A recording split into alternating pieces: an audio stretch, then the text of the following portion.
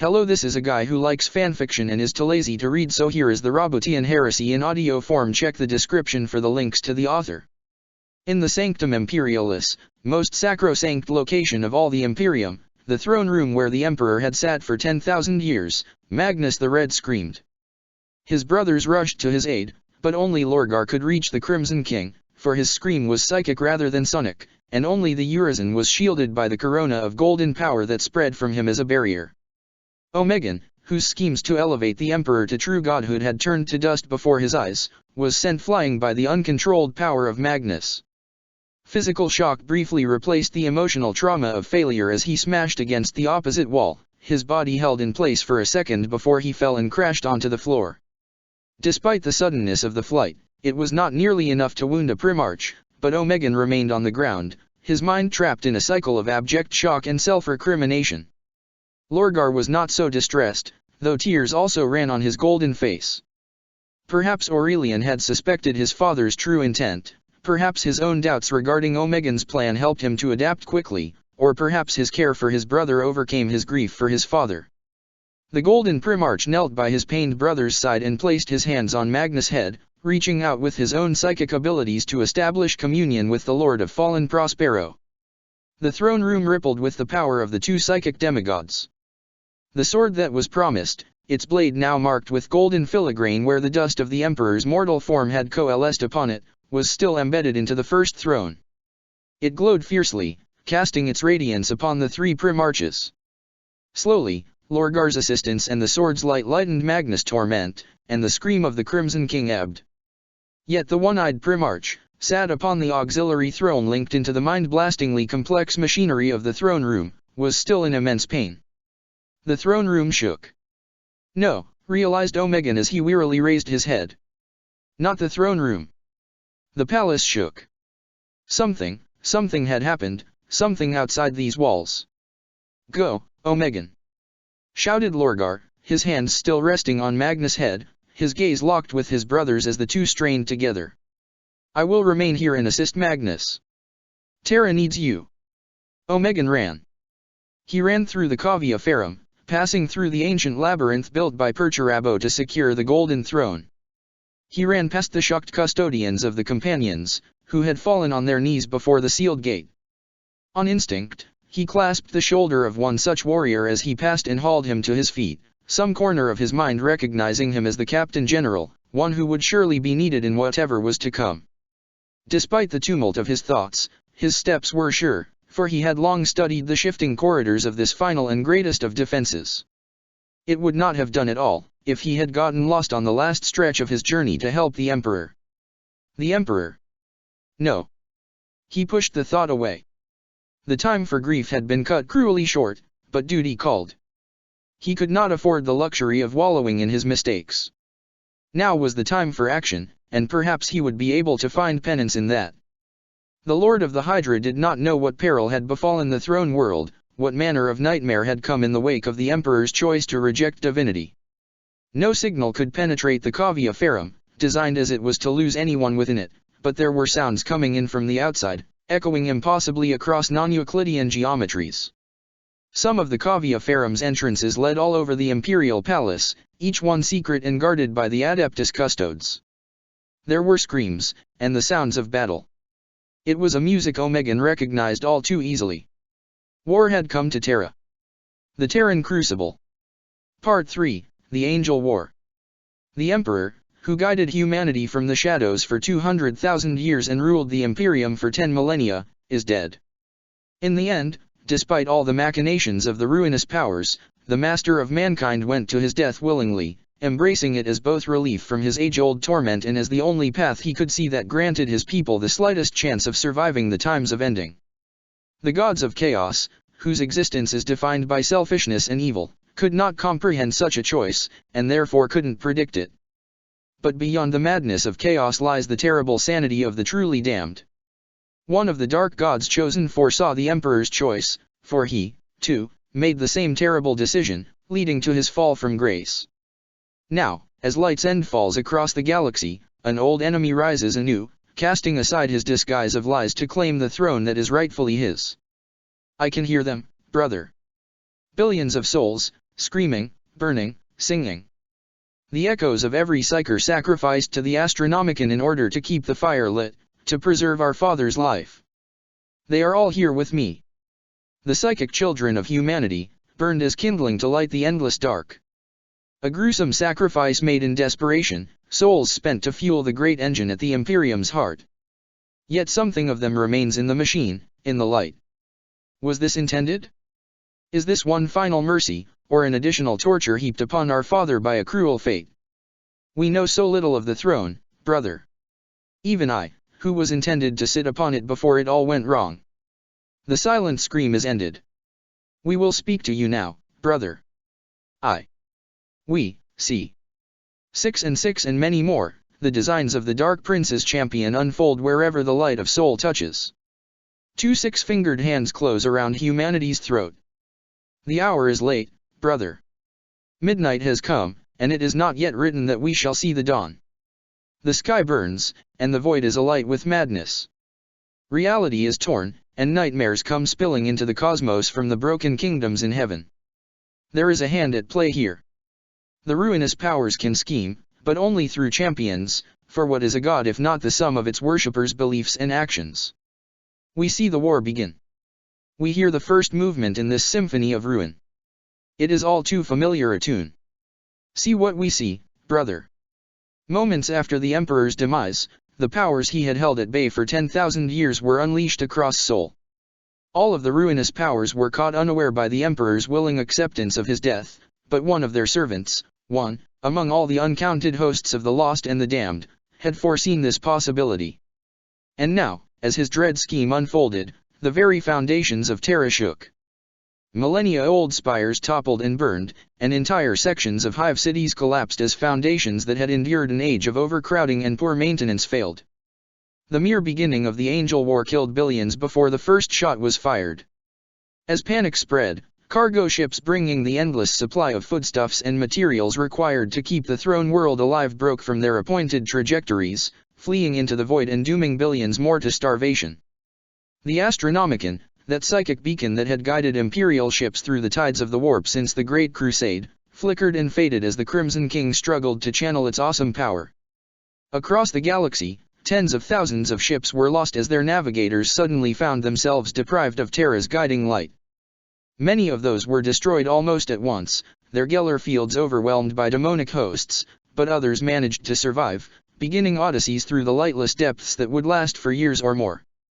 The Tower of Heroes, atop which rang the bell of lost souls, cracked and fell. Its ancient bell, which had rung more and more often in recent centuries, each peal mourning the loss of another imperial hero, shattered into pieces as it hit the ground. On 6 locations across Sol, powerful daemons of Slaanesh emerged. Not since the heresy had Terra been defiled by infernal creatures, but now no less than 4 exalted keepers of secrets manifested upon its soil, brought to incarnation by sorcery and sacrifice. On Mars, the great abomination Ankari rose from the Hadesian kingdoms, reborn from its defeat at Magnus' hands as a soul grinder. And on Pluto, the nightmarishly powerful entity known as Zirea sang its song of ruin and madness, drowning the planetoid's surroundings in horror.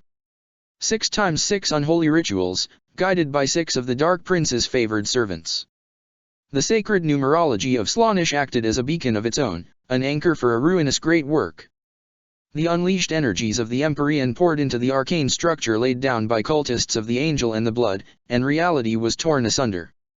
With the sound of reality ending, a great rift in the fabric of space opened, stretching from Pluto to Venus. The eldritch radiance of the warp bled from this wound in the materium, burning in the skies of every world in the solar system. Even the sides of the planets which were on the opposite side of the system's sun felt the rifts opening, and their own skies were alight with reflected madness. In the first minutes of the rift's opening, tens of millions went mad, their minds shattered by the psychic outcry.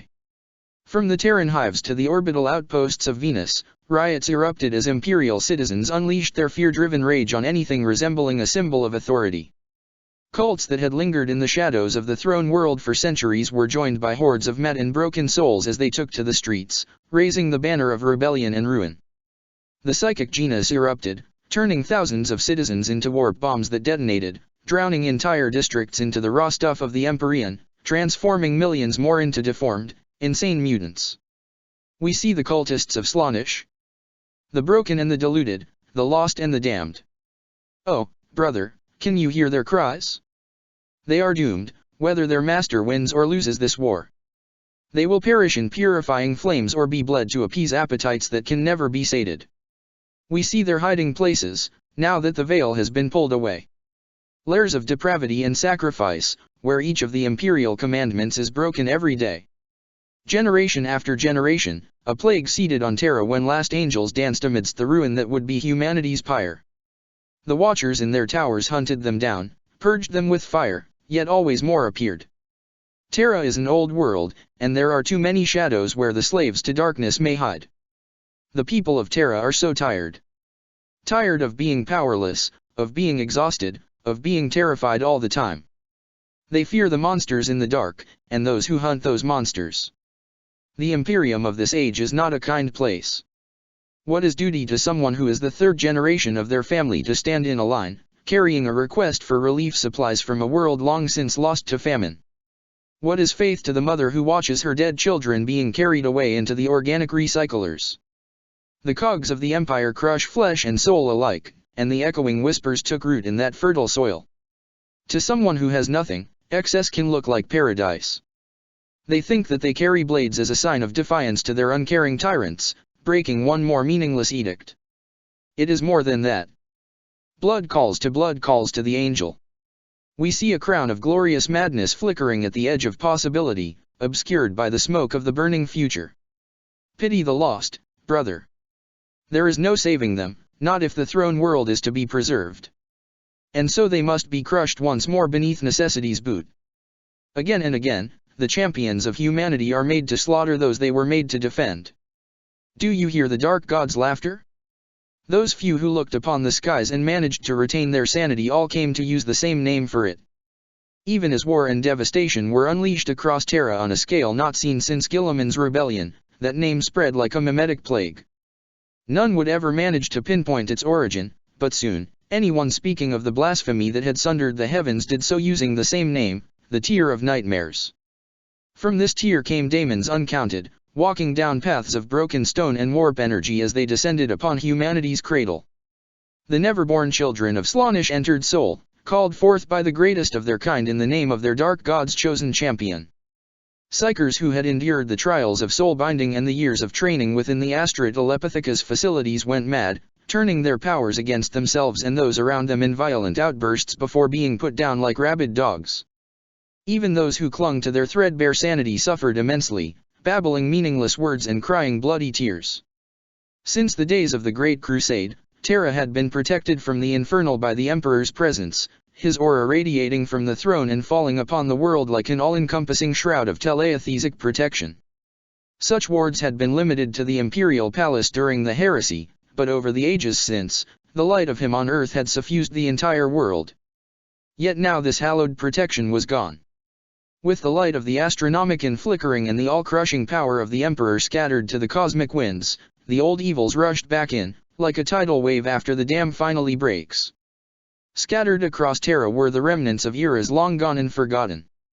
As the baleful radiance of the Tier of Nightmares fell upon these forbidden ruins, things that had laid dormant since before the birth of the Imperium stirred awake. Seals laid down in the age of strife by shamans seeking to contain the horrors unleashed upon old Earth by mad sorcerers eroded to nothing. Relics that had been held in imperial shrines after being brought from some far-off battlefield suddenly convulsed within their stasis fields as the infernal entities that had been bound within them in ages past by far-seeing sorcerers sensed the shift in their surroundings and emerged in their dark and terrible glory. We see the Neverborn. The Daemonettes, the Steeds, the Fiends. Those are the familiar forms, given strength by the lost and the damned. When so many know that these are the aspects of the Dark Prince's children, belief becomes reality, and unrelated sins aggregate into the same shape. The gates of the Silver Palace are open, and the numberless hosts of the youngest god pour forth. Are they all here? Oh, no, brother. Not all of them. The legions of Slaanesh are as numerous as the sins of mortals, and while Terra is certainly drenched in many ancient evils, there is another place where the hand of the Dark Prince reaches. There are other kinds of daemons, not seen in the Materium since long before our father launched his crusade. Ancient spirits, that were made to kneel before the Dark Prince when he rose from the Eldar's downfall.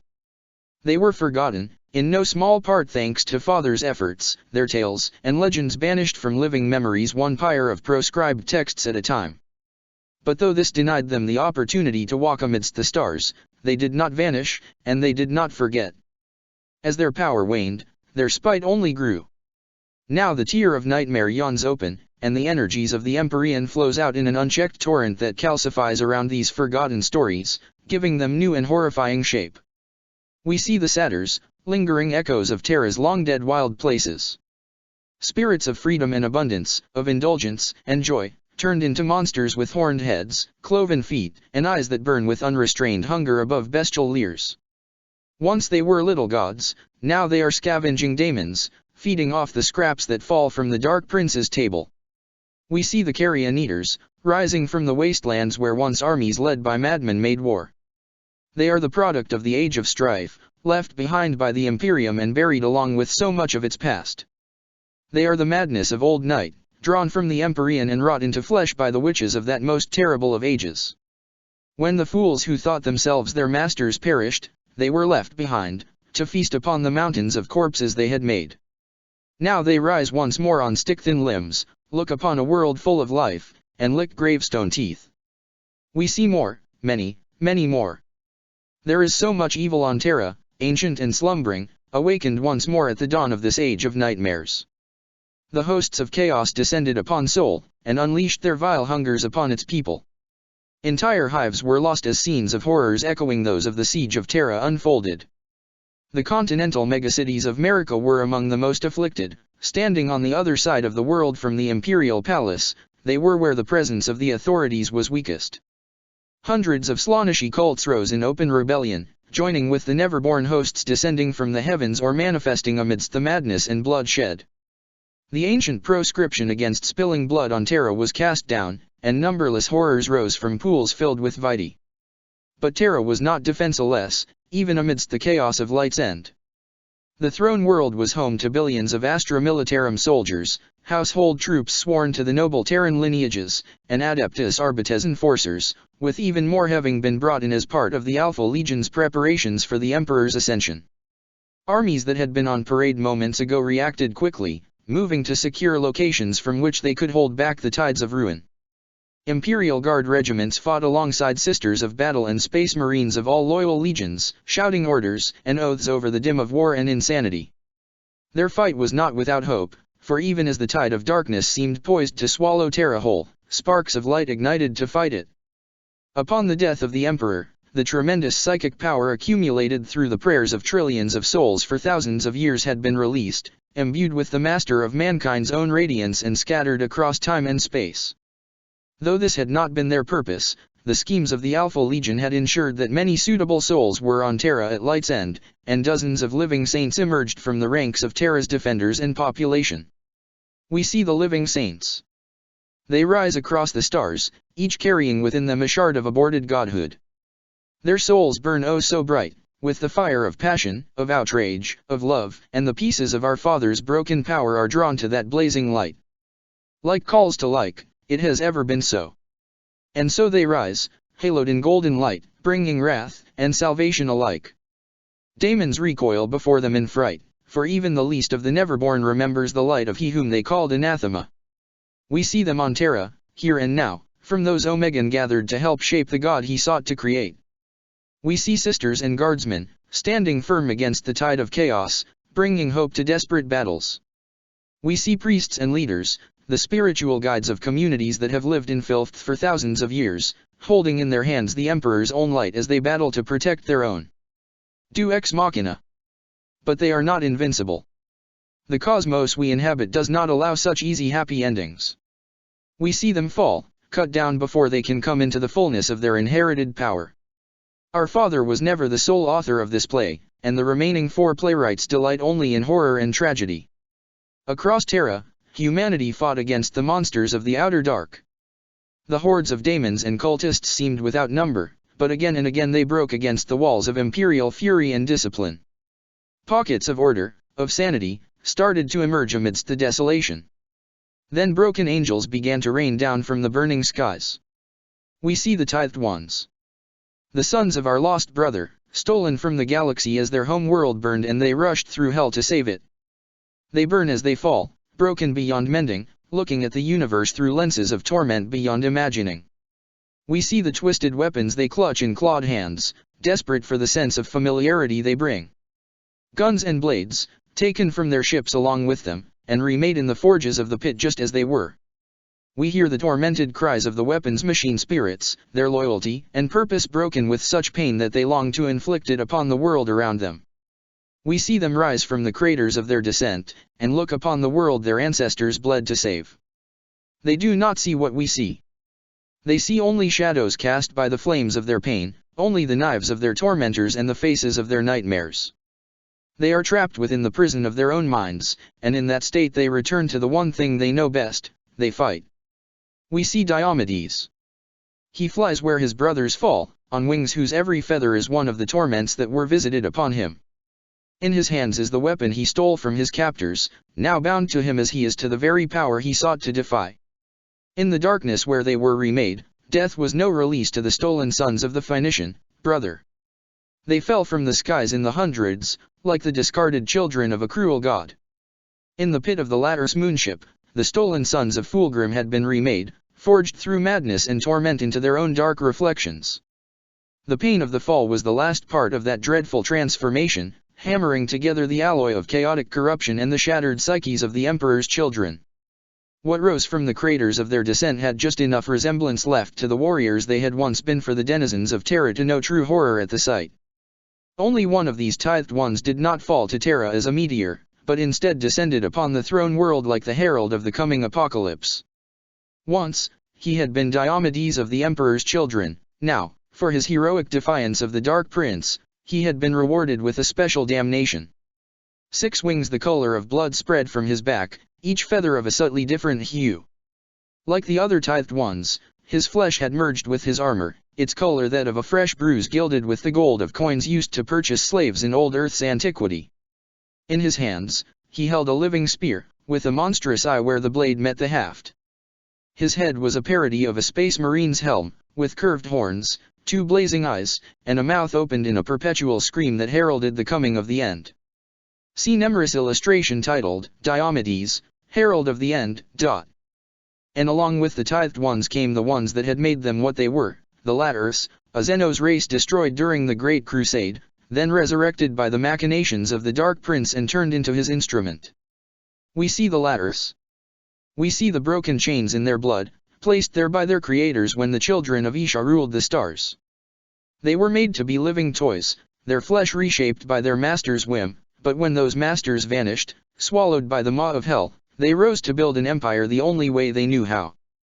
The Phoenician destroyed them, but his treacherous son resurrected them, eager to plunder the secrets embedded in their genetic code.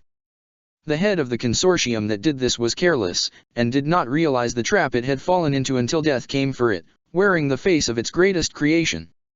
Some sins, or rather some mistakes, are too vile even for the primogenitor. Through the traces their armada left in the cosmos, we glimpse the latter empire, rebuilt in the dark places. A realm of horror and genetic perversion, where the people and the technology are almost undistinguishable. Every latter is bred for its purpose, from the unholy priests of their goddess to the pulsing brains that serve as their ship's cogitators.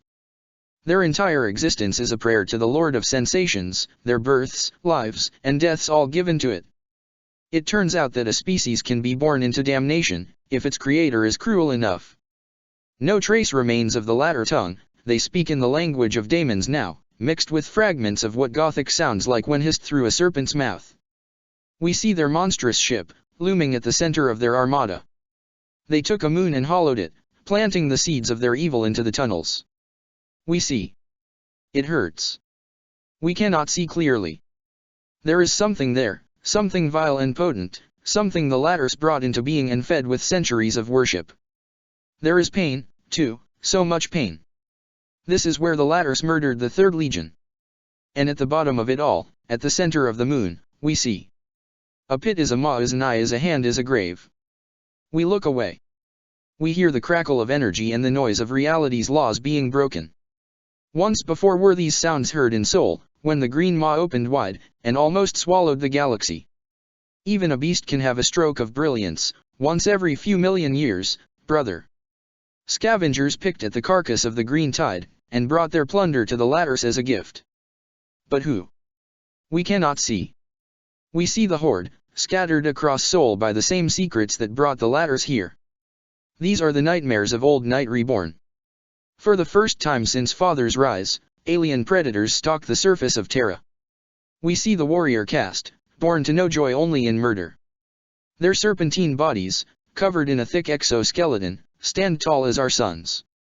Their blades have teeth, their guns laugh as they spit out spines coated in venom. Soldier and weapon are of the same species, bound by something that would be love, if the lattice were capable of such a thing. They are not. None of their makers had any interest in giving it to them. We see the priests. Each one is unique, their senses reshaped to honor a particular aspect of their goddess. Some are nothing but hungry maws, others thousands of unblinking eyes. They should not live, let alone move, and yet, by the dark artifice of chaos, they do. Not spawns of madness and ruin these, brother, despite their grotesque appearance. They think, they feel, and they pray with enough strength that the warp around them overflow with all the neverborn their every thought creates. We see the torturers, standing on great pain engines. They were the ones who broke the tithed ones, and their work is not yet done, not until all of humanity is one, eternal scream of agony. Their servants bring them still living captives, who are swallowed whole by the monstrous machines of flesh and metal. They hurt, they die, they live again, over and over, until they break and give in. What took weeks to break the sons of Fulgrim sunder Terrans in mere hours at most. Only then do the chains holding their bodies release them. What need do the torturers have of those, when they have successfully shackled the soul? We see the stalkers, flying high on membranous wings. They plunge from the skies, burying their fangs into exposed flesh and injecting poisons that melt organs and introduce soul-breaking ecstasies in their victims' final moments. In ancient times, human shamans dreamt of flying serpents doing the bidding of the gods, truth, metaphor, or a warning cast back through time from this very moment. We do not know. All we hear are the stalkers' laugh, a cruel, hissing sound that resonates amidst the warp-lit pollution clouds that choke this world. We see the sorcerers. Alone of their Xenos breed they walk on 4 legs, beasts with minds sharp as broken glass. Their 6 eyes see into what is not, and force it into the minds of their preys. We hear the screams of a factory worker seeing a blood-soaked monster smile at him with his own face, while terror burns around them both. The sorcerers are heirs to the vengeful curse of the Dark Prince, spinning echoes of that false reminiscence. Know this, brother, the lattice did not have psychers among them when their first empire burned. Even then, their makers knew better than to give them such potential. The mad genius who resurrected them spliced the gift in their genetic code, inspired by the whispers that had guided him to the site of their first birth. We see the nobles, whose bodies were blessed with the reborn soul of one of the Third's victims. It was they who led the attack on the children's ships, them who stole the descendants of their murderers away, to be broken and remade. Their scales are white as ivory, and their eyes glow with a kaleidoscope of vile colors. Their disgustingly human hands hold great spears and swords, greatest of their flesh crafters' art. Their lower bodies, clad in flayed legionary skin, slither on the broken stones, leaving behind them furrows of blackened, corrupted earth. Alone of the new lattice they remember their species' first death, and flavor the brew of their sensations with an old hate. As the tithed ones fell and the daemons of Slaanesh descended, the other servants of the Dark Prince made themselves known. In flashes of light, the lattice teleported from their fleet in the outer worlds, appearing in small clusters all across Terra and the other worlds of the Sol system. All across Sol, cultists, daemons, tithed ones, and lattice rampaged, seeking to drown the throne world in madness. And at the vanguard of this horde of ruin came the strike forces of Slaanesh, 6 exalted keepers of secrets, whose coming had completed the ritual that had opened the tier of nightmares, and 6 warbands of chaos, seeded through the Sol system by the Sanguiner to accomplish specific tasks. And so began the Angel War.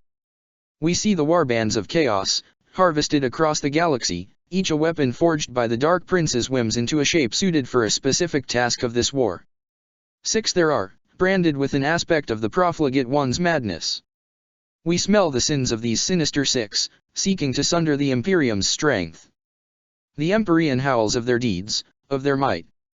They all walked different paths, but all led them here, with the brand of Slaanesh on their souls and a chain around their neck. We see the glint of golden armor, and hear the beating of great wings. For all their strength, the warbands are but pawns, pieces in a greater game, the great game. But whose hand moves them? We see the exalted keepers of secrets. The favored slaves of Slaanesh, the courtiers of excess. Hollow beauty and empty sensation, without any true emotion behind pleasure or pain. 6 were called, midwives meant to rend the void and usher forth the angel's kingdom. They do not cry, but their coming heralded the tear of nightmares. Hear their names. Kiris, Uria, Calith, Konothara, Enkari, Ziraya. Exalted servants of the youngest god, elevated over the rest of the beings we call greater daemons of Slaanesh. Fragments of the narcissistic deity that Ishah's children spawned when they turned from the teachings of Asurian. 4 on Terra, 1 on Mars, and 1 on Pluto. But whose will leashes them? Stay with us, brother. The angel war begins. We hear its name, we hear the clarion call, we hear the screams of those yet to die. The future burns. Light's end is here, and in the darkness none can see clearly. Yet the question must be asked. Why do we call it the Angel War? The Tower and the Emperor. Since the Unification Wars, the Tower of Hegemon has stood on Terra, rising high in the throne world's skies.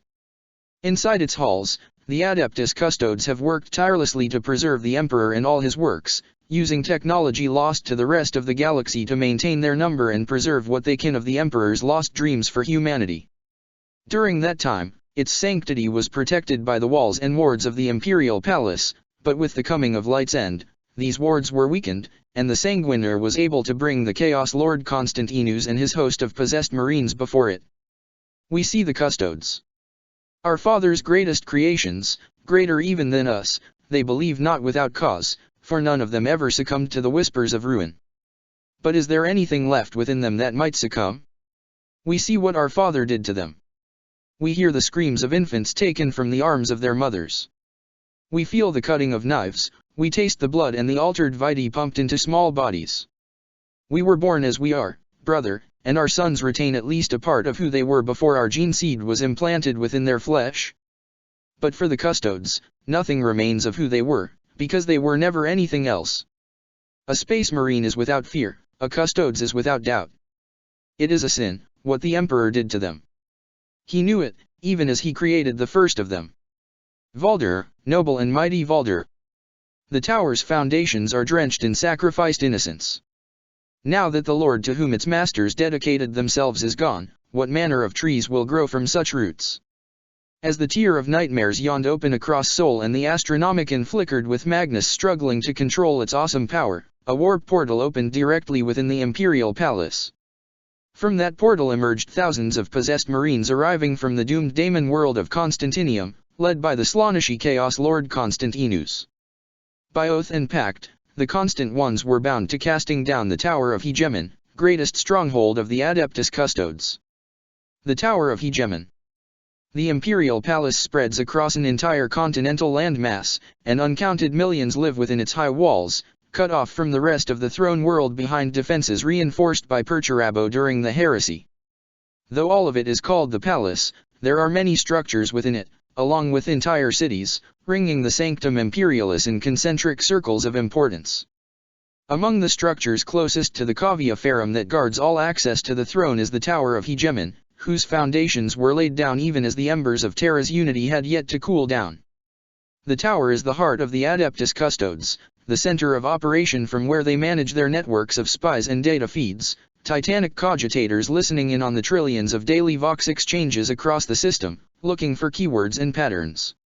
It is often said that nothing happens in Sol that the Custodes do not know about, and while that is undoubtedly hyperbole, there is still very little that escape the notice of the Emperor's companions. The High Lords know this, and though the Custodes by and large remain out of Terran politics, they are careful to avoid doing anything that may draw their attention. Even Goj van Dyer at the height of his power and madness was wary of incurring the Custodes' wrath. This eventually led to his downfall as the Captain General of the Times decided that the Med High Lord needed to be removed before his actions led to a new civil war being fought on Terra and threatening the Emperor. This lesson is remembered to this day by the Lords of Terra. Aside from helping take down the occasional genocidal despot, the Custodes dedicate their phenomenal resources to the sole purpose of keeping the Emperor safe. Within the many spires of the tower, they study ancient records of philosophies and knowledge long lost to the rest of the Imperium, shaping their own minds into the best instruments possible. They look at the balance of galactic powers and consult the tarot of the Emperor, seeking where to nudge events to influence the course of wars that may in time grow to threaten the throne world. They plan blood games, where one of their own is dispatched at a random location on Terra with little to no equipment and tasked with infiltrating the Imperial Palace, playing the role of the enemy in order to spot any weaknesses in the defenses. The knowledge within the tower's records matches any in the Imperium, save perhaps the vaults of Titan or the Inquisitorial Fortress at the South Pole. The most complete records of the Age of Strife, the Great Crusade and the Roboutian Heresy can be found there, studied by Custodes looking for insight into his will. While the tower is the home of the Adeptus Custodes, most of it is manned by their mortal serfs, descendants of long bloodlines who have served their transhuman masters for millennia. In their isolation, these serfs have developed a strange culture of their own, wearing the bones of their ancestors to honor their lifelong service and dedication. Each line serves the same function, passed down from one generation to the next along with the morbid remains of their forebear. It is also within the tower that dwell the artisans who craft the weapons and armor of the Custodes, each suit of auric warplate uniquely designed for its wearer. As new Custodes are forged in the tower's most secret chambers, the gear they will use upon their ascension is also forged, and it would be a close thing if one were to compare the mind-boggling cost in resources and lore of the gear and its fated wearer. While the Custodes always numbered 10,000, far fewer than that were located within the Tower of Hegemon, or even across the palace, at any given time. The Imperium may believe that the Custodes remained within the Imperial Palace, never leaving its borders as they kept watch over the Master of Mankind, but the reality was very different. In the days of the Great Crusade, the Custodes had sent many of their own numbers across the stars, first to fight alongside the Emperor as the Legio Custodes while he led the united armies of humanity, and then to keep watch over key individuals and to perform tasks too sensitive to trust to any other. During the heresy, however, their numbers had been bled almost dry, as thousands perished fighting in the webway after Russ' attempt to murder Magnus with sorcery. Still more had died when Guilliman had breached the Cavia Ferrum and reached the throne room, where he and the Emperor had dueled before Fulgrim's intervention had saved the Master of Mankind, a deed that the Custodes have never forgotten. By the time the arch-traitor was defeated and his legions in flight, less than 500 Custodes remained alive. When Perturabo left Terra to go pursuing his brothers and later build the Iron Cages, the Lord of Iron met with Constantine Valder, first Captain General of the newly renamed Adeptus Custodes. Unique among the High Lords, Valder agreed with Perturabo's beliefs that the traitor legions would one day emerge from the Eye of Terror and the Ruin Storm, and that these great warp storms needed to be watched. As Perturabo withdrew his legion from Sol in order to garrison the Iron Cages, the task of safekeeping humanity's cradle passed once more upon the Adeptus Custodes. They rebuilt their numbers, plucking children from the ruins of Terra and inducting them into their ranks until they numbered 10,000 once more, smaller than most Space Marine legions, yet possessing a combined power that would rival any of them. Of these 10,000, over 7,000 were in Sol at the onset of the Angel War. 1,000 had been sent to reinforce the Iron Cage around the Ruin Storm by the Captain General after the Doomscriers of the Imperial Palace had sensed Guilliman's awakening. Only knowledge of Omegan's plans had kept Galahoth from joining this host himself, for even the Custodes, with their crippled emotions, felt hatred for the arch-traitor who had condemned the Emperor to the Golden Throne. The rest of the Custodes outside of Sol were scattered across the solar segmentum and beyond, fighting the wars that their commanders had judged most threatened the Emperor. No few of them had been sent to Kadaya, for even from Sol the seers of the Imperium could sense the might that was gathering in the Eye of Terror, preparing to be unleashed upon the walls of the Iron Cage. Of the Custodes remaining in Sol, another 1,000 had been dispatched to Mars to assist in the final stage of the Lie of Iron, for there were things in the Hades that could not be trusted to the hands of the Adeptus Mechanicus. 1,000 remained in the halls of the tower itself, attending to their various duties, when the Emperor died and Light's End struck. Captain General Galahoth had kept the intent of the Primarchs from most of his brothers, for he had sought to prevent their replacement of the Emperor on the Golden Throne before he had made his will known to the 300 warriors of the Companions. Only the 300 Companions, along with the tribunes and a few other custodes occupying important positions in their complex hierarchy, knew what Omegan intended, and what Galahoth had decided would happen instead. That secrecy, however, did not survive the Emperor. The psychological impact of the Emperor's demise upon his guardians cannot be overstated. Since the very foundation of the Custodes' order, they had defined themselves in relation to him, their every deed and thought aimed to serve him and his ends. Every action the Custodes had committed, no matter how terrible, and there had been plenty of those, for the galaxy was a dark and merciless place, and the Custodes were no more hesitant to spill imperial blood than the Inquisition, had been justified by the total and absolute certainty that they were done to protect the Emperor, and that without the Emperor, humanity was doomed. Now that justification was shattered, along with their purpose. When he let go of life and scattered his power, every Custodes on Terra immediately sensed it as some ineffable link that had accompanied them since their memory began was brutally sundered. Even the ancient guilt, carried by generation after generation of Custodes since their failure to protect the Emperor from Guilliman, paled in comparison to that shock. Even Custodes dispatched on distant missions felt the death of the Emperor. Not a few perished as they stumbled, unable to comprehend what was happening to them, and the enemies that had been struggling to survive up to this point seized that opening, whispering disbelieving prayers of thanks to their foul deities once they stood over the golden corpses of their would-be executioners. It was then, as the Custodes reeled from the death of their lord and master, that the Chaos Lord Constantinus launched his assault of the Tower of Hegemon. We see Constantinus, self-proclaimed emperor of a world he sacrificed without batting an eye. In his veins flow the blood of the arch-traitor, yet he does not hear the voice that now rises from the ruined storm. The mark on his soul has severed all such ties, and the only words he hears now are those of the Dark Prince, who speaks to him in his own voice. We see the constant ones. The mindless Praetorian guard of a petty tyrant. Hollowed by their cruel master, made into perfect vessels for the ravenous hunger of the Neverborn. An army of daemon hosts, their flesh warped by unholy entities, their hands clutching to weapons they used to carve an empire they never were a part of. We hear the amused laughter of Slaanesh, who delights in what his pseudo-mind perceives as irony. The sorcery of the Sanguiner had delivered the 5,000 constant ones and their lord right at the foot of the tower, among the lesser temples and keeps that crowded in its shadow. In another time, they would have been blasted to their atomic particles by the tower's guns, but the madness unfolding across Terra and the stricken state of the Custodes meant that they reached the tower's great doors unhindered. It was there that the possessed Marines faced their first opposition, for the tower had not been left undefended. 10 warriors of the Alaris Custodian, clad in the Alaris Terminator armor of their caste, stood watch over the tower's gate, and though they too had suffered the backlash of the Emperor's demise, the approach of the Chaos Warband stirred them from their confusion. Sending messages of alarm to the rest of the tower, these august warriors opened fire on the constant ones, tearing the first ranks of the second-born asunder with volleys of bold shells. At their command, automated defenses whose machine spirits had been thrown into disarray by the opening of the Tier of Nightmares added their firepower to the onslaught. Only a fraction of the tower's mighty defensive array was thus brought to bear, however.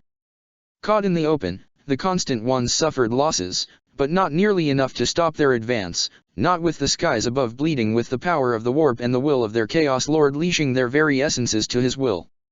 Trampling over the corpses of their fellows, the possessed Marines reached the Custodes, and though these noble heroes each slew several more of the heretics, they were eventually overwhelmed and torn limbs from limbs by the constant one's warp-given strength.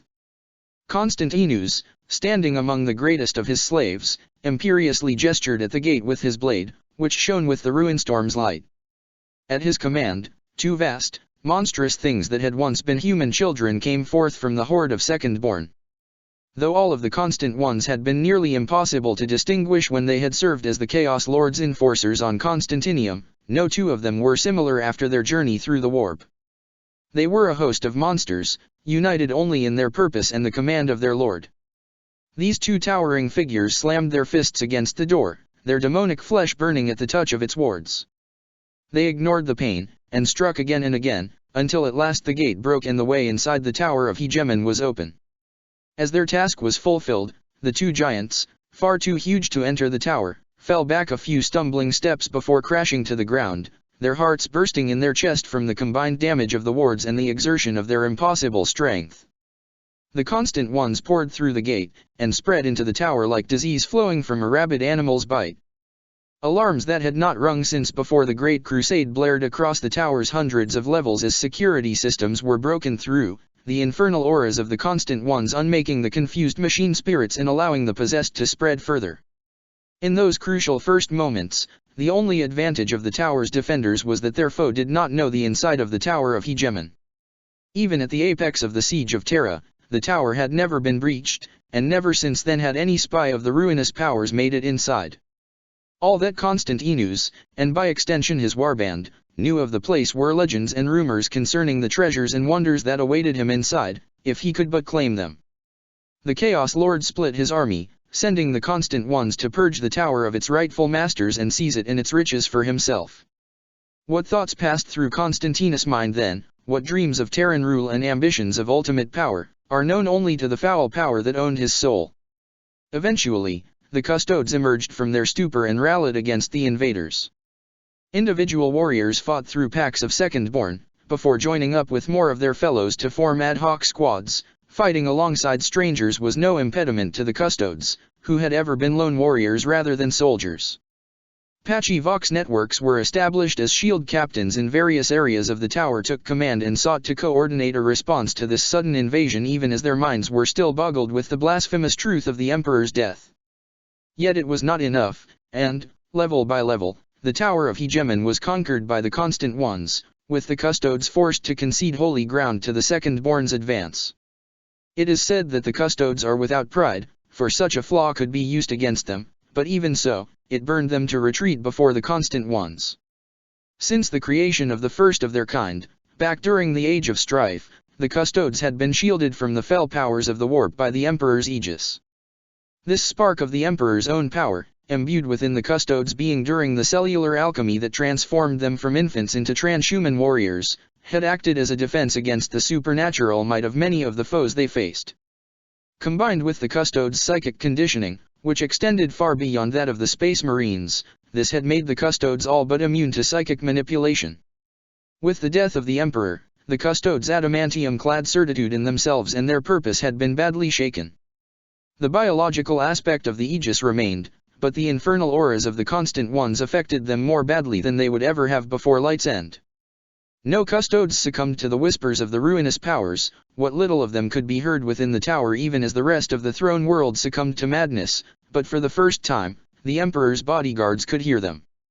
The tide only began to shift when one of the constant one's forces found the stasis cells in which the custodes kept the captives used for some of their blood games, when an enemy of the throne would be released within an isolated section of the imperial palace and a single warrior would be tasked with eliminating them before they could reach the cordon delimiting the area of the exercise. By such methods were the defenses of the palace tested and the custodes trained in fighting the many foes of the Imperium. Through the eyes of his servants, Constantinus saw the captive Chaos Marines that filled many of these cells. In his arrogance, the Slaaneshi warlord believed this discovery to be a gift from his dark god. At his command, the constant ones shattered the seals of those cells containing warriors of the traitor legions. All 9 renegade gene lines were represented, save for the Ultramarines, for whenever a son of Guilliman was brought to Terra he never spent any time in those cells, instead being used instantly. Such was the custodes' grudge against the 13th Legion. At first, the Chaos Marines were confused, their last memories before being hurled into stasis were of the golden figures of the custodes or their agents capturing them on far-off battlefields. Constantinus spoke to them through one of his second-born slaves, revealing to them that they were on Terra, within the Tower of Hegemon, past the walls of the Imperial Palace and within striking distance of the Golden Throne itself. The Chaos Lord demanded their loyalty in exchange for having freed them, and at first the Chaos Marines, trapped alone on the world most hostile to their kind, considered the offer. Then one of them, a warrior of the 7th Legion, the Imperial Fists, recognized the insignia on one of the constant one's warped shoulder pauldron. The pure blood revealed to the other captives that their saviors hailed from the hated bloodline of Guilliman, the failed arch-traitor whose weakness had cost the traitor legions the war when they had first rebelled. As had been the case many times over the last 10,000 years, that ancient grudge overcame any gratitude the black-souled Chaos Marines could have felt towards their liberators. Even the few blood angels among the prisoners rejected the offer, despite their shared allegiance to Slaanesh and the fact that it had been an Imperial Fist, a champion of Khurn, who had first realized the origin of their rescuers. Battle erupted within the cells as the Chaos Marines, who had been held captive with all their weapons and armor, fought against the Constant Ones, matching their millennia of experience in the long war against the possessed demonic strength.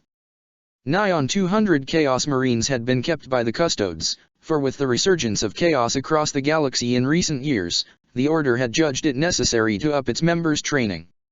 United only by their common hatred of the Ultramarines and the Imperium, they nonetheless managed to overcome the force of Constant Ones that had been sent to release them. Other captives, such as the few Tyranid war beasts brought from distant front lines, were kept in their cells, while others, such as a squad of Aspect warriors from the Eldarcraft worlds, were dragged out and slaughtered. Those who paid fealty to the ruinous powers, such as a cabal of Heretex from the Dark Mechanicum, a trio of witches, a wide-eyed Imperial noble in whose veins ran the curse of the Raven's blood, and several hundred traitor guardsmen and other foot soldiers of ruin, the Chaos Marines released and quickly bound to their will, bolstering their numbers. This new chaotic force struck at Custodes and Constant Ones alike, seeking a way out of the tower, but its initial location meant that it was the servants of Constant Enus who suffered the most from their rage. Outraged at this perceived affront, the Slaaneshi warlord sent more of his forces at the Chaos Marines, lessening the pressure on the Custodes. It was then, as the fate of the Tower of Hegemon rested on the edge of the sharp blade that Chaos forever held at its own throat, that Omegon struck, with an army behind him. We see Omegon, our youngest brother, the only one of us all who did not sleep, who did not fall, who was not stolen away by the enemies of humanity. He did not fall like me, he did not burn like you, he did not sleep like Perturabo, his flesh torn to bloody pieces. But do not believe for a moment, brother, that Omegon hasn't suffered. He has walked through these last 10,000 years the long way around, seen all that has happened, all that has been lost. We see the long wars, the thousands and thousands of sons he has buried in unmarked graves. We see the half of himself he lost, we feel the pain of that separation, a wound that has never really healed. We see the spark of inspiration, born in a conversation with an alien witch about myths that were old when apes first swung in the branches of Terran trees. Ranadandra, the Battle of the Gods. In the dark, the two reluctant prophets conceived of a plan that might just slay the primordial annihilator. They wanted to make gods to fight the horror that wants to eat the galaxy. Hubris? Only if they fail, brother, otherwise it is called genius. The metaphysics were sound. The test run was a success. If not for the interference of the jealous unliving and the ill-winged ravens, Ennead would have awoken already. But he did not account for the wishes of our father, or the adversary, of whom we will not speak yet. And so we came to Light's End. But the enemy made a mistake, brother. If they had waited, the death of our father would have broken him. Now they have given him a war to fight, and duty holds together the pieces of his broken heart. Yet it will not be enough. He needs more, if he is to recover. He needs the hope he so desperately sought to bring into being. He needs to see that, even if all his plans did not end as he wanted them to, they still achieved their one true purpose. And for that, brother, victory will not be enough. The Primarch of the Alpha Legion came upon the Constant One's rearguard at the base of the tower, accompanied by the Chosen of Magnus, those worthy souls who had accompanied the Crimson King to Terra, and who had stood at the entrance of the Cavia Ferrum, waiting for news of their Primarch's fate. At Omegon's side was Galahoth, Captain General of the Adeptus Custodes, who Omegon had pulled free of his shock at the Sanctum Imperialis entrance, and almost dragged through the Cavia Ferrum before the Captain General had recovered enough to follow on his own. With them too came the Custodes of the Dread Host, a division of the Adeptus Custodes whose headquarters were located in the Sanctum of 1,000 Eyes. Omegon and the Chosen had emerged from the Cavia Ferrum near this stronghold, and with Galeotha's help the Primarch had managed to rally the shaken warriors of the Dread Host to come to the Tower of Hegemon's rescue. The Dread Host. While the Adeptus Custodes may seem monolithic to an outside observer, its every member a stoic guardian standing upon the walls of the imperial palace, ever vigilant against any threat to the master of mankind. There exist different branches to the 10,000's activities. Though all custodes live to protect the emperor and do his will, they do so following several approaches depending on the warrior's inclination, talents, and the needs of him on earth. The warriors of the dread host are the incarnation of the emperor's wrath, waging war only when the time for subtlety, subterfuge, and diplomacy is long since past, and all that remains is the need to crush the foes of the Golden Throne. From their stronghold of the Sanctum of 1,000 Eyes, they watch all that occurs within the Sol system and beyond.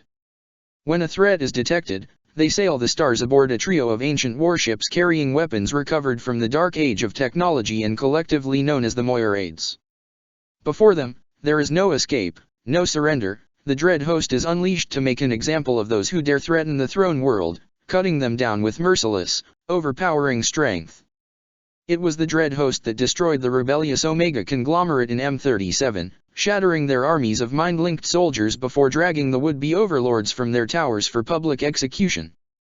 When the cults of the Screaming Flesh, sponsored by the Raven Guard, rose across 7 worlds in the solar segmentum during M39, it was the dread host that purged them and the monstrous children of the Raven leading them. Such is the righteous fury of the dread host that the warp itself echoes with it, and inquisitorial records indicate that chaos activity diminishes in areas where they have been active for generations afterwards.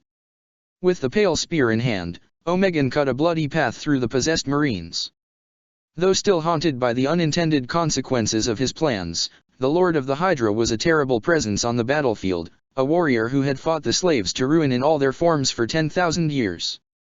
For all their might, the Constant Ones were nothing the Primarch had not faced, and killed, before. Next to him fought Galahoth, and even reeling from the death of the Emperor the Captain General was a terrifying foe. On the side of the 2 demigods, Ozek Ahriman and Ephriel Stern fought together, the rest of the Chosen of Magnus following, and the Constant Ones recoiled at the Daemonifuge's presence, their infernal essences repelled by her blazing power. This vanguard of heroes and champions crashed through the Constant Ones, and it was a slaughter. The Constant Ones died in droves, cut down by blade or psychic power, their demonic spirits sent shrieking back to the Immaterium. Among the custodes of the dread host rose the banners of the Vexillas, and the power of these holy standards struck the demonic spirits puppeteering the flesh of the Constant Ones with a nameless terror. Meanwhile, the custodes of the tower were reinvigorated by their approach, and the shroud of confusion and doubt, emotions that, until that day, had been wholly alien to the transhuman warriors, was lifted. In its wake was left a sense of renewed purpose, mixed with the burning need to expunge the shame of showing such weakness. The battles across the Tower of Hegemon redoubled in violence and intensity. Constantinus, having sensed the arrival of imperial reinforcements, was determined to survive and earn the glory that had been promised to him by the whispers of the Dark Prince. The Chaos Lord knew that his only chance of victory lay in breaking the Custodes' spirit anew, something that he thought could be achieved if he slew their Captain General. Through the mouths of his servants, he taunted the Captain General, speaking of the Emperor's death and the coming of a new age in which Galahoth and his kind would have no place left to them.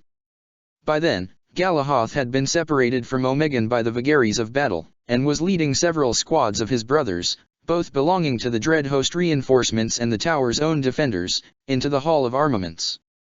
The Captain General's armor, linked to the tower's struggling security systems, had located the leader of the invasion there, along with dozens of Constant Ones, who were defiling the priceless relics of the Order in a deliberate provocation. Surrounded by the armor and weapons of the Custodes of ages past, the Captain General faced the Lord of the Monsters who had dared to profane his Order's ancient stronghold. Around the 2 warlords, Galeoth's comrades and Constantina's slaves battled, while at the center of the engagement a duel worthy of the ones fought during the siege unfolded. The Daemon sword clashed with the long-hafted axe, and the air howled as infernal power met energy field. Galahoth was strong, incredibly so, but Constantinus was a lord of chaos, the conqueror of a world of monsters and warlords. The power of Slaanesh flowed into him, greater than ever before as he did the Dark Prince's will, while Galeoth's blows carried an unmistakable hesitancy to them, a slowness that would have been meaningless against a warrior less gifted. Constantinus could guess where the reason for that weakness quite easily. The false emperor is dead, he taunted his foe, laughing aloud as his preternaturally sharp senses registered the twitch in the Captain General's posture. In truth, Constantinus still could scarcely believe it himself, though he knew it was true. For so many years the traitor legions had been in exile, ruminating on their failure and dreaming of the time they would finally cast down the corpse emperor, and now it had happened. He could feel it. The fire that had scoured Terra during the siege had guttered out, and the children of chaos walked upon the throne world with barely any opposition to their presence. Truly, nothing was eternal, nothing lasted, except for him. He was going to live forever. There is no place left for you in the galaxy. He laughed, as the two of them continued to trade blows. Then, in a split-second instant of awareness, he saw an opening in Galeotha's guard, and struck. His daemon sword plunged into the Captain General's exposed flank, and blood poured from the wound in torrents as Constantinus tore his weapon free. Galahoth stumbled and fell, his body turning numb as the fell energies of the weapon spread throughout his flesh. Laughing, Constantinus raised his blade, ready to deliver the death blow. The Captain General reached for something at his belt. Galahoth was standing, dodging the strike aimed at his flank. The daemon blade bit into his auric armor in a shower of sparks, but did not draw blood. Constantinus blinked, his mind unable to comprehend what had happened as the moment shackle, that ancient relic capable of stealing slivers of time in the heat of battle, undid his decisive blow. This couldn't be. He had already won. He couldn't be cheated. He couldn't fall here. He was going to live forever. The Sanguiner had promised. With a mighty blow of the Watcher's axe, the ancient relic weapon passed down from one Captain General to the next since its forging in the wake of Valdur's disappearance after the Roboutian Heresy. Galahoth slew Constantinus. The 16th Captain General of the Adeptus Custodes stood over the corpse of the Chaos Lord who had dared defile the Tower of Hegemon, brandishing his head to the Constant Ones. With Constantinus' death, the second-born he had brought with him to Terra lost all direction. They went from an army, if one possessed of inhuman fury, to a horde of beasts rampaging throughout the Tower of Hegemon with no thought given to tactics. If Constantinus had allowed his Praetorian Guard to retain even a modicum of individuality, their leader's demise would not have been nearly so crippling, but the arrogance of the Slaaneshi Lord meant that everything he had accomplished would perish with him. Perhaps, as his soul plunged into the warp to find its rightful reward, this pleased him. The battle of the tower would last for several more hours as the Custodes purged their domain from invaders. Of particular note was the escape of several of the former captives, who managed to reach another entrance. Only a few of these Chaos Marines made it outside, but in the confusion of the Angel War, it was easy for them to slip away. With the tier of nightmares yawning overhead, seeming wide enough to swallow the entirety of Sol, Vox communications were down across the system. But the Tower of Hegemon had some of the most powerful transmitters in the Imperium, and once the constant ones were broken, Omegon made for the closest comms center. With the help of the Custodes, he quickly set up an open broadcast, first sending out a stream of numbers and letters that the Primarch typed out from memory without hesitation, identification codes that could be unlocked by the Hydra's ciphers and would reveal the identity of the sender, before speaking his message. This is Primarch Omegon, addressing all 20th Legion assets in the Sol system. No more secrets. No more conspiracies. The time for Shadow Wars is over. We must step into the light once more, and show the galaxy what we are truly capable of. By my authority, this is my will, initiate the Damocles Protocol. For the Imperium. For humanity. For the Emperor. Primarch Omegon, Lord of the Hydra. And as the Lord of the Hydra spoke, so it was done. Across the entire Sol system, the agents of the 20th Legion heard the words of their master, and enacted every measure, every provision, every preparation that had ever been made by them and their predecessors. The Damocles Protocol had been in place for thousands of years, enacted at the order of Omegon after the disaster of the War of the Beast had caught the Hydra blind-footed and had nearly seen Terra itself destroyed by the Orcs' unstoppable onslaught. Never again would the throne world be caught so unprepared, so the Hydra had sworn. Of course, the other lords of the Imperium had learned that lesson as well, but Omegon remembered how, after the Roboutian Heresy, that same lesson had been eventually forgotten. The simple truth was that, in a way, the entirety of the Imperium, or at least the solar segmentum, served to protect Terra from danger. But the orcs had bypassed those defenses, and what the greenskins had done, another foe may achieve eventually. And so Omegan had directed his legion to make preparations for another invasion, spending much time and discussion with the then Captain General so that the Adeptus Custodes would allow such a deployment of forces in Sol by a Space Marine Legion. Many of the Custodes' leadership of the time were survivors of the Roboutian Heresy, and they were wary of allowing Space Marines such a foothold in the heart of the Emperor's domain. In the end, Omegan managed to convince the Captain General, though only he knows what guarantees and promises he had to make. Now those ancient measures, which had been added to every century since their creation, were finally enacted. All across Sol, hundreds of stasis coffins within which volunteer Alpha legionaries had slept away the ages unlocked, releasing their warriors into the warring system and uploading tactical data into their armor. Many of them failed to wake, the complex mechanisms of their coffins having malfunctioned at some point during their slumber. It was not a death worthy of a Space Marine, but still many more sons of the Hydra rose, picking up their weapons and beginning to fight against the many foes besetting the throne world. Merchant ships that had sailed the warp routes around Terra for generations dropped their camouflage and revealed themselves as agents of the coils of the Hydra, unmasking military capabilities they had kept hidden from foe and ally alike. Broadcasting 20th Legion's idents, some of them joined the solar fleet that even now marshaled to face off against the Laters, while others provided orbital support to beleaguered Imperial forces surrounded by Slaaneshi hordes.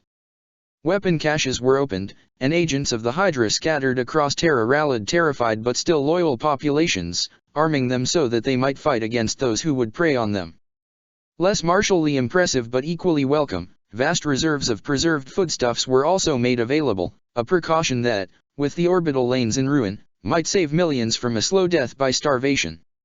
Dormant orbital stations, that had gone dark for thousands of years, thundered to life, their machine spirits awakening to find a system riven by madness and strife. Tentative Vox links were established across Sol, with the Tower of Hegemon serving as a communication hub. From their reports and the tower's own sensors and networks, coaxed back to function by the harried servants of the Custodes, by ancient law, laid down within the Treaty of Olympus, no Martian tech priest was allowed within the Tower of Hegemon. Omegan was finally able to get a picture of what was happening in the system. Everywhere in Sol, war was raging. Demonic hordes were attacking almost every outpost, and cult uprisings were combining with maddened civilians. The Primarch's blood ran cold as he recognized the Xenos life forms deployed alongside the Slaaneshi forces, and went colder still when he saw the broken heraldry on the Tithed One's despoiled armor. Faced with the true scope of the threat facing Sol, Omegan reacted quickly. With the help of the Thousand Suns, he identified the most critical locations. While the throne world was defended by billions of human soldiers, their numbers bolstered even further by the forces the Alpha Legion had recalled for the celebrations of the Millennium's end, most of those would be defenseless against the terrible powers that now stalked Terra. Omegan's hails to Titan asking for the help of the Grey Knights went unanswered, as the fortress monastery of the Daemon Hunters was itself under attack by a different foe. The most pressing threat was the infernal presence approaching the Astronomicon. One of the four keepers of secrets on Terra, one that had left a psychic trail in the void as it came from orbit, had landed near the Hollow Mountain, and was advancing toward it quickly. With the Astronomicon already weakened by the transition from the Emperor to Magnus and the opening of the Tier of Nightmares, the Imperium could not afford more disturbances in the immense machine's operations. At the Hollow Mountain. While Terra is home to many halls of power whose influence stretches across the entire galaxy, there is no building on the entire throne world more vital to the Imperium than the Chamber of the Astronomicon.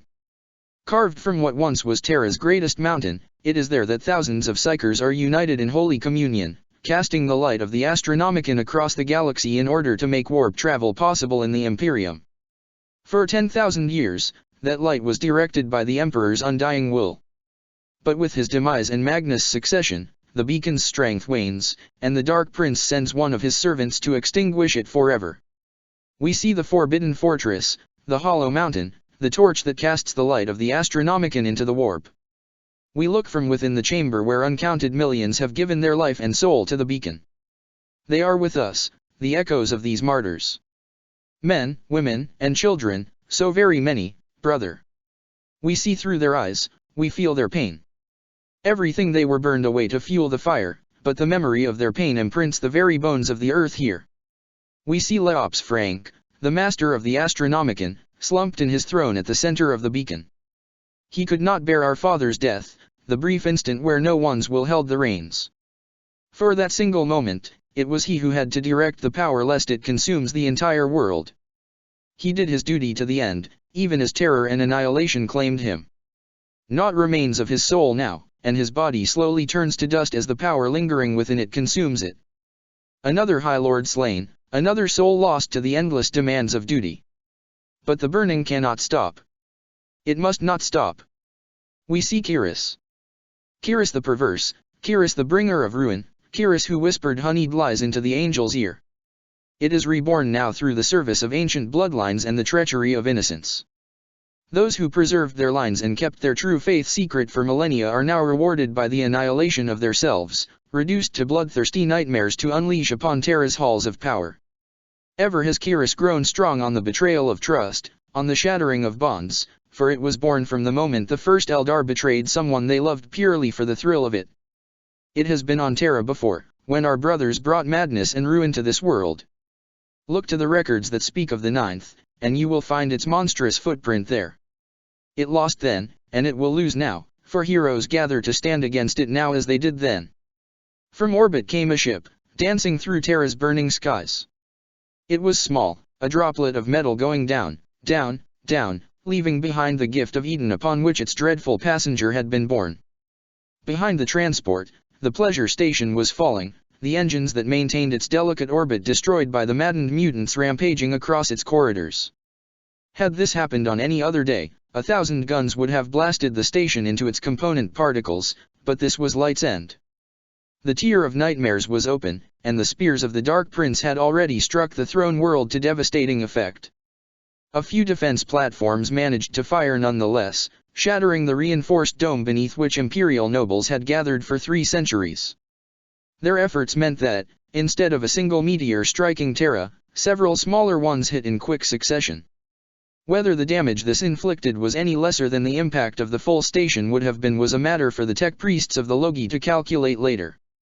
There, amidst the devastation, the transport landed, though crashed would be more appropriate a term.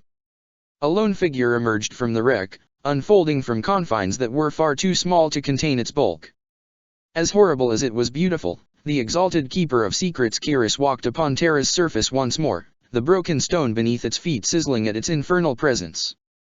The vampiric children of tainted nobility who had, against all odds, survived the gift of Eden's descent, shrieked as the keeper of secrets strode forth.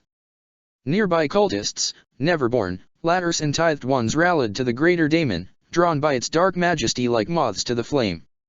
Soon Kyrus walked at the head of a host of thousands of the lost and the damned, crushing any pockets of resistance they encountered on their way north from the crash site of the Gift of Eden. From the Tower of Hegemon, Omegan had seen the threat to the Astronomicon, and dispatched forces to reinforce the Hollow Mountain's defenses. From the vast Imperial armies called to Terra for the celebrations and now turned to desperate guerrilla actions against the Slaaneshi hordes, the Primarch had located a company of Sons of Horus between the tower and the mountain. The reinforcements that Omegan sent to the Forbidden Fortress met with these Thonian warriors, and quickly rallied them to their cause, for all Space Marines were aware of the Astronomicon's importance to the Imperium. Other such task forces were dispatched by the Lord of the Hydra, with members of the Chosen of Magnus accompanying each one, both for their experience in fighting the denizens of the warp and because their rubric-shielded minds were among the few reliable means of communications left. Moving quickly amidst the desolation of the Angel War, the first of these groups managed to reach the base of the Hollow Mountain ahead of the Greater Daemon. The defenses of the Astronomicon, vast batteries of guns that could scour armies from existence in seconds, were silent. Despite the wards that shielded them from the errant thoughts of the Astronomicon's psychers, the brains of the servitor slaved to their controls had fried when the tier of nightmares had opened. Violent battles raged within, as its guards fought against psychers whose minds had been destroyed by the Great Warp anomaly. The Alpha Legion had anticipated that some issue may arise in the Astronomicon with the Emperor's ascension to godhood, and Omegan had stationed several squads of his best warriors in the Hollow Mountain, without, it should be said, asking for the Master of the Astronomicon's permission. When Light's End struck and anarchy descended, these warriors had emerged from their hiding places, providing support to the beleaguered guards. The reinforcements from the Tower of Hegemon landed on one of the platforms that delivered the many supplies needed to keep the fortress functioning. Moving quickly, they linked with the remaining guards, purging the area of the fortress closest to the entrance that was the Greater Daemon's target. There was no time to cleanse the entire structure, and so the custodes accompanying the strike force used secret command codes to lock down entire sections of the Hollow Mountain, condemning those trapped within along with the Medpsychers to a terrible fate. High Lord Leops Frank, the master of the Astronomicon, had perished when the Emperor had died, throwing the chain of command of the Adeptus Astronomica into disarray. Many of the thousands of Psychers linked to the Astronomicon had also perished, unable to withstand the wild fluctuations of power brought about by the combined death of the Emperor and the opening of the Tier of Nightmares. The sons of Horus Commander, Diridin Nemo, rallied the mortal defenders, folding them under his command. A veteran from 100 war zones, the commander was well used to leading other Imperial units, and he quickly arranged them into a defensive formation. A few of the automated defenses were jury-rigged to respond to manual commands rather than their dead servitor crews. So it was that Ozek Ahriman and Ephriel Stern, accompanied by several squads of custodes, Alpha Legionaries, the 500 warriors of the 52nd Company of the 16th Legion, and the remaining guards of the Forbidden Fortress, came to stand against Kyrus and its horde. The wounds Ahriman had sustained during his final battle at his Primarch's side in the Hades had yet to completely heal, but the expertise of the Mechanikus combined with his biomantic powers had returned him to a level of health where he could fight once more. We see Ozek Ahriman. He carries the burden of his brother's death upon him. The shadow of Ormuzd follows him wherever he goes, a guilt that will never leaves him. He could not save his twin, he could not save Prospero, he could not save his legion. That is the litany of his guilt, one that weighed upon his soul for 10,000 years. But he did save me. He did, brother. He saved me as he once saved Horus. He brought me back. Yet his guilt remains. Lessened, but not gone. It will never be gone, not completely, because Ozek will not let it. Is it pride or wisdom? He has lost so much. He will lose more, before the end. We see Ephriel Stern. See how bright she burns in the sea of souls. See how she walks armored in faith. Here stands one who has seen the truth of a dark god and did not break from the terrible weight of revelation. Even the death of our father has not shaken her sense of purpose. She is the Daemonophage, the bane of Slaanesh, and she exists to bring doom to the slaves of the Dark Prince. She believes in this with absolute certainty. How long has it been, brother, since either of us believed anything with such purity? We, who have seen everything we fought for drowned in the tides of history. We, who were born with such power, yet failed to use it to bring about the reality we all dreamt of. You will despise many aspects of the Imperium as it is now, brother. But there is strength in it too. The path leading to the Forbidden Fortress, the road of blessed souls, was empty. The last group of transport of tithed Psychers to have come up the kilometers-long avenue had detonated halfway to its destination as its cargo of Psychers went violently insane and destroyed their wardens and themselves in an uncontrolled burst of warp energy that had left an immense crater on the road. The crater was still hot from the psychic fire, but Kyrus didn't care. To it, the pain caused by the heat was merely another sensation to enjoy, another pleasure in the great buffet that was available now that the anathema was dead. As for those of its minions who perished, their flesh burned by the remnants of the supernatural conflagration, well, their final moments only fueled its hunger, as did their souls. Up the road of blessed souls came the Slaaneshi horde, dancing and shrieking and capering and laughing.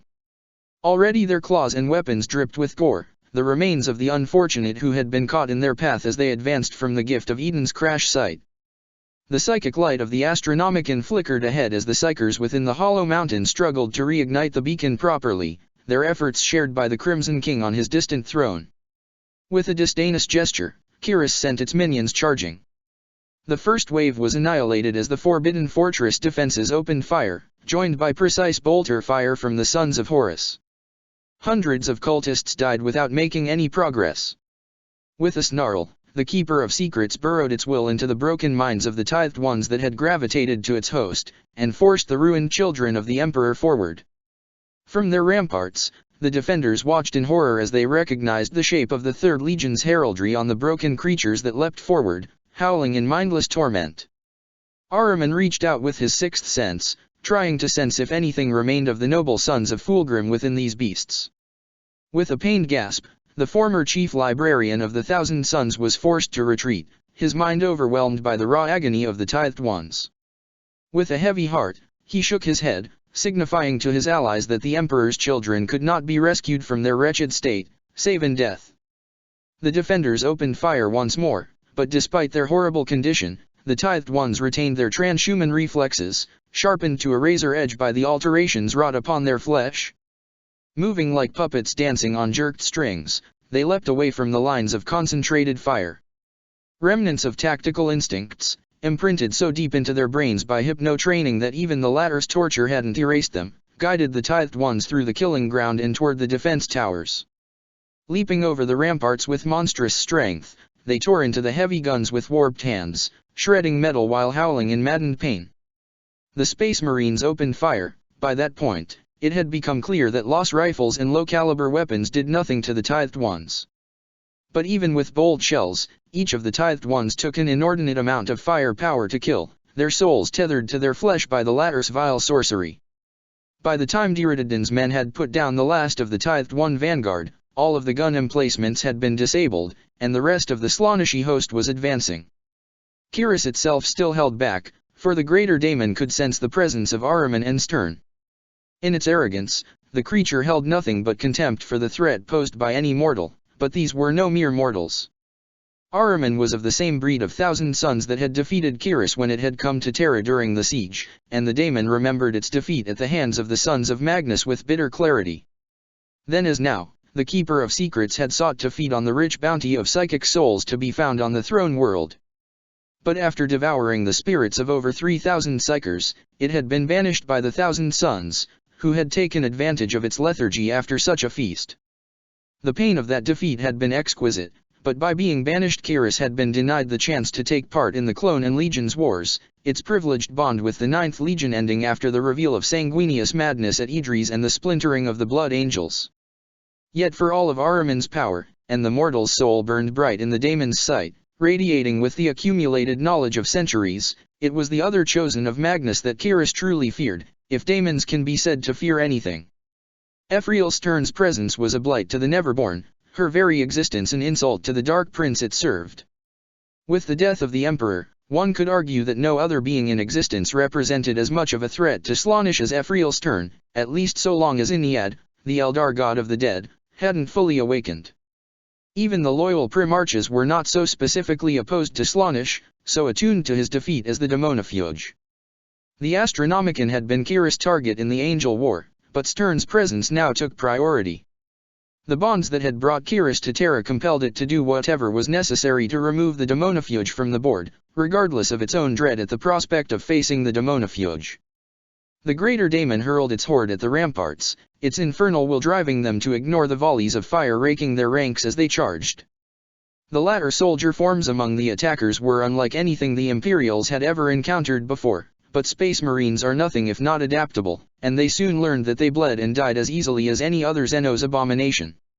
Among the Slaaneshi forces, those mutated nobles who had fallen from the skies along the Gift of Eden were driven toward Ephriel Stern, their bestial minds suddenly consumed by lust for her blood, even though devouring it would surely destroy them. With claws and fangs and monstrous speed they came upon her, jostling each other out of the way as their thirst overcame all other instincts. Even as bolt shells and lost bolts slammed into them they kept charging, and the Daemonophage strode forth to meet them. Her eyes blazing with power, Ephriel crashed into the tide of mutants with her sword, the same sword that had held against the might of Sarthoriel, the Ever-Watcher, held up high. A corona of white fire spread from her, and those vampires it touched shrieked in agony as their flesh shriveled and died on their bones. More of their vile kind came, of the hundreds of nobles that had gathered aboard the Gift. Dozens had survived the crash, and those met the blade of the Bane of Slaanesh. She cut through them like a scythe through wheat, and there was nothing they could do against her. Whenever the vampires managed to surround her, her power would flare, and the encirclement would be broken. The warp-gifted might of the mutants was not enough to overcome the Daemonophage, and within moments Ephriel emerged from the vampires, her sword running red with their blood, leaving only corpses in her wake. Meanwhile, under the odd gaze of the other Space Marines, who looked upon a legend straight out of their Legion's annals, Ozek Ahriman unleashed his psychic might upon the lost and the damned. Lightning and fire incinerated dozens of cultists with every heartbeat, arcs of power crackling on the Thousand Suns' ancient armor. "The wolves have left their mark on you, Lord," shouted Diridadin, glancing at Ahriman with approval in his gaze even as he slammed his power hammer into the reptilian face of another monstrous Xenos, sending it flying into more of its kind. "I wasn't there when Prospero fell," Ahriman said cautiously, unsure whether the commander meant insult or not. The son of Horus shook his head. "Not the beasts of Fenris," the Thonian spat, before a twinkle of humor returned to his gaze. "The old wolves of the moon. You fight with the same strength as they do, old man." Kyrus saw the display of arcane might, and bade its own Source-Rouse minions to remove that threat. A trio of ladder psychers, four-legged beasts with six eyes glowing with eldritch fire, tore a path through the defenders, scattering those who stood in their way with bursts of telekine power. Ahriman felt their coming, for what passed for the Xenos souls was like nails being drawn on chalkboard to his sixth sense. With gritted teeth, Ahriman told his allies to step back, and began to battle the three monsters.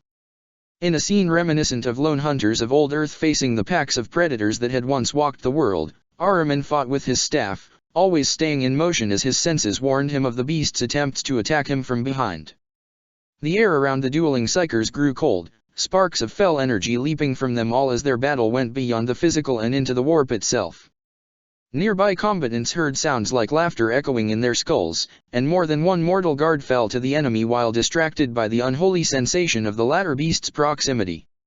While Ahriman was distracted by the latter sorcerers, Kyrus strode forward, eyes fixed upon Ephriel's turn. The demonofuge had sensed the approach of the greater daemon long before it had appeared on the horizon, and she met its coming with her sword held firm and determination in her gaze. While around them the Imperial lines met the charge of the Slaaneshi horde, the two champions of opposite powers met. Ephriel had defeated Keepers of Secrets before, her very essence was aligned toward the destruction of the Dark Prince, and her bloody past was littered with the remnants of her many confrontations with Slaanesha's servants. But she realized in the first exchanges of the duel that Kyrus was mightier than any daemon she had ever encountered before. The Keeper of Secrets was exalted by its foul deity, and the tier of nightmares burning overhead imbued it with greater power still. Its long, needle-like sword and whip moved with impossible speed, and it was only Ephriel's instincts, sharpened through several lifetimes of battle, that kept her from being struck. With short, controlled bursts from her jump pack, she dodged the more powerful blows, turning the others aside with her blade. Yet she could not match the strength of Kyrus, and was slowly forced to step back. Ephriel did not fear death, for she had perished before, only to return to life, driven from the grave by her incomplete destiny. But the prospect of failure, of Kyrus succeeding in claiming the light of the Astronomicon, that holy remnant of the God Emperor's might, that scared her like nothing had in a long, long time. She did not let that fear consume her, instead drawing strength from it, letting her reinforce her determination not to fail. The aura of daemon-slaying power around her intensified steadily even as the duel progressed in Kyrus' favor, but it was not enough to overcome the ruinous blessing that empowered the exalted daemon. From where he was battling the latter sorcerers, Ahriman saw his comrade's plight. He was not alone in that. Several sons of Horus and Alpha legionaries had tried to come to the demonofuge's aid, only to be swat aside by Kyrus with contemptuous ease, their blood added to the flow that had already stained the ground. During the journey from the Tower of Hegemon to the Hollow Mountain, Ahriman's powers of foresight had granted him a singular truth amidst the madness and confusion that engulfed Sol. He knew, without doubt, that if the Imperium was to survive the Angel War, it would need Ephriel's unique abilities. Yet he could not simply let the latter's kill him in order to inflict a blow to Kyrus. Even the fullness of his power might not be enough against the exalted daemon's strength. Rising high in the enumerations, Ahriman considered his options, his thoughts racing behind his helm. When inspiration came, it came with a glimmer of sunlight, passing through the tortured heavens to shine on the broken pieces of a dead son of Horus Lens. With a burst of power, Ahriman forced the latter to briefly withdraw, before falling to one knee, planting his staff into the ground with enough strength to penetrate the rock reedy. Head bowed, the librarian reached toward the greatest source of power nearby, the Astronomicon itself. His mind touched the beacon, and he sensed the presence of his Primarch within it. In that moment of contact, the Crimson King understood what his son planned, and granted him his help. A flicker of power passed from the Astronomicon and into Ahriman, less than 1,000th of the full might of the beacon, which shone bright enough to be visible across the galaxy. Yet even that fraction of a fraction was almost enough to destroy Ahriman outright, before he could force it out of his own body and into Ephriel's. The Daemonifuge saw the beam of purest light that emanated from Ahriman's staff. Ahead of that beam ran Ahriman's thoughts, and the librarian's plan reached Ephriel just in time for her to play her part. She opened herself to the Astronomicon's power, focusing it through the lens of her unique soul. She blazed like a newborn sun, and all who took part in the battle felt righteous fire wash over their souls. Only the custodes were unaffected, their souls too twisted by the gene alchemy that had produced them for there to be anything of Slaanesh in their souls. The Space Marines stumbled, fighting against a pain they could not source, and the human defenders cried out in pain. But the effect was far worse on the Slaaneshi horde. The latter element simply dropped dead, their tainted souls extinguished by the fire, while the daemons shrieked as it burned them, not only dissolving their corporeal forms but even incinerating their immortal essences. The screams of the mortal cultists were the stuff of nightmares, as their mortal souls were mutilated. The pain of the Slaaneshi taint being excised from their souls was too much to bear, and many perished, their bodies unable to bear the agony. Even those whose flesh endured were left as empty shells, collapsing on the ground without moving, no intelligence left behind their wide, bloodshot eyes. Nothing remained of the daemon's false majesty. It was a ruined wreck, its pristine skin charred and broken apart. It was bleeding its essence onto the ground it had desecrated. Its weapons laid in shards around it, as unable to bear the power she had channeled as their wielder. Ephriel forced herself to walk forward, ignoring the pain that permeated her entire body, dragging her sword behind her with each step. She stopped near the daemon's head. It must have sensed her presence, for one eye opened amidst what was left of its face to look at her. Even now, in its current state, she could feel the hatred of her that burned within, and the fear, too. "You will die alone," croaked Kiris.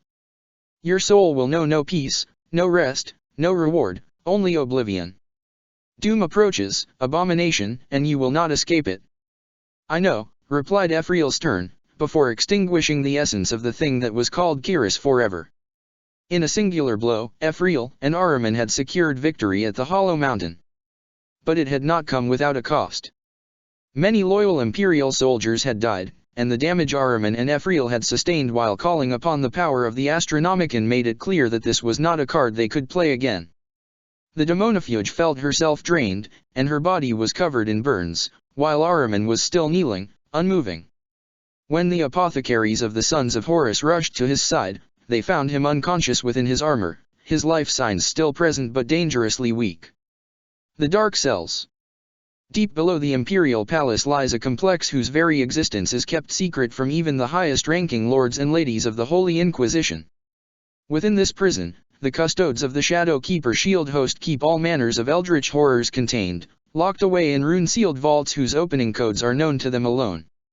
The things contained within the dark cells could doom the Imperium 100 times over, and so the Shadow Keepers maintain their ceaseless vigil, while also scouring the stars for any other such threat to capture and confine for the rest of eternity.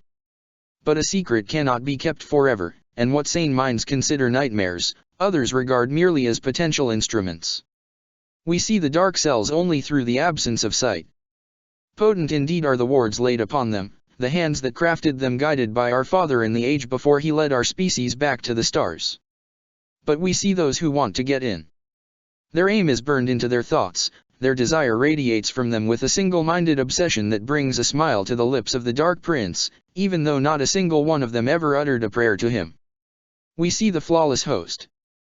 The sons of our brothers who sought redemption as the galaxy burned, who dreamt only of preserving something amidst all the devastation. It turns out that even space marines can grow tired of the horrors of war. They stopped believing in either of the truths warring for humanity's soul, and sought to preserve rather than fight. They painted their armor black, and renounced oaths to throne and primarch alike. The gene craft of our father should have made such a thing impossible, but it was an age of many impossible things. We see their attempts at building a utopia, good intentions paving the road to hell time and time again. We see the ages of their rule, the 4 recorded and the one they will not speak of. Do not ask us about the 4th age, brother. It is better to leave that matter unknown. Astaroths were not meant to rule over peaceful kingdoms. Their minds are not fit for the task. They are too separated from humanity. Their instincts are different, and their thoughts flow in alien patterns. It must have been maddening, close, so close, yet they could never really understand. And so, failure after failure after failure after failure after failure, each one costing them a sliver of that precious humanity until there was almost nothing left but the bitter, brooding anger. All that it took was a promise. That all that they had done would not be for nothing. That even their failures could be the foundations of success. A truth spoken is a lie, and an offered cup, and the host went to war against its own people, who had raised banners of rebellion and would be slaves no longer. The gates of Sheol were open, and caged demons unleashed, while death rained from the skies. Witches with machines spiked into the soft tissue of their brains burned mortals and cast down fortresses. Engines of war crushed cities, while the host watched with the kind of cold satisfaction one feels when released of all tethers to one's past, along with sanity and morality. Now they come, driven by deceitful whispers. They come for the ancient sins our father hid away lest they drown the stars, to break open the vaults and bind the monstrosities within to their will. They think absolute power will solve the equation of peace. But the host never thought to ask who it was that inspired the rebellion. Their tyranny was gentle, brother.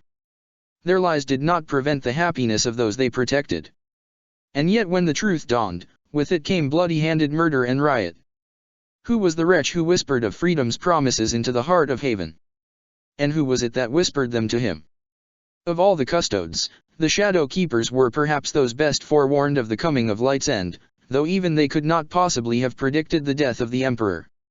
This shield host of the Adeptus Custodes had held the sacred task of watching over the dark cells, a labyrinth buried deep beneath the imperial palace within which were sealed countless horrors from the age of strife and before. Should these horrors ever be unleashed, humanity's doom would be all but certain. For decades now, the dread entities trammeled within the dark cells had been growing more and more restless. Once, the Shadow Keepers had believed such unrest to have been foreshadowing of the death of Lockwarden Borsa Thirsk, a shield captain who had served as the Shadow Keepers' leader for over a century.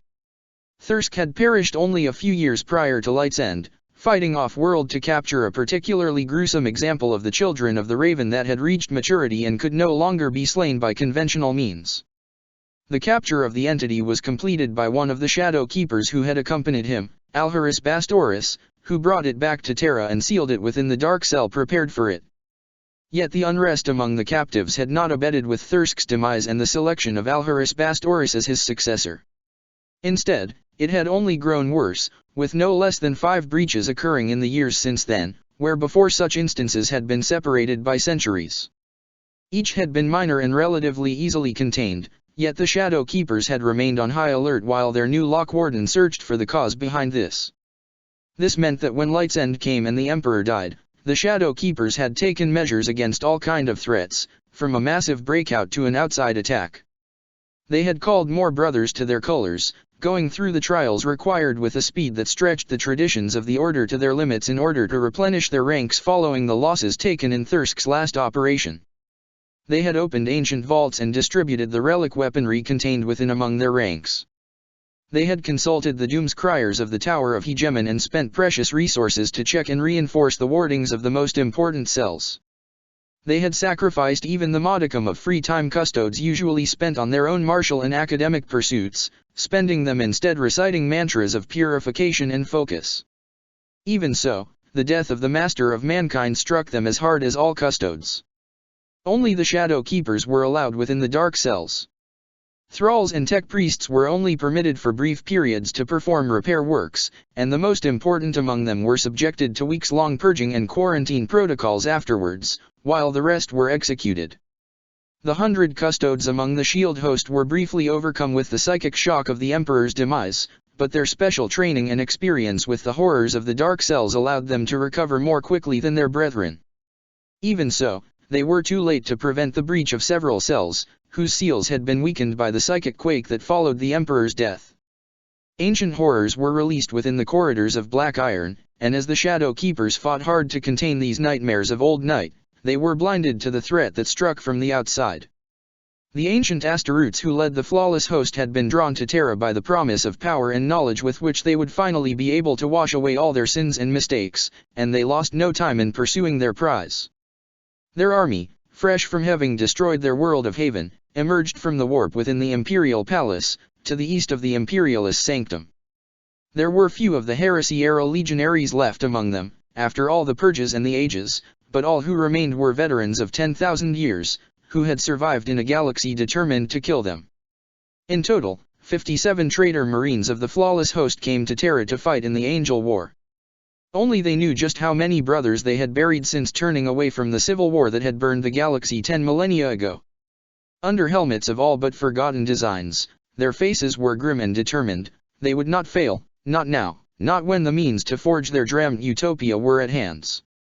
With the warlords of the Flawless Host were the war machines they had gathered during the heresy, and all the horrors they had locked away in the ages since. The Guardians of Sheol, who made up a third of the Flawless Host, held dominion over dozens of ancient daemon hosts and psychers bound to the Astartes will through forbidden sciences. Each of the Guardians was as a king of hell, going to war surrounded by an infernal court. Along with Sheol's former captives were the war engines of the Advent, broken to the will of the host once their guiding abominable intelligence had been purged. Hundreds of killing robots of malevolent design, their limbs ending in blades and las cannons, their optic lenses gleaming with cruel intent, crawled from the warp portal, its baleful energies dancing on their carapaces of metal without finding purchase on their soulless anima. From the vaults of their fortress, the Flawless Host had dragged one of their most powerful weapons. Once, it had been affixed to the host's flagship, but when they had dismantled their flotilla in the Haven system it had been recovered, to be kept as a last resort weapon of absolute destruction. The weapon, which was over 100 meters long, was a disintegration lance, a device that had been built by Fukin himself during the Great Crusade, and that the host had reclaimed from a salamander warship during the heresy. After clearing the surrounding area of all resistance, the Flawless Host aimed the disintegration lance. From an exact position, measured against the landmarks that could still be glimpsed on the burning horizon, they pointed it downward at a steep angle. Everything from the position to the angle and the amount of energy to use was precisely calculated, using information that the Sanguiner had provided the Flawless Host before their crossing into the warp. It took several minutes for the lance to be charged, and the moment it was ready, it opened fire. There was no great detonation, no burst of fire or great quake that shook the palace's foundations.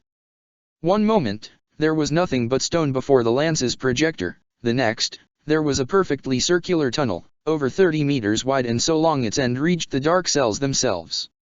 At its very end, the inmate whose capture had been arranged 3,000 years ago to secure the coordinates of the dark cells was also caught in the ray and obliterated from existence, its duty done. The lance that had dug the hole did not survive firing. None of the host had truly understood its workings, and it sizzled and died after firing that single shot due. Even among the wonders of Fukin's artifice, there were pieces that could not withstand 100 centuries without maintenance, it seemed. But it did not matter to the Flawless Host. The way was open. The tunnel did not remain smooth for long, the quakes of the Angel War soon broke its walls apart. Even as alarms that had never rung before started to blare in the dark cells, the Flawless Host began to descend, plunging into the depths to claim the keys to paradise they had been promised. We see now, the wards breached by ancient artifice. Yet even now that the wards are broken, our sight is obscured by the deep, deep time of so many of those imprisoned there. We see the halls of black iron, where darkness reign. There is no electric light down there, only the flickering illumination of braziers burning purified crystals. The darkness keeps its dominion jealously, refusing all but the scarcest source of light. Some of the wardens wonder, when their minds turn to matters that would turn mortals to ravening madmen, if the dark is the cell's first prisoner or its first guardian. There dwell the Shadow Keepers, standing in perpetual vigil. We see them now, clad in sable black. Their minds are proof against the whispers, against the creeping dark. They alone can walk in these depths and not go mad. They bear the burden of knowledge, the curse of understanding. Of all of our Father's servants, they know best just how fragile that which we call reality is. We see the cages meant to keep unspeakable horrors at bay. Trapped within each is a thing undying, or whose destruction might unleash a yet greater evil. The oldest beings entrapped within are older than most stars, and would devour them all if given the chance. Somewhere in this labyrinth, we see a cell with more of X's name on it. It will go on empty forever now. It took only a few moments for the Shadow Keepers to realize that the unthinkable had happened once more, and that the dark cells had been breached from the outside. Vox communication was impossible within the dark cells, even mortal voices were shut down, lost in the all-pervading darkness. As the flawless host entered the complex, many of their sapient machines went mad, their perceptions suddenly overwhelmed by the unnatural energies that saturated the dark cells. They rampaged without thought for their own safety or the will of their masters, and while several were put down by the host, more fled ahead, spreading across the dark cells and lashing out at everything they encountered.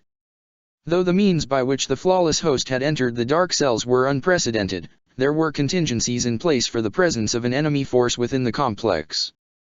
The Shadow Keepers who encountered the flawless host came together in ad hoc squads, sending some of their own to serve as messengers and carry word of the invasion to the rest of the shield host.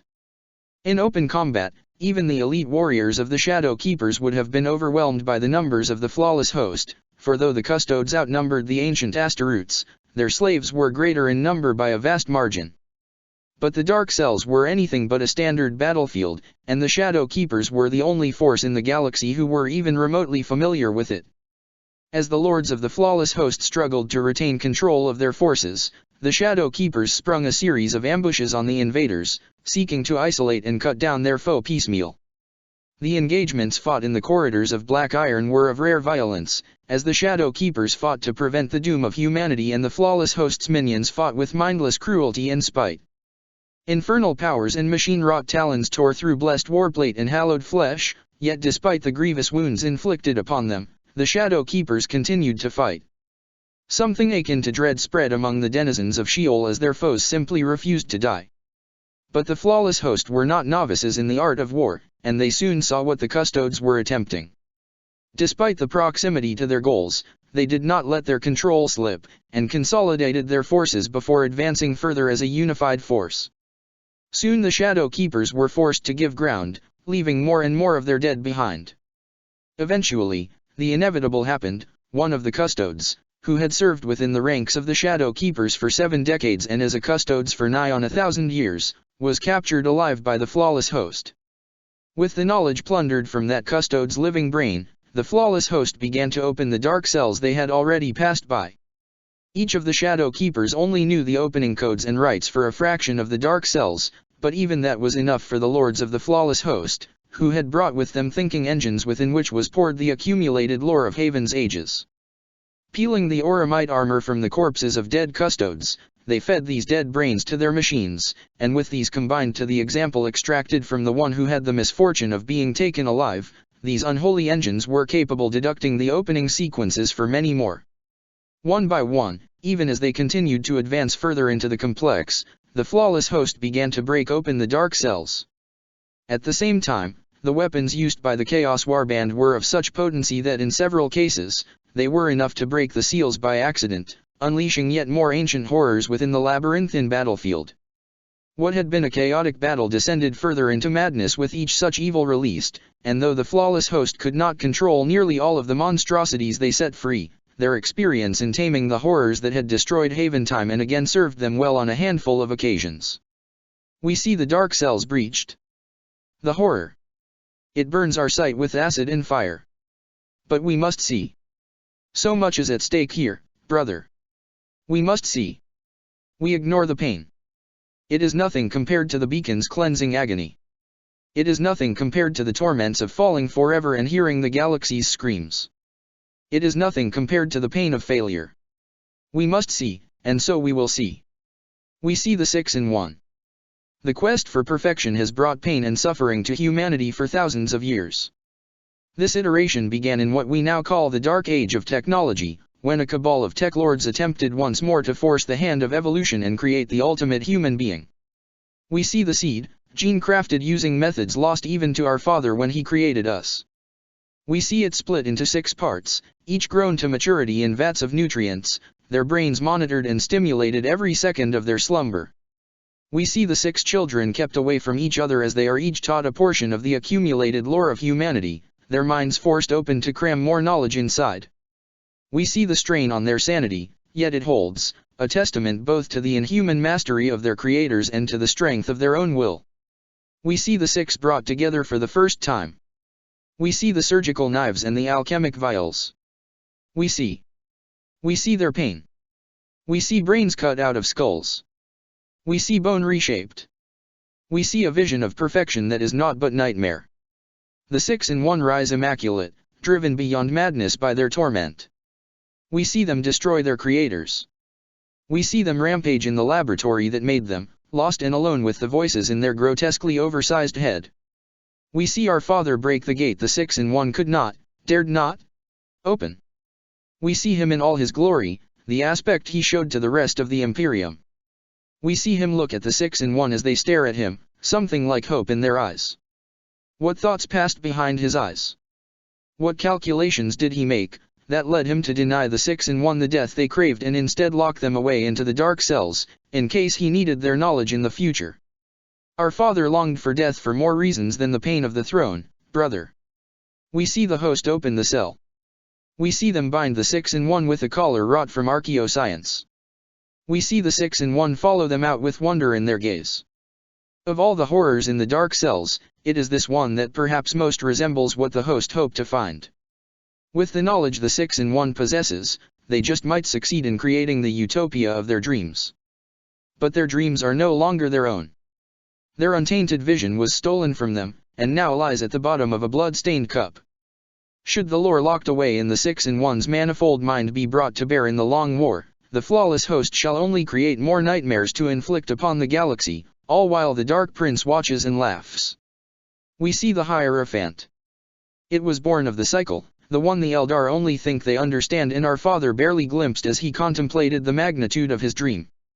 In the age before the age before the age before the age of humanity, the Hierophant rose on a distant world, servant to a power that now lies dead and forgotten. Then came the children of Isha, inheritors of the galaxy. They destroyed that power's followers, cast down its temples and buried its memories.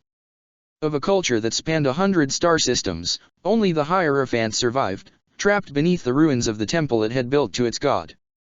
For 1,000 times 1,000 years it was trapped, until at last it broke free. Its screams echoed across the galaxy, and it vowed revenge on those who had slaughtered its people even as they burned in the fires of their ancestors' sins. But the screams draw the eye of our Father's hunters, and they captured it before its rituals could endanger his dream. They could not kill it where time itself had failed, and so they brought it here and buried it within a cell, so that the galaxy could forget it as it forgot its dead god. We see it emerge now as the host free it, a thing of ice, shadow, and hate.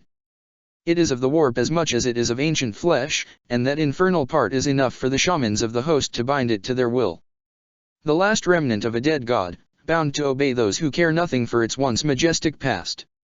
There is a lesson there, brother, and a warning, if you can find them. We see the unknown one. They found it sleeping in the blackness. Buried deep beneath the event horizon, laying on a bed made of devoured suns. When its kindred woke and broke the galaxy, it remained sleeping, unchanged. Unknown. Unknown to those who came before, unknown to the covetous, silent kings. They woke it. They disturbed its slumber with their machines and their scanners, with their technological sorcery. Curiosity? Greed? Ambition? No one knows, brother, because it destroyed them when it woke. It woke, and knew hunger and pain, until Father bound it with chains he had stolen from a silent tomb. It did not try to resist him, it went back into its slumber willingly, once it realized what he was trying to do. There is a name for its kind, a name whispered in dread by those who know them, and pride by those who broke them. Do you know it, brother?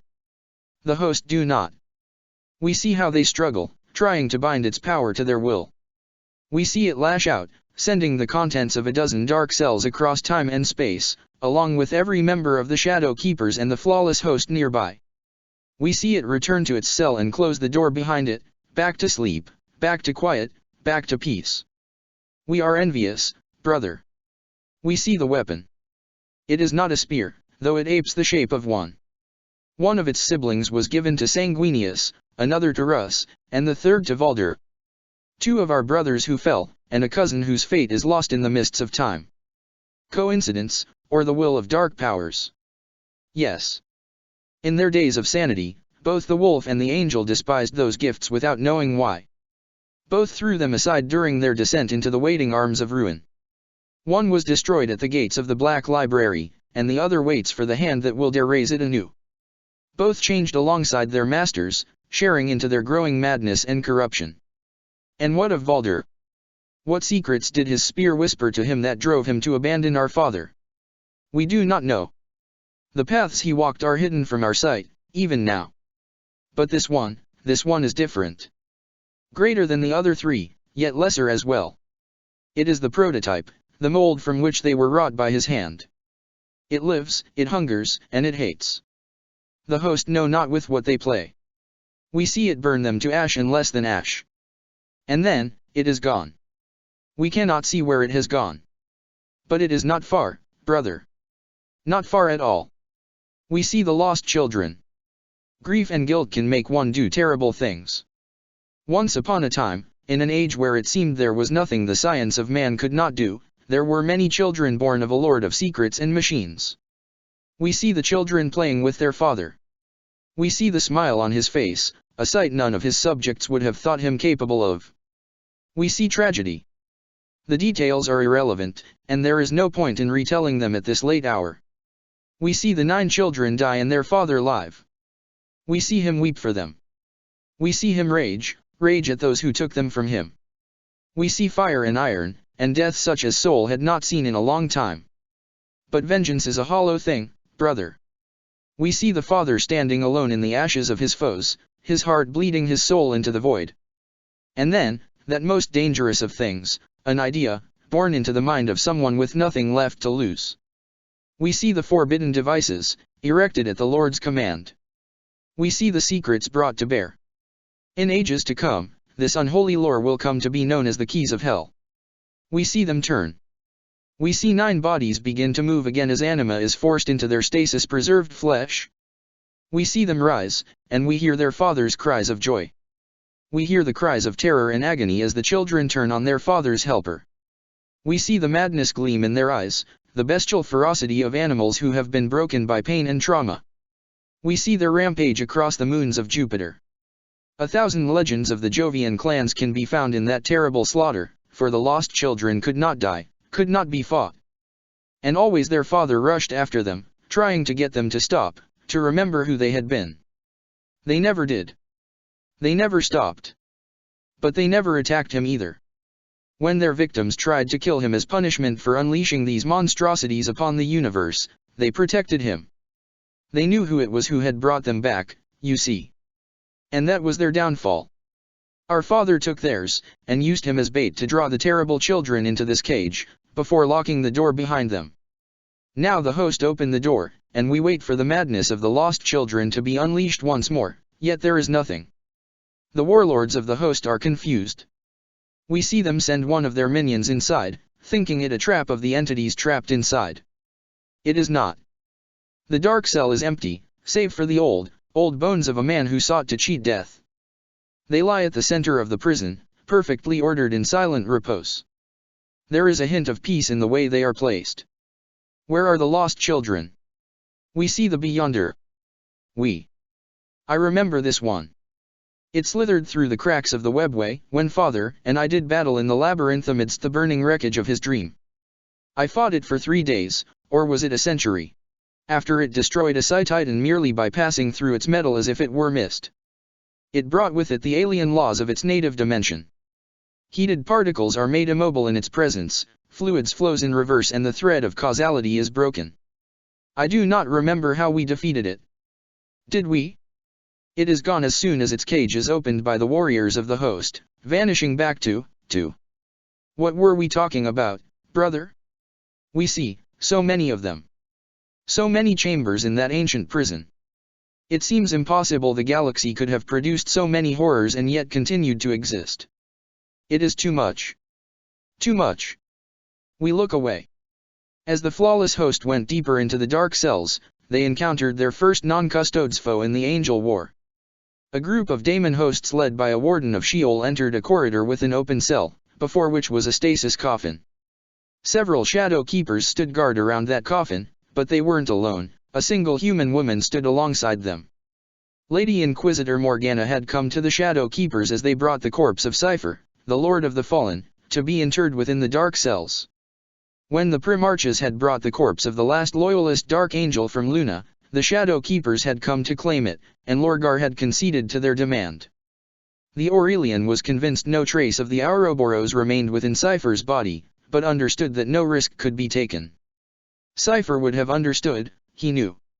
How Morgana had known of these events or how she had penetrated the strongholds of the Shadow Keepers was unknown. The Custodes had a long and complex history with the Lady Inquisitor, with records of her interactions with the Shield host dating back to the founding of the Holy Ordos. Significant debts were owed, so that when Morgana asked that she be allowed to accompany Cypher to his final resting place, for old time's sake, the Shadow Keepers had grudgingly agreed. Cypher's mortal remains could not be allowed to fall into the hands of the flawless host. The possibility, however remote, that the Chaos Warband may successfully draw upon the Ouroboros' power was too terrible to allow. Merely finishing Cypher's entombment would not be enough. The flawless host had already proven capable of opening the dark cells. Instead of using the same patterns of runes and locks the shield host had used for 10,000 years, the Shadow Keepers allowed Morgana herself to set the combination of the dark cells gate, while they fought to hold back the foe. Once Morgana was done and the corpse of the Lord of the Fallen was forever beyond the reach of the flawless host, she turned to face the servants of ruin herself. Psychic power flared around her, the first Imperial Psyker to enter the dark cells freely since the days of Malkador, and she called upon ancient Calibanite lore. We see Morgana. Morgana, daughter of Luther, that most noble of knights. Morgana, the exiled witch-child, sent to learn at the foot of Caliban's ancients by her grieving father. Morgana, Inquisitor, who holds in her soul the key to the Lion's triumph and defeat alike. We see how it is that she yet live, despite the passing of ages. We see the spells woven into her flesh, the runes that were carved into her bones by diminutive figures while she was awake to feel it. We see the debt repaid when she helped them escape the destruction of the world they had been tasked to guard, now that the prison at its heart laid empty. We see the wraith at her side, bound to her by ties deeper and stronger than any sorcery could conjure. He is old, that one, older than many of the galaxy's self-styled immortals. He was there when your sword first coalesced into dreams. Accident was what bound him to her, but what is fate if not the result of coincidences that end up shaping the galaxy? We see him given form by Morgana's power, brought back into the Matorium to fight the slaves to darkness and death as he once did in life. Witch and knight, Inquisitor and Ghost, two champions of order, nemeses to ruin. Old oaths surround them like cloaks of chains that they bear proudly. The Shadow Keepers fought well against overwhelming odds, but slowly, inevitably, it became clear that the flawless host were going to win the battle of the dark cells. Then, in their Slaaneshi-induced madness, they would break open each and every seal, unless one of the horrors they so foolishly unleashed destroyed them all before they could. This could not be permitted, for even in the wake of the Emperor's death, the Shadow Keepers' oaths still bound them. In the days since his elevation to the rank of Locke, Alharis Bastoris had been inducted into the greater mysteries of his order. He had read the ancient scrolls, made of the skin of powerful pariahs, that contained the names and natures of all of the Dark Cell's inhabitants. He knew, more than any other soul in the galaxy, the calamity that would befall the Imperium should the flawless host succeed in their plan, not to tame the power of the prisoners, for such a thing was surely impossible, but to break them free in the first place. He also knew the backup plans, the contingencies first drawn up during the Age of Unity. The possibility of a mass breakout had haunted the thoughts of every Lock Warden since the Dark Cells had been constructed, and though each had redoubled their efforts to ensure such a dread eventuality never came to pass, they had also prepared should the unthinkable happen nonetheless. Alharis did not feel doubt, fear, or remorse as he ordered his brothers to keep the flawless host at bay just one moment longer, to keep them from opening any more of the cells for just a few more minutes, even if it cost them their lives. The Lock Warden was as beyond such emotions as any of the Custodes, more so, for his mind had been tested further by the horrors he was jailer to. Without question, the Shadow Keepers obeyed, throwing themselves at the foe with renewed vigor even as it exposed them. Sebastian Hager had been an Imperial fist once. That had been so long ago it might as well have been another person, but he remembered it, with the perfect clarity of one cursed with an eidetic memory. He remembered the Blood Crusade. He remembered looking at what his legion had become, and becoming disgusted with it. He remembered staining his hands further, with the blood of his own company, in order to escape it. He remembered joining with other exiles like him. He remembered the host, and the one warrior who had united them all with his vision. He also remembered how they had betrayed him, when the flames of rebellion had guttered out and he had spoken of rejoining the Imperium. It was a memory that haunted him often. But soon, it wouldn't matter. Soon, they would have all the power they needed. Soon, they would make things right. Sebastian tightened his grip on the chain that ended around the neck of the daemon host working on the gate of the dark cell. His will slithered up the chain, checking that the monster wasn't doing anything other than what it had been told to do. The last of the rune locks clicked open, and the door cracked. There were no hinges, these gates had never been meant to open. Then it burst apart, and something that Sebastian's mind could only interpret as the giant, translucent skeleton of some kind of grotesque fish floated through the opening. Sebastian barked a word, and chains descended upon the entity. Some were based on technology from the Third Age, while others were the same used in Sheol. All of them passed through the entity without slowing down, and Sebastian frowned. Another failure, then. A shame, but better to destroy a dozen captives than risk one of them ruin everything. He was about to give voice to the order that would unleash the full might of the daemon hosts and weapon platforms gathered under his command, when a flash of light burst from the entity, overcoming even the protection of his helmet. When the light faded, no trace remained of the creature. But the light had another effect, Sebastian slowly realized in horror. He remembered. He didn't want to. He didn't want to. But he did. He remembered what he had forgotten, what they had all forgotten, what they had chosen to forget. He remembered how the Fourth Age had ended. In the scraps of the Advent, they had found a half-drawn schematic for a device called the Chronovault. It had taken months before they had even understood what it was meant for, so ludicrous had the concept seemed. Somehow, the Advent had begun to plan for the creation of an actual time machine. Perhaps it had sought to ensure its victory over the host, or perhaps it had wanted to return to the dark age of technology, to tip the war against the machines in their favor. For years, the host debated what to do with that schematic, while Haven healed and new restrictions on technology and research were drafted, based on the ones the Emperor had imposed upon Mars in the Treaty of Olympus. From the logistics to the morality of it, the host pondered what to do. In the end, the temptation had been too much to resist. The things they could have achieved with a functioning Chronovault, helping Dorn fight off the orcs and save Inwit. Rescue Korix from the tech lords of Kievar. Save Gilliman's mortal parents from the treachery of his political rivals. They could prevent the heresy. They could save the Imperium. They could undo everything that had gone wrong on Haven. And so they had built the Chronovault. It had taken centuries, even with all their resources. They had ruled Haven openly during that age, the Fourth Age, the last age, if only they could succeed. And finally, they had completed it. They had checked all of their schematics 1,000 times and more, gone over every single one of the numberless components of the device, and they had turned it on. Whatever the Chronovault had opened a portal to, it hadn't been the past. They had figured that out later. It had been the future. Monsters had poured out of the portal the second it had opened.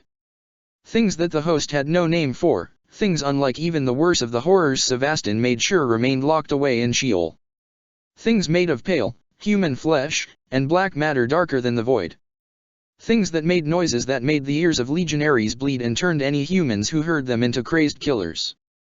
They had tried to contain the propagation of madness, to close down the portal, but they had failed. The monsters had spread across the entire world, and so there had been no choice. Even orbital bombardment hadn't been enough to destroy the Chronovault. It had taken a desperate suicide mission using teleporters and tactical nukes combined with the darkest lore gained during the Second Age, all of it strapped to Terminator warplates, to close the gateway into that nightmarish future. And then the host had burned Haven. They hadn't tried to rescue anyone from the Fourth Age. They had just burned it. Burned everything, down to cellular life forms. And once they were done, they had burned the memory of that age from their own minds. Because the thought of that future, of what they had seen, was too terrible to comprehend. Because of the brothers they had to kill when the revelation broke their transhuman minds. They had forgotten, and the fifth age had begun. But now Sevastin remembered. Despite the power of the daemon hosts at his fingertips, Sevastin still carried a bolt pistol at his belt. With trembling hands, he drew it, and put the barrel firmly against the forehead of his helmet. The sound of the shot was swallowed by the blackness of the dark cells. With what little time his brothers could gain him, Alhurus descended into the deepest vault of the Shadow Keepers.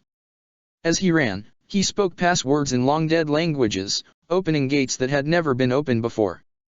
Deeper and deeper he went, into the most forbidden of the Shadow Keepers' many arsenals, where only the Lock Warden himself may walk. 1,000 and more defense systems scanned him, checking the insignias of office on his armor against records that had been loaded at the time of Unity. If even one of those had failed to approve his passage, Alhurus would have been cut down by automated defenses. Similar defenses had been laid around what had been the only entrance into the Dark Cells complex, but the flawless host's method of entry had bypassed them completely. Something like bitterness floated in Alhurus' mind as he entered the Black Level Vault, knowing that so many resources, so much time and effort had been spent in vain, was a deeply unpleasant thought. At the center of the vault was a single device. It was small, yet nothing could disguise the aura of power that surrounded it. It was old, a relic from the terrible war that had ended the dark age of technology, when the Lords of Science had fought a desperate conflict against their own rebellious creations. The Emperor himself had recovered it during the Great Crusade, and commanded it be brought to the Dark Cells as an ultimate safeguard, to be used only if the Dark Cells were judged to be about to be lost beyond recovery. Such a time had now come, and the Lock Warden began to activate the device.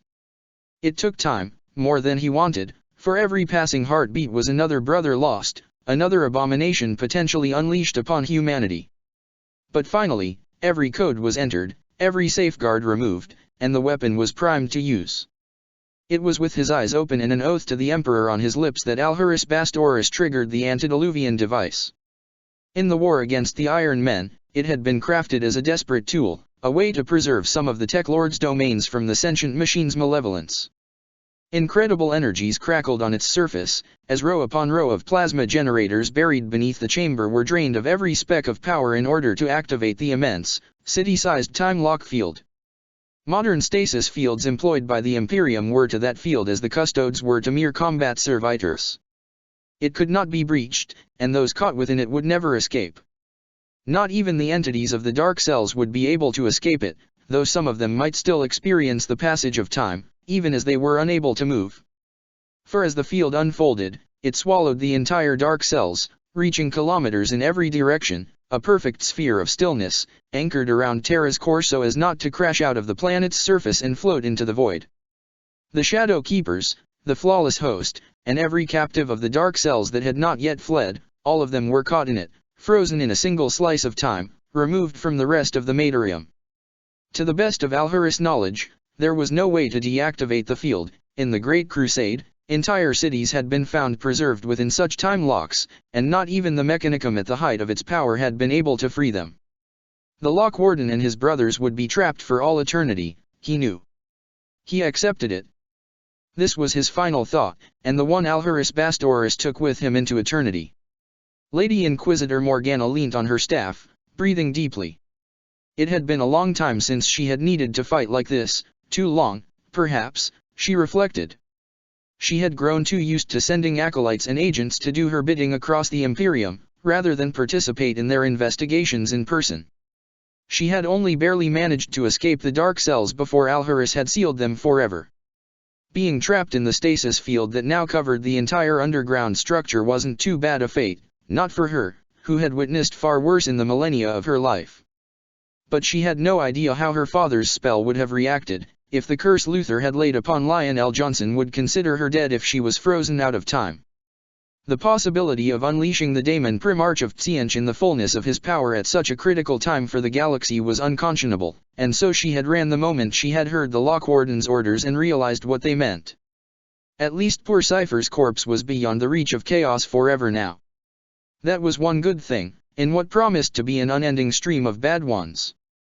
Morgana had only just made it out, and she was feeling the exertion across her body now. Her power and the best treatments of the Imperium, rejuvenation methods whose existence wasn't known even to the High Lords, had preserved her flesh throughout the centuries, but in that moment, she actually felt her age. The Knight's Spectre appeared at her side. His presence was stronger than it had ever been before, strengthened by the very energies that seeped out of the great rent in the heavens and threatened to drown all of soul in madness. "My lady," he whispered in her mind, and she could hear the concern in his ghostly voice. "What do we do now?" She looked around. They were on the surface, next to the gaping hole the renegades had opened into the dark cells. There had been no time to go through the series of checkpoints guarding the dark cell's proper entrance, and so she had made it through the corridors the flawless host had thought they controlled, before flying up the tunnel on a burst of power, barely making it out ahead of the stasis field. She could hear screams, coming from every direction. The loudest came from above, where the tier of nightmares yawned open. Unlike the screams that resonated across Terra's polluted atmosphere, this one was a scream of mockery, of hunger, of triumph. "Not yet," she thought to herself, forcing herself to stand straight. "Not yet." "I believe," she replied to the ghost of he who had once been called K, "that Lord Magnus will need our help."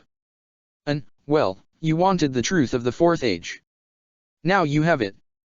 Or as much of it as I am willing to reveal at this stage, anyway. Writing the descriptions of the Dark Cell's inmates was a lot of fun.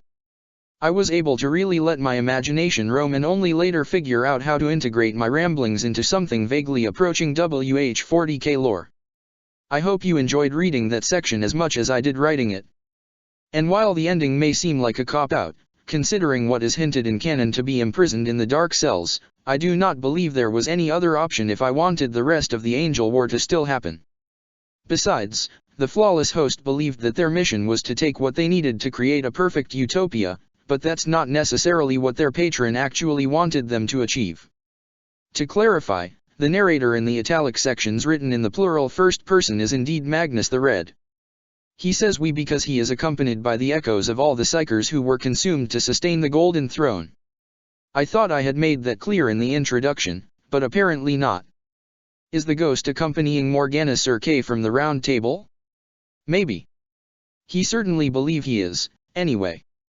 Stranger things have happened in the warp, as we all know by now.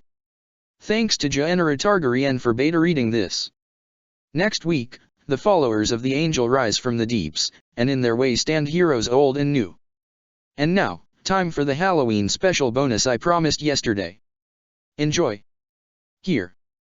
This is the sound of sundered dreams. This is the scream of a galaxy burning. This is the laughter of thirsting gods. Witness. This is the light of hope shutting down. This is the scarlet of sinners' blood. This is the color of madness. There is no peace among the stars. But why must it be so? We hear it. We witness it. Our victories are few, and may yet mean nothing. On Hydra Cordatus, the sons of Iron fell. Only one lives. With what little remains of who he was, he wishes he were dead like his brothers.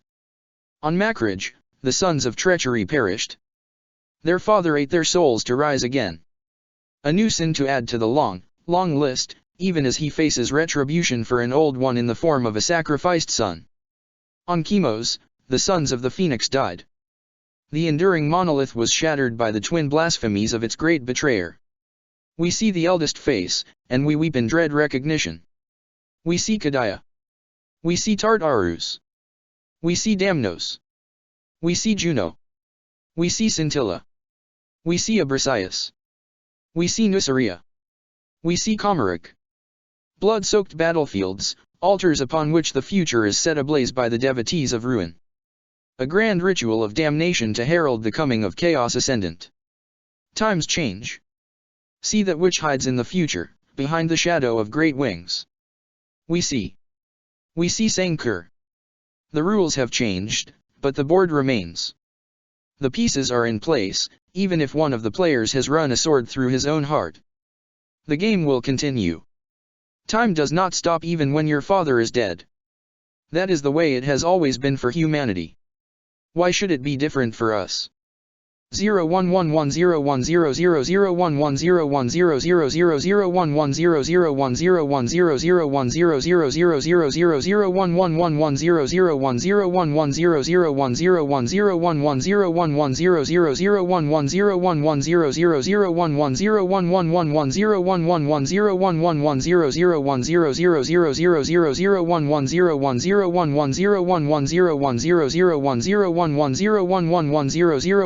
00111.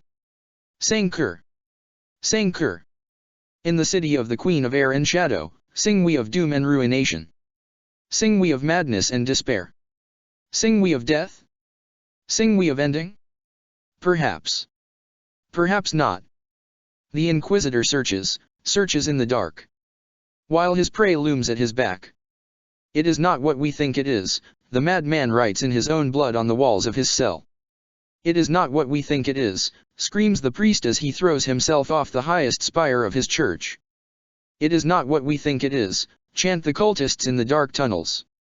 It is not what we think it is, whisper the eyeless faces that haunt forgotten nightmares. It is not what we think it is. It cannot be. Surely, it cannot be. What drove these mortals to suicide? What terrible truth thundered through their tender thoughts? We know. We know. They call it the Yellow King, but that is a lie. It has no name. It has no name. A name is a leash, as a cage is a truth. It has no truth as the universe understands the concept. It will not let itself be limited by mortal perceptions. Find the box or all will be as they should. Heroes of the underworld. Even as the lords of the Imperium look to the defense of their most important strongholds, the rest of Terra suffer also under the depredations of the Slaaneshi daemons. From the depths beneath the hives, where the laws of the Imperium hold no sway, the Keeper of Secrets Yuria and its blood-worshipping cult rise up, crushing all resistance in their path as they make to the surface.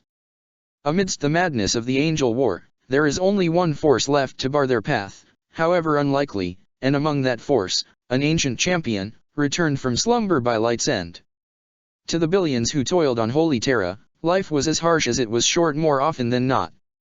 The unending flow of pilgrims coming from all over the galaxy meant that the constant stream of resources from the rest of the Imperium was forever strained at its limits, with starvation a constant companion for entire bloodlines. While the mighty decided the fate of the Imperium in gilded halls, the people suffered from the diseases brought by overcrowding and the afflictions caused by pollution. The brutal fist of the Arbits kept order, while the Inquisition relentlessly hunted for the slightest sign of deviancy. For millennia, the people of Terra had lived in fear, most of them not knowing that this dread was the legacy of the Roboutian Heresy, which had shattered the hope of progress and healing for humanity's birth world.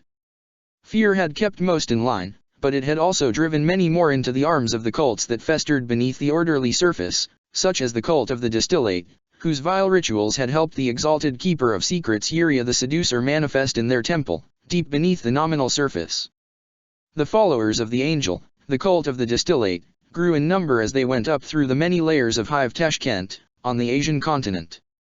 Daemons of Slaanesh manifested alongside them as their crazed fervor grew, and more were swept up in the tide of emotional excess, caught in the false promises of the warp. The echoes of blood resonated through the world's collective soul, and with the death of the Emperor and the collapse of the psychic barrier his presence had projected around Terra, millions succumbed to madness. They were channeled toward the ascending horde by the cultists of Slaanesh, who had awaited this day for thousands of years and now let loose all their hidden desires and hatred of the Imperium. The man did not remember his name. Like almost all of his life, it had been drowned beneath an ocean of grief. The priests had found him in the gutter, after his life had fallen apart, and they had remade him. They called themselves the Angel's Tears. No one knew where the name came from, though there were some who said it had been bestowed upon the first of their numbers by the great angel himself. It didn't matter to the man where the name had come from. Where the false emperor had abandoned him, had abandoned them all, the angel had not. He wept for their suffering, for the cruelty they endured. He accepted them, and he promised them vengeance. All he asked of them in return was their grief, and it was for that reason that the priests had cut the man's skull open and put the machines inside. The machines burrowed into his brain, and made him relive his worst memory, the one that had destroyed him, that had driven him into the arms of the tears. Over and over, without end, the memory replayed itself in his mind's eye, leaving him barely aware of the real world, barely able to function in it. The memory hurt as much now as it did when it had actually happened, but then, that was the point. His grief must remain pure, must remain as potent as on the horrible day. That was why he had let the priests put the implants into his skull, so that he would never forget, so that he would never forgive. How many years had it been? The man did not know. But the moment had come at last. The false emperor was dead. The priests had gathered the tears, all of them, and there were so many, far more than the man had ever seen together, to wait for something. He did not know what it was, but he saw it, then. The servant of the angel, rising from the depths. The machines in his head bit deeper into his brain, and amidst the pain and the grief, he felt power flow through his battered body. In the name of the angel, they would kill all those who served the false emperor. They would tear down the entire rotten edifice of the Imperium, and when the great angel took his throne, he would remake the galaxy in his image. He would bring about paradise, an end to grief, an end to sorrow, an end to torment. And, at last, an end to the man's suffering. An end to his tears. The roots of the world were also shaking, as ships crashed from orbit and the tier of nightmares made a mockery of the laws of physics. Entire sections of the hive collapsed, creating fields of rubble that stretched for scores of kilometers, full of corpses and wounded. Yet amidst that desolation, small pockets of order remained. One of those took form on the path of Iria and its followers, though its leader had no idea of the threat coming his way yet. Years ago, Salvor Lermontov had been a trooper in the Astra Militarum. He had served in the Imperial Guard for over 10 years, fighting in the God Emperor's name on 3 worlds, and earned many honors for his bravery and martial prowess. 12 years ago, after surviving a close encounter with a pack of orcs, Salvor had put in a request for leave in order to make a pilgrimage to Holy Terra, in order to thank the Master of Mankind for his platoon's survival. His superiors had put in a word to get that leave approved by the Departamento Munitorum before the soldier died of old age, and Salvor had begun the long journey to Terra. By chance or by fate, Salvor had actually reached the throne world, arriving less than 10 years before Light's End. But he had never left. Caught in the throng of pilgrims, he had seen the misery of Terra's people, the squalor and the fear that forever crushed them. More than that, when he was accidentally separated from the pilgrim crowds and lost in the sunless depths, he witnessed the depredations of the monsters that dwelled beneath the surface, serial killers and mutated beasts spawned from 30,000 years of accumulated pollution. Realizing that the lords of Terra cared nothing for the fate of the throne world's downtrodden, Salvor then decided to dedicate his life to helping them. In the years since, Salvor had become known as the emissary. In the dark, he gathered people around him, building a community based on principles of mutual help and the sharing of what little resources they had. To defend themselves from the monsters, his followers built crude weapons, hammers made of broken rock reedy and jury-rigged flamethrowers. They did not use blade weapons, for they knew the consequences of spilling blood on Terra. Despite the best efforts of the Inquisition, legends still spoke of the false angel, and of how bloodshed could rouse him from his slumber. By the time of Light's End, the emissaries group counted tens of thousands of members, men, women, and children, all faithful servants of the Emperor, if not the High Lords. Despite Salvor's efforts, some factions among the community had begun to attack imperial institutions, raiding for better weapons and supplies. The Ordo Hereticus, forever watchful on Terra, was starting to tighten its net around them. But the death of the Emperor and the dawning of the Angel War put all these concerns to rest, though it replaced them with others that were much, much worse. As the Angel War shook Terra, Salvor did his best to protect his people. He rallied his followers, exerting every inch of his charisma to keep them from succumbing to the rampant madness. In the anarchy, the emissary gave them purpose, to look out for one another, and for the other abandoned children of Holy Terra. Atop a mountain of rubble, Salvor Lermontov built an army, that fought against cultists and daemons alike, driven to face the nameless horrors of the warp by a belief that had outlived the Emperor. Along with his militia fought soldiers and enforcers of the imperial law, who had been cut off from their commanders and sought somewhere to fight and die if needed. There were no mention of how Salvar's actions, and those of his followers, were technically crimes against the lex warranting summary execution. In that desperate hour, the tyranny of the Imperium was finally lessened, and the sons and daughters of humanity stood as one. In the depths of Tashkent, the keeper of secrets Yuria could sense Salvar's gathering, a shining pocket of order and faith amidst the beautiful madness, and it offended it. Initially, the exalted daemon of Slaanesh had sought to direct its ever-growing forces out of the hive and toward the imperial palace, in order to turn the uncounted billions of desperate souls eking out an existence in the eternal city beyond the walls to its cause. But the emissary's defiance was an affront to its master's glory, and so Yuria drove its minions to confront and crush those who dared cling to decency and basic humanity in the hour of Slaanesh's triumph. As the army of the distillate cult approached the emissary's makeshift camp, demonic entities circled on the loyalists ahead of the main host, testing their defenses. Despite their courage, the mortals were hard-pressed by the infernal predators, whose malice was invigorated by the distant will of Yuria. Eventually, the cordon was breached, and a pack of Slaaneshi Neverborn was set loose within. They moved quickly, drawn to the improvised field hospital by the pain and torment of all the wounded souls gathered there, like flies drawn to carrion. Laying among the countless wounded Salvar's disciples had dragged from the devastation, was one body taller than all except the Ogrins, for Salvar's words and ideals had found purchase even within the brute minds of the abhumans. Even in silent repose, the man was a giant, his musculature speaking of genetic alterations in a life without the privations that afflicted almost all Terrans. The loyalists had found him naked and unconscious near the ruins of a monument so old no one remembered its purpose, and had dragged him along out of reflex more than anything else. There were no obvious wounds on his body, and so the few medici in the congregation had ignored him, focusing on the many who needed their attention. The flame of that man's life had been extinguished, once. In the deepest darkness, under the knives of monsters that fed upon suffering, its light had been drowned out. But it had been kindled anew by a brother's love, and lit in perpetuity. The light shone once more, and the eyes of the slumbering giant opened. He heard the screams. It was a familiar sound. People being hurt by monsters, dying as they fought in vain to keep the beasts from their brethren. And he, helpless, unable to do anything. No. Not again. This would not stand. He was among them before they could react, his hand grasping the back of one head and pushing it onto the needle-like protrusion that ended another's arm, the point piercing through the first's eye and into whatever passed for its brain. "You," sneered the daemon that led this pack of infernal abominations. It recognized him, of course.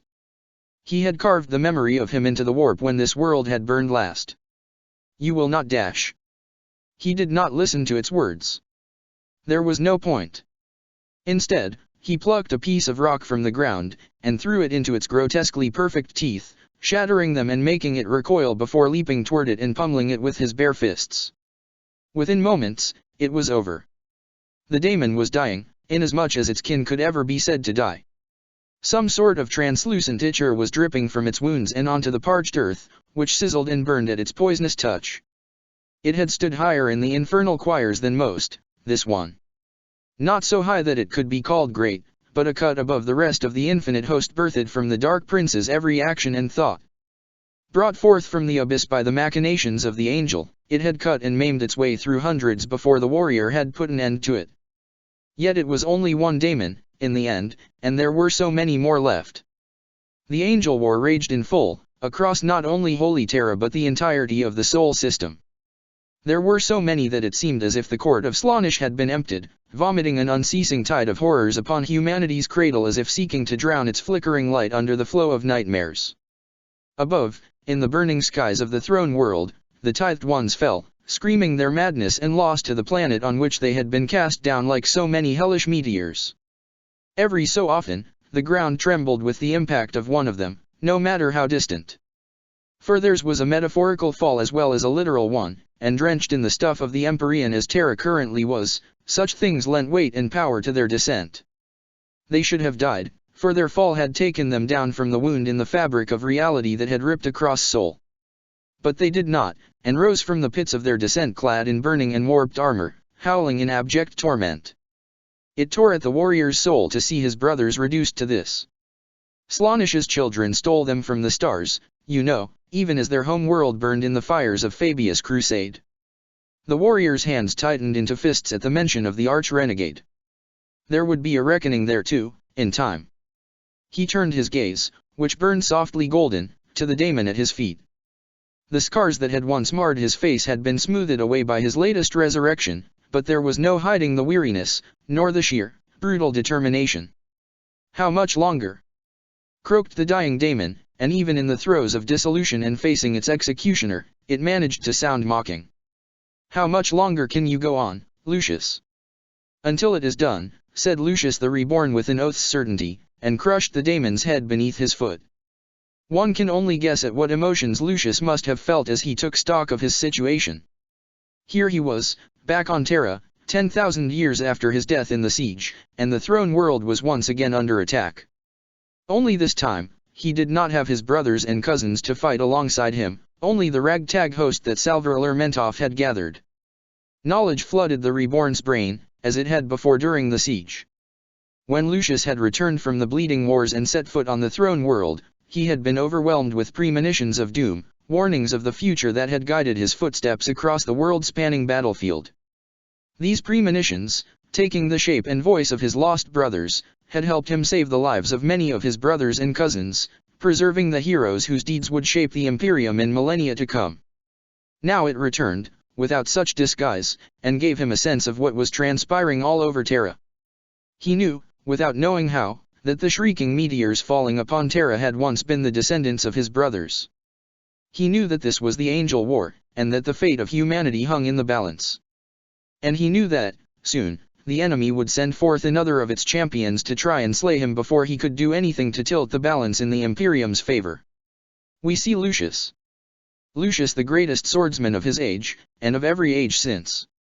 Lucius the devoted, Lucius the faithful, Lucius who died under the monster's knives and was dragged back to life by a brother's hands. He has slept long and deeply, freed from nightmares and reminiscences, but now he rises once more as the world he died so many times to defend suffers once more the presence of the archenemy. We see the mantle over his soul. It is vast and heavy, a responsibility that was meant for someone much more powerful than a legionary. But its intended incumbent turned from his duty to pursue unending ambition instead, and so the mantle was passed on to another immortal. We see the spear of lightning, wielded by the hand of an old friend of Omegan, and we hear the snapping sound as the mantle is cut from the shoulders of he who would be a god. It is ill-fitting, that mantle, and it lays heavy upon Lucius' soul. But he will not let it crush him. He will endure this, as he endured so much before. We see the corridors of the bleeding wars. We hear the whispers from beyond, that promised him power, restoration, glory. We see him ignore them all as he prosecutes his campaign of retribution upon the Drukhari. Vengeance, duty, honor, it is all one and the same to Lucius, and he will not give up. The bleeding wars never ended for him. This is the Reborn, brother. The one who makes daemons afraid, and the Dark Prince frustrated. The epitome of the Third Legion as it was always meant to be. Our lost brother would be proud. The face of Lucius the Reborn was bare of the many self-inflicted scars he had borne before his death at the siege of Terra, but that face was the one the ecclesiarchy had used in their myths. Now, having seen him in action, the followers of the emissary finally recognized him. Prior to that, the few who had seen him had been too exhausted, too terrified, to make the connection. They fell to their knees in supplication and thanks, and when Salvar himself arrived, accompanied by his guard and expecting to find a slaughterhouse, the mortal leader was awed by the Space Marine legend who stood there. Not rebels. Not traitors. Not that, never that. We are loyal servants of the throne. All we want is to defend ourselves from the monsters in the dark. Salvar Lermentov, to Lucius the Reborn, during the Angel War. Lucius and Salvar spoke, and an accord was reached. Though Lucius could feel the pull of his duty compelling him to the walls of the imperial palace, he could not abandon these people to the infernal horde that was closing in on them from the depths. The Reborn would stand along them, and as word of the saint's resurrection spread among the emissary's followers, a spark of hope was kindled alongside the flames of defiance that had sustained them so far. Pieces of improvised armor intended for the use of Oghren were hammered in place over Lucius' body. He picked up a piece of jagged metal, testing its weight before nodding and marching to the edge of the camp. There, like an old barbarian king, he stood before the gathered hosts of hell. He looked just as deadly. Soon, all too soon, Iria itself emerged from the depths. The exalted keeper of secrets towered above the battlefield, a figure of infernal glory that burned the eyes of the Imperials. Along with it came a host of daemons and mortal slaves of chaos. Preachers shouted hymns of hatred and purity, pitching the strength of their flock's faith against the greater daemon's corruption. Yet the sheer immensity of the chaos host, which outnumbered the beleaguered loyalists many times over, weighed heavily on the courage of the emissaries' followers, who had already endured much and found themselves wondering if there was any point to their resistance. As the horde of monsters advanced, morale began to waver. And then, everything changed. "This is our home." No one knew who said those words first. They were barely more than a whisper, a desperate prayer for strength in the face of horror. But they struck a chord within the hearts of the thousands who had gathered in this final, desperate stand against the unholy and the monstrous. "This is our home," 100 voices repeated. "This is our home," said 1,000 throats. "This is our home," roared 10,000 souls. Among the slaves to darkness it had gathered, Iria heard their defiance, and anger distorted its monstrously beautiful features. The dispossessed children of Holy Terra stood against the Slaaneshi horde as it charged. They cried out in terror, they wept, they puked and they soiled themselves. But they did not take one step back. The few tanks the guardsmen had brought with them opened fire, emptying their magazines into the Slaaneshi horde. Hundreds were slain in the sporadic barrage, but the rest kept coming. One of the tank's crews tried to target the greater daemon, who stood in the middle of the horde, but each shell was either dodged or casually redirected with a single blow, crashing into the monster's slaves instead. Knowing from experience that it would take far more firepower to destroy such a creature, Lucius ordered the tanks to focus their fire on thinning the horde as much as possible before contact. As the horde approached, lighter weapons were brought to bear, and a disordered hail of lost fire slammed into its front line. It did little damage to the daemons within the Slaaneshi tide, but scores of the mutants and cultists were brought low, only to be mercilessly trampled by those behind them. The closer the two forces became, the louder the noise got, as the Imperials screamed their oaths to drown the horrible sound of the Slaaneshi. Then they clashed, and the battle began in earnest. At the forefront of the line stood Lucius, who cut down all slaves to ruin that approached him. Daemons and heretics and maddened, daemon-possessed cyborgs hurled themselves at him, and though some succeeded in wounding him, the son of Fulgrim fought on, answering every injury with a lethal counter. Those tithed ones that had rallied Iria's host sought Lucius with single-minded focus, their broken minds somehow recognizing him. Perhaps they sought to kill him because he reminded them of what they had lost, or perhaps they knew he could deliver them from their unending torment. Regardless, all of his broken brothers who approached him were slain, swiftly and without mercy, for Lucius knew that the only mercy he could grant them was the release of death. Drenched in blood, the reborn fought on, until a hushed silence suddenly descended upon the battlefield. Lucius looked up from the remains of the last enemy he had dispatched, knowing what he would see. There, towering above him, was the leader of the Slaaneshi horde, Iria itself. The name and sins of the exalted daemon flowed into Lucius' mind, and that knowledge granted him an understanding of the true nature of this foe. With that knowledge came a burning determination to destroy the seducer, and Lucius felt neither fear nor doubt as he confronted the greater daemon of Slaanesh. Two of the daemon's hands held weapons, a whip and a sword. Lucius ignored the abominable nature of the weapons, focusing instead solely on their reach. It didn't matter to him that the sword was made of a single shard of crystal that shone with impossible colors, or that the whip was a living thing, ending with a needle-teethed mouth. Iria was faster than him. It was also taller, stronger, and a lot more resilient. It had experienced the death of uncounted worlds, feeding off the terrible emotions that course through the mind of those who watch everything they ever knew fall apart around them. It had whispered unholy truths and beautiful lies that had brought the doom of empires. It had fought titans in the webway, and come close to breaching the palace long before the dogs of the arch-traitor had ever reached Sol. This was not a fight he could win. But that didn't matter. Lucius' past was a litany of such fights. He dodged every blow by a hair's breadth, or turned them aside by the tiniest angle. Even then, his improvised armor was dented, and his skin covered in scratches that gleamed with deposited poisons that would have killed a mortal man a dozen times over since the duel had begun. The child of the Emperor had yet to strike a single blow in return. And yet, it was Yuria's features that were distorted in frustrated anger. It wanted to taste his fear, his despair at facing an opponent he could not possibly defeat, and it found no such thing. The Emperor is dead, Lucius. You fight for nothing. This world is ours already. He may be, acknowledged Lucius. But I fight for the Imperium and its people. And this world will never be yours. Your legion is dead too, it taunted him further. Chemos burned. We took your surviving brothers and made them into our pets. Ah. Now that was making him angry. But his anger was a cold one, not one that would shake his focus. Then I shall be a legion of one, spat Lucius. I shall destroy you, and then the next monster, and the next, and the one after that. I will never stop. I will never relent.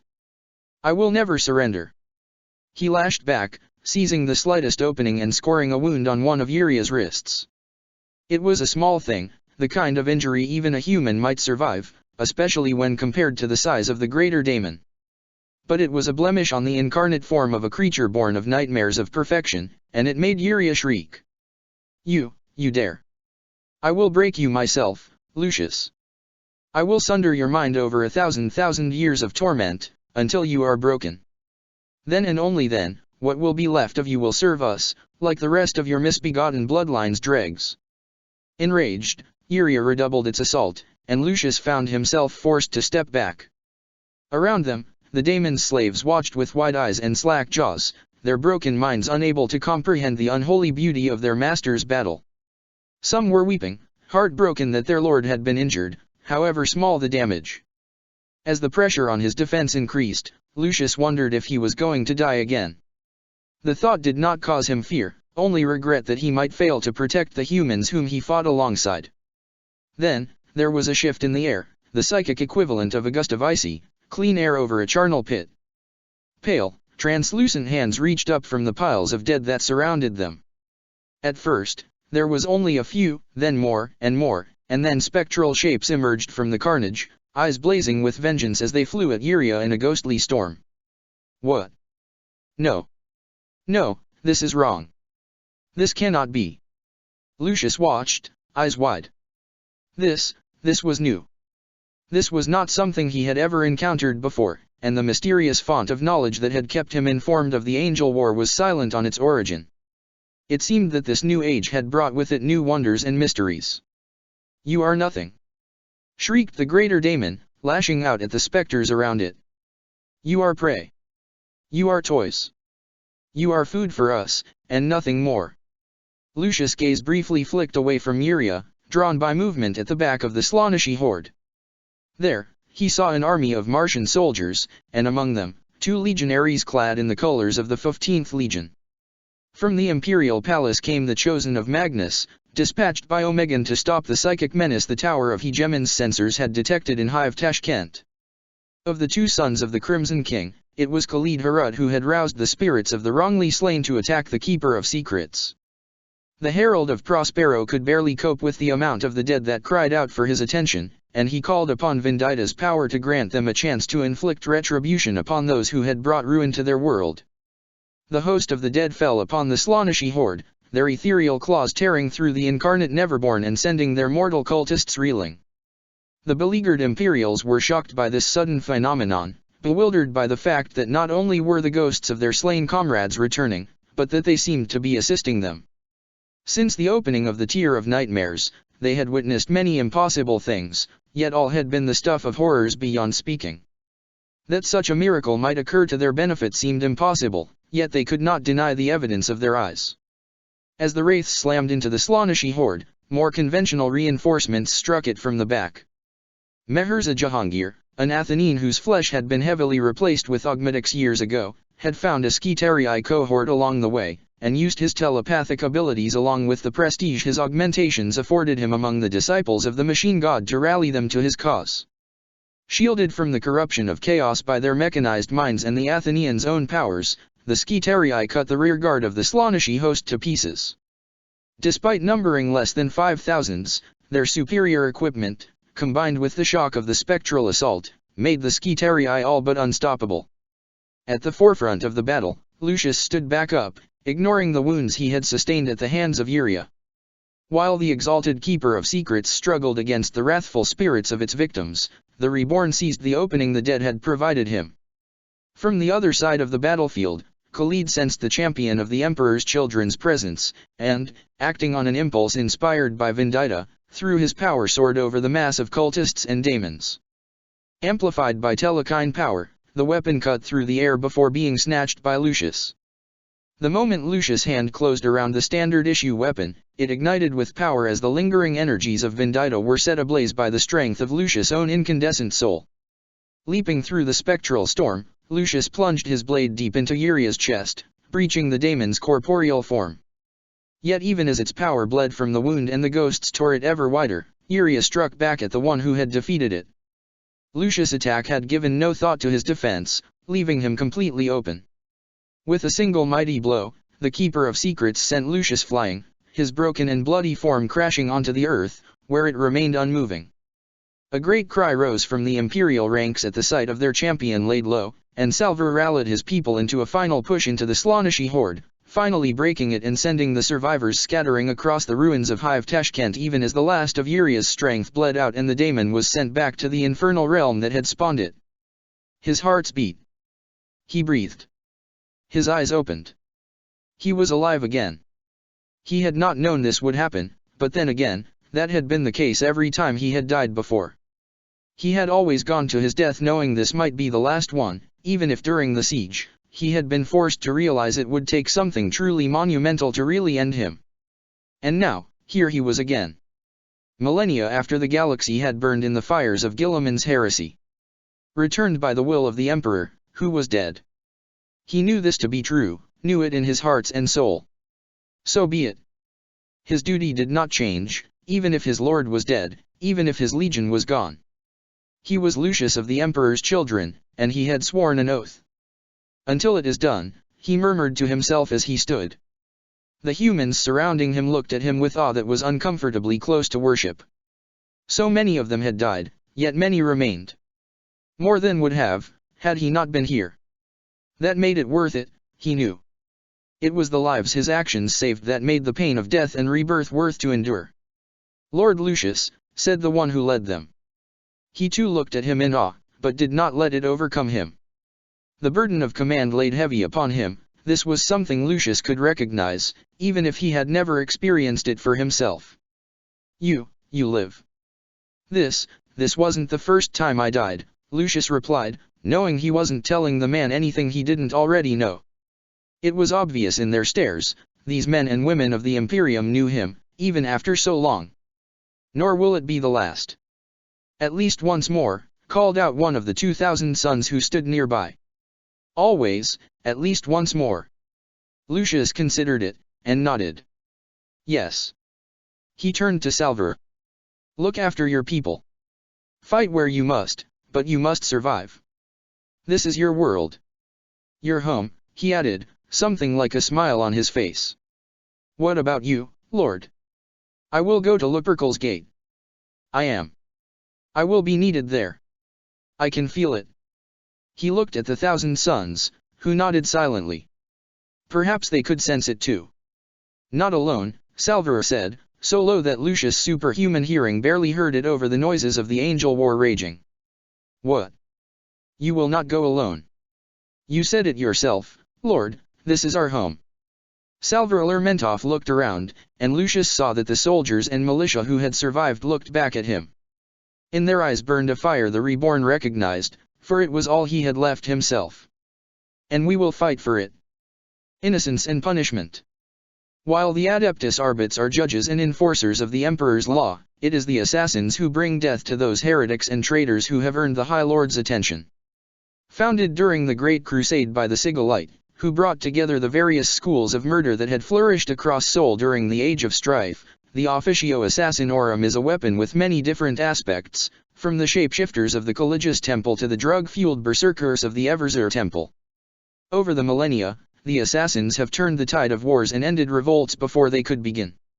Wrapped in secrecy, they have rarely fought in open warfare, but as with many things, this will change with the coming of light's end. We see the Assassinorum Temple. It does not look like much, when seen with mundane eyes. At first glance, there is little to differentiate its Gothic spires from the countless temples and cathedrals that cover so much of Terra. This is by design, of course, for the lords of the temple know the value of secrecy. But we see deeper, brother. We see the eyes and the traps, the wards, and the guards. We see the weight of death, crushing every stone. The officio is responsible for less than 1/millionth of the deaths laid at the Imperium's feet, yet it is one of its most dreaded weapons. We see the harvest of flesh across the galaxy. We see 1,000 killers being watched and judged, subjected to great trials before being dragged in the shadows so that they might be reborn. We see unlit corridors where weapons of flesh and blood pass one another without a sound, and the chambers where children are made into killing machines. We see devices that pour knowledge into minds shaped like steel traps, and chemicals and drugs in bodies that have forgotten their names. We see murder among the stars, done at the behest of a council made up of humanity's most ruthless and ambitious lords. By monomolecular blade or tank-rending bullet, by bloody claw or tasteless poison, those who are marked for the officio's attention are walking dead. Only thrice has a kill order been rescinded, only twice has that decision been made in time to save the target from their doom. We see the great temples, the ones whose existence is known to the other high lords and their lackeys.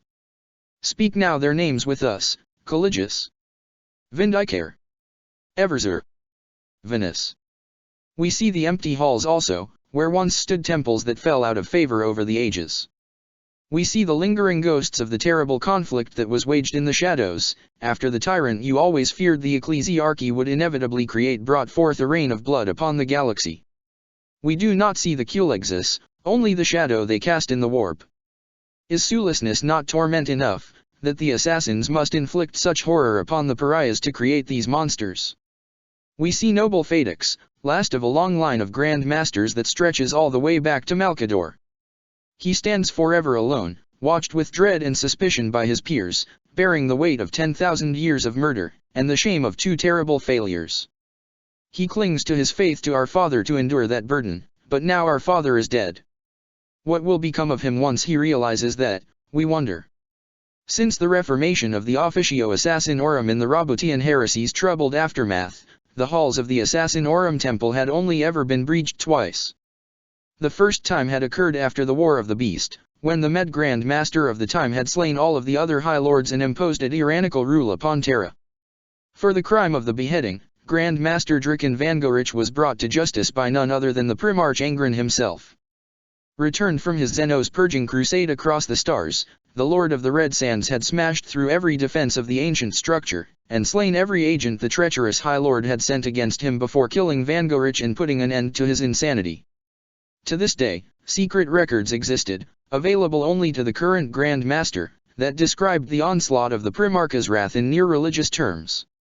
Written by the few survivors of Angren's retribution, these texts served as a reminder of the price of overreaching beyond the set limits of the Grand Master's duties. While the fact of Angren's return were known to the High Lords and their closest circles, only the Grand Master of Assassins knew the details of the final confrontation between Vangorich and the 12th Primarch, only he knew the last words of the beheading's architect. Whatever those details may be, whatever these secret accounts may relate, no Grand Master had ever contemplated such treason again. Millennia later, after Goj Vandire's reign of blood was put to an end by the execution of the Med Tyrant, another battle had been fought in the Temple of Assassins. The shapeshifting would-be usurper, Tsikjarik, had sought to bring the Officio under the control of Vandire, triggering a civil war within the ranks of the Assassins. While this conflict, the Wars of Vindication, would last several years past Vandire's demise and spread across the entire Imperium, its first battle was fought on Holy Terra itself, within the very walls of the temple. There, the Grand Master and his legionary allies had confronted Jarek, putting the traitor to death and shattering his conspiracy to pieces. While the details of both these occurrences had been kept secret from most of the rest of the Imperium, the assassins themselves remembered them well. None questioned the necessity of these past assaults, but paranoia was one of the Officio's cardinal virtues. The masters of the Officio knew that, should another High Lord attempt to follow in Van Dyer's footsteps, their first step would be to neutralize the threat that the assassins posed to their ambitions. The watch of the Ordo Sicarius and the Officio's ties to the 8th and 20th Legions made it all but impossible to turn the assassins to such a cause again. Wary of failing in their sacred task of enforcing the Emperor's judgment, the Grand Masters had made every effort to secure their headquarters against intrusion. The temple was moved several times across Terra, hidden among the thousands of cathedrals that covered the throne world. Apart from the Officio's members, only the inquisitors of the Ordo Sicarius knew its actual location. But secrecy was far from the only defense of the Officio Assassinorum, who knew all too well how easily such a veil could be torn asunder.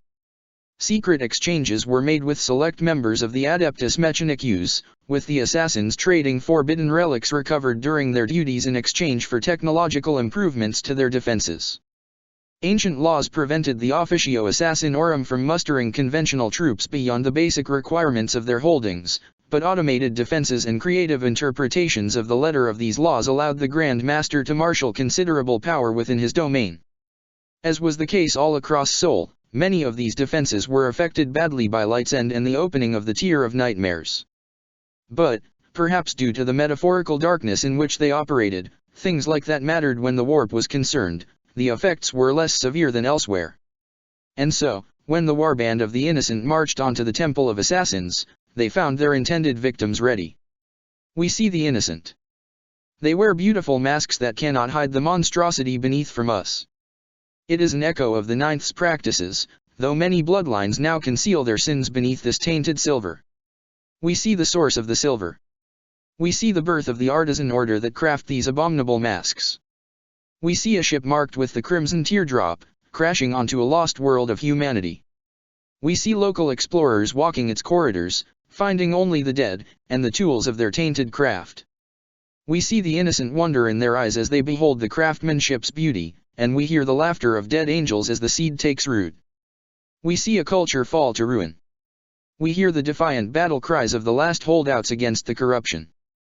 We see their last stand. At the gate of a temple the converts of Chaos' youngest god will burn and rebuild 100 times bigger. We see what they made of the corpses, and what they did to the children who hid there. In a galaxy of horrors, that atrocity still resonated with enough strength to draw the eyes of the powers beyond. Millennia later, we see our traitor nephews come to the world, driven by the vagaries of the Sea of Souls. This is no coincidence, brother. We see the masks forced upon their faces. We hear the screams of what remains of their conscience. We hear the broken sound of their laughter as they rise, purified of the last traces of their humanity, as their guilt is drunk by the masks they now wear. There is no sin, they call out as they inflict their cruelty upon the galaxy. There is no good or evil, they shout, repeating one of the galaxy's oldest lies. There is only power. Only will, only desire, only pleasure and joy, and those should be pursued no matter the cost to others. It is a lie. It is repugnant. It is wrong, and it must be ended. From the distant world of Hadron's standing, the innocent were delivered to Holy Terra in a storm of dust and ash. As the Tier of Nightmares opened in the heavens, 6 mortal followers of Slaanesh had gathered before the Assassinorum Temple, disguised as priests attending one of the cathedrals that served as part of the temple's camouflage. Each was a veteran of horrors, a powerful servant of chaos who had inflicted untold atrocities in the dark places of the Imperium before being commanded to go to Terra by a golden figure visiting their dreams. Hidden from the eyes of imperial authorities by the power of their master, which had twisted fortune to their advantage, these Magi-sters of ruin had made their way to the throne world among the throngs of pilgrims.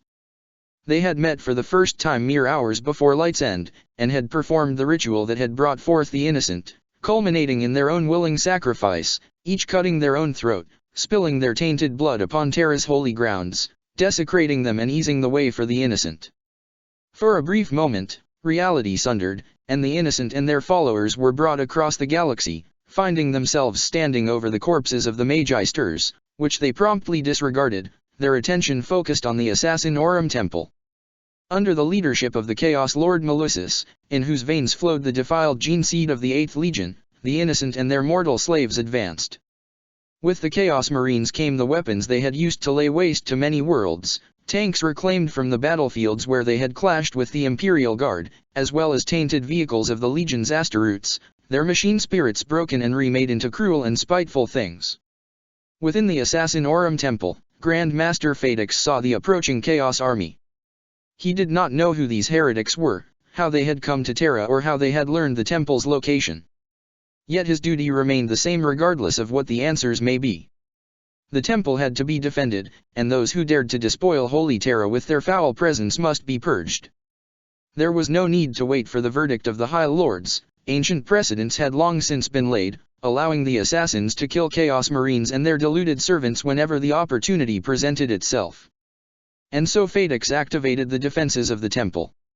From transmitters disguised as gargoyles, a signal was sent from the temple's apex, a command that was received by the swarms of cyber crows that covered its walls and those of nearby cathedrals.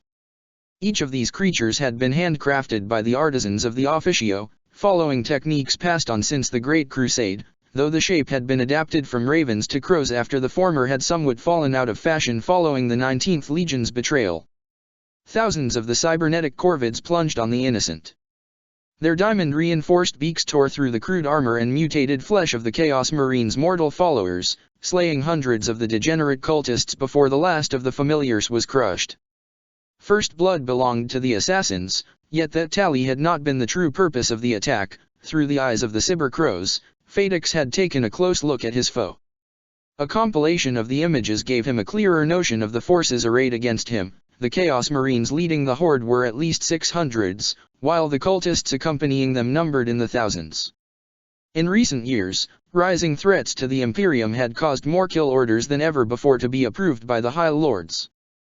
More and more execution forces had been dispatched, targeting Orc Warboss, Chaos Lords and rebel leaders across the galaxy. As a result, the number of assassins within the temple, which had never been high to begin with, had fallen to a historically low level. Yet the officio believed in contingency planning, and the Grand Master had made sure to keep assets stored away precisely for a crisis such as this one, though not even his paranoia could have foreseen the true extent of the unfolding calamity.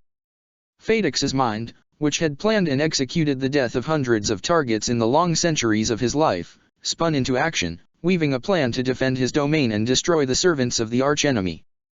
Meanwhile, with the Cyber Crows dispatched, the innocent resumed their approach. The temple's defenses opened fire on the Slaaneshi throng, answered in kind by the cannons of tanks. The Chaos artillery far outgunned the turrets of the temple, which had been designed with secrecy foremost in mind. Few cathedrals had heavy cannons, even in the Imperium. Though they took a toll on the innocent, one by one the temple's turrets were silenced, and the warband arrived before the gates. Hidden in alcoves and behind murder holes, Vindicare killers opened fire on the Chaos warband. Their high-powered sniper rifles were aimed at the Chaos Marines, and the shells they fired had been designed to kill even the most thick-skulled Orc Warboss. But the innocent were protected by the unholy power they served. Auras of power rippled from their masks, and the Vindicare shells exploded in midair, or were thrown off course and slammed into the screaming cultists instead. By luck or the whim of the Dark Prince, a few did find their mark, punching through ceramite and detonating within transhuman flesh, but even then, the wounded innocent did not die, sustained as they were by the eldritch artifacts embedded on their faces. Warp energy roiled between them, each reinforcing the others. This, too, was watched by Phaedix. The Grand Master saw the silver masks glow with the same light that burned in the skies of Holy Terra, and recognized what it meant. Concentrated fire from the innocents' artillery soon took down the gates, and Melusis led his warband onward. Inside, the Assassinorum Temple was a labyrinth, filled with deadly traps. Those who lived there were all used to avoiding its perils, and the regular deaths were regarded as a culling of the weak. The innocent herded their mortal slaves ahead of themselves, laughing as their followers died by the score to lethal defenses before destroying them and sending a new batch in. After an hour of advancing like this without seeing a single defender, the Vindicare had retreated immediately after their first volley had failed to hurt their targets. The innocent finally met resistance that could actually be fought. At the order of Phaedix, 100 stasis coffins had been opened. Their occupants had been loaded with mission parameters of exceeding simplicity: kill everything within the temple that wasn't a member of the Officio Assassinorum. 100 Everzer assassins were a force to be reckoned with. Not since the War of the Beast and Angren's wrathful judgment of Drikan Vangorich had so many of the drug-fueled killers been unleashed at once. The first cultists to encounter them did not even have time to be terrified before they were torn apart. The ones after that barely had time to scream. By the time the Chaos Marines reacted, the Everzer had slaughtered thousands of cultists. The Lords of the Innocent, however, were stronger foes. Empowered by their silver masks, they faced the assassins, reveling in the chance of slaying these living incarnations of the Emperor's justice. Eventually, the last of the Everzer was put down. The bombs that were normally implanted within them to ensure they took down their killers with them had been deactivated. Instead of series of nuclear explosions that would have leveled the entire temple, each of the dead Everzer detonated with the strength of a fusion grenade as the chemicals running through their bodies were thrown off balance. Between the fighting and the explosions, the Innocent had taken their first Astaroth's casualties. Nearly a third of their number had perished, but the rest pressed on, caring for the demise of their brethren only insofar as it had also weakened their own power.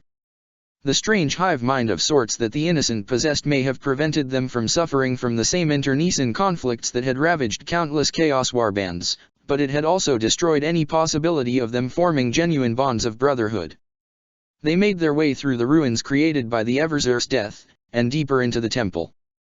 The temple was far larger than it appeared. Networks of tunnels and catacombs spread below its cathedral-like disguise, full of the archives of 10 millennia of murder. The Innocent wanted to destroy it all, to erase every trace of the officio's existence. As they went deeper, they left groups of cultists behind to burn the records and defile the monuments of past assassins. However, few of these slaves to ruin completed their vile tasks. As their masters left them behind, silhouettes emerged from the shadows, picking up lone cultists and dragging them away before returning to the rest, having assumed the shape of their victims. From within these groups, the daughters of the Caligis temple sabotaged the cultists' efforts. With carefully chosen words and actions, they turned the Slaaneshi worshippers against one another. At the head of the Innocent advance, Melissus was growing frustrated. Although he and his brothers had slaughtered many servants of the Officio Assassinorum, they had yet to find their true prey, the High Lord of Terra that the Sanguiner had told them was there, the Grand Master of Assassins, who dared to think his actions were in any way just. For hours they wandered deeper and deeper, finding only automated defenses and small pockets of resistance, until, at last, they found Phaedix. The Grand Master confronted the Lord of the Innocent in a vast underground library, which vast shelves were filled with books on the countless methods of murder humanity had designed over its bloody existence. Standing on a towering balcony, the High Lord spoke to the invaders. "Ah, here you are, Grand Master," Melissus sneered. "We have been looking for you." "Yes, I thought as much." Phaedix's voice echoed in the library, empty save for the Innocent and their prey. "You have made quite a mess of this place. And you would judge us for this?" Laughed Melissus, the sound warm and cruel. "You are a killer, just like us. You hide the truth behind pretty lies, but you and I both know the truth." "You know nothing, traitor," replied Phaedix, his voice haughty and confident, full of cold and righteous anger. The mere sound of it was enough to make Melissus grind his teeth in disgust. "I serve at the will of the other High Lords. Through them, the will of the God Emperor is made manifest, and I carry his judgment to those I command. But there are exceptions, circumstances where I am allowed to act without official sanction. By intruding here, by breaking the sanctity of Holy Terra, by defiling the throne world with your corruption, you have placed yourselves within one such provision. By the power vested in me by the Master of Mankind, I judge you all guilty, and sentence you to death." But Phaedix did not stay and face the Chaos Lord head-on. Instead, he turned tail and fled, mocking Melissus, telling him that he and his kind would be lost forever in the labyrinth beneath the Officio, until such time as the Imperium deigned to deal with them. Enraged beyond measure by the High Lord's provocations, Melissus called all of his brothers to his side, and drew upon the power of their masks to hunt down Phaedix through the tunnels. Deeper and deeper they went, chasing the Grand Master's trail. In his rage, Melissus did not wonder why they had stopped encountering traps since the confrontation in the library. It was a mistake Phaedix was counting on. He led his pursuers into an immense chamber, whose vaulted ceiling was held up by hundreds of meters-thick pillars of black stone. The temperature in that room was far below the point of freezing water, but neither Phaedox nor the innocent were bothered by the cold. Blue torches atop the walls, which reached over 300 meters in height, cast a dim illumination upon the room. There, the innocent found Phaedox waiting for them, standing in the shadows of the pillars. Driven by his anger, Melissus charged, and with a single blow of his demonic axe, cut his prey in two. But even as the halves of the Grand Master fell to the cold metal of the floor, their flesh flowed like wax, revealing another Caligula's assassin, while the entrance the innocent had come in closed, the massive gate rolling back into place. Melissus laughed. Was this it? A pitiful attempt to trap them? Did that High Lord believe the innocent would succumb to something as pathetic? And yet, there was something about this room. Something he couldn't quite understand, even as all his senses, both mortal and war-brought, told him there was no threat in his surroundings.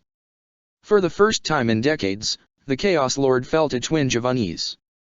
Suddenly, where before there had been only bare stone, figures in black clung to the pillars, looking down at the innocent with skull-faced helmet. Melissus saw over 30 of them leering at his warband. Lore that had been implanted in his mind during his ascension to the ranks of the Space Marines floated to the surface of his mind. Culeg's assassins, the soulless killers of the Imperium, most dreaded weapons of the Officio Assassinorum. Then the collective pariah aura of the Culeg's slammed into Melissus, and he could think of nothing but the horror of it. All around him, the other innocents stumbled, overwhelmed with a sense of dread that was entirely alien to them. Yet even that feeling paled in comparison to what came next. Under the collective psychic nullification effect of the Culeg's, Melissus felt himself sundered from the rest of his warband, cut off from the other silver masks. He felt his strength drain away from him, reducing him to the still considerable power of an Astaroth's. With a growl, he reached for his bolter, ready to open fire and rid himself of these abominations, but his hand froze mid-gesture. Before his wide eyes, the mask of silver that had been affixed on his face in another life fell, and smashed on the stone floor, scattering in 1,000 fragments with a discordant sound. Struck numb, Melissus heard the same sound repeat itself, as the masks of his 300 brothers also fell, the eldritch energies within them annihilated by the Culeg's mere presence. And with the masks gone, all that they had kept away came flowing back in. All the doubts, all the bitterness, all the guilt, too, for despite his exile from the 8th Legion Melissus had not fallen so far as to forget the teachings of the King of the Night. All the terrible things he had done since then drowned him in a tide of horror. His axe slipped from nerveless fingers. It clanged on the floor, just an axe now, the daemon bound within it banished back to the Sea of Souls. Melissus followed it, falling to his knees with enough strength to crack the stone. His mouth was open, he wanted to scream, but no sound came out. The skull-faced monsters walked among the downed innocent, striking them one by one with beams of unlight from the strange devices affixed to their heads. Every warrior struck by these weapons fell, and even through the horror and the loss of his extrasensory perceptions, Melissus knew they were not simply dead, their very souls were drawn from their bodies, absorbed by the animi speculi and subjected to a worse fate than anything the Dark Prince could conjure for those who failed him. He heard footsteps, and forced himself to look up. There was Phaedox, the Grand Master of Assassins, standing over Melissus' fallen form. Not a double this time, the Chaos Lord knew. Even through the pain and absence, he could feel the will of the High Lord, radiating from him like light from a cold star. How? Melissus asked, forcing the words out. How can you bear it? I am the Grand Master of the Officio Assassinorum, replied Phaedox. By the will of the Emperor am I elevated beyond guilt, for I am but his instrument. But he is dead, croaked the Chaos Lord. He is dead. He is gone. For a moment, Phaedox appeared to be considering Melissus' words, his expression remaining unchanging. Then, he nodded, as if to himself. Perhaps. But my duty remains the same. The last thing Melissus, once of the Night Lords, saw before death finally claimed him and his withered soul slipped from his corpse, was the velvet ribbon in Phaedox's hands closing in on him. With the death of the innocent, the immediate danger to the Assassinorum Temple had passed. The leftover cultists were swiftly slain, as Phaedox gave the Culeg's free rein within the complex. Divided and confused by the Caligula's infiltration, the cultists were easy prey for the Kulexus and the Vindicare, whose weapons were more than powerful enough to deal with heretics and mutants. Yet the threat was not over. When the innocent had attacked the temple, they had marked it for every nearby Slaaneshi force. The lost and the damned, the Laters, the Neverborn and the Tithed Ones, all knew that this was a place of importance, a battlefield worthy of fighting for even if they did not know why. With the temple's defenses broken by the innocent and many of his assets lost, Phaedix was forced to order his remaining operatives to focus on defending the complex, rather than dispatch them across Terra to the rescue of other fronts. Faith and woe. Across the continental landmass that, in ages past, was known as Australia, the ecclesiarchy holds unchallenged dominion. But faith mixed with obsession turns to fanaticism, providing fertile grounds for the seeds of heresy to grow, watered by a flow of self-righteousness. Surrounded by wealth, power, and adoration, the highest ranks of the ecclesiarchy have been watched by the Inquisition since the dawn of the Imperium, and the reign of blood only deepened their distrust. But even the most watchful guardian can make mistakes, and now the very heart of the Adeptus Ministorum is threatened with corruption and ruin. We see Kaolith. Kaolith the Prurient. Kaolith, whose cries as it made a craft world into a void-faring nightmare have haunted the visions of farseers since the days of the fall. The shaper of horrors, the twister of flesh and destinies. We hear the heralds of the Dark Prince, speaking the foul creed of the Lapsarian heresy. They believe our Father is dead, that he has been dead for thousands of years. They believe the angel should sit the golden throne, as the Emperor's rightful heir. They believe Horus betrayed the Emperor, they believe Sanguinius killed him to save the Imperium, they believe we and our brothers rewrote history to hide the truth of our ambition, they believe we vilified the angel so that we could rule in his place. They believe a lot of things. Many of them are self-contradictory. Theirs is faith in its most hideous form, where blind belief takes the form of violently rejecting anything that does not conform to your vision of the world around you. They need no glamour to be deceived, for they reject reality itself. They look at the horde of monsters that descends to feast upon Terra's bones, and see a glorious host of shining angels bringing deliverance to the worthy and damnation to the unfaithful. Sounds familiar, brother? If you look closely enough, you might see the traces of the Covenant's influence. We see the Sisters of Battle, the light of their piety cast in stark relief against the heretics and Neverborn around them. In them burns the fire of belief and conviction, shackled by discipline and duty. Even your sons could find no fault with their purity after they deposed the madman who deceived their founders into heresy. In this, brother, they are greater than our own nephews, for who among them succeeded in overthrowing their treacherous leader? We see the trillions of souls who embrace the imperial creed across the galaxy, in all its myriad variations. Even the least psychically gifted soul shared that tenuous connection to our Father, or at least to who, or is it what? They believed our Father was. Belief can shape the universe, brother. That shaping can take many forms. The actions belief drives some to are but one. Our littlest brother sought to harness another, more direct yet esoteric way. But even he had doubts. After Van Dyer, the Circle of Serpents thought about aborting their experiment. It was Thor who convinced them otherwise. If a mortal soul could shine so bright, if the Imperium could yet produce such radiance without it being born from him, then they believed there was still hope for their plan. What will happen now that he is dead? Not even he knew that. We will not lie to you and call our Father's final thoughts a plan. In truth, brother, we are the inheritors of his final gamble. Of all the theaters of the Angel War, it was perhaps within the continent-spanning ecclesiarchal palace that the true scope of the preparations that had led to it was clearest. The corpse of the false Saint Rodrigo Alexander had been but the latest of the seeds of ruin that had been laid across the continent over the millennia. As the exalted keeper of secrets Kaolith rose within the cathedral of the immortal emperor, the servants of Slaanesh and his angel rose. As daemons, latter, and tithed ones descended from the tier of nightmares, the cultists who had embraced the blasphemous creed of the Lapsarian heresy discarded their disguises and raised their unholy banners. Born of the crystallized madness inspired by the echoes of blood, the Lapsarian heresy had plagued the Imperium since the end of the Scouring. As the Imperium was purged of the traces of Guilliman's rebellion and the history of the heresy was rewritten to prevent the collapse of the Empire, the first signs of that vile cult were found on Holy Terra. Its members, driven to lunacy by the echoes, believed in a different account of the heresy, one that saw the traitor Primarch Sanguinius as a martyred figure, and the rightful heir to the emperor of mankind. The exact details of how this false version of events had occurred varied from one cell of the cult to the next, with the angel's divinity and righteousness being the only constant, along with a fierce hatred of all legionaries from other gene lines, who were said to have betrayed the angel and imprisoned him into some infernal pit out of jealousy. Over the millennia, hundreds of inquisitors and untold thousands of acolytes had fought to keep the Lapsarian heresy, a name coined by one of the Ordo's first interrogators, and which spread through the entire Inquisition, suppressed.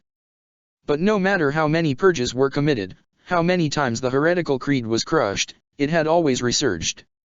And as Light's End came, the true extent of the cult's penetration of Holy Terra was revealed. Within the ecclesiarchal palace existed thousands of lesser orders, small communities of priests and monks that spent their entire lives in quiet contemplation of the God Emperor's grace within secluded monasteries.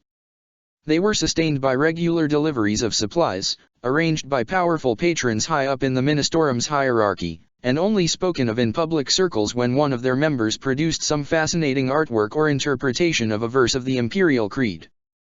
As the tier of nightmares rent the skies, several of these monasteries threw their gates open. The things that stalked out little resembled monks, clad in hooded robes that concealed the worst of their alterations. They were grotesque mutants, their gray flesh crossed by scarlet veins, their eyes burning like coals within their hoods. Hidden behind their walls, their communities had been infiltrated by the Lapsarian heresy, and vile rituals conducted in secrecy had planted seeds of corruption within their souls that now blossomed under the radiance of the tier of nightmares. From the House of Revelations came scholars who had drunk deep of the secrets whispered at midnight, and now they reveled in the thrill of shouting blasphemous unwords that broke the ears and minds of those who heard them. The brethren of Saint Ceres tore the innocent apart and gorged on their remains, their teeth scarlet with gore. The followers of the Radiant Wreath let loose their pyromantic gifts, filling the air with the scent of burnt flesh. These and half a dozen lesser brotherhoods fell upon the masses of panicked pilgrims, and every drop of blood, every atrocity, brought the warp a little closer. Of the thousands of preachers who exhorted the masses to worship of the God Emperor, hundreds were revealed to have been corrupted also. Great, walking organs that had loudly shouted holy hymns suddenly began to howl unholy symphonies of ruin that drove those who heard them to madness. Self-proclaimed prophets of the Dark Prince were blessed with inhuman charisma, and their poisoned words pushed thousands of naive and ignorant souls into Slaaneash's embrace. Even when the monstrous, reptilian shapes of the latter arrived, delivered from the heavens in bolts of teleportation energy, the Chaos Priests held strong enough a sway over their damned flock that they willingly joined forces with the abominable Xenos. In preparation for the celebrations of the Millennium's End, nearly every order militant of the Adeptus Sororitas had sent representatives to Terra. They had been scattered across the planet to participate in the parades, but the bulk of their number was in the ecclesiarchal palace when Light's End came. After all, it was there that the convent fortress of the Convent Prioris was located, the very heart of the Adepta, a holy ground to which all sisters dreamed of making pilgrimage, even if few ever but glimpsed it from afar. Tens of thousands of sisters of battle in full battle gear suddenly found themselves thrown from what was supposed to be the most sacred instant of their lives into an impossible nightmare, where daemons stalked the throne world and each and every one of them felt a keen sense of loss within their souls, where their connection to him on earth had been. The Vox was full of screams and static, yet news of the Ecclesiarcha's death in Europa had somehow made it through, spreading further confusion and shock.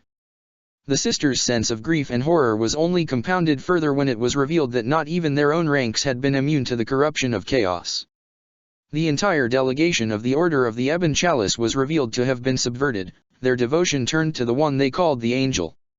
Beneath their helms, their faces were covered in patterns of scars that called upon the unholy powers of the Empyrean. Powders added to their flamers' reservoirs turned the flames into a myriad of sanity-searing colors, and their penitent engines, constructs whose nature had always seemed dubious to the rest of the Imperium, activated hidden functions and mechanisms that made each of them a walking blasphemy against the God Emperor. Sensors spread warp-tainted drugs in clouds that caused madness and mutation in all who breathed them in. The forces of Slaaneash converged on the Cathedral of the Immortal Emperor, drawn to the exalted Keeper of Secrets who presided over the abominations taking place there.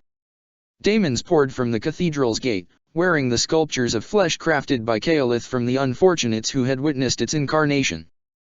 But though the faith the ecclesiarchy had championed during its entire existence was shaken, it was not broken. Living saints manifested among the faithful, in greater numbers than anywhere else on Terra during the Angel War.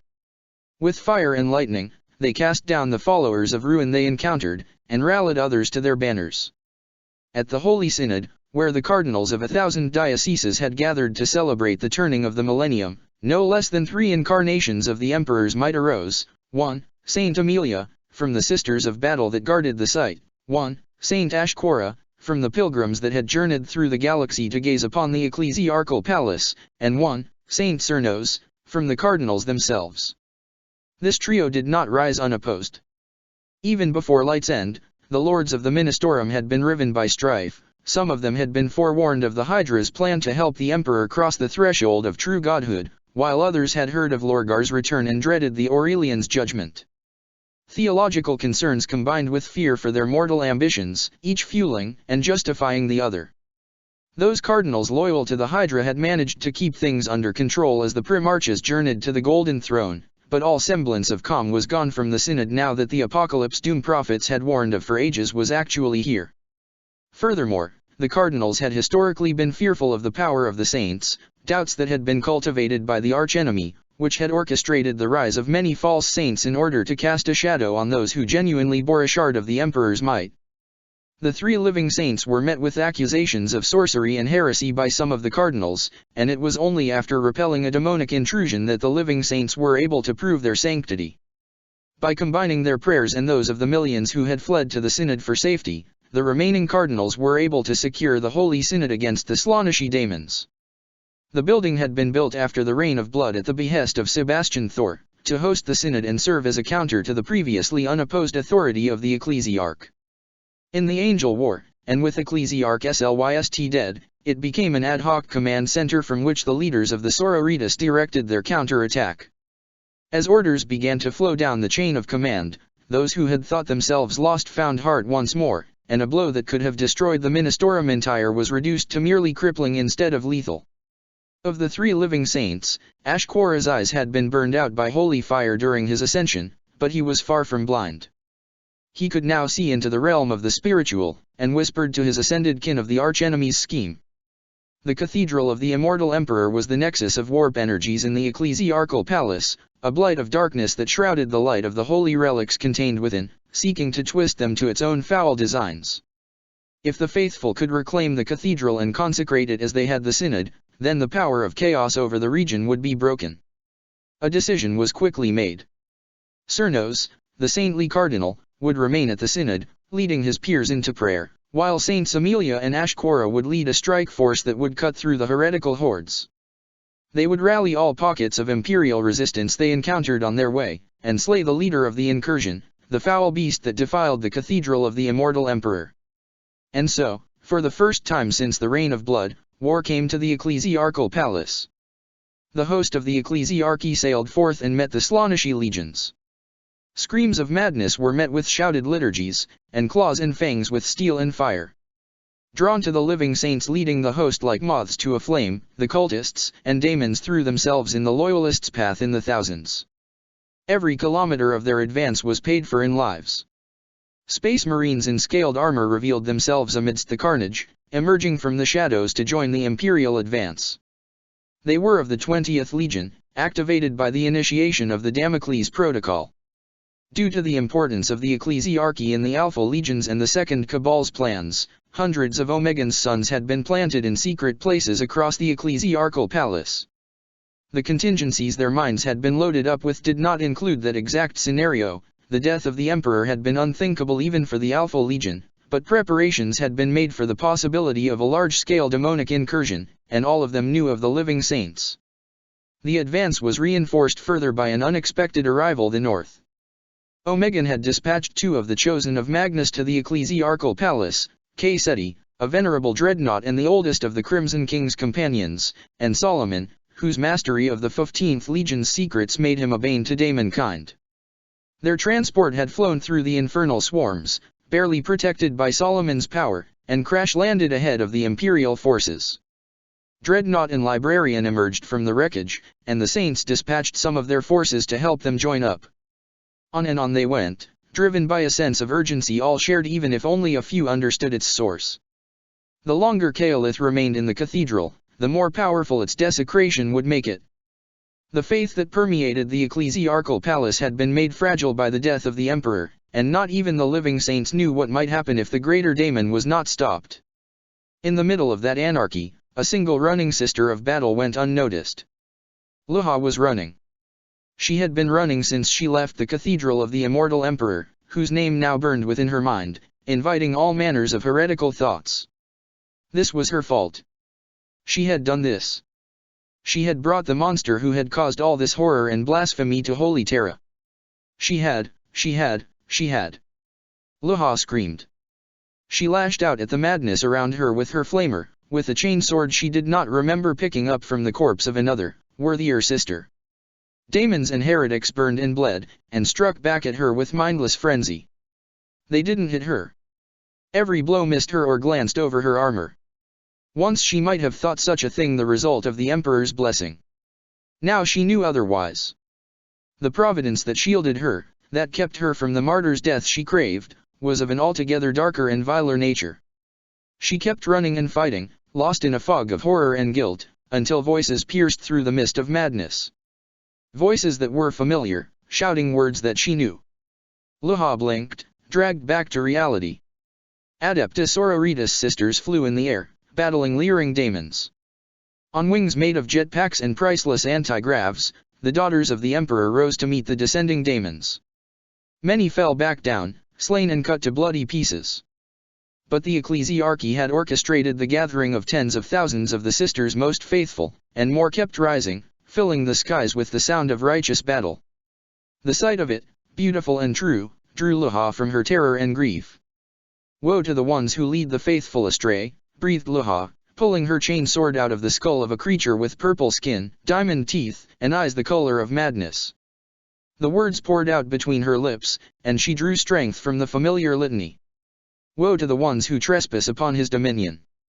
She shouted, the words an anchor to sanity in the midst of the heresy that surrounded her. Woe to those who break his trust. Woe! Roared the sisters around her, a single voice speaking through hundreds of throats. Woe! The march from the synod to the cathedral of the immortal emperor took hours, perhaps even days. Time, like many things, was not functioning as it should across Seoul after Light's End and the opening of the Tier of Nightmares.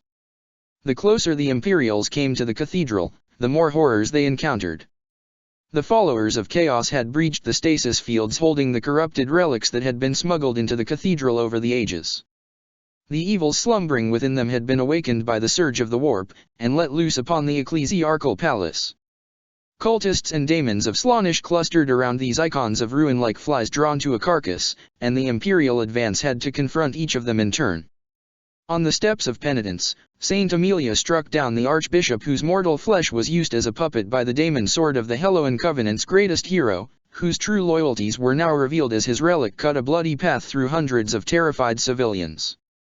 Generations of inquisitors had wondered why the Helloan sector was so rife with heresy. The sight of the daemon sword would have answered their questions by unmasking the rot laid within its very foundations. The daemon sword was broken by the living saint's flaming blade, and the infernal essence within it extinguished. With the fire pouring from his eyes, Ashkora destroyed the reanimated remnants of the holy prophet Nicator, whose miracles had been the work of the daemon that the Magus had bound within his own body and subjugated in order to deceive untold millions. So potent had been these bounds, which had been whispered into the prophet's ear in a dream by a golden figure holding a sword in a cup, that even his death hadn't freed the daemon, which had been unleashed by Caelith. Driven mad by its long imprisonment, the rotting daemon host rampaged mindlessly, until its dried vessel was set ablaze by Ashkora, and its diminished spirit granted the undeserved mercy of obliteration. Nigh on 300 sisters were lost to the grotesque, gleaming golem that was formed of the vast collection of jewelry known as the Treasure of Golconda. The treasure had been brought back to Terra as a gift to an ecclesiarch who had lived over 6,000 years before Light's End, and the outrageous tithes required to buy it had driven entire worlds to starvation, all to increase the prestige of their lord in the eyes of the Adeptus Ministorum. Caelith had taken these jewels, and infused them with the dying wishes of the millions who had starved to death for them, before unleashing the resulting creature upon the ecclesiarchal palace, laughing at the bloody beauty of its creation. Only when each of the thousands of jewels had been drenched in the blood of faithful sisters did their curse abate, the maddened ire of the wraiths bound within appeased enough that the saints leading the imperial host could exorcise them. After triumphing over these evils and many more, the imperial force finally reached the cathedral of the immortal emperor. By now, its ranks numbered in the thousands, from sisters of battle to alpha legionaries and pilgrims who had successfully defended themselves from the horrors surrounding them long enough to be rescued and added to the ranks. Contact had been made with the convent prioress, the headquarters of the Adepta on Holy Terra, and the abbesses had sent what warriors could be spared from the defense of their stronghold and the millions of innocents who had taken refuge within it. They would need each and every one of these faithful souls, however, for the cathedral's entrance was defended by one of the greatest champions of Slaanesh on Holy Terra, Militia, the heretical canonis of the Order of the Ebon Chalice. The Chaos Champion was accompanied by an honor guard of the worst of her corrupt sisters, along with daemons and latter warrior forms. They had built something that was half fortress, half court, and the air trembled with screams of pain, ecstasy, and other sensations known to no sane mind. Shards of razor-sharp glass flew in the air of the plaza where pilgrims had gathered for untold generations, waiting for their chance to enter the cathedral's thrice-blessed ground. Moving through the air with vicious intent, they were pieces of the great stained glass panel that had towered above the cathedral's gate, and which had been shattered at light's end, its representation of the immortal emperor ended and each shard imbued with malevolent warblight. The heretic canonis of the Ebon Chalice did not carry weapons, for she needed none. Militia's high rank had granted her passage to Terra without subjecting herself to the usual gene screens and examinations. Her face, and most of her skin, had been hidden beneath heavy veils, with only her bare hands exposed, holding the heavy chalice of ruby-encrusted obsidian that was the symbol of her order. That cup now laid at her feet upon a makeshift altar, overflowing with gore, while Militia stood resplendent in all her glory, stripped of her veils, her body fully exposed to the baleful light of the Tear of Nightmares. 2 additional arms emerged from her slender waist, each holding a dagger dripping with blood, as did her 2 normal hands. A forked, scaled tail slithered around her feet, and a small, purple flame emerged from its extremity. But the true horror was her head, or rather, where her head should be. Militia, canonis of the Ebon Chalice, was headless. Her eyes, nose, and mouth looked down at the approaching Imperials from the center of her naked chest. A pair of great curled horns rose from the sides of her non-existent neck, responsible for holding up the hood that had maintained the illusion of normalcy.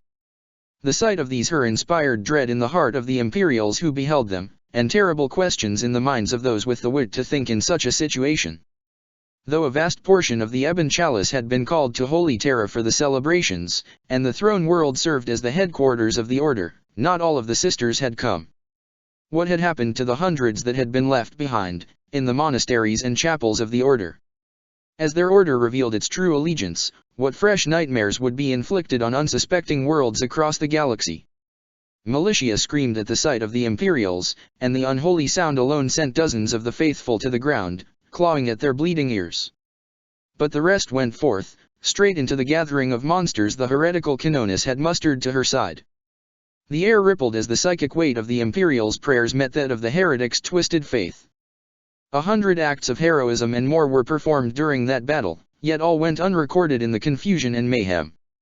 On wings of fire, Amelia the living saint flew above the lines of battle, drawn to Militia like a vengeful agent of the Emperor's wrath. With burning blade, she dueled the slave of chaos, and Militia's poisoned words fell on deaf ears as her mutant mouth spouted Lapsarian heresy drivel. By the words of Solomon, the Neverborn were driven off. By the might of K, the tithed ones were granted peace. By the fire of Ashkora, the sorceries of the latter were broken. And by the hands of 10,000 faithful souls, the lost and the damned were vanquished. The battle ended when Amelia broke through Militia's guard, all but cleaving her in two and hurling her off her altar into the mass of fleeing cultists.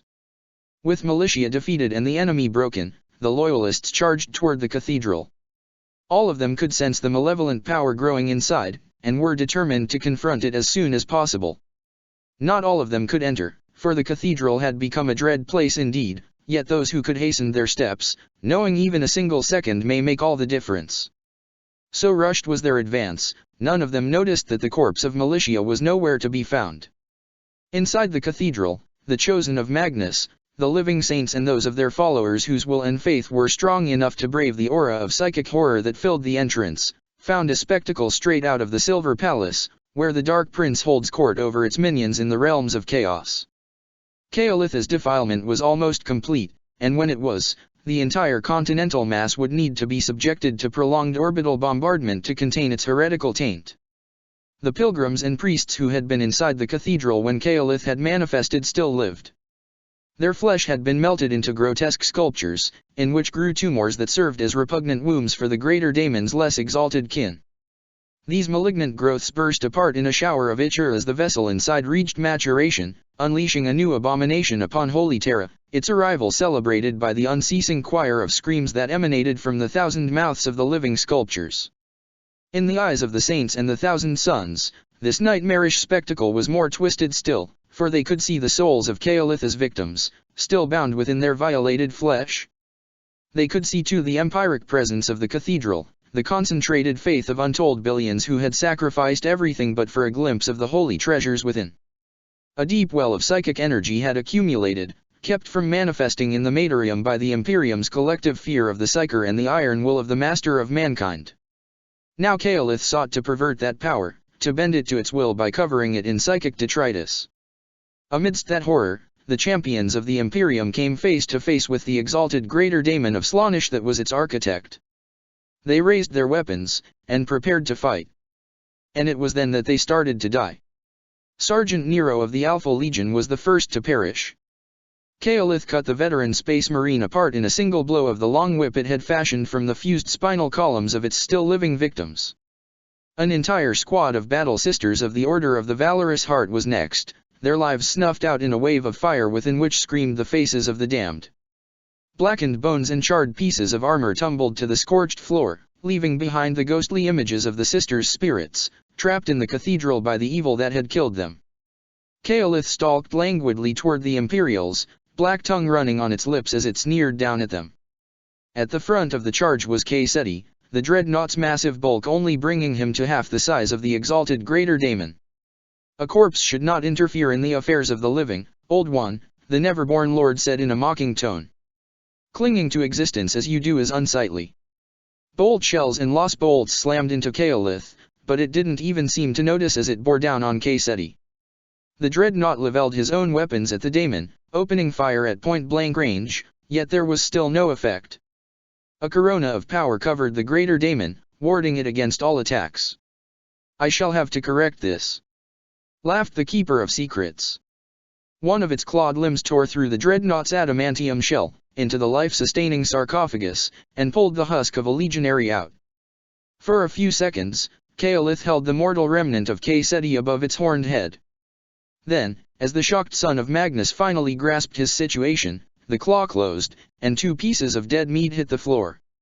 Just like that, a warrior who had fought for the Imperium for nigh on 3,000 years was dead. And still Kaolith laughed. The Emperor is dead. It crowed, and the awful truth of its words was like rusted nails dragged across the souls of those who had come to challenge it. There is no one left to protect you now.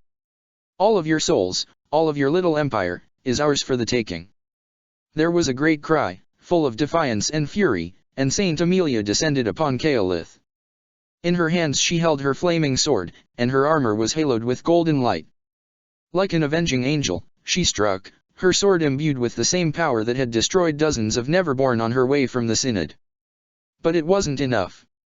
The sound of a living saint's dying screams shook the very souls of the Imperials, and the sight of Amelia's corpse thrown to the ground like a rag doll sundered their morale. Among them, Luha saw all of this happen, and despaired. She looked around, searching for something, anything, that might put an end to this nightmare. And as she did so, her gaze met that of the surviving chosen of Magnus. In a single moment, understanding passed between the sister and the legionary. Solomon's knowledge of daemons alloyed with the unholy sights Luha had been witness to, and both of them realized why it was that she had survived, despite all her attempts at a martyr's death. Despite all the preparations that had led to Kaolith's manifestation on Holy Terra, the power of the cathedral's relics remained more than powerful enough to prevent it from incarnating, but it had found a way around that limitation. Luha, a faithful daughter of the Emperor, served as the anchor for its presence, having helped summon it, however unwillingly. Through her, the exalted greater daemon was shielded from the holy power that permeated the cathedral, and able to defile it until all of it belonged to the Dark Prince of Chaos. And with that revelation came the bitter knowledge of how it could be defeated. The daemon had made a mistake. It had let her escape, let her run out of the cathedral so that it could enjoy her horror and despair, but in so doing, it had let her find Solomon, and the son of Magnus knew many, many things. Her eyes fixed upon Caelith, Luha raised her sword. Somehow, the daemon felt her intent, and turned toward her, its monstrous visage briefly contorted into a grimace of shock. But before it could do anything to stop her, the sister of the august vigil brought the blade against her flesh, and, in one single motion, cut her own throat. Blood, innocent blood, blessed blood, belonging to she who, through ritual and deceit, had become the unwilling anchor for the exalted daemon's summoning, poured out of the wound in torrents. Yet Luha remained standing, even as Caelith shrieked in outrage and sought to make its way toward her. Perhaps it wanted to renew her flesh with another dark miracle, perhaps it merely craved to drag her soul into the abyss. Regardless of its intent, the exalted keeper of secrets failed. Luha's heart beat once, twice, and then stopped. She died on her feet, and her last sight before her soul slipped from her body and toward her final destination was the dawning of the cathedral's power, unleashed by the severing of Caelith's ritual tether. The horrors Caelith had created to despoil the cathedrals were obliterated in a burst of golden fire that left the Imperials mostly untouched, though some among them would never see anything else again. The tainted relics were burned to ash and less than ash, a raging inferno that engulfed the entire cathedral of the immortal emperor. In a single moment, the balance of etheric power in the ecclesiarchal palace shifted, with the slaves of ruin put on the run. As the radiance of the holy fire faded, the surviving Imperials with unburned eyes witnessed Caelith's rapidly dissolving form. The daemon's charred false flesh laid before the corpse of Luha, whose expression in death was utterly peaceful. With one last, wordless shriek, the Keeper of Secrets finally lost its hold onto corporeality, and vanished. Who was this sister? Ashquara asked Solomon. A martyr, the son of Magnus sorrowfully replied. Of knights and champions. On the Saturnian moon stands the stronghold of the Grey Knights, greatest of the Imperium's warriors, hammer of the Ordo Malleus and bane of all warp spawns. Founded near the end of the Roboutian Heresy, their secretive order has safeguarded the galaxy from destruction untold times, striking at the schemes of the archenemy wherever the greatest champions of chaos seek to unravel reality itself. During all that time, never has Titan itself been threatened. But with the hordes of the Dark Prince manifesting within Sol, an entire host now descends upon the fortress of Titan, the warp-twisted regals, fallen heroes upon whom the Dark Prince bestowed infernal powers at the cost of all but a scrap of their humanity. We see Titan, the fortress of the Grey Knights. Within its vaults are stored 1,000 wonders and far more horrors, secrets preserved for the days of reckoning and deathless foes bound with lore that would see any imperial citizen sentenced to the pyre. Within its catacombs are buried generations of unsung heroes, whose deeds saved humanity from a fate worse than death time and time again. Within its prisons are those never-born who were trapped within dimensional cages, pitiful immortals separated from the infinite tides that spawned them. We can only imagine their screams, for even the dark gods that made them cannot hear them any longer. We see the arsenals where weapons anointed with the tears of saints and the blood of innocents await the day they are picked up once again. We see the chambers of becoming, where ancient alchemy alters the aspirants. We see 1,000 souls enter, 10,000, 100,000s, and only one leaves transformed. Such is the price of purity. We see that which lies below. It is ancient and terrible, a power trapped by our father's will and word. We look away before it sees us through the cover of its chains. And in a chamber where only the Supreme Grand Master may enter, we see a box. What's in the box? We know, brother. We know. Knowledge is power. A secret. A weapon. A backup plan.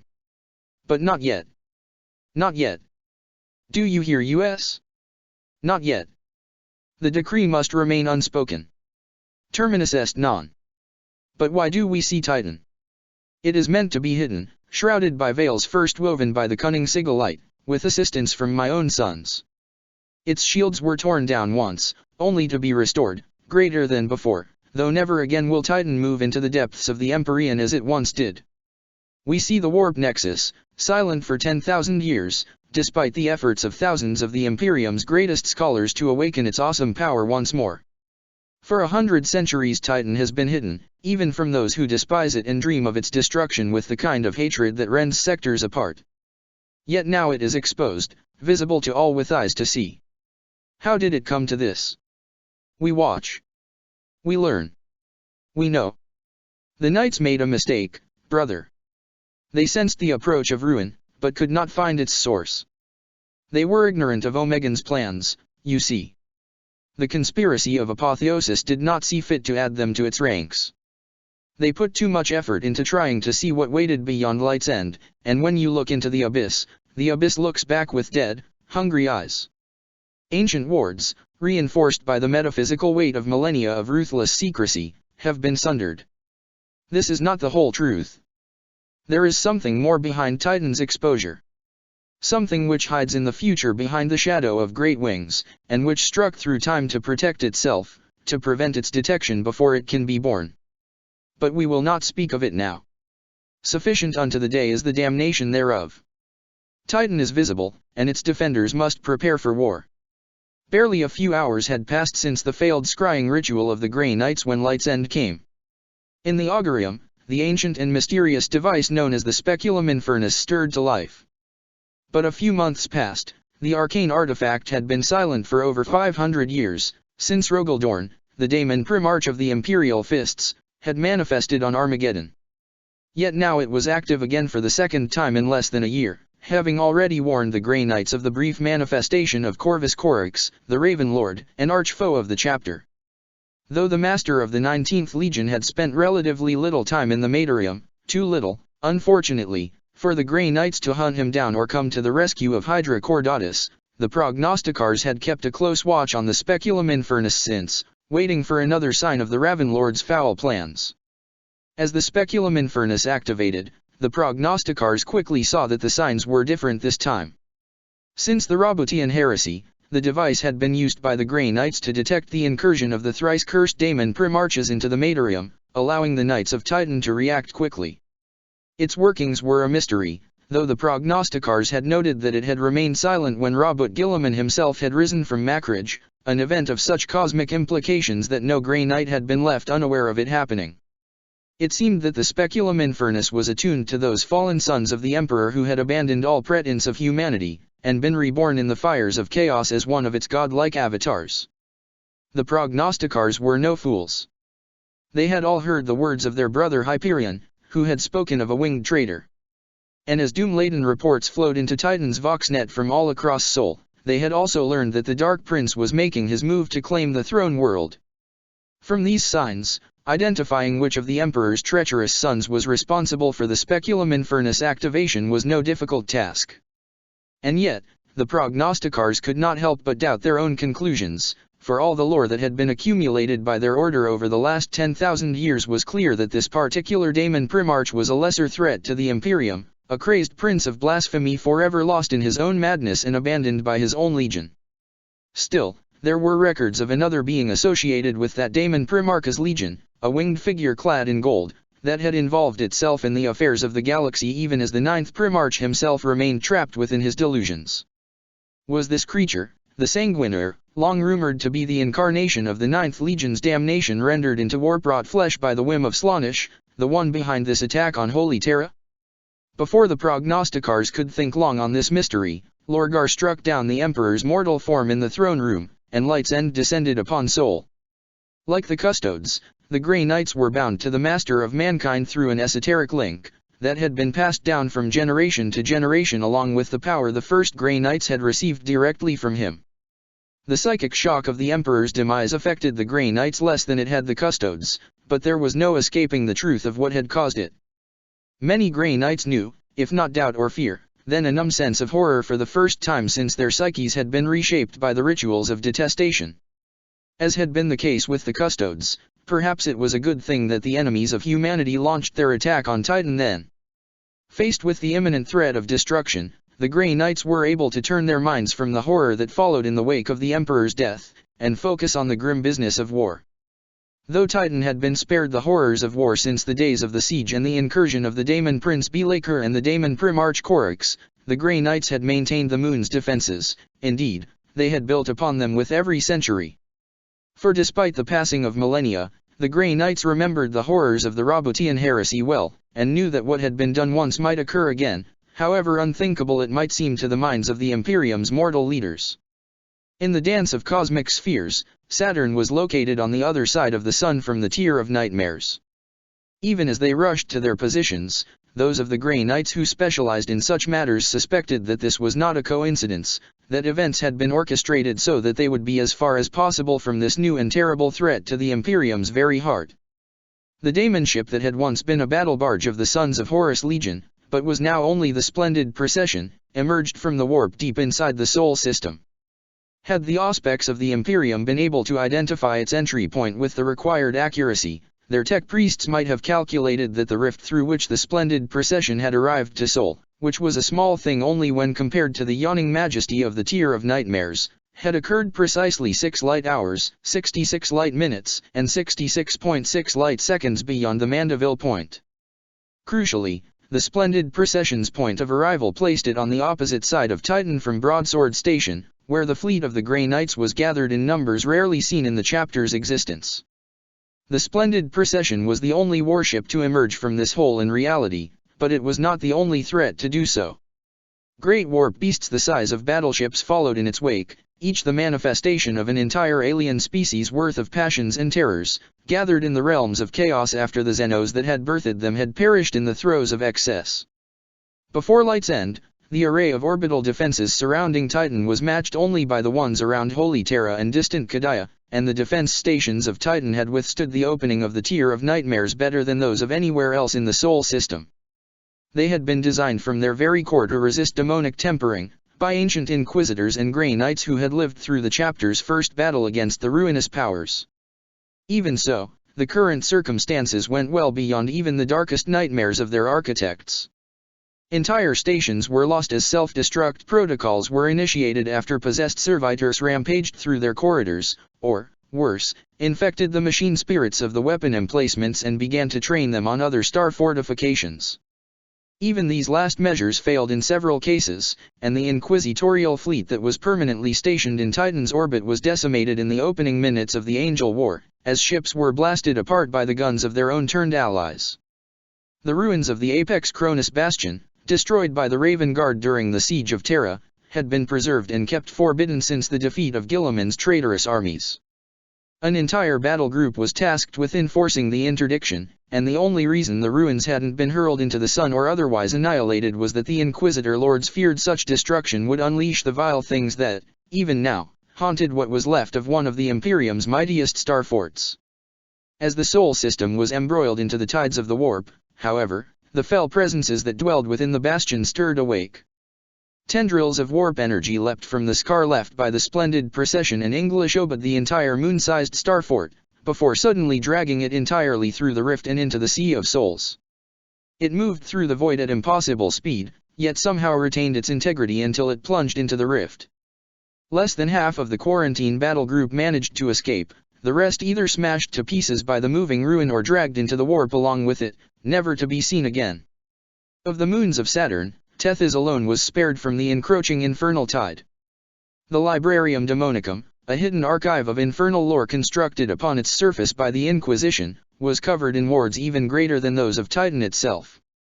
This was because of the many daemons that had been imprisoned upon it, powerful Neverborn that had been captured by the Grey Knights over the millennia and trapped on Tethys to remove them from the Great Game. Apart from the squads of Grey Knights bringing new captives, only Lord Inquisitors and aspiring paladins of the chapter ever came to Tethys. Why the demonic incursion spared Tethys was not known. Perhaps the power behind the opening of the tier of nightmares did not desire to free any potential rivals, any Neverborn aligned with opposing chaos gods that might throw its schemes out of alignment. Furthest from Saturn was the moon Iapetus, which had been turned by the Inquisition into a naval fortress of considerable size, from whence the ships of the Ordo Malleus sailed in support of the Grey Knights and the Daemon Hunters. Millions of the Imperium's most faithful and zealous souls dwelled within the station and the ships anchored there, but no reinforcement would come to Titan from that quarter, for the wards that guarded it were far from being as strong as Titans. The power of the Tier of Nightmares rebounded from the rift torn by the arrival of the splendid procession, and Iapetus fell to madness as its wards broke and thousands of Slaaneshi daemons manifested upon its surface. The ancient stronghold of the Ringers, who had held Saturn in the dark days before the rise of the Emperor, became a bloody and desperate battlefield, the naval fortress unable to bring its mighty weapons to bear against the enemy within. Closest to Titan was the moon Mimas, which was ravaged by bloody riots. The vast prison complex built within the immense impact scar covering a quarter of the moon's surface had housed the worst criminals hunted down by the Inquisition for centuries, secured by an entire regiment of inquisitorial stormtroopers, psychic wards, and battle servitors. But the opening of the Tier of Nightmares had sundered these wards, and let loose the human monsters imprisoned there. Feral psychers and wielders of heretical sorceries unleashed their vile powers upon their captors, and their careless use of warp energies helped scores of daemons manifest upon Mimas. Seeing that they would inevitably be overrun, the commanders of the stormtroopers initiated long-standing doomsday protocols, destroying all means of escaping the moon and triggering the meltdown of the prison's powerful plasma reactors. The explosion that soon blossomed on Mima's surface was small in comparison to the one that had created the crater untold epochs before, but it was more than powerful enough to wipe out the prison and every living and unliving creature within it.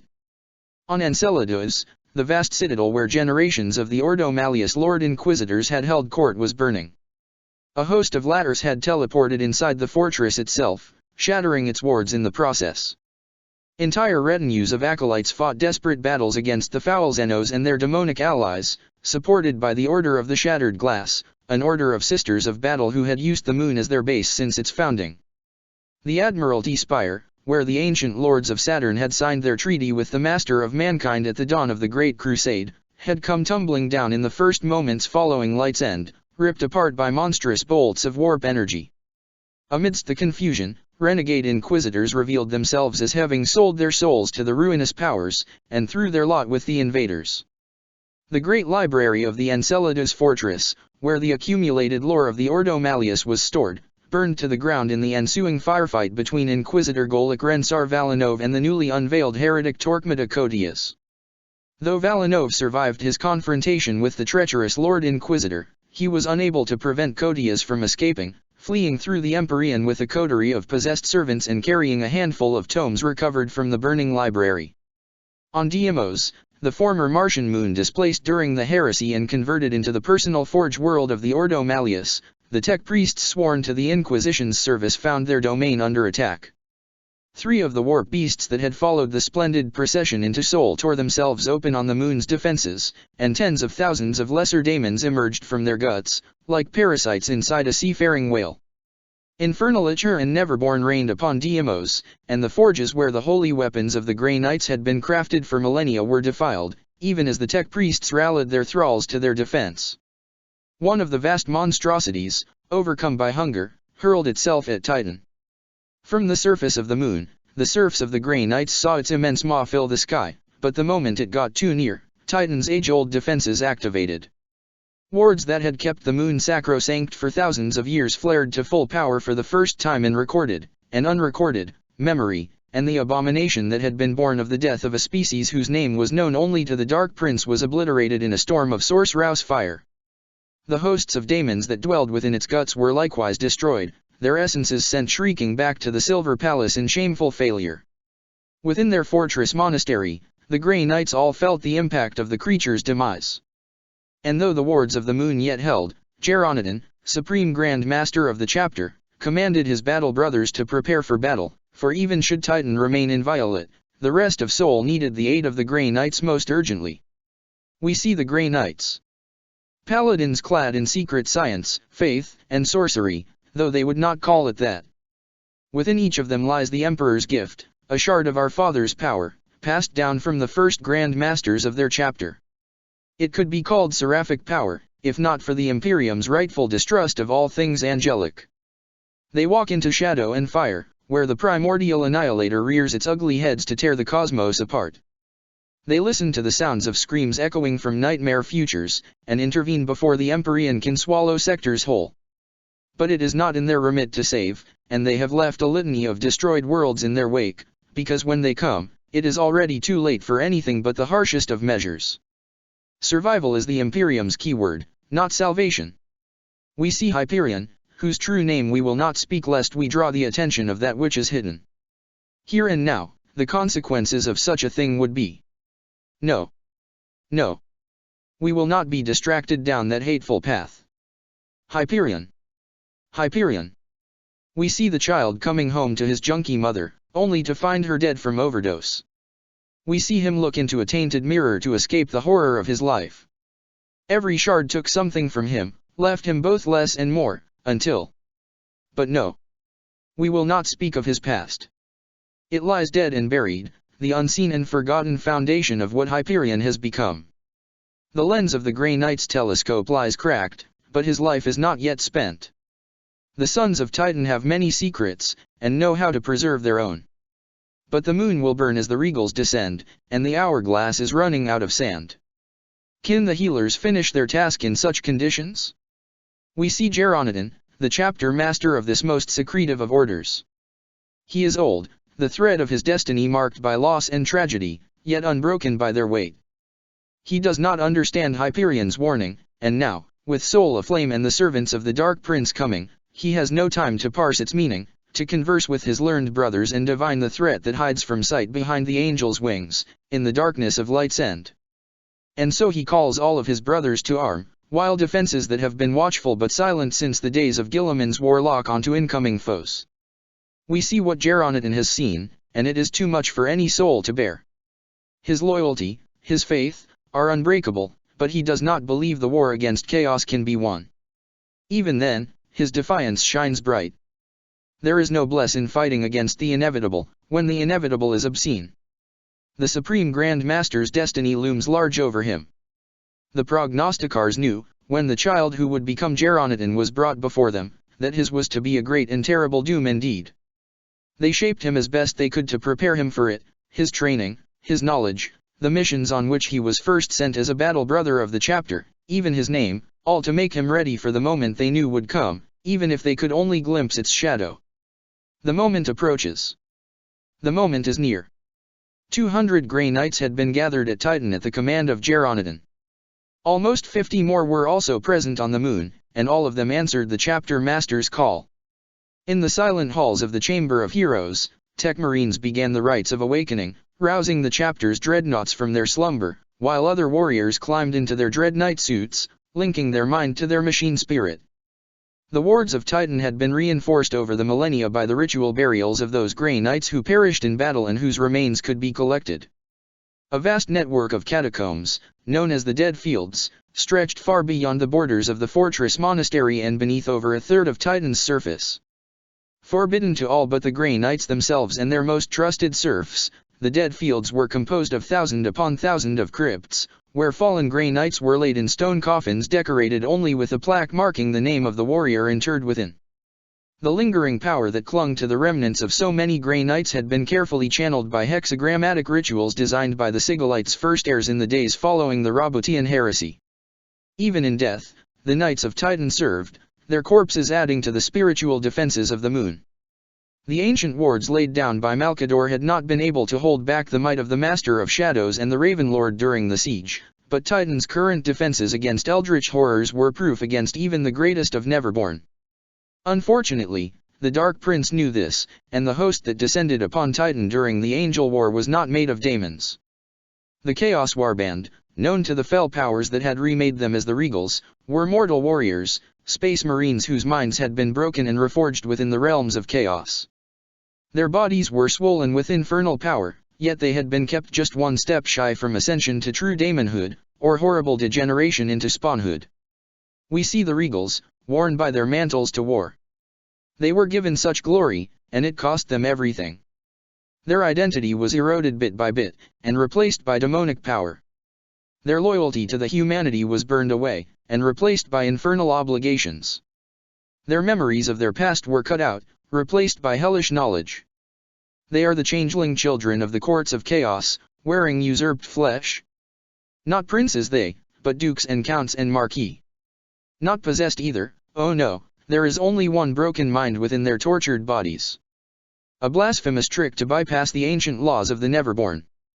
This is the union coveted by the slaves to darkness, bestowed upon those who fought chaos until their sanity gave in. Titan's wards will not hold them at bay, for they are mortal still. And if the wards come down. Oh brother, do you remember the old meaning of Apocalypse?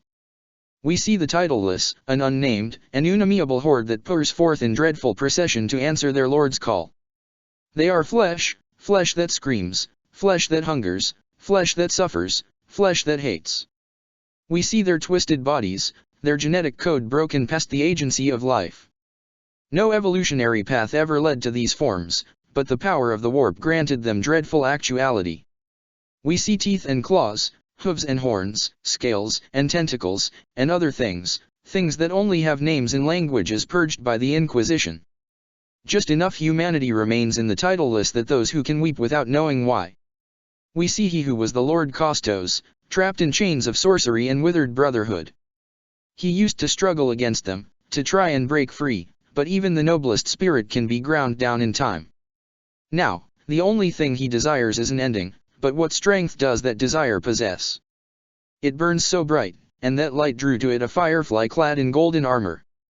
Alone of the six, he was not deceived into the bargain he made. An ending has come, an ending is coming, an ending is here. But for whom? That, brother, remains to be decided. The tormented Pathfinder, a regal who had spent his time in the realms of chaos tasked with the impossible task of finding a way leading from one end of the Silver Palace to the other in a single step, stood outside the splendid procession's hull.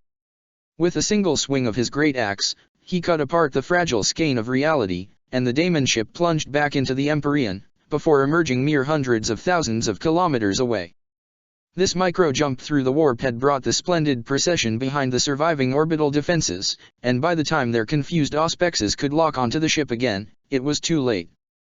Like a grotesque meteor, the splendid procession descended upon Titan, beaching itself upon the moon in a cacophony of breaking metal and pulverized flesh.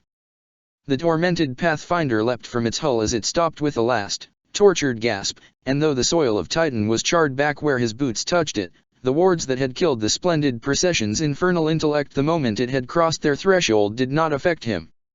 Something like a laugh emanated from the lightless pit that had become of the tormented Pathfinder's face. He raised his arms as if in benediction, and the doors of the splendid procession's bays creaked and fell open, revealing the monsters inside that had survived the fall. The regals led their horde of mutants out of the wreck of the splendid procession and onto the surface of Titan, herding the shrieking, mewling mass of twisted beings like cattle. The ice sheets on which the daemon ship had crashed cracked and moaned at their weight, and dozens of the mutants were lost to the icy depths as they collapsed underfoot before their masters led them to more secure locations. In the days before the Emperor had risen from obscurity on old Earth, the tech lords of humanity's first interstellar empire had worked their wonders upon the moon, artificially increasing its gravity to Terran standard and creating a breathable, if thin atmosphere. Even the regals did not know whether their mutated thralls needed oxygen after their hideous transformation, but whatever the case may be, none of the titleless perished of something as simple as asphyxiation. Nor did the cold, which was potent enough in some regions to cause vast seas of liquid methane to exist on Titan, affect them. Their unnatural vitality kept the titleless from freezing in place as surely as the regals' warped power armor and infernal boons. The Demmed Lord was the last of the regals to leave the ruined daemon ship. The rest of the warband, bound as it was to his authority, awaited his orders. With a single gesture and a pulse of command sent through the esoteric link that existed between the Demmed Lord and the other regals, the warband set forth to the west of the splendid procession's crash site. The regals had crashed near the Grey Knight's vast fortress, at the foot of the immense Mount Anarch. All defenses in their way were crushed, manned as they were by servitors and reprogrammed mortals clad in suits that protected them from Titan's freezing atmosphere. Thousands of the Grey Knight's serfs were slaughtered while their lords prepared themselves for battle, their sacrifice barely slowing down the advance of the Chaos Warband. The mighty defenses of Titan opened fire with cannons that could have torn even the best defended transport to pieces, but the sorcery of the regals protected them, turning aside the onslaught of mere technological weaponry with ease. Less than 2 hours after the moon had shook from the splendid procession's final descent, the regals reached their objective. To the south of the Grey Knight's innermost citadel was a monument whose first component had been raised in the years following the Roboutian Heresy. It was an incomplete circle of great adamantium stels, each towering nearly 50 meters in height, and covered in imperial names. Each of these stels was a memorial to the heroes who had fallen in those imperial wars that were not recorded in the archives of humanity. From the First Battle of Titan to the Pale Wasting, the Calician Crusade and a dozen other forgotten conflicts, the only trace of the millions that had perished were their names, engraved upon the unadorned stels of the Grey Knight's memoriam. Its location hadn't been chosen at random either, for the first stele had been erected on the location where the first Grey Knights had fought Belaker, the Master of Shadows. There, after Corvus Corax had abandoned the field to join his fleet in battle against the returned Emperor's children, the progenitors of the chapter had battled the firstborn of Chaos, and hurled his black spirit back into the ether. With the banishment of Belaker and the Raven Lord's departure, the infernal horde they had hurled against Titan after dragging the moon back into reality had dissolved into anarchy. The daemons had fled from the unbearable purity of the remaining Grey Knights and their Inquisitor allies. This had been the first victory of the chapter against the archenemy, and like all the ones that had followed, it had come at a terrible cost. When Malkador had sent his chosen space marines and acolytes to Titan, he had hoped to keep them hidden throughout the heresy in the Sea of Souls, protected by powerful wards and Geller field generators. The Sigillite had used his great power and greater knowledge to hasten the passage of time on the moon, so that the first Grey Knights would be able to turn the hundreds of aspirants the Sigillite had gathered into a full chapter. When Corax and Belaker had dragged Titan back into reality with their combined might, only 400 Grey Knights had completed their training, and less than a tenth of that number had survived the heresy. The first adamantium stele had been raised to honor the fallen of this war, and ever since, the monument had been guarded by a handful of Grey Knights, stationed there after returning to Titan from particularly grueling duties. There, while their bodies healed, these warriors drew strength from the memory of the chapter's past heroes, until the armor of their resolve was renewed and they left Titan to bring the wrath of the Emperor to the Neverborn once more. When the Regals arrived at the Circle of Remembrance, only 9 Grey Knights stood before them. They had not retreated to the citadel where the rest of their chapter prepared for war, for they had sworn oaths to guard the circle and would not break them, even at life's end. They fought well, and killed scores of titleless, and even a handful of the Regals themselves. But eventually, sheer weight of numbers prevailed, and the knights were dragged down and cut to pieces. With the defenders of the monument slain and their bodies thrown aside, for even the titleless beasts could not feast on their hallowed flesh, so potent was the holy power within it, the Demmed Lord summoned another of the Regals to his side. The triumphant bannerman, who had been the bearer of the company's standard before his fall, now carried a banner woven by the artisans of the Silver Palace of Slaanesh. Every thread of that mockingly beautiful banner was made of the soul of a dead chosen of Slaanesh, who had borne the Dark Prince's mark in life. At the Demmed Lord's command, the triumphant bannerman slammed this infernal standard at the center of the circle. The horror the Demmed Lord had felt before he had taken his new name was a distant thing now. It wasn't gone, not entirely, but like every emotion he had ever possessed, it was a small and quiet thing. He had changed since he had accepted the bargain of the Golden Herald, gaining much and losing more. He could feel every Regal around him, feel the stirrings of their mantles of power. He knew each and every one of them, both as they had been and as they had become. Their stories and natures were his to know, for such was his own role in this great play they were putting on for the only audience that really mattered. He could feel, too, the hateful wards that covered this moon. They felt like a constant burn on his flesh, on his mind, and on his soul. He could bear them, but he could not ignore them. Yet that pain, too, served a purpose. Through it, he could sense the way in which the wards were arranged. Through it, he had led his Regals to this place, where the names of the dead were used as a ritual cornerstone in the great work that shielded Titan. The flag that flew between the stels was disturbing the flux of energy, introducing discordant notes in the carefully balanced symphony that kept the children of chaos at bay. But it wasn't enough. The bannerman's standard had power, but not nearly enough. To break the wards, to turn this nexus of energies against itself, something more was needed. A symbolic gesture, committed by a one invested of great power. The Demmed Lord reached out and, slowly, carefully, ran his finger across the newest steel. Where his fingertip passed, the blessed adamantium bubbled and melted, erasing the only record of thousands of imperial martyrs. As the first line was erased, He felt his desecration echo across the web of power that spanned the entire moon. The power of the wards diminished ever so slightly, and the never-born legions waiting on the other side of the veil howled in his mind in anticipation. To the north, below Mount Anarch, the Demmed Lord sensed something stir in response also, something old and powerful, that had been bound beneath the citadel for eons. He sensed its gaze turn on him briefly, and felt its eldritch thoughts brush against his own, then the connection broke as the many chains that waited upon it reasserted themselves. Without smiling, without weeping, without feeling anything but the impulse of his role, the Demmed Lord reached for the next line on the steel. Within the war room of the citadel, Geronidon contemplated his options, and knew they were limited.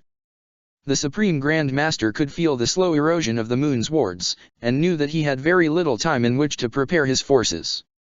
To the south, the horde of Titleless massively outnumbered his warriors, yet the Supreme Grand Master did not fear the mutant abominations. It was the Regals themselves, and the unholy powers they wielded, that worried him. The Grey Knights could sense the power vested in the Chaos Marines, though the nature of their transformation yet eluded them. In all the chapter's years of fighting the Infernal, this particular aspect of it had never been encountered before. But they could detect them easily, and knew that they numbered 108, a number the chapter's diviners promptly pointed out to Geronidon was exactly half of 6 times 6 times 6, if any other proof that the Dark Prince was behind the Angel War was required. Geronidon was wary of confronting such an unknown foe in the open, yet should the wards fall, Titan would be subjected to a full-scale demonic invasion once more. And while it had defeated one such incursion before, with the Angel War raging across the entire Sol system, the Supreme Grand Master knew he could not afford the time and sacrifices that would be required to repulse such an infernal onslaught. With no other choice left to him, Geronidon threw open the gates of the citadel, and led his battle brothers into a charge on the captured circle. Members of all 8 brotherhoods marched forth, in numbers not seen on a single battlefield since the First War of Armageddon, a conflict many Grey Knights in this host were veterans of. With them came tanks and dread knights, and the elders of the chapter, dreadnoughts of designs that had become hallowed relics to the loyal legions. Every warrior was linked to the others in a psychic web that shone in the sea of souls in defiance of Tear of Nightmare's own baleful light like a radiant, silver star. The Regals could not miss the approach of the Grey Knights, and the corrupted legionaries reacted predictably. Little remained of the tactical insight they had possessed before their transformation, and the infernal impulses that had replaced them saw the Grey Knights advance as a challenge that could only be met with full force. With the Demmed Lord's attention focused on his work, his control of the warband had lapsed, and individual Regals led portions of the titleless host north to meet the advance of the Grey Knights. The titleless hurled themselves at the Grey Knights with an abandon born of the abject horror they felt for their own existence, and the champions of the Emperor cut them down in droves. With bolt and blade and psychic lightning, the Grey Knights laid low the mutated beasts, refusing to let them slow their advance. Though their regal masters saw them as little more than bolter fodder, fit only to keep the Grey Knights occupied while they hunted for the specific targets pointed to them by their infernal instincts, the beasts that had grown in the splendid procession's holds were mighty indeed, and no few Grey Knights met an ignominious end at their claws, teeth and spiteful hatred. The larger among them towered above even the Terminators of the Grey Knights, and those were engaged by the Dread Knights, whose height allowed them to face the enormous beasts on equal footing. The Regal's own efforts to stop the Grey Knights had mixed results, for each of the Chaos Marines had been blessed with different abilities according to the trials he had undergone in the realms of chaos. The armor of the Grey Knights, etched with holy sigils and warded with purity seals, resisted the onslaught of the Thief of Faces sorcery. Illusions danced on the surface of the Grey Knight's gear but failed to find purchase, until the head of the fallen librarian was removed by a nemesis blade. The star-eyed swordsman had more success, slaying no less than 5 of Titan's sons before Captain Ederic of the 6th Brotherhood rent him in twain with his mighty halberd, though not before the regal champion had severed his left leg at the knee. More came. Almost half of the Regals had left the circle, and soon the Grey Knights were forced to fight for every kilometer of what had been their greatest stronghold mere hours ago. At the head of the host was Geronidon himself, the Supreme Grand Master, a beacon of psychic purity that set the Regals to flight with a terror they would never have known before their damnation. In his hands he held the Titan sword, a blade that shone with the fire bestowed upon it by the Emperor himself, a fire that was undimmed, even in that darkest of hours. With it, he defeated the empty-hearted soldier, banishing the aura of despair and futility that cloaked him like a shroud of nihilism.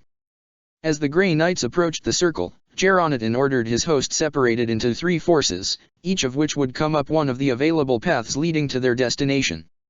It was Geronidon's hope that he could divide the enemy forces and make sure at least one of the 3 prongs could reach the circle in time to stop the foul desecration taking place here.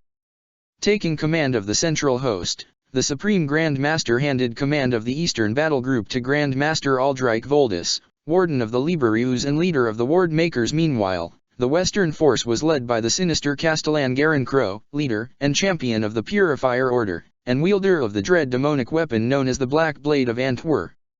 We see the Black Blade and its jailer, Antwer and Crow, the Daemon Despot and the Purifier Paragon. We see the ruined temple in which the apostles of a fool discovered the sword, after thousands of years of brooding imprisonment. We see what they did not, the mark on the stones, shaped like a great reptilian beast. A fragment of legacy that could not be controlled, or an enemy that could not be destroyed. It mattered little to these seekers of forbidden power. They died all the same, and the one who did not perish was hollowed out until only Antwer remained. We see the stars run red with the blood of the conquered. An entire sector burned before an unlikely alliance of knights, serpents, and strangers brought the Sword God's empire low.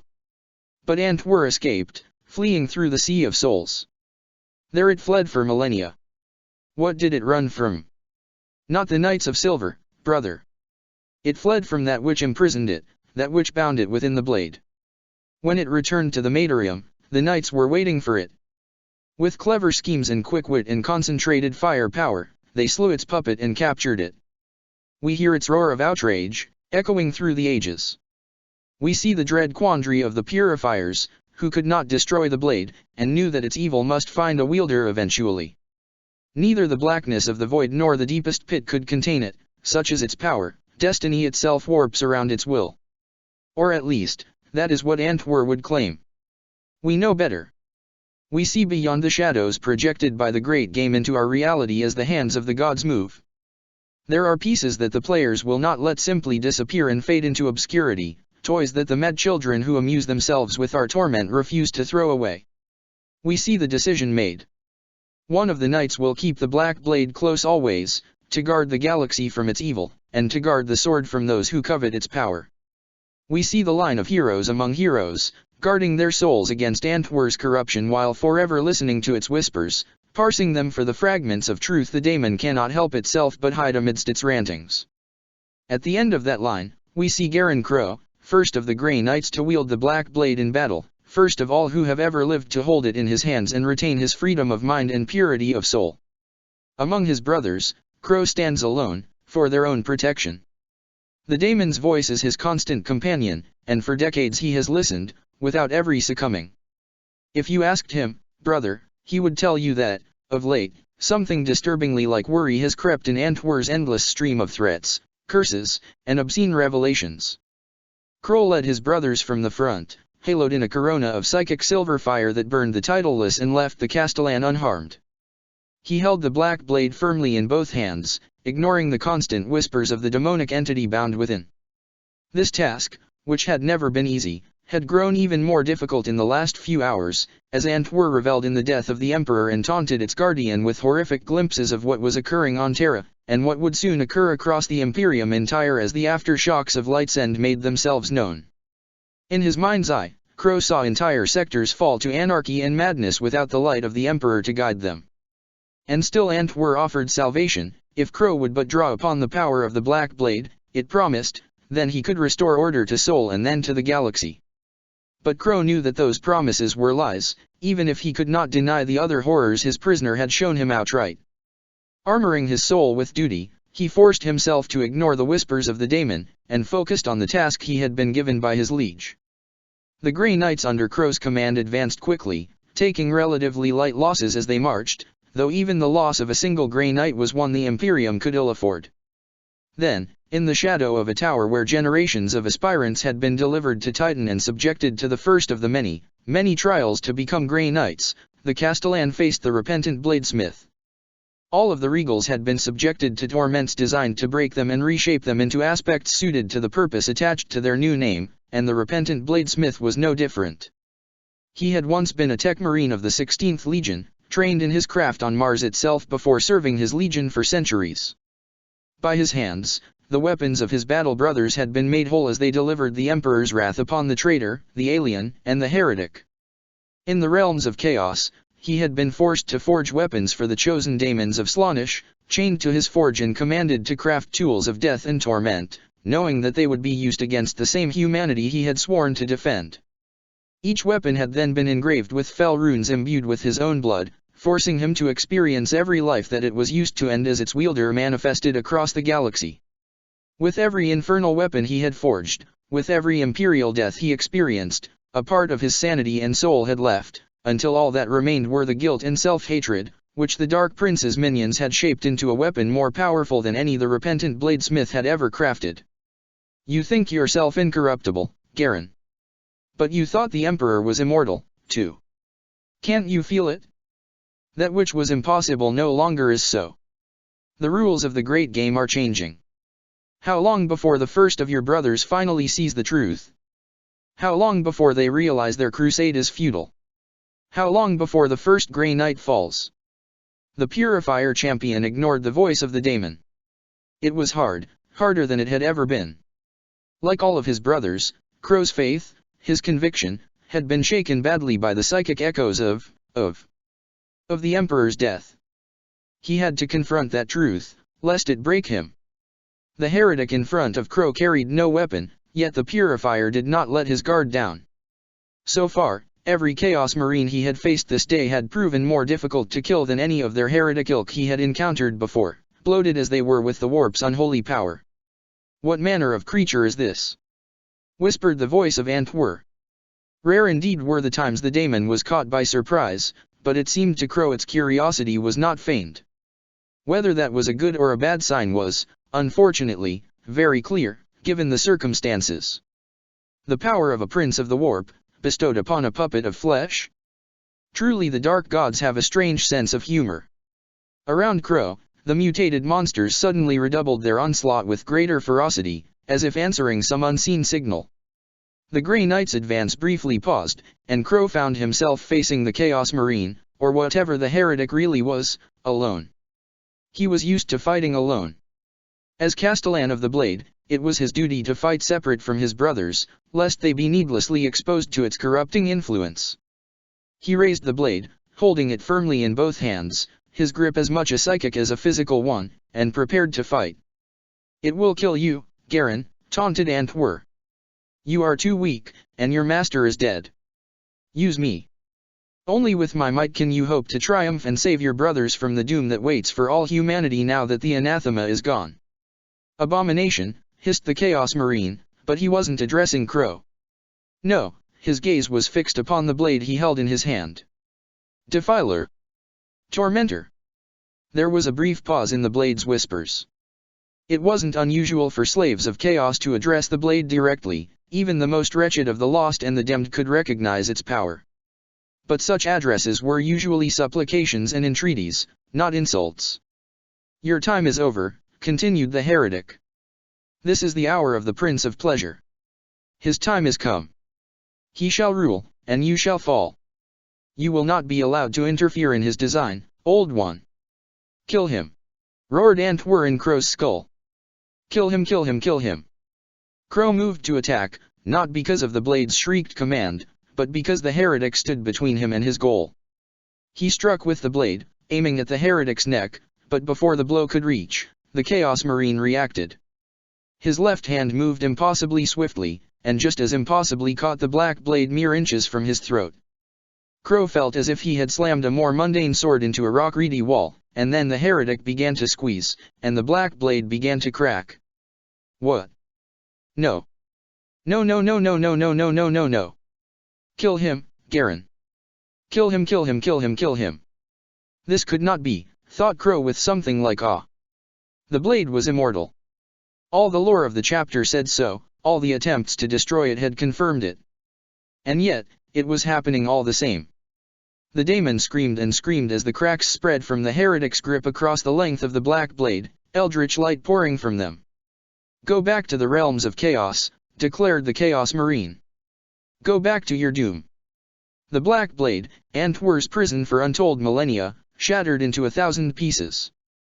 There was a flash of hellish light as the veil between the Materium and the Immaterium was briefly sundered, for such was the power of Antwer's unleashed essence that even the wards of Titan could not fully contain its full power.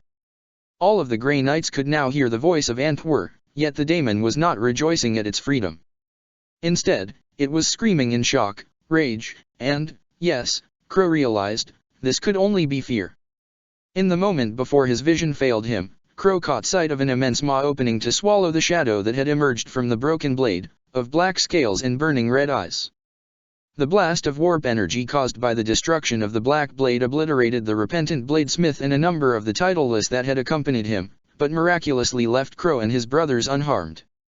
Though shaken by the loss of the Black Blade, both because of the sudden silence where its voice had tormented him for decades, and because of the implications of its destruction, Crow recovered quickly, and rallied his host to crush the surviving mutants and continue their advance, drawing the Nemesis blade that had hung unused at his hip since he had first drawn the Black Blade in order to best contain its evil. Having each faced their own obstacles, the three Grey Knights hosts reached the Circle of Remembrance, where the remainder of the Regals were ready to face them. Through telepathic communion, they synchronized their assault, and 3 spears of silver-clad warriors plunged into the mass of titleless and Regals. Casualties were high, as even ancient dreadnoughts and tanks were torn to shreds and holy warriors were cut to bloody pieces, but the Grey Knights did not relent. Voldus led his brother librarians into incredible feats of psychic might, unleashing storms of holy fire and lightning that obliterated scores of the foe, while the purifiers under Crow wielded the Emperor's gift itself into a weapon against the chaos-touched horde, and Geronidon strode the battlefield like the avatar of him on Earth itself. Squads of Terminators fought on his flanks, forming a hammer blow that swept aside the tide of slaves to ruin and opening the path to their objective. As the Regal known as the Mindful Watcher tried to marshal the titleless into something approaching a true formation, a squad of interceptors teleported next to him. Their personal teleporters had carried them through the battlefield, though 2 of their number had been lost in the transition due to the disturbances in the ether. The Mindful Watcher, who had guided the infernal hosts of Slaanesh to 106 victories against the hordes of the Blood God, perished with 3 blessed spears through the chest, his lips still moving silently to give commands that might have turned the tide of battle. Finally, Geronidon managed to reach the Circle of Remembrance. There, the Demmed Lord awaited him, his attention turned away from his desecration of the great adamantium stels. In the time it had taken the Grey Knights to reach this point, 2 of the ancient monuments had completely been defiled, and half the names on a third had already been erased by the Chaos Lord's claws. Vowing that not a single one more hero would be wiped from history, the Supreme Grand Master of the Grey Knights engaged the Demmed Lord. The leader of the Chaos Warband that had befouled Titan with its presence was a terrible sight, wrapped in power that shone in Geronidon's second sight. His armor still bore some likeness to the panoply of a Legion commander, though warped and twisted by the Dark Prince's boons. He wore a scarlet cloak over armor the color of jade. His face was a mask of colorless fire in which could be glimpsed images of grasping hands and screaming mouths. In his hands, the Chaos Lord held a sword whose guard was adorned with the image of a weeping 2-headed eagle whose twin necks had been broken. The tears that fell from the mutilated bird's eye sockets turned into 2 rivulets of black smoke that swirled around the weapon's pommel. A name rose unbidden to the forefront of Geronidon's thoughts as he looked upon his foe, and he knew that it was the true identity of the creature, or rather the only identity he had left, the Demmed Lord. The 2 of them stood alone in the Circle of Remembrance, while the battle raged around them. Geronidon's brothers knew that they could not interfere. The Grey Knights understood well that such matters were steeped in ritual, and that to interfere in this fated confrontation might be exactly what the archenemy wanted them to do. "They told me your name," said the Demmed Lord, his voice a chorus of screams. "Geronidon, Supreme Grand Master of the Grey Knights. They told me many things as we plunged toward this moon. Daemons always lie, except when the truth will hurt you more. But whatever you were told, know that you will die here this day." "Will I?" whispered the Demmed Lord almost softly. He shook his head, and gestured with his sword, pointing it upright at the warp-torn skies. Though his focus did not slip, Geronidon let his vision follow, and looked into the heavens. The sight would have poisoned the mind of a mortal man, but a Grey Knight was inured to such horrors. It was only the fact that he was seeing it here, on Titan itself, that made it unnerving at all. Do you know what it is that stands on the other side of your precious wards, waiting for them to fall? Asked the Demmed Lord, his voice full of bitter rage. It isn't just daemons of the Silver Palace, though there are plenty of those. It is the dead, cousin. All the souls your order murdered over the centuries. All the innocent you condemned to death. All the souls you sent screaming into the abyss that the Dark Prince could get his hands on. They died screaming and not knowing why, and in the realm of chaos they were shown just who it is who murdered them. They are waiting, and they hate you, and their hate gives me strength. With a roar, the Demmed Lord hurled himself at Geronidon. He moved not like a warrior but like an elemental force, and the Supreme Grand Master could barely raise the Titan sword in time to block a blow that would have severed his head. On instinct, he reached out with his mind, ready to lash at the foe with telekinetic strength. But the moment his psychic grip brushed against the armor of the Demmed Lord, he felt the power of the hate that cloaked him, and blood poured from his mouth under his helm as the backlash caused his brain to feel as if it was on fire. The Demmed Lord hadn't lied or exaggerated in the slightest. He was quite literally armored in hate, and Geronidon was its target. He stumbled backward as the Demmed Lord struck again, parrying the blow, then the one after that, each time with more difficulty. He could not sense his brothers, could not link with them. The circle's own power was acting as an isolating barrier, the selfsame ritual significance on which the Supreme Grand Master had relied turned against him. You could not save them, roared the Demmed Lord with genuine pain and grief in his voice. With his left claw, he held Geronidon aloft and slammed him into one of the steles with enough strength to crack the adamantium. You could not even save your Emperor. As one hand of the Demmed Lord tightened around his throat and the other raised the infernal blade, Geronidon realized that he could not defeat this foe alone. He had underestimated the extent to which the powers behind this invasion had investigated the Grey Knights, the depths to which they had sunk in order to create a being that was tailored to destroy them. The Demmed Lord was the antithesis of the Grey Knights, the apotheosis of the entire regal warband. The very nature of his existence made him anathema to the sons of Titan. As they had been made by the Emperor to destroy the Neverborn, so too had the Demmed Lord been made to destroy them, in some grotesque cosmic arms race. But there were other weapons the Emperor had made. Tools of war so potent that even he had refused to use them after witnessing their full potential. And one such weapon was on Titan, buried deep beneath the citadel. The secret of its nature had been passed on from Supreme Grand Master to Supreme Grand Master, one dread revelation among the many that awaited those who were chosen by their peers to ascend to that position. Long before the idea of the Grey Knights had been conceived by Malkador, the Master of Mankind had trapped his wayward creation on Titan, ordering it to sleep and wait until he commanded a release he had no intention of ever allowing. For though it was one of his greatest weapons against chaos, its thirst for vengeance against the primordial annihilator made it impossible to control, and the Emperor sought more than to reign over a galaxy of silent ashes. The rest of the Imperium had forgotten it had ever existed, to the point where not even the Inquisition, or the wise scholars of the 15th, knew of it. But the secret had been passed on among the Grey Knights, along with the key to undoing the locks of the being's cage. And now, faced with the death of his order at regal hands, Geronidon knew he didn't have a choice. He spoke the words, forcing them out even as they burned his mind. By his authority as Lord of Titan, the wards that had kept that which the Emperor's closest confidants had once called Angel was freed, and summoned. It manifested immediately. From its prison deep beneath the citadel of Titan, it came at once, its binding irrevocably sundered by Geronidon's incantation. It was the impression of a man, like chalk drawings or nuclear shadows. Wings of lightning rose behind it, and it carried a flaming sword. Where its head should be, there was only a shining halo of blazing, burning light. Blue fire cloaked it, and its proximity was enough to blind Geronidon's psychic sight. Its arrival caused a great cry to rise from the battlefield, as regals, titleless and Grey Knights were caught in its psychic presence. It looked upon them all with its eyeless face, seeing them and judging them without mercy nor pity, and then it acted. There was fire, and pain, and death, and then it was gone. Around the circle of remembrance, all was silence, as the Grey Knights slowly stood, taking in the devastation. Blackened bones and charred pieces of armor were all that remained of the regal warband, all chaos-touched flesh obliterated by its awesome power in the blink of an eye. Of it, there was no trace, only a spot of melted stone in the circle where it had stood. Geronidon thought back on Hyperion's last whispered words, and felt that he knew where it had gone. Only one of the Regals was left. Despite having been closest to it, the leader of the warband still clung to life.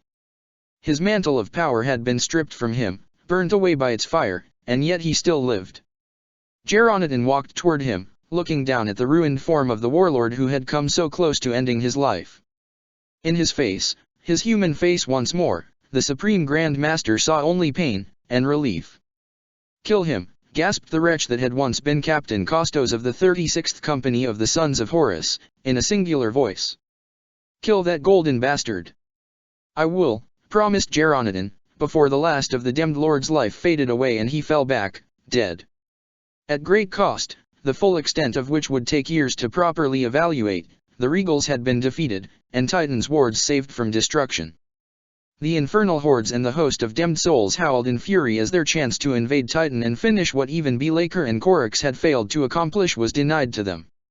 Yet the Angel War was far from over.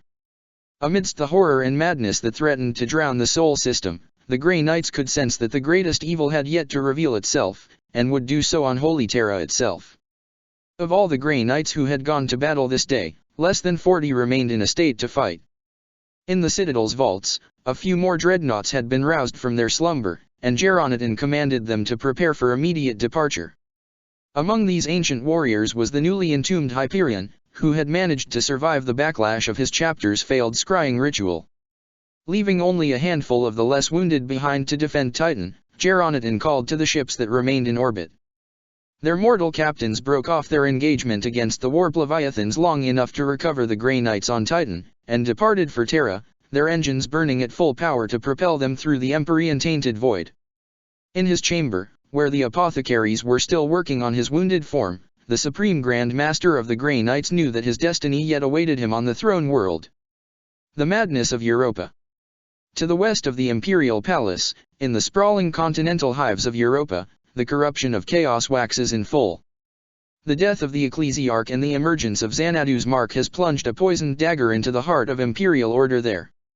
The Keeper of Secrets Konothara leads a vast host of daemons, latter and soul-broken Imperial citizens west, drawn by the prospect of killing the three Primarchs and ending all possibility of the Imperium surviving Light's End. In its path, however, stand heroes ready to lay down their lives in the name of humanity. We see Konothara.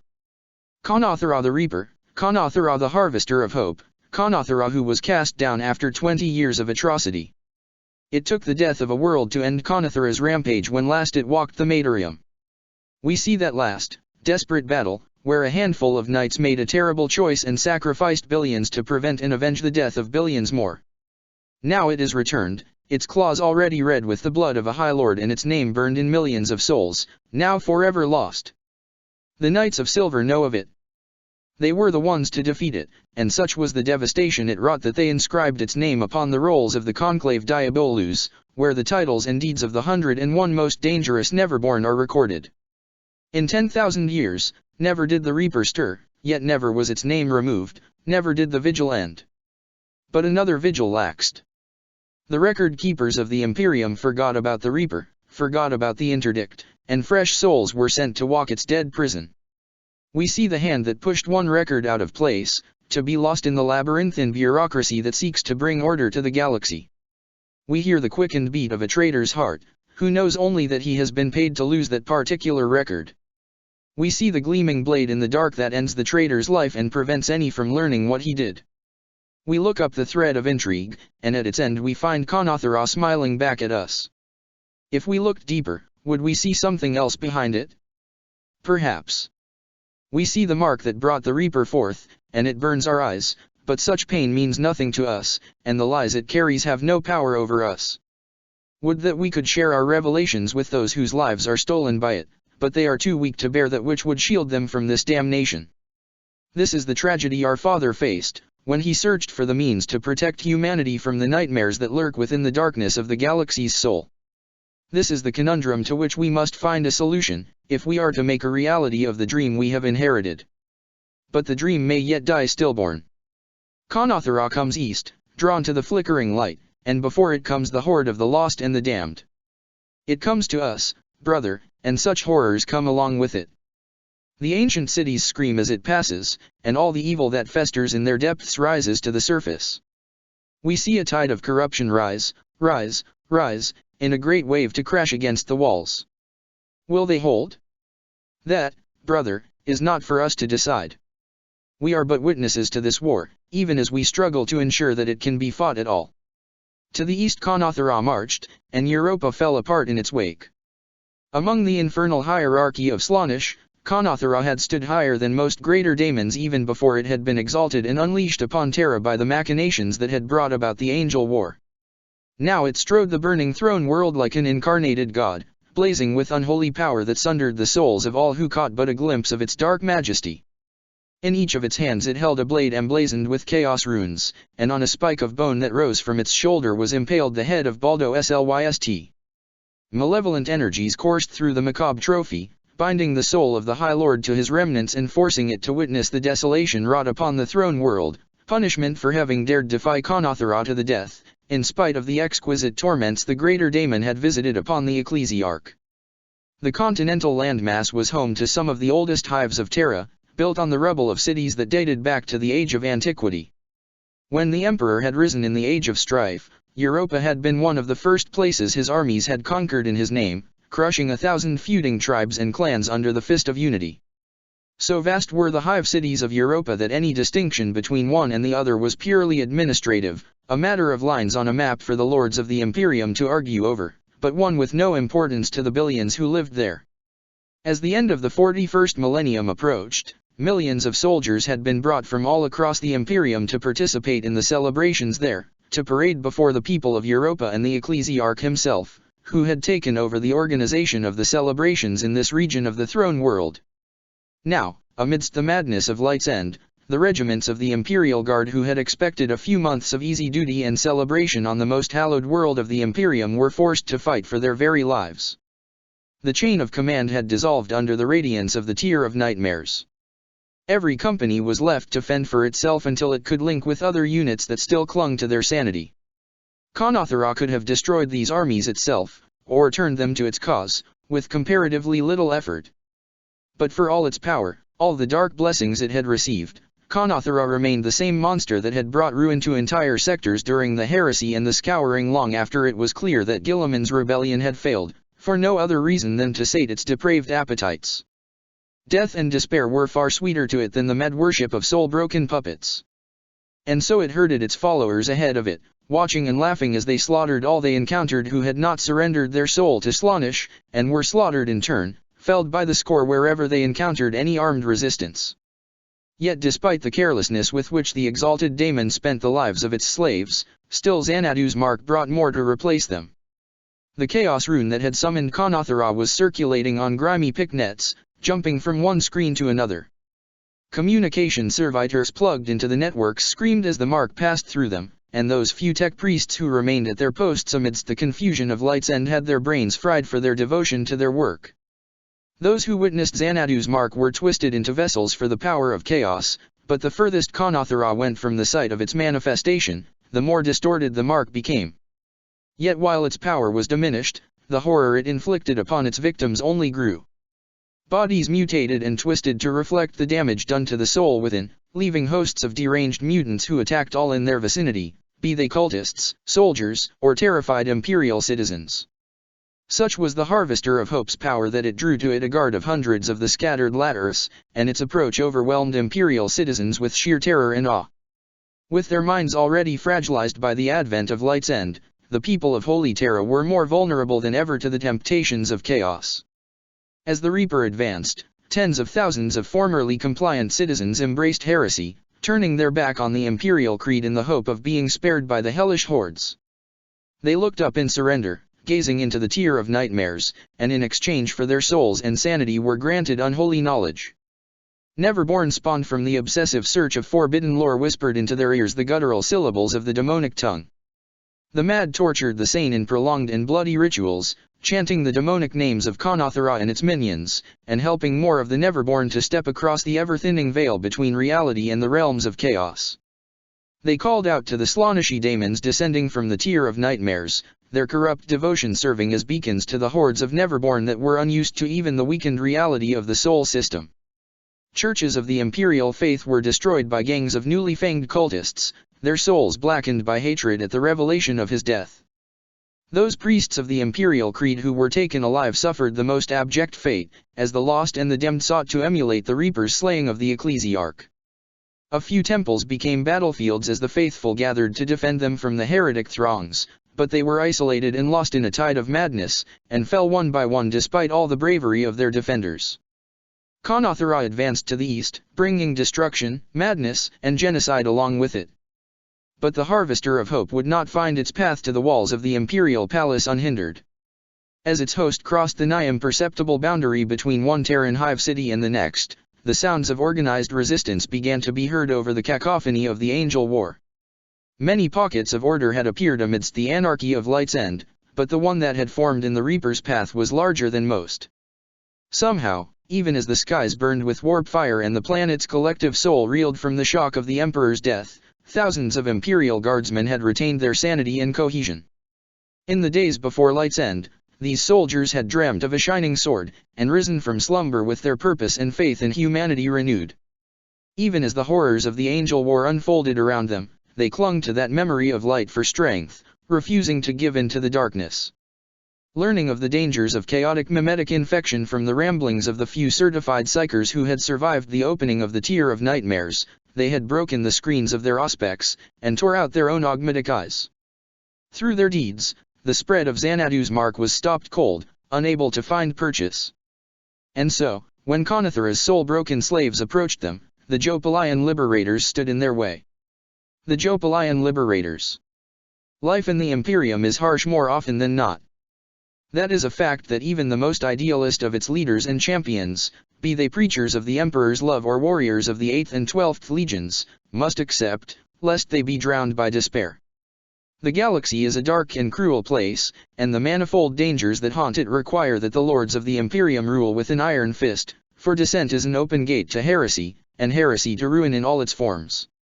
And so most imperial worlds are ruled by tyrants, some benevolent and as fair as they can afford to be, others petty and cruel, though rarely for long before one of their own court turn on them in the name of their own advancement.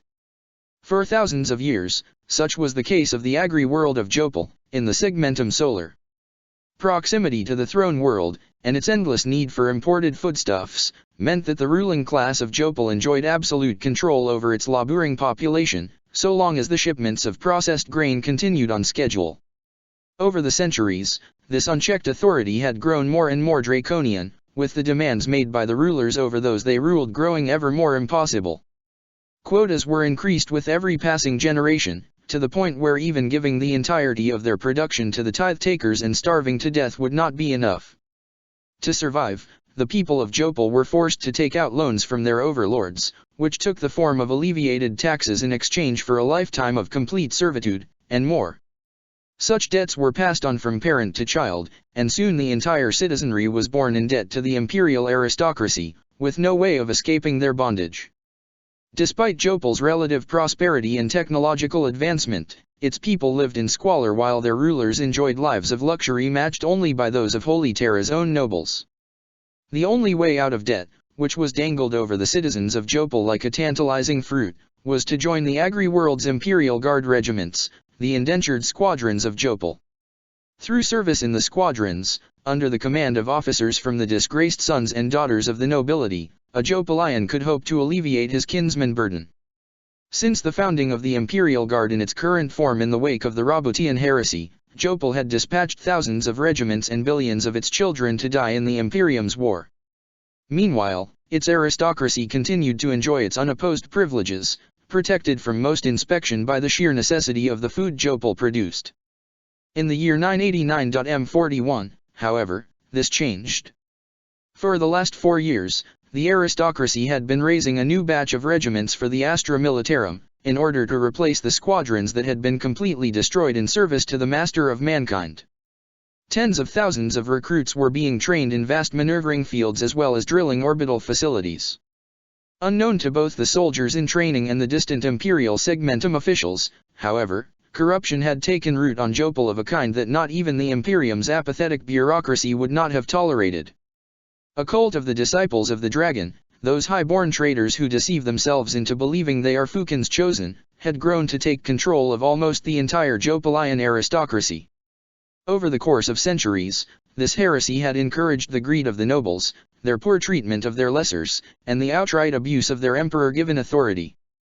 The cult was not ready yet to cast aside any pretense of loyalty to the throne and seize control of Jopal openly in the name of the Black Dragon. But unforeseen circumstances forced their hand when a group of sons of Horus came to Jopal unannounced, accompanying an inquisitor of the Ordo Hereticus.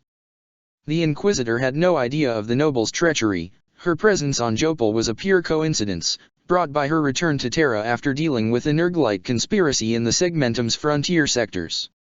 But the nobles, fearing they had been discovered, put their plans in motion early. They killed the Inquisitor and half of her legionary retinue, before launching their campaign to make Jopal free of the throne's grip. The surviving sons of Horus escaped to the guardsmen's camp, and told them of what had transpired in their overlords' palaces. The details of what followed are murky, but the Jopalians rose against the treachery of their lords and masters. With the training and equipment they had been given, they fought fiercely against the Draconites and their armed forces. For almost an entire year, Jopal was the site of a brutal civil war, as those loyal to the god emperor battled the disciples of the dragon. Daemons were summoned and monsters were bred, great reptilian horrors that were thought by the disciples to be pleasing to the black dragon. But eventually, the loyalists prevailed, and just as the ships of the Imperium darkened the skies, the banner of the regiments was raised upon the smoking heap that had once been the governor's palace. The remaining sons of Horus interceded in favor of the Jopalian, telling the Inquisition of their valiant defense of their world against the heretics who had infiltrated it.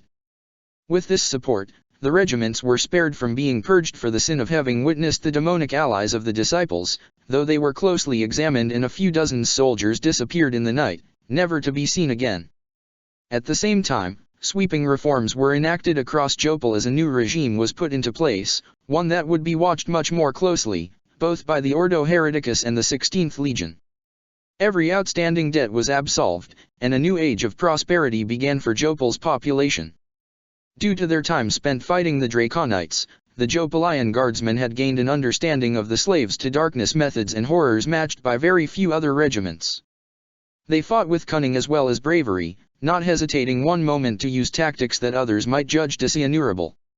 Faced with the unholy sorcery and superior equipment of the nobles' household troops, they had developed guerrilla tactics as well as a mastery of urban and outland combat.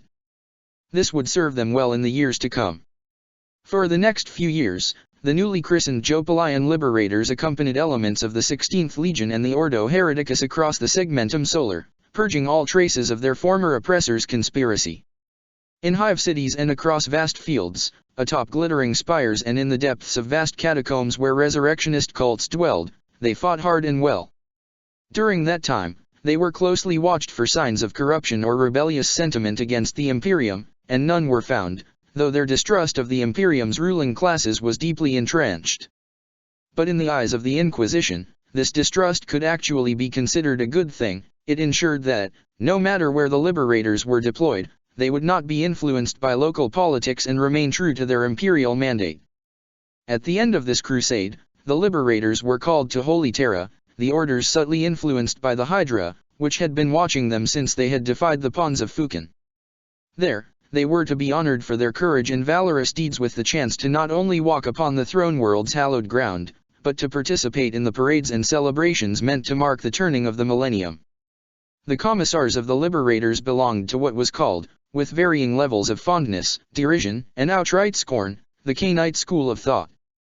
They mixed a healthy level of intimidation with mercy and care for the troops whose moral was their responsibility, and limited field executions to those who actually broke ranks, abandoning their comrades to face the enemy alone. As Light's End descended, they had been forced to perform more such executions in a few hours than they had since the regiments had been formally founded, putting down those whose will was broken by the tear of nightmares or who succumbed to the warp's pervasive influence. But because the soldiers knew and trusted them, as much as a guardsman can ever trust someone bearing the scarlet sash, they had managed to preserve discipline. More importantly, they had preserved morale, despite the horror of the situation both on the tactical and spiritual level. No less than 5 entire regiments of Jopalian liberators had managed to come together, and the 50,000 Imperial Guardsmen were reinforced by a scattering of other Imperial forces. Squads of Sisters of Battle, carrying holy flamers, phalanxes of Skitarii, who had willingly cut themselves off their noosphere networks to prevent the spread of Xanadu's mark, and half a company of warriors of the World Eaters, part of the 12th Legion's detachment to Holy Terra for the celebrations. Against them came the tide of ruin, millions of bodies, driven forward by Conothera's baleful command. Among the corrupted citizens and summoned daemons were latter soldiers and tithed ones that had been caught in the advance of the horde and subsumed by the exalted greater daemon's will. A command went across the Imperial lines, and the heavy fire died down. The Imperials didn't have limitless ammunition, and it was best to save it for those foes that could not be slain by lesser weaponry. Loss fire and slug weapons opened fire instead, in coordinated volleys that slew heretics by the hundreds. Many of the traitors who fell were still alive, only to be trampled to death by those coming behind them, each of their final, terrified moments another prayer to the Lord of Pain and Pleasure. Among the throng of soul-broken cultists were lesser daemons, daemonettes of Slaanesh, as well as the other predators of the warp that had been brought forth by the Tier of Nightmares. Even with their auspexes scrambled and their optics deactivated to prevent contamination, the Imperials saw the Neverborn coming. It was impossible not to. An aura of dread and panic preceded the daemons, and the Liberators' morale began to shake. Until the first of them began to shout words they were all familiar with. Another voice picked up the words, and another, until nigh on 50,000 voices were singing a hymn that had first been sung on distant Jopal, in the bloody battles of the world's civil war. Officially, the song was prohibited, due to referring to matters no Imperial citizen should have knowledge of. But the commissars smiled, and sung along, and the daemons in the horde sneered in displeasure at the mortals' defiance. The high and proud have broken their oath. The beast of black rises so great. But down here the light we carry. For that is our sworn duty. Chorus. So bring your slaves and your daemons. Send your hellspawns and your dragons. Here we stand and here we fight. From crack of dawn till darkest night. We, who are given this one chance, raise high our banners of defiance. You will learn, with your last breath, heresy brings only death. Chorus. O you who have embraced greed, know that this has been decreed. For you who have thrown your soul away, by our guns come judgment's day. Chorus. In cities and in fields, in the deeps and the void, in his service our lives and blood are employed. So come at us with your awful lies. We are the Emperor's own, and won't avert our eyes. So send your dragons, unofficial hymn of the Jopalian Liberators. The battle lasted for hours. Heretic bodies piled up in front of the Imperial barricades. The Jopalian Liberators' casualties mounted, but the advance of Conothera's host had been stopped dead. At the back of its horde, the greater daemon could feel this obstacle, and something like curiosity sparked in its infernal mind. It had expected resistance, of course. Even now, with the anathema dead, and it still had difficulties accepting that was truly the case, the defenses of this most hateful of worlds were still formidable. But it was still far from the walls of the palace, where the wards that had thwarted its kind during the siege still flickered with remnants of seraphic power. That these mere mortals dared to resist its slaves was something it had not foreseen. It was not angry, not yet. But it was curious. It wanted to see what it was about these mortals that let them stand firm while the rest of Terra burned, and then, it wanted to break them, tear out whatever elusive element had allowed them to do so, hollow their souls and minds, and bind them to its will. With a cohort of ladders and tithed ones capering around it, Conothera advanced. On its shoulder, the head of Baldo Slyst opened its mouth in a silent scream. The daemon made no effort to conceal its approach. Among the embattled Imperials, the Space Marines realized that, should it reach the front line, all hope of holding back the Slaaneshi horde would be lost. And so, with a final volley from their artillery, the Imperials tore a path through the chaotic throng, allowing the surviving sons of Angron to charge at the Harvester of Hope. No warrior ever looked so noble as these legionaries did as they fought and bled to reach their foe. No scion of Nuceria ever earned a more righteous death than those who fell on the way to the great abomination. Even as Holy Terra descended into madness, the World Eaters had held fast to their bonds, of honor, of duty, of brotherhood. But it was not enough. Of the 43 World Eaters that charged into the fray, 29 reached Kanathara. The first died a few heartbeats later, his head torn from his shoulder by a swipe of the exalted daemon's razor-sharp whip. The next perished almost at the same time, burned to ash by Kanathara's baleful glare, smoldering pieces of his armor clanging onto the gore-soaked ground. The last of the sons of Angren died 3 minutes and 18 seconds after the first of his brothers was slain. He died on his feet, transfixed by Kanathara's infernal blade as it cut right through his warplate, erupted from his back and bit into the earth. Even the ground itself blackened and twisted, seeming to recoil from the weapon's monstrous touch. With the World Eaters dealt with, Kanathara resumed its leisurely approach, licking its lips in anticipation of the feast of emotions to come. And this time, as the exalted Keeper of Secrets loomed over the battlefield and an odd silence descended upon heretics and Imperials alike, the Jopalian liberators did not sing. They did something much, much worse. They laughed. They had seen the World Eaters, greater warriors than any of them, slaughtered like cattle by the greater daemon. They knew that this creature was responsible for much of the horror that was consuming the throne world, and they knew that their own odds of defeating it, much less surviving such a confrontation, were so remote it would take the full processing power of a conclave of Martian priests to properly calculate. But faced with such a desperate situation, they refused to give in. And so they laughed. It was something they had picked up while fighting the disciples of the dragon. Fukin's followers were driven by pride as much as greed, and perceived mockery enraged them, which made them commit tactical errors in their haste to crush those who dared laugh at them. It was a sound of defiance, and it had helped the liberators stand their ground against the draconite horrors their foes had unleashed against them. Against Kanathara, the effect was somewhat more pronounced. To daemons of Slaanesh, most laughter is merely another source of emotion to feed upon. Those who laugh at a good jest, those who cruelly mock their victims, those whose minds are so sundered by revelation they can only laugh, all of these are but another meal to the never-born children of the Silver Palace. But it is not that kind of laughter that rises now from the ranks of mortals arrayed before Kanathara's servants. Kanathara remembers. In the first moment of the New Age, when the Dark Prince rose from the grave of the Eldar Empire, the Harvester of Hope was there, and it remembers. The Mocking One. The Laughing God. The one who did not break, did not flee, did not perish. The one who looked into the eyes of Slaanesh and mocked perfection incarnate. In that moment, Slaanesh was denied his victory. Segurika's defiance of the youngest god prevented him from devouring the entire Eldar race. The Lord of Pleasure and Pain was enraged by the fool god's mockery, and in that rage his invincibility ended, for no one truly invincible can be mocked. Perception becomes reality becomes law. Such is the way of the warp. Such are the rules by which the gods dreamt of by mortal souls must abide. And now, as Kanathara hears the laughter of mortals who have never seen a child of Isha, it remembers that awful moment when the last of the free Eldar gods changed the course of galactic history. And because Kanathara is a fragment of the dark god that spawned it, the Keeper of Secrets suffers just as Slaanesh suffered, for that, too, is the way of the warp. It screams in pain, feeling the flow of power from Slaanesh slip from its grasp. It claws at it with all its infernal will, but the laughter continues, shaking the very essence of the greater daemon.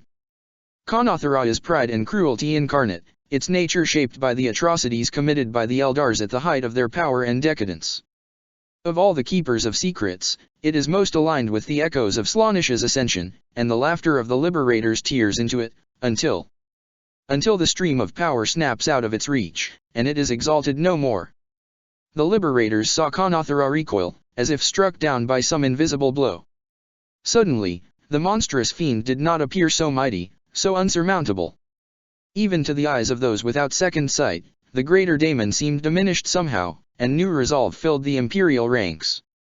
When Kanathara's shock turned into rage and it drove its slaves forward once more, the Liberators stood their ground, laughing defiantly in the face of the archenemy. They were outnumbered 100 to 1 and more, and even with the Keeper of Secrets' unexpected weakness, their deaths were all but certain. Yet still they fought, and still they laughed, and still Kanathara seethed with impotent rage, and something very much like fear. But even the greatest valor only counts for so much, and eventually the Jopalian lines began to buckle under sheer weight of number. Tithed ones rampaged amidst the guardsmen, tearing holes in imperial formations before they were put down by concentrated fire. Monstrous latter war machines rode to the front lines and disgorged cargoes of soul-broken imperial citizens, whose ruined minds desired only to die rather than return to their torments. Step by step, the liberators were forced back, but they refused to break, for each and every one of them knew, in their heart of hearts, that in the Angel War, there was nowhere to run. For an entire hour, they fought in this grinding conflict, giving no mercy and receiving none. The blood of heretics and heroes alike flowed, but just like Xanadu's mark, the advance of the Reaper was stopped. As all hope seemed lost, Konothara finally resumed its march to the front line, hungry to punish the souls who dared to defy it, and silence their defiant laughter. But as the Keeper of Secrets advanced, the sound of engines was heard over the cacophony of destruction that served as the Angel War's constant background music. From the east came a fleet of transports, loaded with the household troops of over a score of imperial noble bloodlines. Leading this host was Sarum Farrakzad, a chosen of Magnus who had once walked within the halls of the Imperium's elite, before his psychic prowess had been discovered and only the 15th Legion's intervention had saved him from the Black Ship. Dispatched by Omegan from the Tower of Hegemon, Sarum had made good use of his journey. Plying every trick of diplomacy, persuasion, and outright blackmail he had learned in his years serving as an intermediary of sorts between the Thousand Sons and the imperial nobility, he had convinced those Terran nobles who held out against the madness in their spires and fortresses to join him. As the transports approached, a host of latter stalkers descended upon them, but they were met with psychic fire. For along with Sarum, Omegan had dispatched Darius Turani, a master of Piri arts. To Darius, the horrors of the latter were nothing, for he had witnessed the predations of the 19th Legion 100 years prior, and the Slaaneshi Zeno's evil paled in comparison to that of Coryx's purebloods. Sitting in the lead transport with his eyes closed, the librarian smote entire swarms of stalkers at a time, drawing the very fires that consumed Terra in order to incinerate the flying reptiles. Firing their guns over the heads of the Jopalians and into the infernal horde, the transports unloaded thousands of Holy Terra's best trained and equipped troops. To the surprise of even Sarum himself, they were led by a handful of the throne world aristocratic elite. Each of these lords and ladies had ruled over billions of Terra's denizens before Light's End, and had been trained from birth to be able to serve their duties as stewards of the Emperor's domain and leaders of his people. They had been taught how to fight in duels, how to play the game of intrigue in politics. It would have been easy to dismiss them as fools with no understanding of the truth of life in the Imperium, separated from those they claimed to lead. But when the Angel War had come, each of the 17 who accompanied this relief host had chosen to risk their own lives rather than remain within the relative safety of their stronghold. And as the Jopalian liberators saw these men and women of high breeding stride forth at the head of their troops, they understood that these were very different lords from the ones they had fought on their home world. Nobles fought side by side with former peasants, and together they drove back the hordes of hell. At the will of Darius, great firestorms engulfed thousands of Slaaneshi slaves, while the Piri master remained protected by a ring of the household's own elite, deep within imperial ranks. Blood ran under his helm as the son of Magnus forced himself to draw upon the powers of the warp even as it roiled with the corruption of chaos. The protections of the rubric burned in his soul, and he could feel himself dying a little bit more with every working he performed. But like every thousand son on Terra, Darius could feel the pain of his primarch on the golden throne, and his own torment was nothing in comparison. Sarum fought on the front line with blade and staff. His presence swiftly became a rallying point, and when Konothara finally reached the Imperials, the greater daemon came directly upon the chosen of Magnus. Sarum slammed his staff down, while behind him Darius drew upon the last reserves of his strength and summoned a great wall of fire that cut off Konothara from the horde that still poured from the ruins to the west. With the blow came a psychic sending, directed to every Imperial combatant in range of the greater daemon. The sending was simple. It was a single word, a command whose meaning and target were obvious. Fire. As one, 1,000 guns opened fire on Konothara. On their own, these shots would not have been enough. But at the exact moment of impact, the decapitated head of Baldo Slyst, in which the soul of the late ecclesiarch was trapped, briefly shone with golden light. Faced with the heroic defiance of the Jopalians, Baldo's spirit had been renewed, and the momentary flash of holy power released so close to Konothara's unholy form was enough to cause a flicker in the demonic wards that shielded it from harm. Hundreds of bullets and lost bolts slammed into the greater daemon's usurped flesh, and it was too much for it that was no longer exalted. And so, Kanathara, the Reaper, the Harvester of Hope, whose defeat had taken the work of the Grey Knights and the sacrifice of billions, fell, brought low not by transhuman warriors infused with a shard of the Emperor's own radiance, but by mortal souls who had refused to submit to its vile divinity. For every soul you have defiled, for every life you have ruined, roared Sarim, standing high and proud over the fallen form of the Harvester of Hope. For the people of Terra and the Imperium, face the wrath of Magnus the Red, Daemon. As the sword of the Chosen descended and Kanathara lost its hold onto corporeality, as its incarnation faded and its spirit was hurled back into the sea of souls, the greater Daemon could still hear the sound of laughter. Titanomachy. North of the Imperialist Sanctum, beyond the shaped mountains of the Imperial Palace and into the sprawling industrial hive complexes, the infernal engines of the obliterated Daemon world Eidolon march. Chaos Titans and other demonic constructs rampage, leaving naught but ruin and misery in their wake as they go south, toward the walls of the Imperial Palace. Against them walk the god machines of the Legio Tita Nica, along with some of the most secret weapons ever designed by the Emperor's servants. Not since the siege of Terra have Titans waged war upon the throne world, but now, the god machines thread humanity's birth world once more. We see the tyrant. It comes from the blighted sphere that the lost and the damned call Eidolon, unaware of either the name's antique significance or the appellation the children of Isha once bestowed upon that accursed place. We see the dark fire of its hunger, blazing at its core where its plasma reactor once burned with the fury of a caged star. We see the demonic engines of war and ruin come in its wake, fueled by hatred and torment. They bear the scars of the wounds that killed them, before they were resurrected by dark science and darker desires. We see the beasts and the men leashed to their infernal hearts, bound to tainted iron. Living beings, reduced to the components of these monstrous war engines, their frail souls subsumed into 100 greater nightmares. We see the smile on Slaanish's lips as they descend from the wound in the sky, brought forth by fell artifice to ravage the palace and crush all hope for the future. No. We roar, lending our strength to the fading wards, carved on the stone and the skin of the world, designed by our Father and made real by the hands of those who believed in his cause at the very beginning. No. You will not walk within these walls, O towering monuments of destruction. We cast you out. Out. Out. But we are not strong enough. Strong enough to prevent them from descending directly here, yes, and preserve the fragile seed of salvation, but not strong enough to cast them back into the storm from whence they came, into the embrace of the God they claim to love, not realizing that the poison festering in their souls is anything but love. We see them fall to the north, to lands soaked in 40 millennia of bloodshed and conquest. We see the earth crack. We hear the wailing of those who die, and the terrified screams of those left alive. We see the beast that feeds upon their suffering, who laughs even as he rages at being thwarted by us. We see Leonatos, enthroned within the tyrant's skull. Betrayer of empires, champion of chaos, destroyer of worlds. We see the sword in his hands, and we cannot see where the Daemon Prince ends and the weapon begins. We taste the blood he has spilled and feel the pain he has inflicted, and we would weep if we had tears left to shed.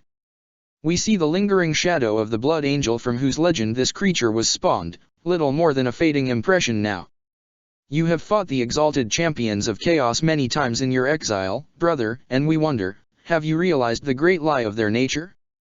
The immortality that so many warlords pursue is an empty promise, the transcendence they dream of an illusion.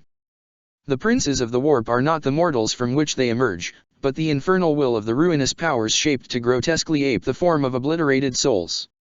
They are not the reborn chosen of the dark gods, but mere eidolons of their deceived followers. Do you see the joke now, brother? The dark god's sense of humor is one of the greatest evils chaos has inflicted upon our hapless galaxy. The death curse of Eidolon struck Terra like a dagger. Pillars of warp lightning descended from the Great Rift, their course twisting suddenly before they could strike the Imperial Palace. Even after the death of the Emperor, the ancient seraphic wards woven in the walls held fast, shielding the palace from direct demonic interference. The eldritch lightning struck north instead, and the combined might of its blows shattered reality. Souls were obliterated for hundreds of kilometers, and when the too bright unlight of the warp faded, It left behind the towering shapes of Chaos Titans and Daemon engines. A full legio worth of monstrous machines manifested, transported from the destroyed Daemon world of Eidolon in the Eye of Terror by the sanguine Earth sorcery. Dozens of infernal engines, from the great tyrant of Eidolon to the lesser, night-sized war machines, were scattered over thousands of square kilometers. Of the horde of cultists, beastmen, and warriors that had attempted to follow the Chaos Titans, less than 1 in 10 had survived the transition. More than half the remainder had lost what little sanity they had still possessed, and the others teetered on the brink of absolute madness themselves. They spread out, descending upon the traumatized survivors of the hive collapses with perverse savagery. Thousands of them, however, rallied around the tyrant of Eidolon, ready to give their lives in service to this great idol of chaos. Since the area's rebuilding after the siege, the continental mass north of the imperial palace had been dedicated to industrial production. But the layered manufactorum and hab blocks had never been designed for the sudden addition of a legio's weight. Combined with the planet-wide quakes caused by Light's End, the ground collapsed beneath the feet of many of the Chaos War machins, burying them in rubble and ruined bodies. Entire sections of hive cities collapsed, crushing millions to death. Workers who had been at their shift when the Angel War had begun, or had been trembling awake in their homes in terror, perished without warning. The crude reality was that the hives could not bear the weight of the Chaos Titans. And they were of such scope that if the corrupted engines tried to simply destroy everything in their path to the Imperial Palace, their ammunition would run dry or they would be crushed by collapsing cities. Only a few of the smaller engines could navigate the sprawling hives, and even they had to pulverize entire hab blocks to advance through the labyrinth of crawled streets. For a moment, it seemed that this particular incursion of the Angel War would be stopped by Holy Terra's own terrain. But then, those war machins that still had mortal crews cast their senses around them for a way out of this predicament, and they found one. There was a path to the south that could withstand the weight of the Chaos Titans, the Trans-Siberian Line. The Trans-Siberian Line. All of Terra suffered during the siege that ended the Roboutian Heresy. The hordes sworn to Guilliman's banner flooded over the throne world in their billions, and demonic sorcery spread evil everywhere. Even as the Imperial Palace held, the rest of the planet was left all but undefended, for Perturabo had believed the traitors would focus their efforts on the palace. The Lord of Iron was right in this, but he had underestimated what even a fraction of the heretics' manpower would inflict on the world, and did not yet understand the depths to which his former kinsman had sunk. By the time the siege ended with Guilliman's fall and the 12th and 17th Legion's return, Terra's total population had plummeted. The exact casualty numbers will never be known, but they are assuredly in the hundreds of billions at the very least. It took centuries to rebuild, even with all the resources of the reforged Imperium to draw upon, but the High Lords did not let that stop them. They were determined to remake Holy Terra into a planet worthy of being the Imperium's capital. In time, much of their work would be paved over, replaced by the endless need for more administrative space to manage the lumbering leviathan that was the administratum, or by more temples to the ever-growing imperial cult. But some of the wonders they managed to have built during those years yet remained by the time of the Angel War. The Trans-Siberian Line was one such great project.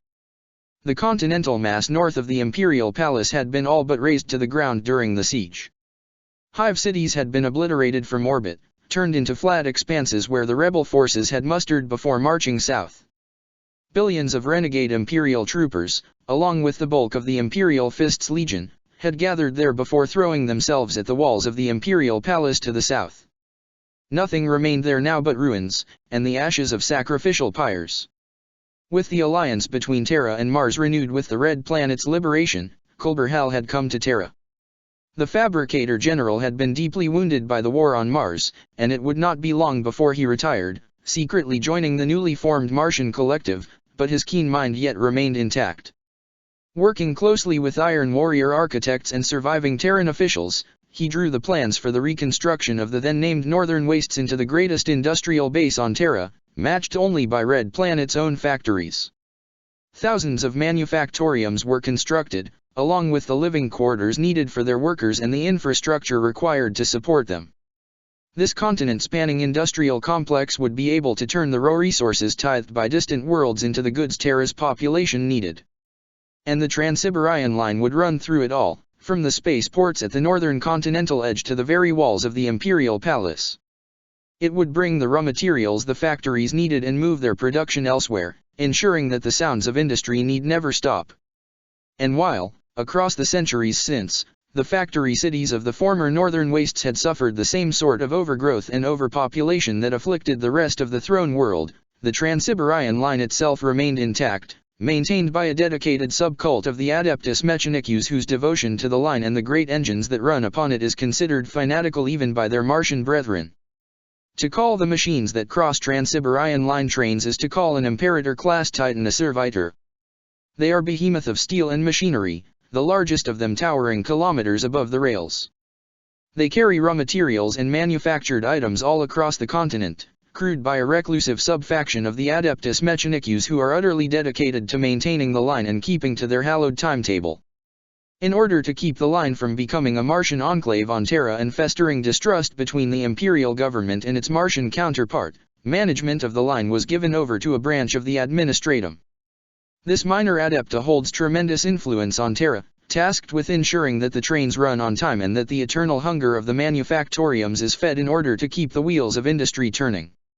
So numerous are the trains running on the Trans-Siberian line that years of training are required before an adept is allowed to oversee even a minor junction, for any delay, however minor, would mean that millions of workers would suddenly find themselves unable to work. The rails of the Trans-Siberian line had been designed to bear the weight of the enormous trains that ran on them, they would bear the weight of the Chaos Titans without problem. And while the line wasn't a straight path to the walls of the Imperial Palace, it did lead there eventually, and following it would be much quicker than tearing a path through the hab blocks and factories. In the skull of the tyrant of Eidolon, Leon Atos smiled as he received these news.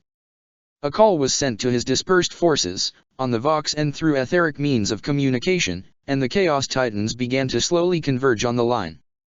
They smashed aside the stopped trains, obliterating them from afar or tearing them to shreds before climbing over the debris. They marched fast, faster than things this size had any right to be. The malevolent energies of the Tier of Nightmares empowered them, and the will of the Daemon Prince leading them drove them onward. In the Tyrant of Eidolon, Leon Atos was forced to exert his infernal will to keep his forces from dispersing and revel in the desolation they inflicted. His power was like a leash around the throats of the corrupted warhounds and demonic engines, forcing them to continue south and only prey upon the buildings and people immediately next to the Trans-Siberian line.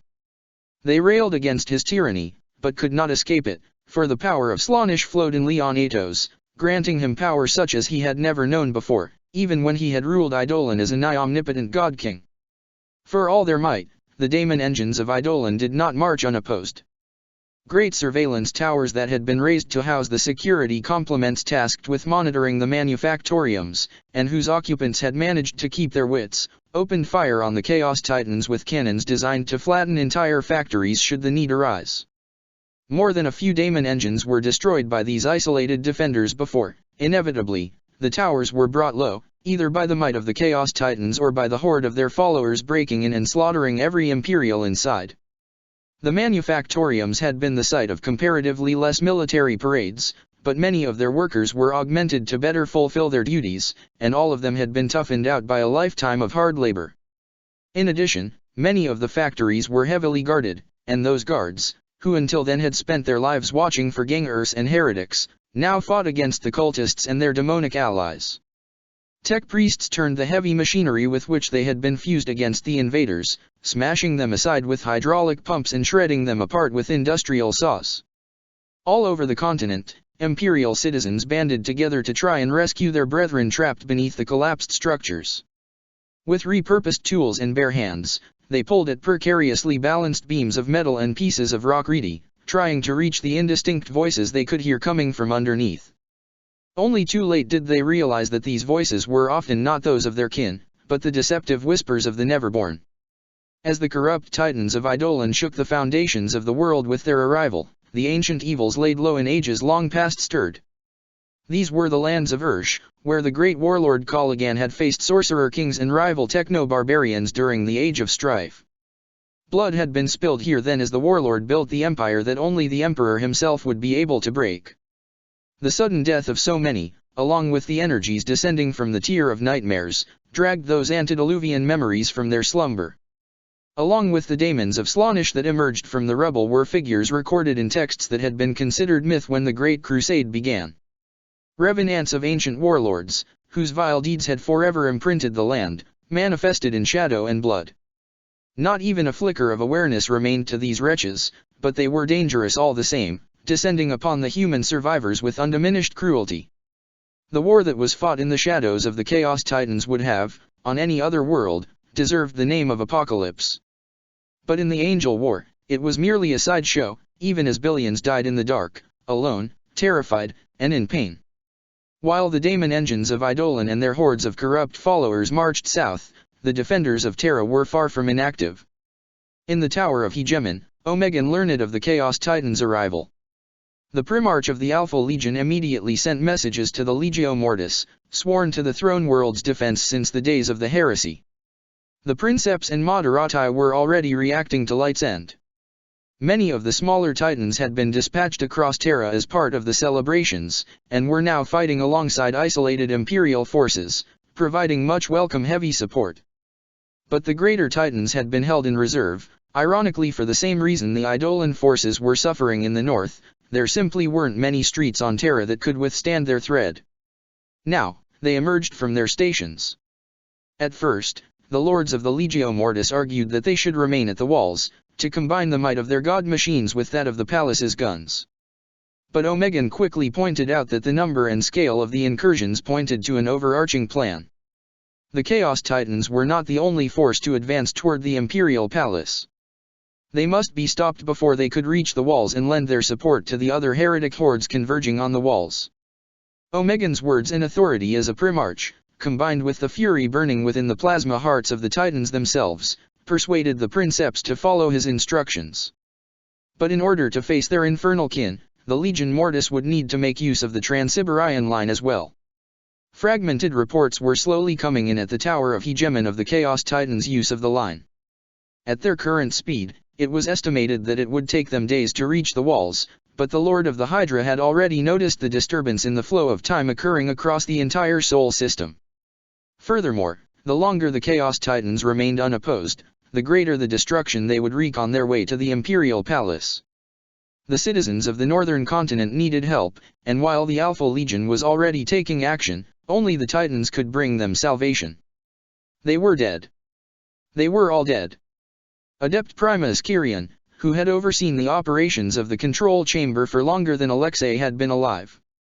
He had taken a live cable and jammed it into his eyeballs, his smoking corpse still twitching minutes after his death. Melia, who always gave him a smile when he came in to join the shift. She had strangled herself, crushing her own windpipe and choking on her own blood. Gregory, the sneering brute who was stationed at the entrance of the control room. He had drawn his last pistol, calmly pressed it between his eyes, and pulled the trigger. And all the others too. The entire minimum crew of 19 indispensable workers needed for Station 46 Gamma to keep the trains going even as the rest of the Throne World celebrated the turn of the millennium, dead. Only Alexei was left, trembling and huddled beneath his desk, desperately whispering prayers for protection that he knew, without knowing how, could no longer be answered. Only he hadn't taken his own life in one way or another when the sky had broken apart and horrible images had filled the screens. He didn't think this was because he was somehow braver than all his co-workers. No, it was because he was too much of a coward. Even as the screens screamed and the windows showed only madness, he had still wanted to live. And so he had huddled under his desk, shivering with terror, and tried to block everything out. He didn't know how much time he had spent there when a different noise pierced through the terror that clouded his mind. It was a sound that was absurd in its familiarity, the ringtone of someone calling Adept Primus Kyrian over the secure Vox line. Usually, Kyrian picked up such calls within seconds. This was the first time Alexei had ever heard it ring for longer than that. Slowly, he extracted himself from his hiding place, and crawled toward the dead overseer's station. Not because he was wounded, but because he was scared that if he stood up, he would be noticed by the things outside. With trembling hands, he pushed the rune he had seen Kyrian push countless times before. The ringtone stopped, replaced by a voice that was strong even through the static-laden transmission. Station 46 Gamma, respond. Who are you? What do you want? I am Primarch Omegan of the Alpha Legion. Yours is the only station left on the grid. Who am I speaking to? Alexei went numb with shock. A Primarch. He was speaking with a Primarch. Him, a lowly Terran-born adept whose ancestors had spent generations to reach this hereditary position, was speaking to one of the God Emperor's own sons. It didn't even occur to him to doubt the words of the voice. Perhaps it was the shock of his entire situation, perhaps it was something in the voice, perhaps it was desperation to cling to anything resembling authority amidst the insanity that had become his universe. This is third-class adept Alexei Tokarov, he managed to say through teeth chattering with fright. I'm the only one left. The others are all dead. There was a moment of pause. Then you will need to suffice, Adept Tokarov. Your services are required by the Imperium. The Primarch, explained to Alexei what he needed. Alexei swallowed nervously, his saliva tasted of blood and fear. Could he do this? Surely not. He was just a third-class adept. He had no training in the intricacies of the line's operation. But he didn't need to worry about collision, now did he? The entire line was dead. The last train to move had been the 793956 Secundus, whose pilot had gone mad and rammed it into one of the things that stalked the line with enough strength to destroy them both. Alexei had heard the women's ranting over the Vox speakers, despite trying not to. That had been an hour ago? 2? And since then, no train had moved along the entirety of the line. He turned to look at the screens. There were many of them, but he didn't need to look at all of them at once. And there were many buttons, many levers and many prayers he hadn't been taught, but knew from years hearing others recite them. I think I can help you, he said, moving to Kirian's seat, pushing the corpse aside as gently as possible. There are trains stationed at the walls that have the necessary carrying capacity. I don't know what state the crews are in, though. We can provide our own replacement for them if necessary. What we need, however, is guidance through the line in order to avoid the unpassable sections and reach the enemy as soon as possible. Can you do this, Adept Alexei? Alexei swallowed. His spit tasted of blood and ash. I can do it. I will do it. With the help of the last surviving adept of the division of the Adeptus Administratum tasked with overseeing the operations of the Trans-Siberian line, the engines of the Legio Mortis embarked aboard the stopped trains located nearest the Imperial Palace. Along with them came tech priests and their cohorts of servitors, more than capable of replacing the dead or missing crew of the great trains. Shipments of raw resources and manufactured goods were thrown out to make place for the god machines, and the spirits of the noble titans grumbled at the indignity of such transportation. Imperial knights from various households, drawn to Terra by the celebrations of the Millennium's turn, were summoned by the Legio Mortis. Though many knights were scattered across the throne world, few were able to reach the walls in time, gathering in an ad hoc lance. In order to reach the enemy, the bigger titans of the Legio Mortis had to gut the inside of the trains to make enough space for them to enter. The sheer size of Dies Irae forced the Legio's Magi to cut open two different trains, with the Imperator having 1 foot in each as they advanced on parallel lines in strict synchronicity. The sight would have been comical, if not for the sheer menace that emanated from the ancient god machine. The god machines of the Legio Mortis didn't go to war alone. The Legio's strongholds at the Imperial Palace also housed many phalanxes of Skitarii warriors, and while many had been dispatched on the parades when Light's End struck and still more were redeployed to help defend the Imperial Palace or provide support on other fronts, thousands of augmented soldiers were packed in the trains along with the Titans. With the etheric disturbances raging across the throne world, the noospheric communication network of the Skitarii was thrown in complete disarray, forcing their tech priest overseers to authorize the use of squad-level only tactical links and personal decision algorithms reserved for the most dire of circumstances. The great trains rushed north, following the quickest path through the disturbed Trans-Siberian line. Despite the desolation ravaging Terra, the line itself was almost intact ahead of the Chaos Titans. The Princeps didn't know whether this was because of the sturdiness of its design, or because it had been spared on purpose by the enemy. Despite the need for caution and the unusual cargo of the trains, they moved far faster than the Titans could have on their own. Within a few hours, the auspexes of the Titans detected the presence of their hated foe. Not long after, the trains stopped, letting the Titans and their allies disembark to finish the last stretch of their journey on their own thread. The Skitarii ran between the legs of the god machines, Alpha's shouting order that would usually be transmitted across lightspeed noospheric connections. The Knight Paladin Glory of Indrike earned the first engine kill of the Titanomachy. His prey was an exemplar of the daemon engine type recorded in the blackest records of the Ordo Malleus as the Slaanesh Subjugator. As the cruel machine toyed with a group of human survivors it had found, Glory of Indrike opened fire with its mighty battle cannon. The shot obliterated one of the daemon engine's pincer claws, and it turned towards its new foe with a nightmarish shriek that caused half of its intended victims to drop dead, their brains pouring out of their ears. Glory of Indrike struck again before the subjugator could return fire. Its Reaper chainsword cleaved the daemon engine in two, destroying the source Rouse fetters keeping the Neverborn within anchored to the Materium. The knight did not have long to enjoy his kill. Soon, he was surrounded by 3 six-limbed walkers that resembled a cross between mechanized spiders and fleshy tanks, and ripped apart by their claws. A volley from the rest of the knight lance tore them apart. The first engagement of the Titanomachy had gone to the Imperials. Soon, however, more of Eidolon's forces approached in great number. The engines of the Legio Mortis were badly outnumbered, but where Leonatos had to impose his will upon his forces, the Princeps Marshal could rely on his subordinates' obedience and competence. The rails of the line became the battleground of Titans. In that network of megastructures, the Colossi fought like the carriers of an infection and an immune system inside the veins of some planet-sized host. The wrecks of destroyed trains and the rubble of collapsed buildings provided cover large enough for Titans. Augur readings were turned all but useless with the static and scrap code filling the noosphere, forcing the Princeps to rely on what they could see through the immense eye lenses of their god machines. The Trans-Siberian line became a battlefield of ambushes and sudden confrontations, with weaponry capable of obliterating a target kilometers distant being used at point-blank range. Julius Ternate, Princeps Marshal of Legio Mortis, tried his best to keep his forces coordinated, knowing that their discipline was the greatest edge they had over their heretic foe. By the grace of the Omnis Sia, Dies Irae's venerable transmitters had been proofed against demonic interference long ago, and the Princeps Marshal could communicate with his forces with little difficulty. From their reports, he was able to construct an accurate picture of the enemy's disposition, and sought to turn their lack of discipline against them.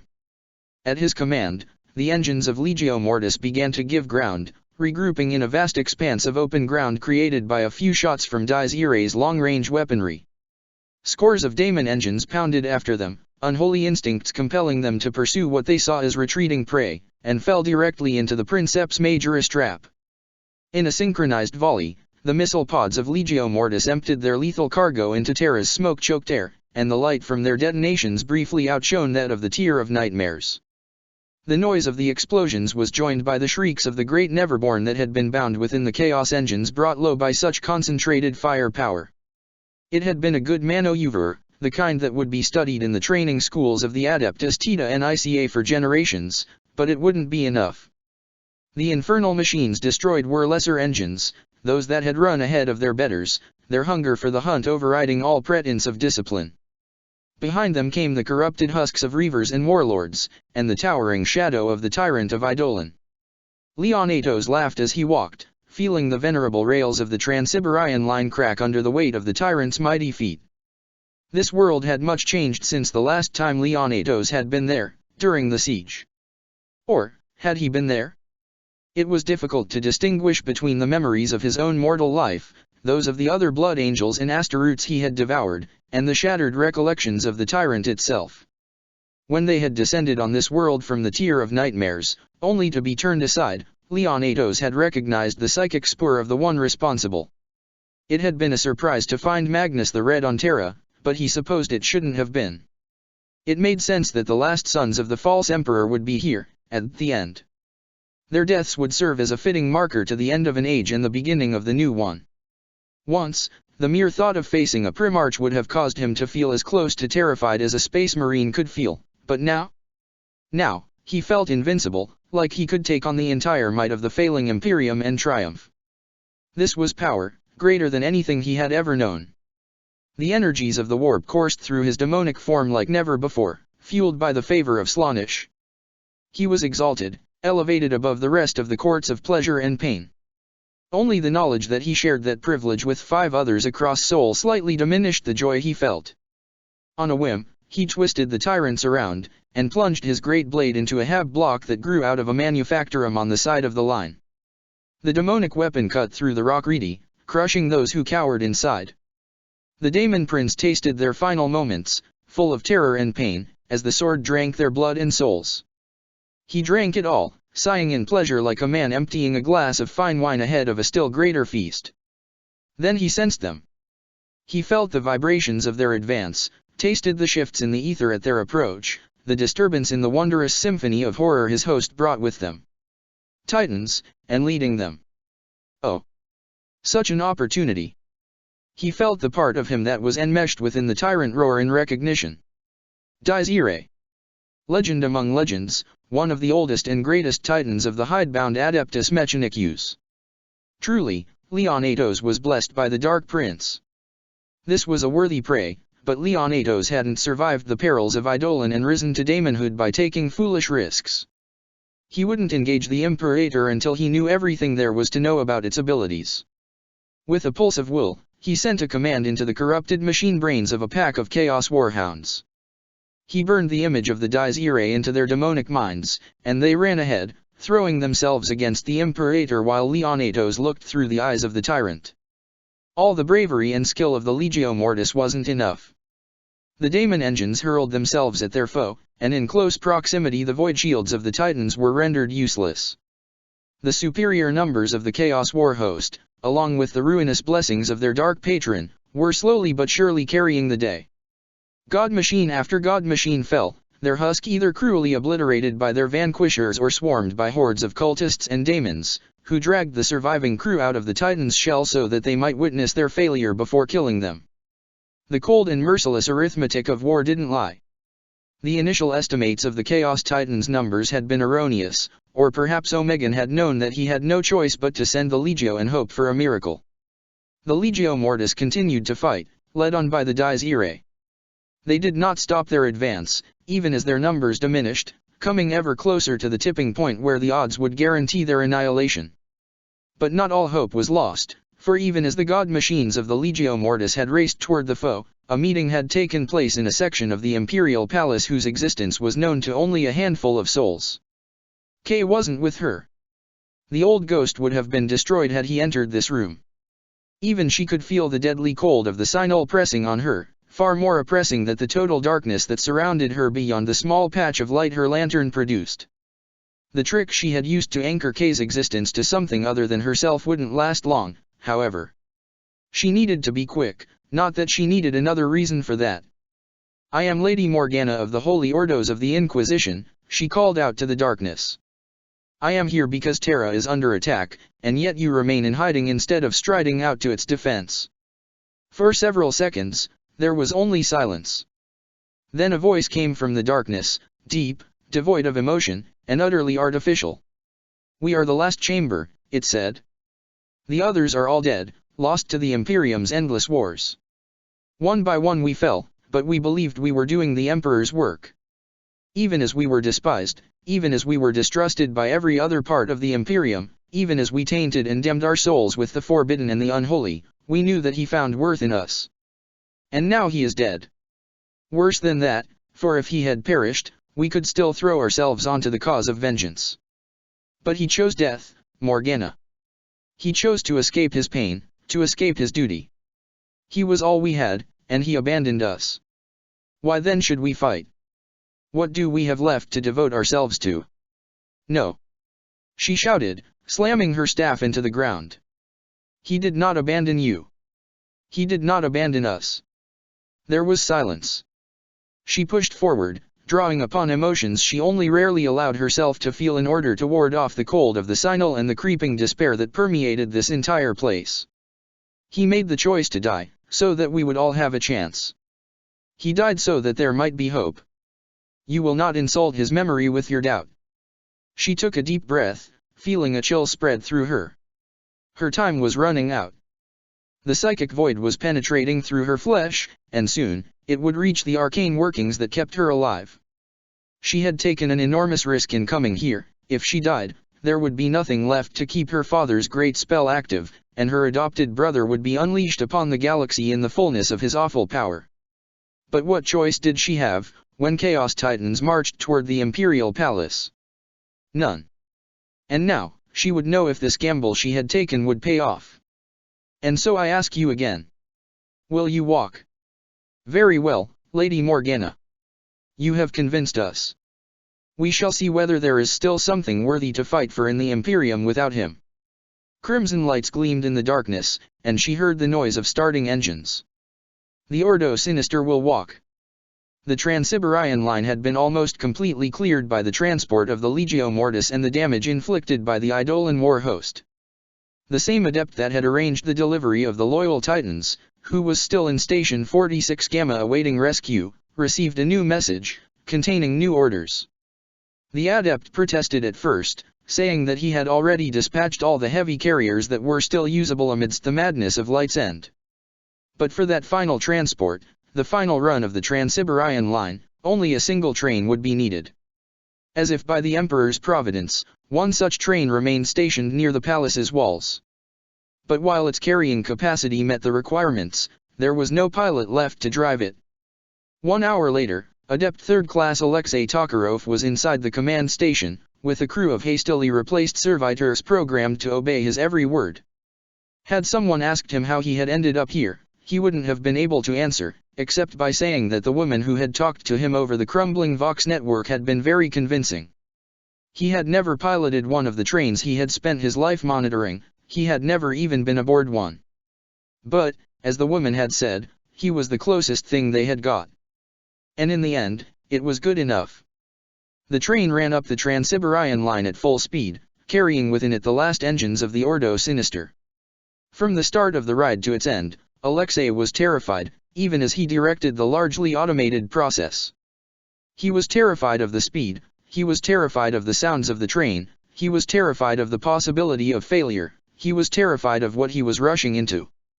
Most of all, though, he was terrified of the train's cargo. This last train went further than the ones that had carried the Legio Mortis god machines, coming to a shrieking stop mere scores of meters from the Titanomachi's front line. Even as its great engines stuttered and died, their machine spirits having given all they could, its cargo doors were blasted open, revealing the reinforcements that laid within. We see the Ordo Sinister. They are not Titans, brother, not as the Mechanicus understands them, though they were first born in the Tech Priest's forges. Our father remade them into something else, back in the days where he knew the horrors that dwell among the stars and we did not. If the Mechanicum of those days of innocence had known what he did to their creations when they were delivered to Terra. But no. Let us not dwell on such dark might have been. Our present is sinister enough. We see their weapons, tools of war and murder whose very existence was scrubbed from records during the Great Crusade.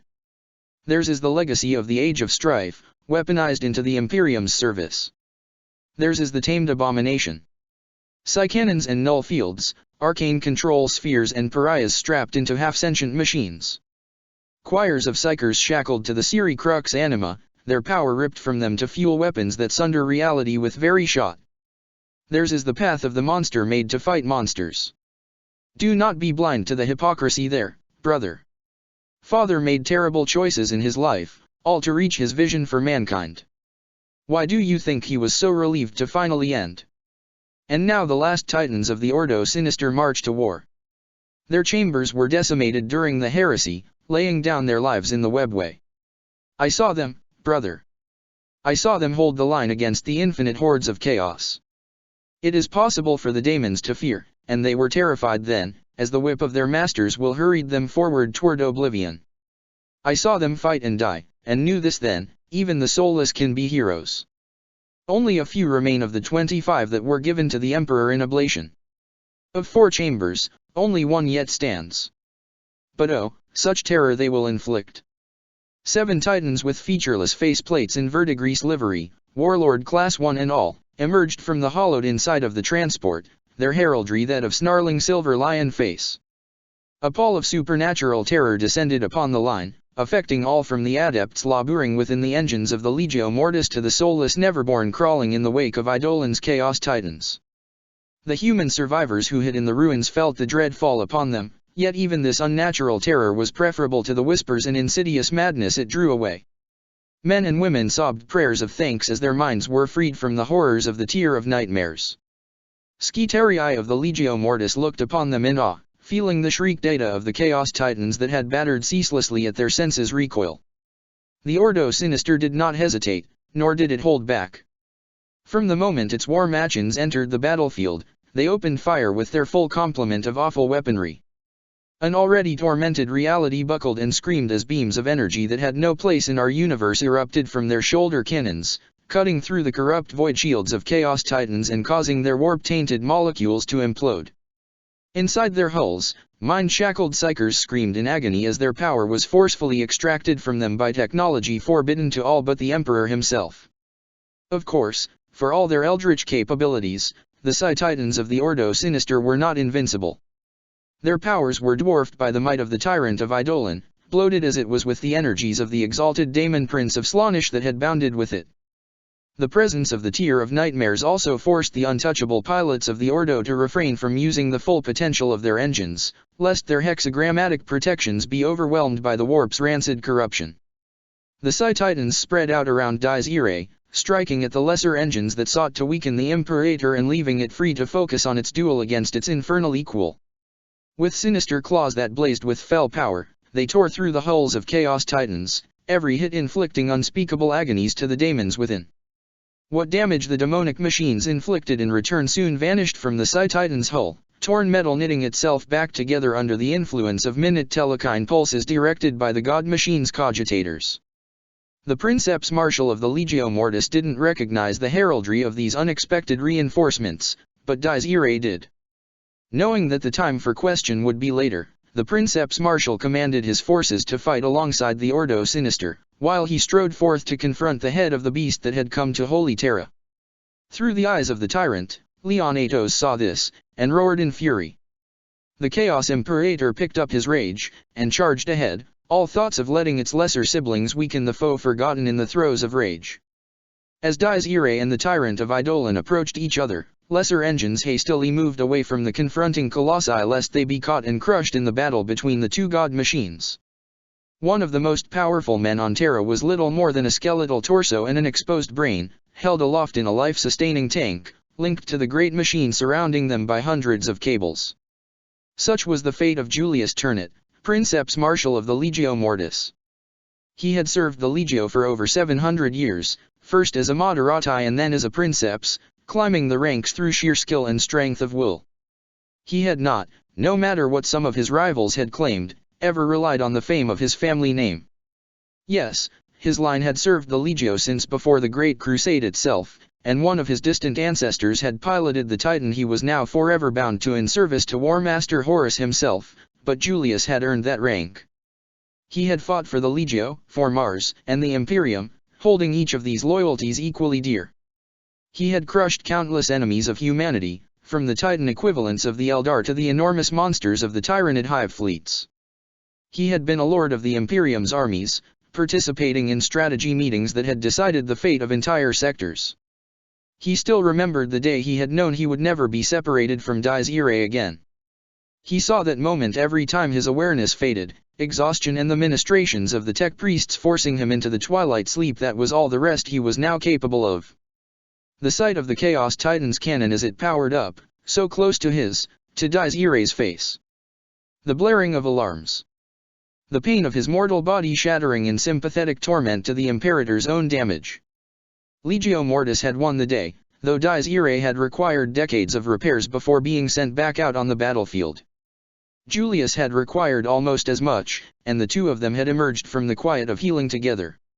In exchange for that pain and entombment, Julius' connection to Dies Irae had become deeper than ever before, and he had inflicted great punishment upon the enemies of humanity against whom he had been deployed before being recalled to Terra in order to rejoin the Legio's vigil over the Imperial Palace. He hadn't thought there would be anything to fight there. As Dies Irae marched over the blasted ruins of the Transsiberian line and Julius saw the face of the enemy through its eyes, he wished with all the heart he no longer had that he had been right. Julius had fought Chaos Titans before, but never one as powerful as this, never one who was the equal of Dies Irae in size and potency. He knew the legends, of course. As Princeps of Dies Irae and Prince Marshal of the Legio Mortis, he knew more about the shameful history of the Titan legions than almost any other soul in the Imperium and the Mechanicus combined. The knowledge flowed into him from Dies Irae's data banks.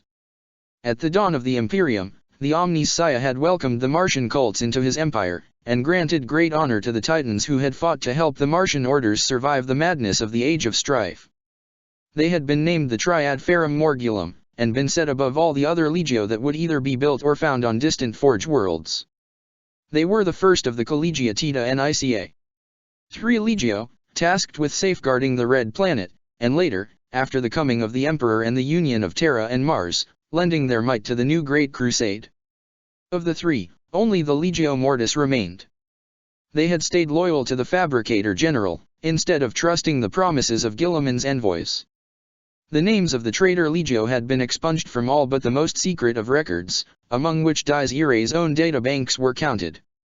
It was from this knowledge that Dies Irae, and through it Julius, knew the name of their foe.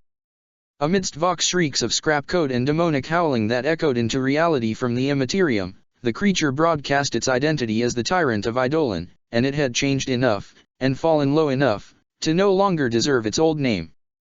The hallowed cathedrals on its back had been replaced by a garish palace, which was the least of the transformations it had undergone. Its original armaments had been replaced by a monstrous hell cannon in a blade of black crystal etched with unholy sigils. The foul iconography of chaos covered almost every surface of the Imperator-sized engine, and what wasn't covered was festering with fleshy growths. But Dies Irae recognized it all the same. Its sensors saw the underlying structure of metal beneath the madness, and knew it of old. Once, that daemon-ridden husk of a god machine, that walking desecration of the Omnissiah's bounty, had been the exempli of Legio Ignitum. During the heresy, it had walked alongside the hosts of Guilliman the arch-traitor, and its weapons had exterminated entire Legio loyal to the Fabricator General and the Emperor. As far as the Princeps could tell, there wasn't anything left of its original machine spirit, which had been defiled long ago by the forebears of the hated Dark Mechanicum, turned from a protector of humanity into an instrument of wanton destruction. But the debts of blood were still owed. With the voices of dozens of his predecessors screaming in his skull, Julius shouted his challenge, his mouth opening on his withered flesh even as the horns of his titan howled. He opened fire as he charged, but Dies Irae's weapons, weapons that were more often mounted on starships, could not pierce the tyrant's shields. The tyrant strode forward, opening fire with its own ranged weapon. Julius screamed as he felt warp fire boil Dies Irae's void shields, the unholy energies feeling like a knife in his own guts. The blade of black crystal came down, and Julius barely managed to turn it away, smashing his own arm, no, not his arm, Dies Irae's arm, into the flat of the blade. Except that the flat wasn't flat at all, it was covered in small spines, each the side of man's arm, that bit into the metal of the Imperator's plasma annihilator. Bruises formed on the stump of Julius' arm in sympathetic pain. Slowly, realization crept in, and Julius understood that he couldn't defeat this foe. His weapons, which had never failed him or any of his Titans' Princeps before, were unable to breach the tyrant's warp-tainted shields. Perhaps a close-quarters weapon would have been more effective, but then again, perhaps not. Foul sorcery was at play here. But there was still a weapon he could use that might work, loath as he was to even consider the option. At the orders of Princeps Julius, the tech priests overseeing Dies Irae's reactor core prepared to trigger an overload. Employed on a core as big as that of the Imperator, this most desperate measure would obliterate everything for kilometers. Hopefully, not even the heretic shielding of the Tyrant of Eidolon would save it. The Princeps Marshal knew that his order would doom both the Legio Mortis and the Order Sinister, but this was a sacrifice he was willing to make to fulfill his mission and save the Imperial Palace from the Chaos Titans. As the Magi began their rituals and a new flow of energy coursed through the damaged body of Dies Irae, however, the Tyrant of Eidolon stumbled. With its blade of black crystal held high and ready to finish its foe, it briefly paused. Julius didn't question where this miracle had come from. With a tremendous effort of will, he rose Dies Irae's Hellstorm cannon, channeling all of the excess energy the tech priests were drawing from the reactor core into the weapon. The backlash fried the minds and brains of half of the Imperator's Moderati, and Julius's own flesh sizzled and blackened inside his life-sustaining tank, but the shot hit its target. At nearly point-blank range, the Hellstorm cannon impacted with the fury of a newborn sun. Even as the tremendous energies left its barrel, the ancient weapon detonated, unable to withstand the power it had unleashed straight into the chest of the tyrant of Eidolon. In spite of the pain, Julius Turnit smiled, and spoke through Dies Irae's mouth. "Engine kill." Leon Atos screamed as he heard the declaration of victory from his foe, a foe that until moments ago, he had held at his mercy. No, he could feel the tyrant dying all around him, could feel his own incarnation fade away. He screamed and raged, clawing at the power that had been bestowed upon him, reaching out for the exalted might that Slaanesh had granted him. But it wasn't there. It was gone. He could still feel it, but he couldn't reach it. Without warning, the power had been stripped from him, leaving him flat-footed, giving his foe all the opening he had needed. In the final moments before the demonic essence of the Daemon Prince was hurled back into the realms of chaos, Leon Atos realized that he had been deceived. He hadn't been sent to this world to break the walls of the Imperial Palace. Instead, all he had been was. With the destruction of the tyrant of Eidolon, the Chaos Titans scattered. No longer bound by Leon Atos' will, their infernal intellects turned on closer prey than the distant and warded walls of the Imperial Palace. Some of the Chaos Titans controlled by mortal crews still tried to advance south, but the Legio Mortis dealt with them with the help of the Ordo Sinister, before beginning to hunt down the ones that had dispersed. Dies Irae had been badly damaged by the tyrant before its miraculous victory. Down one weapon and with its generator barely brought under control by the tech priests, the Imperator was forced to step back from the front line. Many other god machines of the Legio Mortis had laid down their lives, and the slaughter on the ground was still ongoing as the Skitarii fought against the mutated hordes of Eidolon. Meanwhile, across the entire continent, assets of the Hydra that had been activated by the Damocles Protocol struggled to evacuate as many of the survivors as possible, leading them away from the collapsed sections of the hives and toward makeshift shelters where Alpha Legionaries had linked up with local forces. The defeat of the tyrant and banishment of Leon Atos had sent ripples through the ether that had crippled many Slaaneshi daemons, but the old horrors unleashed by the Tier of Nightmares were unaffected and still hunted for living flesh and souls.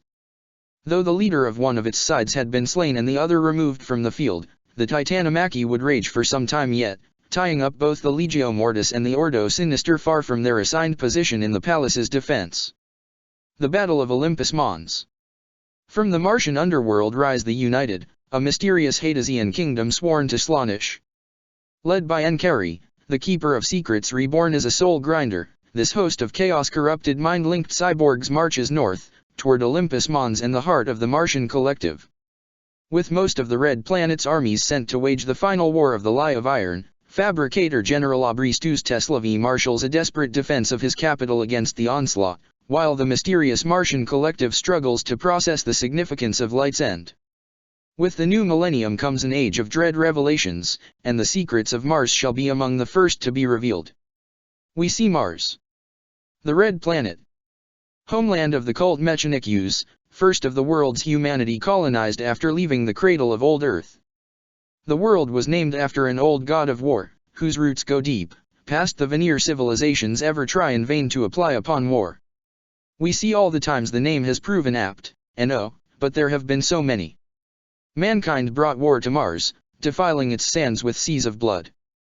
The Lie of Iron was but the latest of these wars. We look back, and we see the feuds of rival forges, the knights and titans marching to war against each other while the hordes of enhanced warriors that will in time become the Skitarii legions team at their feet. We look further back, and we see the war that ended humanity's first interstellar empire. Our sight is obscured then, fractured, such was the potency and horror of the weapons unleashed in that dreadful age. We see Olympus Mons, capital of an empire of iron and clockwork that is entwined with our Father's kingdom, but never quite the same. A mountain of secrets and iron, rising so high it breaches the sky. We see the temples of industry, the repositories of lore carefully collected from the ruins of our forebears' great works and greater mistakes. We see the scars of war, rebuilt over but never forgotten. Olympus Mons never fell, even as Mars burned yet again in the fires of our brother's rebellion. Its lord held true to his oaths to our father, for he had shown him what it was he was working on in the depths below the palace, and what tech priest could reject the chance of being part of such a breathtaking endeavor. But his successors are not so confident in their devotion. We see the division, the fracture lines that run just beneath the surface of unity that the Mechanicus shows to the rest of the Imperium. We see the Martian collective. Hundreds of the brightest minds of humanity, bound to the singular purpose of keeping the horrors of the Hades from spreading. What great things might they have accomplished, had their path not led them here? How different would the Mechanicus be, if it hadn't needed to send its greatest there? Nothing shines brighter than a future that could have been, brother. We see the armies of the Mechanicus, descended into Hades, seeking to end the war their lords have kept secret for 10,000 years. But while they fight to burn the darkness out, its slaves have returned to the surface. Knowledge is power, but power untempered by wisdom will, inevitably, turn on its wielder. Now, at light's end, we shall see if those who would inherit the secrets of humanity's past are worthy of the mysteries they keep. At the dawning of the Angel War, the first attack on Olympus Mons came hours before the arrival of the United. From the tier of nightmares came dark meteors wreathed in warp fire. Scrambled by the interference emanating from the tier just as badly as the orbital defenses of Terra, and facing their own demonic incursions in several key sections, the Ring of Iron's guns could not lock onto these hellish comets in time, nor could the Forge City's anti-air defenses. Guided by an unseen hand, most of the space-borne projectiles slammed into the defensive perimeter surrounding Olympus Mons, shattering watchtowers and artillery positions, while the rest slammed into the wasteland surrounding the Great Forge City, sending tremors across the Red Planet. Holes dozens of meters wide formed in the walls of the city most sacred to the machine god, and within seconds these breaches were under attack as the Neverborn that had clung to the meteors throughout their descent recovered from the impact, having impossibly endured their fall. To the daemons of Slaanesh, born of passion and pain, the cold minds of the Mechanicus provided little nourishment. Only the more esoteric of their kind could hope to draw strength from the tech priest's machine-sworn souls, but this might have been by design. For as the hordes of the youngest god descended upon Olympus Mons, they did not scatter to pursue their own hungers as had been the case throughout the history of demonic incursions. Instead, they remained focused on target, following orders burned into their essences by the power behind the Angel War. At the same time, broken data beasts and abeneric constructs emerged from the rad wastes left over from the many Martian civil wars, driven to a frenzy by the tier of nightmares. The guards of the walls surrounding the Forge City were ill-pressed to keep all of them at bay. Troops were sent from the Fabricator General's citadel to fight the daemons, while in the depths below the mountain, the Martian collective pondered its next move. While the attacks Olympus Mons was currently suffering were the greatest incursion since the dark days of the heresy, it was still only a prelude of the true threat. Though they had perished to the last, the guardians of the Hadesian entrance that laid to the south had managed to get out a warning. The collective knew of the death of the one they had sent to watch over that gate, and of the coming of the United. Of the Hadesian kingdoms, the United were among the ones of which the least was known. Since the beginning of the Lie of Iron, they had kept to themselves, deep below the surface. What little was recorded in the Martian databases spoke of a kingdom feared even by the other powers of the Hades, which only left its borders to conduct raids on its neighbors for captives, leaving valuable infrastructure and resources behind. But between that information and the reports from the martyred Guardian Force, a grim picture could be glimpsed. The collective realized that, should this strand of Hadesian corruption succeed in breaching their chamber and contaminate them with its foul perversion of the Omniscia's design, all of Mars would be lost, and the rest of Sol would soon follow. The madness that consumed the cyborgs would spread all across the Red Planet. By the time the armies dispatched to the Hadesian kingdoms returned, they would be forced to choose between death, joining this heresy, or wiping out every other augmented life form on the planet. None of these were an acceptable outcome to the Martian collective, and so the United would not reach them. No matter what it took. The leaders of the Adeptus Mechanicus weren't fools. They had known that the possibility of a heretic force successfully escaping the Hades. Behavior predicting algorithms were unreliable where the Hadesians were concerned at the best of times, for their forms and mindsets were as diverse as they were heretical. But even a mind still firmly aligned with the guiding principles of the cult Mechanikus could realize that Olympus Mons itself would be a primary target for such a force, especially with much of its forces dispatched into the Hades as part of the campaign to end the Lie of Iron. Which was why the capital forge of the Red Planet was far from completely exposed.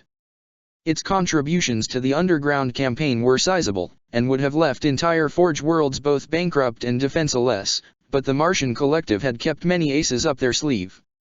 Contact with the forces involved in purging the Hadesian kingdoms had been largely lost, and they were too far away to return to Olympus Mons in time to assist with the threat to the south. Processing all that information, the many minds of the collective eventually reached a consensus. All but the most dire of contingencies, the ones reserved for the destruction of Terra, the utter certainty of Mars' fall, and other, even worse possibilities, were enacted.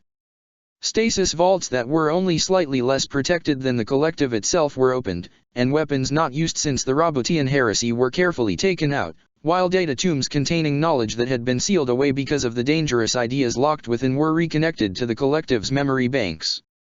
Every reserve, every backup plan, every resource that had been stored away for the darkest of days was called upon. All information but the absolute minimum required to perform their duties was purged from the minds of the Skitarii sent to face the United. In this way, should they be captured alive and subjected to the United's unholy joining, no crucial tactical information would be gained by the enemy. War machines too huge to be sent into the Hadesian kingdoms were positioned at the base of the mountain. No less than 6 venerable Ordinatus engines were deployed, 2 of which hadn't been used in battle in over 5,000 years. As these measures were implemented, another blow struck the Adeptus Mechanicus.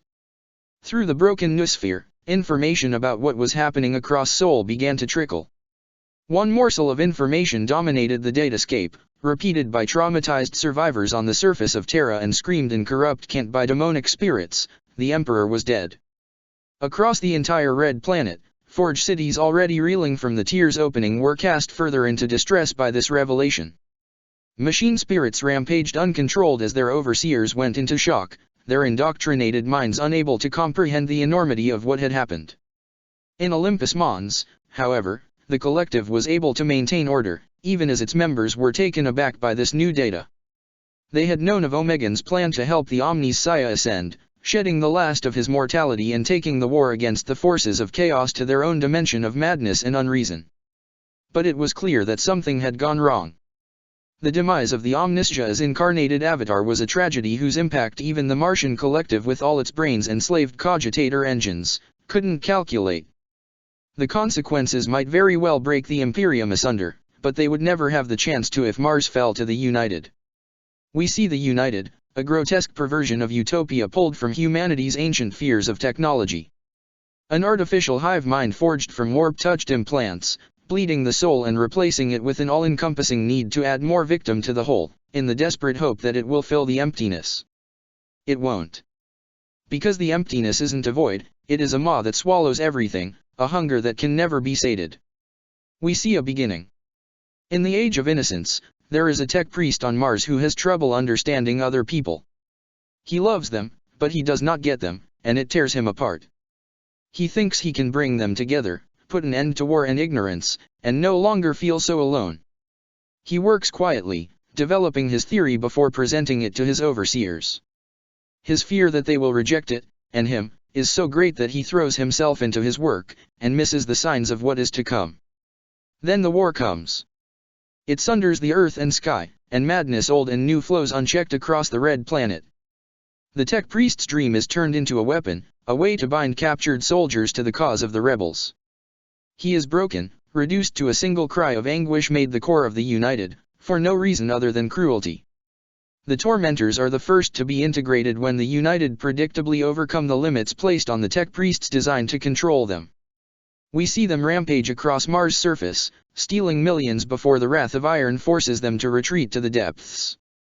We see the centuries in darkness, the vat-grown children integrated before they can even truly think for themselves. We see the dream turn to obsession turn to nightmare. We see Enkari, the eater of delights, reborn so soon after its defeat at my hands and its flight into dissolution to escape annihilation. We see the soul-forged metal surrounding its essence, the scars in its infernal pseudo-soul where the Masters tore out its allegiance to the Dark Prince. Soul grinder, but the name cannot encapsulate all the horror of this, brother. It is Demonkin unleashed without limits, made perpetual into the martyrium through the desecration of lore older than the war in heaven. We know the threefold price it paid, but did it have a choice? Does any daemon ever truly do? The tide of united monstrosities that poured across the Martian wastes numbered in the millions. The entire Hadesian kingdom had gone to war, leaving behind empty facilities where entire generations had been grown in the darkness. On their way to the Hadesian Gate, the United had further bolstered their number by capturing every remnant of the other kingdoms they had encountered fleeing from the Mechanicu's crusade. It seemed impossible that the wastes could have hidden so many, yet here they were. Many of Mars' abandoned children had been added to the Unity on the way to Olympus Mons, fitted with fresh cybernetic augments that linked them to the baleful Overmind. As the United host crossed the invisible line that marked the range of Olympus Mons guns, the Forge City's defenses opened fire. Many of the towers along the city's walls had been destroyed by the demonic bombardment, and still more had fallen silent as the Neverborn breached them, but scores of defensive emplacements remained in the hands of the Mechanics, and their onslaught was precisely coordinated. Lost beams and missiles hurled across tens of kilometers, their trajectories calculated by the tech priests, precision hits sacrificed in order to allow for greater margins of error that was commonly permitted. The interference of the great storm raging overhead and the hear-decall capabilities of the foe had been taken into account. Even so, some of the projectiles missed entirely, their aim fouled by atmospheric, noospheric, and etheric disturbances. But more than 80% hit their intended targets, and the front ranks of the United vanished in a wall of fire and shrapnel. Within seconds, tens of thousands of Dark Mechanicum cyborgs were wiped out from existence. But behind them came millions more. They walked over the incinerated remains of their comrades, across blasted wastes whose newly refreshed radiation burned through their organic components. When the guns of Olympus Mons fired again, the tainted Skitarii they obliterated were dead men walking, lethally poisoned by the unseen aura of the previous barrage. And still more came. Coordinated volley after coordinated volley was let loose, and still the United advanced, treating their foot soldiers like so much ablative armor. A shroud of techno-sorcery had fallen over the United Horde at some point, preventing the Martian artillery from marking its targets and saving its shots for the greater threats among the enemy host. With targeted fire denied them, this blind slaughter was the only option they had left, hoping to thin the enemy numbers enough to make a difference in the coming battle. Gun barrels ran white-hot, their metal beginning to melt as they overheated from excessive firing. Ammunition stores emptied while supply lines were cut by packs of daemons. One by one, the southern defenses of Olympus Mons fell silent. The total number of the United who had perished under their distant fire was impossible to know, but the War Magi estimated that several millions of the cyborgs must have died, and still the host advanced, blanketing the horizon. As it got closer, the Auspex shroud was revealed to be some sort of warp-craft screen, a shield of twisted reality where the rad-polluted air of Mars shone with lights and images from its war-torn past. Reconnaissance drones caught glimpses of forces whose heraldry hadn't been seen on the Red Planet for 10,000 years. Briefly, some of the older minds of the collective wondered if a message couldn't be sent to the past through these distortions, before security protocols marked with the highest authority shut down that line of inquiry and redirected them to more productive trains of thought. Ordinatus war machins were dispatched to the breaches on the southern side, along with thousands of Skitarii warriors to protect them. With the industrial capacity of Olympus Mons, repairing the breaches could have been done in days, and simply sealing them in hours, but that would have been under normal circumstances. Right now, with daemons still rampaging through the streets, turning those breaches into funnels through which the United would be channeled and unable to bring all of their superior numbers to bear at once was the best option available. There were 6 major breaches, a number the Martian collective knew wasn't a coincidence. Knowledge about the ruinous powers was usually quarantined within the collective, but the opening of the Tier of Nightmares had fulfilled ancient conditions that had let the collective as a whole access lore usually reserved for the highest-ranking personnel of the Holy Ordos. Armed with that knowledge, the genius minds that made up the collective quickly came to the conclusion that the attack was a ritual, or part of one. The purpose of the ritual eluded them, but it had become clear that the United were here for more than merely infecting the collective with their heresy and bringing ruin to all of Mars. Before Enkari stretched the walls of Olympus Mons, a ring of metal that stretched all around the base of the mountain. They rose high and strong, for all that they had already been breached. The soul grinder could sense the disgusting faith embedded in them, the result of thousands of years of blind worship. Despite having been severed from the Dark Prince, and oh, how it relished and mourned that pain in equal measure, and despite its agonizing rebirth under the craft of the masters of the forge, Enkari was still at its core a creature of sensations and emotions, and the very existence of the machine cult offended it on a primordial level. It would enjoy claiming this city and this world, and introducing all of its people to the wonders they had denied themselves for so long. But first, of course, it must enter the city itself. Its orders, the part it had to play in the Angel War, had been burned into its essence so deeply that even the bargain it had made at the Forge of Souls hadn't been able to erase them. When the United had brought it forth in their summoning circle, they hadn't been distressed or surprised by its aspect, but then again, of course they wouldn't. The union of flesh, machine, and demonic was a common sight in the Hadesian kingdoms. They had opened themselves to it, done their best to link the soul grinder's infernal consciousness with their own collective oversoul. And while the individual emotions and feelings of each united construct were dim, their aggregation was a treasure of rare value. The oversoul of the united was a living, thinking, feeling thing, endlessly trapped in an all-consuming hunger to add every sentient life form to its network. Linked to it, Enkari could feel that depthless hunger, and draw strength from it. With a great cry that was part exaltation and part agony, the soul grinder unleashed the psychic power of the united, channeling their might through its own incarnate form. Torrents of warp fire burst forth from it. Shaped by its will, they formed 6 great snakes that flew in the air with screams that spoke of repressed desires finally bursting through, before plunging down, filling the breaches and annihilating both the Mechanicu's defenders and the united forces that had held them there. The Unity cried out in grief at their deaths, but didn't relent, for there were millions more souls to claim beyond the walls. With the breaches temporarily cleared, the United charged forward, joined by Enkari. The soul grinder danced among the throng, mechanical limbs clicking on the smashed stones as the United dodged out of its way without needing to look out, warned of its advance by the senses they shared along with so much else.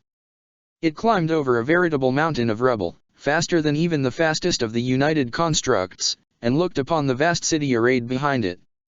Its eyes turned up, until it caught sight of its prize, a singular temple on the mountain's face, where in another age the anathema had sealed the compact that had bound this world ever since. Beholding the kingdom it had come to despoil, Enkari laughed at the thought of all that it had done, and all that it would yet do. With Enkari's Source-Rouse onslaught, the United were finally able to pass through the breaches and into the Forge City proper.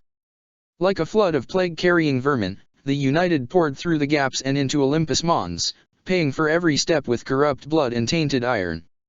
The collective had made every square kilometers of Olympus Mons into a death trap. Workers and civilian tech priests had been evacuated into great shelters on the northern side of the Forge City, as far from the battle as possible without leaving the protection of the walls. Of course, displacing the hundreds of millions who called Olympus Mons home wasn't a quick endeavor, and many were still far from the shelters when the United came, and were caught in the crossfire as the defenders of the Forge City engaged the Hadesian Heresy. As the battle spread across Olympus Mons, the storm that raged across the wasteland continued to grow worse.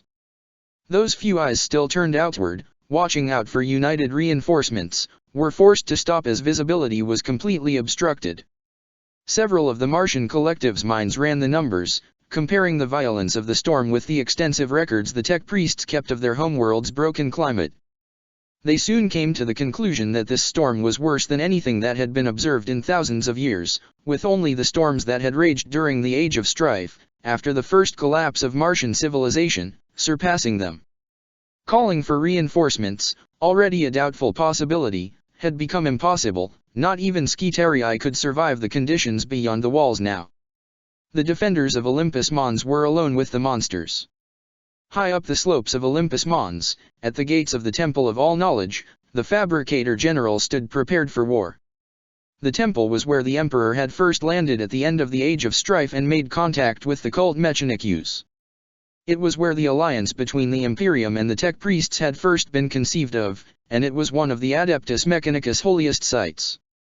But, like all the temples to the machine god, its religious importance was matched by its practical one. Within the temple lay the entrance to the chamber of the Martian collective, deep in the mountain. Mere hours ago, though it now seemed like another lifetime, Aubrestus Teslavi had brought 3 primarches there to meet the collective, and begun the final war of the Lie of Iron. Since the days of Kulberhal himself, every fabricator general had been a warlord as much as a spiritual leader to the cult Mechanikus. The demands of the Lie of Iron, and the endless threat of the Hades dwelling on the Red Planet, had made that a necessity. Not all fabricator generals ended up joining the Martian collective. Some were removed from office due to their own failings, while others died from various causes, some natural, some less so. For all its appearance as a monolith, the Imperium was still riven by divisions, especially at the highest levels, and the High Lords were not above the occasional assassination to remove a rival. It had been many years since Aubrestus Teslavi had gone to war in person, but the memories of it had been kept fresh within his cloned sub-brain, and they flowed into his consciousness without issue as he reconnected it to his neural network. As his mind turned away from the grand strategies of galactic politics and focused on the immediate tactical needs of Olympus Mons defense, his physical body underwent an identical transformation. When the fabricator general emerged from his sanctum, ready to face the United, he did so as a towering avatar of the machine god's wrathful might. Despite centuries of augmentation bringing him ever closer to complete union with the machine god, Aubrestus Teslavi wasn't without fear. He had long ago decided against having that emotion excised from his brain, believing that fear, when properly used, was an asset rather than a weakness. It wasn't a popular belief among his peers, both in the Mechanikus and among the High Lords, but he still held to it, even if only secretly. Now, as the daemon engine leading the Hadesian forces advanced towards him, part of him wished he had removed the capability for fear from himself. It certainly would make this situation easier. His sensors allowed him to witness the monster's horror far more completely than a mere mortal could have. Every spectrum was a new aspect of abomination, revealing more of the heresy that the entity was. Forbidden knowledge, usually kept in a separate sub-brain that was locked in stasis within a warded container, told him the creature's standard appellation in Low Gothic, soul grinder. It also recognized its pink torso, its horned head, its grotesque proportions that, to a mind more inclined to the weaknesses of flesh, would have been considered beautiful. From these, and from the imagery taken by the Mechanikus forces fighting the other demonic incursions across the Forge City, Aubrestus could deduce the breed of daemon to which the creature had belonged prior to its conversion into its current form. It had been a keeper of secrets, once, holder of blasphemous knowledge and unholy data that served no purpose beyond corruption and ruin. It had no place in the Omniscia's design. "Your god is dead, little priest," said the daemon, in a voice that sent cascading error loops through Aubrestus' audio receptors, each of which was swiftly tracked down and suppressed by his noospheric defenses. "The Omniscia is no more." "You betray your ignorance, foul thing," replied Aubrestus. The Omniscia was but the prime conduit of the machine god's will. He believed that. He had to believe that. The Omniscia, the being the rest of the Imperium knew as the Emperor, had been powerful, true. Extremely well versed in the mysteries of the machine god, more so than any other soul, as well. But he hadn't been the machine god, merely his avatar, the incarnation through which the prime force made its will known to those who sought to fulfill its design. And while his demise was a tragedy beyond compare, Aubrestus had faith. The Emperor had been born of the clay of humanity, after all. Could not the same be said of the Martian collective? The soul grinder laughed. "It is you who are ignorant. But worry not. Soon, you shall behold the face of true gods." Aubrestus opened fire with a dozen different weapons as the daemon engine charged him. An arsenal that could have buckled the void shields of a warhound was unleashed upon the soul grinder. Explosions flared against its skin, but failed to do any damage. Eldritch light that only his most esoteric optics registered flickered around its body. A psychic shield of some kind, drawing on the same power it had used in its attack on the walls. That wasn't optimal. Aubrestus had relied on the assumption that the power his foe had displayed at the walls was a one-time thing, since it would have used it again if it could be used continuously. Perhaps there were conditions to its activation? In any case, if ranged weapons wouldn't work, then he would need to resort to more brutal options. A mental impulse raised a great power axe, emblazoned with the cog sigil of the Adeptus Mechanicus. The daemon engine leapt toward the Fabricator General, whose axe struck with the strength to sunder tanks. It hit the daemon in the chest as it plunged down, but again, unholy power flared, and the weapon shattered, its own energy field turned against it by the warp's sorcery. With a laugh like the death of stars, the soul grinder plunged a long blade into a Bristus bulky form. It cut through adamantium-reinforced plating like plasma through flesh. The Fabricator General felt the agony acutely. He shouldn't have, but the normal damage reports were overridden by a more primal sensation. The soul grinder wanted him to suffer, and so he suffered. That was its mistake, thought Abristus with the clarity of revelation. Damage reports would have flooded his consciousness, jammed his mind's connections and made him unable to do anything. Sorcery-induced pain, however, was something that could be fought through, if one was possessed of a strong enough will. And so, Abristus fought. He struggled against agony such as he had never known, and sent the command to the bomb implanted deep within his war chassis to detonate, even as Enkari held him aloft with its claws. The explosion that blossomed high up the slopes of Olympus Mons was visible for scores of kilometers, even through the raging storm. It annihilated the Temple of All Knowledge and everything around it for several blocks, leaving only a glowing crater, and within that crater, a wounded, burning, shrieking beast. Through the power of the united Oversoul, Enkari had survived the blast of the Fabricator General's final act of duty, but the path to the Martian collective was collapsed and buried under tens of tons of rubble. Enraged, the soul grinder summoned the closest united to it, commanding them to dig through the ruins until they reached a section of the tunnel that hadn't been destroyed. In the meantime, Enkari turned its baleful gaze to the forged temples at the edge of the destruction unleashed by the Fabricator General, venting its wrath upon their priests and defenders. It lashed out with more bolts of psychic energy, ripping apart structures that had stood for thousands of years and destroying relics that had been salvaged from the ruins of the Dark Age of technology. The Martian collective could not feel despair, at least not in the way a human being would recognize the emotion. But they were running out of options, and had begun considering options to minimize the Mechanicus losses. It was then that one of the oldest minds of the collective, who 10,000 years prior had been named Dahlia Cythera, detected what appeared to be a glitch in the south, at the edge of the zone where Olympus Mons' remaining sensor network could pierce through the raging storm. For a moment, she wondered why this glitch felt familiar, then the truth was revealed in all its glory. He was broken, and he knew it. He had lost much of himself when the dragon had died, if such a creature could ever truly be said to die. He had felt himself split apart, his existence rent asunder on a level that went much deeper than mere matter. He had been torn into different parts, and these parts had been hurled away by the power released by the Citan's demise. Only one part had managed to escape and return to the time of his departure, to the fire and ruin of the heresy. That part had taken the name of Warsmith, and led those few of his brothers who had been far away enough to be spared from the anomaly. It was dead now, of course.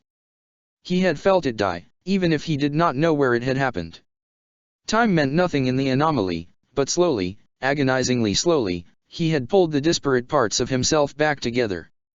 Even then, he had been trapped, unable to escape from the prison his foe's cataclysmic demise had created for him and his brothers. But then the Primarchus had come, 3 of them, and together they had struck at the heart of the foe's power. He had watched them fight the avatar of its rebirth, and had finally managed to break free, if only for a moment, to assist them in their fateful confrontations. He had been dragged back then, but now? Now he was free.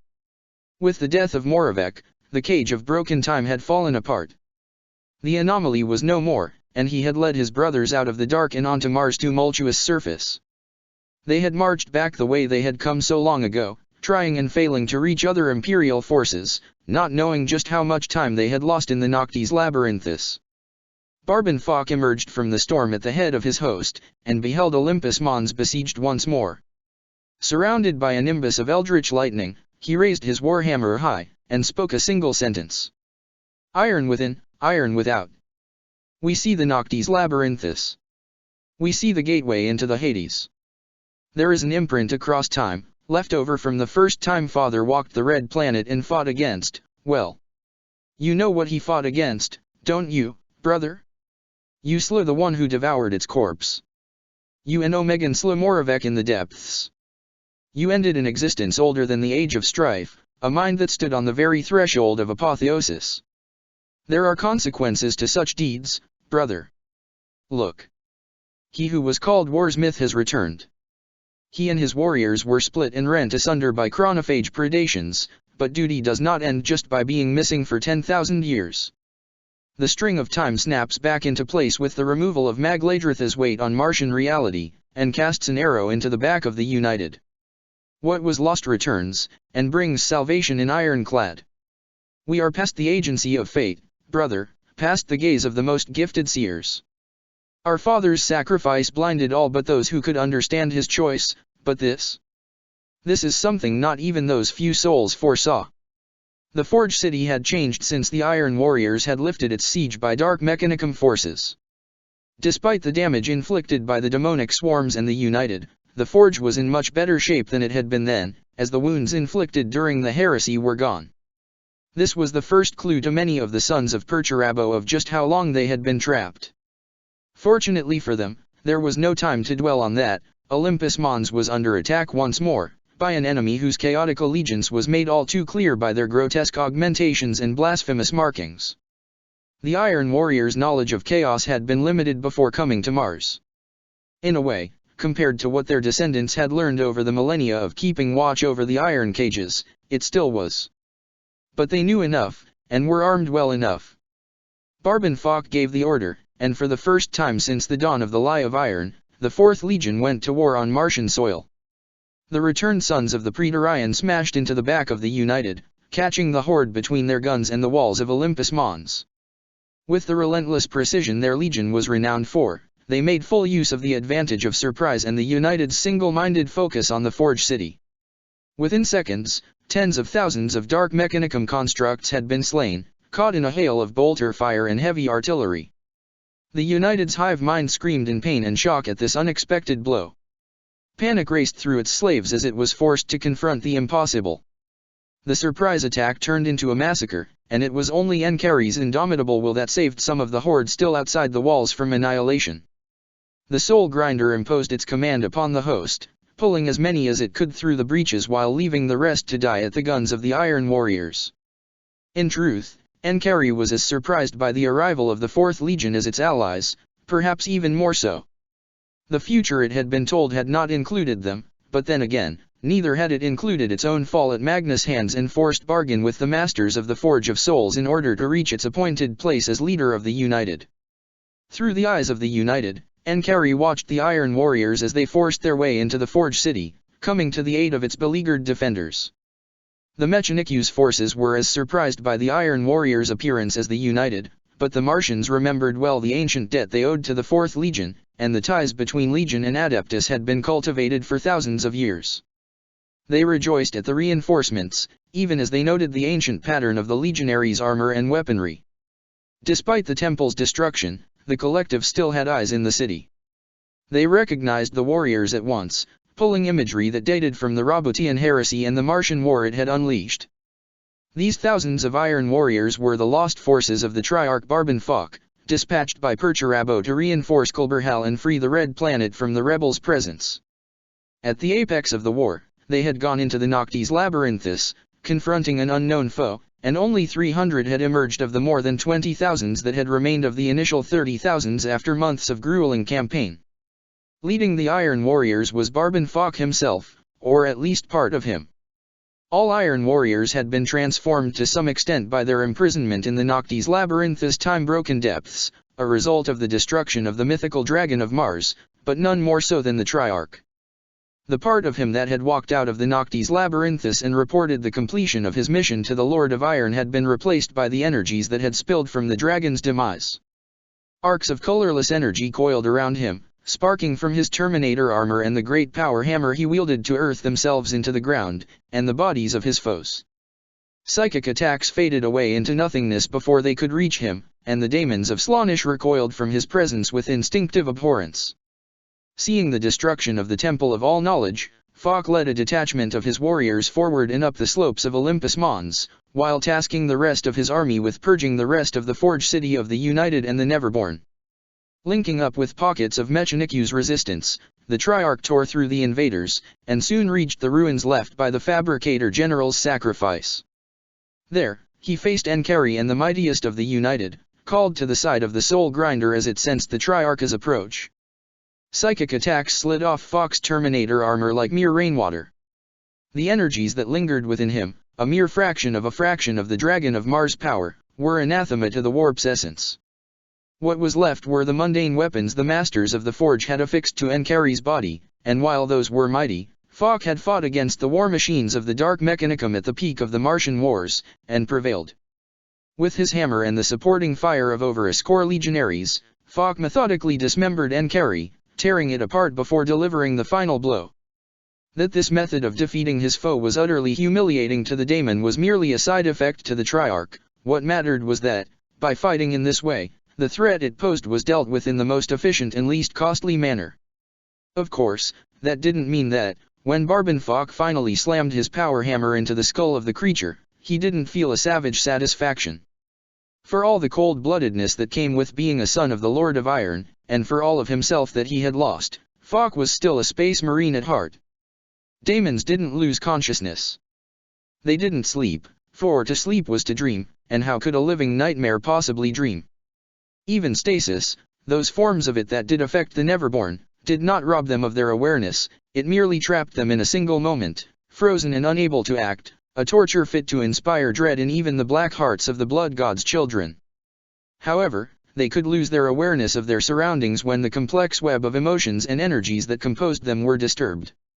Defeat and banishment were the most common cause of such a thing, which was what Enkari was now experiencing.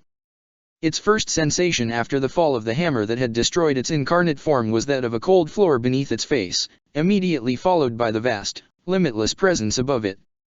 Slowly, hesitantly, it raised its head, and beheld the figure of Slaanesh.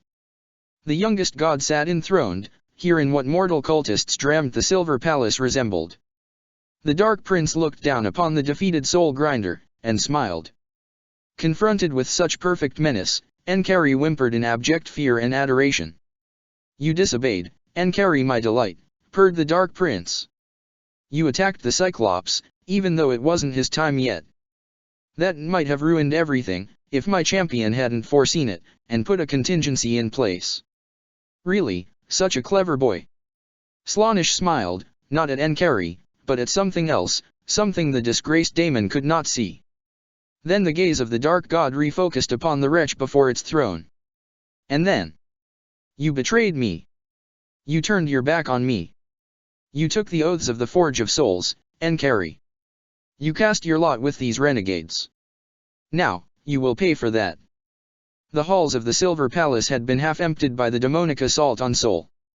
But the screams of the Eater of Delights as the Lord of Pleasure and Pain made its wrath known echoed loud enough to compensate to make it sound full yet again. So deeply had Enkari linked itself to the united Oversoul that its destruction resonated through every machine and cyborg infected with its corruption. They didn't fall over dead all at once, no matter how convenient or poetic such a thing would have been. But the United were thrown off balance, suddenly bereft of the Soul Grinder's guidance and purpose, and the Mechanicu's defenders and Iron Warriors took ruthless advantage of it. Within hours, most of the United had been purged, with the survivors having gone to ground, hiding in the ruins they had made. The Neverborn were hunted down and banished, the breaches in the walls sealed, and contact established between Fock and the Martian collective. With the Fabricator General dead, command of the Mechanicus had passed to the collective, until such time as a successor could be found. Having learned of the situation across Soul, Fock immediately requested transport for his men to join the war on Holy Terra. They had missed the siege by 10,000 years, but they would be damned if they failed to take part in this new war for the birth world of humanity. The collective agreed, but ships capable of crossing the warp-torn void were in short supply. Mercifully, the Red Planet was on the same side of the Tier of Nightmares as Terra, but nearly every battle-worthy ship was being mobilized by the Lord High Admiral, who was preparing for a strike against the Xenos fleet advancing on the throne world. The Adeptus Mechanicus had its ways, however, and the debt it owed to the Iron Warriors was one that could never be repaid in full. Through the voice of Dahlia Cythera, who Fock knew of old, the Martian collective swore to deliver the sons of Perturabo to the seat of their grandsire's empire. The Hall of Judgment. The Adeptus Arbits are the fist of the imperial law, the brutal and merciless enforcers of the lex that binds the disparate worlds of the Imperium together along with the mortar of the imperial creed. Those who don the judge's uniform must abandon all notion of mercy and compassion, for these are weaknesses through which the entire edifice of law and order may be torn down. Now, they must face an enemy that represents everything they abhor, for the violators, children turned into transhuman killers that embody every sin of the Ninth Legion, are coming for them. We see the Hall of Judgment, where lies the beating heart of the Lex Imperialis. 10,000 years have made the creed of the judges impossibly complex, a twisted labyrinth of oft-contradicting precedents. Our Father himself couldn't recognize what the Arbits have made of his will. There is no spirit here, only the letter of the law, slowly strangling justice in a draw-out agony.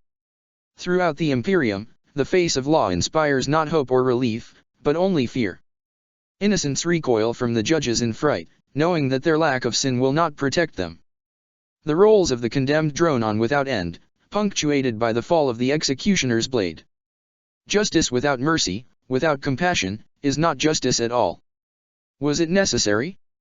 Is tyranny the only way to keep humanity's worst instincts at bay, when dealing with something the size of the Imperium? That is the question those who rose in the wake of our father's silence had to ask. They looked upon the ruins Gilliman and his cohorts had made, they stared at the horrors our fallen brothers had unleashed upon the galaxy, and they asked themselves what price must be paid for survival. The Inquisition burns worlds and sentences billions to die, but their actions are driven by the necessities of a secret war without end against foes that would destroy the entire species if they could. The judges, on the other hand, act solely to preserve order. Order, not justice. That is the crux of it, the choice that these ancient High Lords made when they reforged a broken Imperium. We see them, these heirs to a sundered kingdom, emerging from the desolation wrought by warring demigods. We see past their august masks, and behold the anguish that gnawed at their souls when they made the choice that would shape the fate of untold trillions across thousands of years. We see all the blood spilled as a result of their decision. They chose tyranny. They chose the rule of law. There shall be order, they declared, and a traumatized humanity embraced their edict as fervently as they embraced the unwanted faith in our Father's divinity, so afraid were they of chaos. We do not believe that there is no shame in learning to love the leash, if it keeps you safe from the wolves in the dark that hunger for your soul. Not when the choice is so clearly cut, made so by those who think, rightly or not, that they know better. Were they wrong? The Imperium still stands. Humanity has survived, which was the prize they sought to buy with such a terrible cost. But was it all truly necessary? The galaxy is a place of darkness and dangers, of temptations lurking in every shadow. In the struggle to keep ruin from consuming all, can one ever truly go too far? We do not know, brother. For all our wisdom, for all our lore, we do not know. Do you? The greatest stronghold of the Adeptus Arbits was surprisingly, and deceptively, small. On a world of towering cathedrals and void-reaching spires, the fortress of the judges was a squat, heavy construction of black walls. Of course, it only appeared small in comparison to the administratum spires that surrounded it, and in whose shadow it dwelled. Even then, the hall went much deeper down than it did up, its foundations dug in an age before the Imperium had become the blind Leviathan 10,000 years had turned it into. The symbol of the Arbits, a gauntlet fist holding two balanced scales, was inscribed on the walls and above the great gates. Few weapons were visible, for the Arbits would not, or perhaps could not, admit to feeling any fear of the masses that surrounded them. Like many things on Terra, that lack of weapons had been a lie, meant only to keep up appearances. With the coming of the Angel War, hundreds of weapon emplacements were revealed, the black, semi-reflective walls of the hall parting to reveal heavy bolters and las cannons. There was a reason why even Gauge Van Dyer at the height of his power and madness had never tried to bring the Arbits under his direct control, though it was a black mark on the judges' records that they hadn't been the ones to bring the usurper to justice. From the moment the psychic impact of Light's End was felt across the throne world, the many arched gates of the hall had been under attack.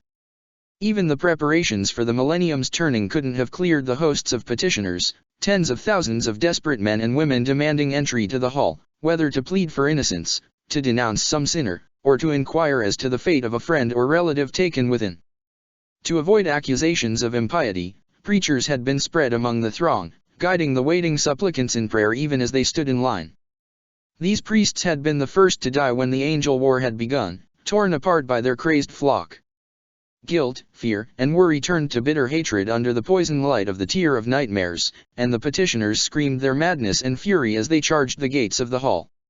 Within seconds, hypno-conditioning took over the judges guarding the gates, and they opened fire without warning nor hesitation, while calmly relaying the situation to their superiors over short-ranged Vox links.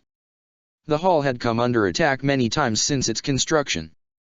Most of these had been riots, as the population of Terra drove itself into a frenzy and lashed out against the symbol of imperial authority.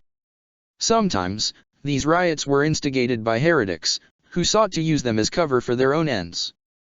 Regardless of the cause, the answer was always the same, opening fire into the crowds with heavy weapons while the black-armored judges kept the mob at bay with interlocked shields and melee weapons. The ground around the Hall of Judgment was soon covered in gore, as thousands of crazed rioters charged the black walls and were cut down, often only carrying improvised weapons that were less of a threat to the judges than the sheer mass and number of the bodies wielding them. Daemons emerged from the bloody muck, fashioning bodies out of the torn remains of slaughtered Terrans.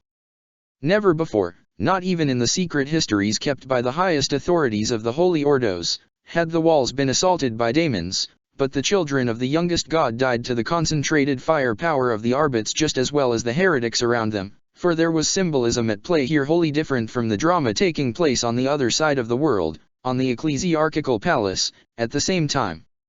Even under siege, the Hall of Judgment was an island of order amidst the sea of anarchy created by Light's End.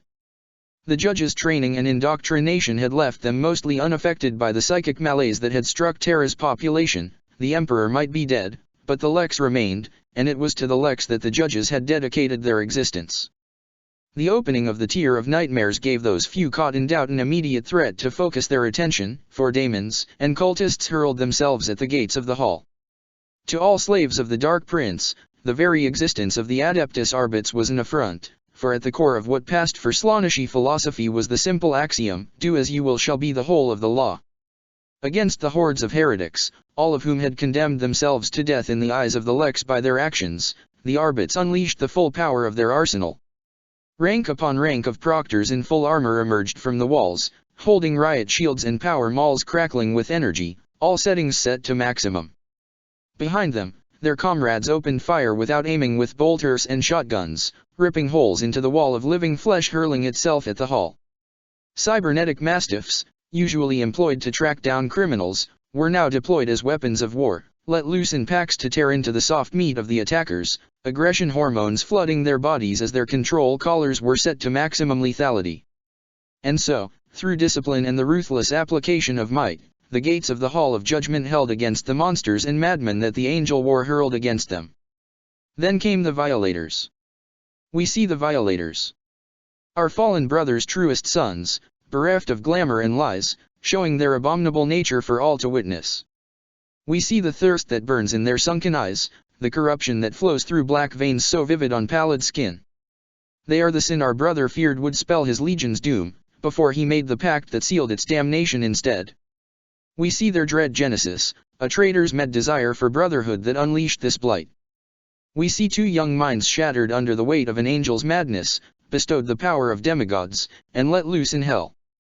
We see the disgust even the other damned felt toward them. We witness the wars of extinction being waged time and again, with a ferocity that makes a mockery of the heresy. But corruption such as this is not so easily purged, not when a dark god smiles upon it. We see the hand of Slaanish intercede over and over, always saving a few violators who have distinguished themselves in its eyes, letting them escape the slaughter to spread their taint anew. We see more children stolen and made into monsters, more fallen angels tempted by the sweet promise of oblivion in unrestrained consumption. We see the old soul that dwells among them, tainted blood cloaked in usurped flesh. We see its past, stretching all the way back to the first days of our brother's fallen legion. We see it pass from one host to another through cannibal rituals twisted from practical origins into unholy practice by the whispers of the Dark Prince. How far back did the corruption of the Ninth begin? Time means little to the ruinous powers, but some events are so momentous they ripple backward as well as forward in time. The angel fell on Sinus Prime. He sold his soul and his legion to the profligate one. And because he did, his sons were always under the shadow of the youngest god. That is the way of things. Chaos is a cancer that spreads through time as well as souls. If we were to look back even further, past the crusade itself, past the age of strife and the first diaspora, back to before mankind first left its home world, we would find the traces of our brother's damnation there, written in ink on paper made of pulped trees, or whispered in fright by peasants huddling in the dark as they exchange tales of blood-drinking corpse. Strigoi. Vampiri. Vampires. Violators. Peel back the mask of false beauty, and behold the abomination beneath. It is an old tale, but where did it start? Was our brother's fall shaped by the old myths, the icon of the beatific angel broken by bloodthirst? Or were the legends warnings, foretelling of his damnation? Yes. That, brother, is the way of the warp. Amidst the countless horrors that befell the people of Terra during the Angel War, the fate of those near the Hall of Judgment was especially of note for its vicious cruelty. The spires surrounding the hall, in which were crammed billions of administratum serfs, were sundered by the sudden descent of an entire flotilla of chaos-marked warships. The entire warband of the Violators had been transported from the Eye of Terror to the skies of the Throne World, through sorcery of such scale it was only possible thanks to the unique circumstances brought about by Light's End. The Violators emerged from the husks of their crashed ships, clad in crimson armor and eyes burning with bloodthirst. Along with them came ill-maintained, stolen tanks whose machine spirits had been subjected to torments every bit as vile as their former crews, until they were broken to the will of their new masters. Packs of shrieking raptors took the skies on mutated jump packs that resembled malformed wings, joining the flying Neverborn and Ladder Stalkers. To the terrified civilians who encountered them, the Violators were nightmares come to life. Every vision from the echoes of blood that had haunted their slumber for untold generations suddenly made horribly real. The Chaos Marines fed on that atavistic terror as they advanced on the hall, drinking their fill from any mortal that crossed their path, but even this grotesque feast was only a sideshow, a distraction on their way to their true target. Daemons of Slaanesh flocked to their side, drawn by the utter corruption of their souls, knowing that where they thread, pain and horror were soon to follow. The courtesans of the Dark Prince clung to the shoulders of the Violators, whispering promises in their ears in a language no sane mortal could comprehend but that the Violators understood perfectly. The Hall of Judgment had been protected from the devastation of Light's End and the crash of the Violators' fleet by its potent void shields, which had automatically activated when the madness had begun. The Hall's deep foundations had also preserved it from the quakes that were shaking the entire throne world, though entire sections of it had still collapsed, burying hundreds of clerks under tons of debris. But all in all, the stronghold of the Adeptus Arbits had withstood the Angel War admirably so far. However, like every void shield in the Imperium save for a few relics from the Dark Age of technology, the Hall's defensive fields were useless against ground forces, which was why the judges had been forced to defend the gates with manpower. The tide of cultists parted before the Violators, any who did not make way for the Chaos Marines mercilessly crushed underfoot, the thirst of the Violators sharpening as they neared the foe they had been brought to Terra to destroy. The first line of proctors broke under the assault of the Chaos Marines, their riot shields and power mauls insufficient against the raw violence and Astaroths, however fallen, was able to unleash in close quarters. But they held as long as they could, and the seconds they bought were enough for the rest of the judges to bring their heaviest fire power to bear against the Violators. The judges' bolters, granted unto them primarily as instruments of intimidation, proved their worth that day. Bolters were one of the few weapons that could reliably penetrate ceramite, and the fact that every judge carried one kept the battle from immediately turning into a slaughter. Instead, the battle at the gates of the Hall of Judgment became a protracted carnage, a grinding battle in which a score of judges fell for every Violator brought low. Cold calculation told the leadership of the Arbits that this was a price they could afford to pay, but they had not taken into account the next blow of Slaanesh's disciples. The cells of the hall held thousand upon thousand of inmates awaiting judgment. They had been shipped off to Terra from all over the Imperium, accused of crimes that, for various reasons, required that they be tried on Terra itself. Some had committed treason against the Imperium as a whole, while others had too much influence in their home systems for the local branch of the judges to deal with them without potentially catastrophic fallout. Though they had yet to be judged, their fate was already sealed. Only death awaited those who were brought to the hall in chains. Even in the cases, the very, very rare cases, where someone was found innocent, they were usually already dead by the time the decision was reached, either executed, or having succumbed to old age or the conditions of their captivity. On a world forever on the brink of starvation, few resources were spared to the scum waiting in the cells of the hall. The prisoners knew this. They knew that their lives had effectively ended the moment the prison ship carrying them had reached Seoul and they had entered the hall, never to leave it again. Even their corpses wouldn't leave, by ancient tradition, the bodies of the condemned, who, to observe the prohibition against bloodshed, were executed by hanging, were incinerated, and their ashes unceremoniously disposed of in matter recyclers. Due to the huge and ever-growing backlog, most of the captives had been languishing in their cells for years, denied the means to end themselves until they passed before the emperor's judgment. Some of them, left alone with only their own thoughts for company, found remorse in their hearts for what they had done, and spent the rest of their lives in quiet prayer, awaiting their deaths with the closest thing to peace they could hope for.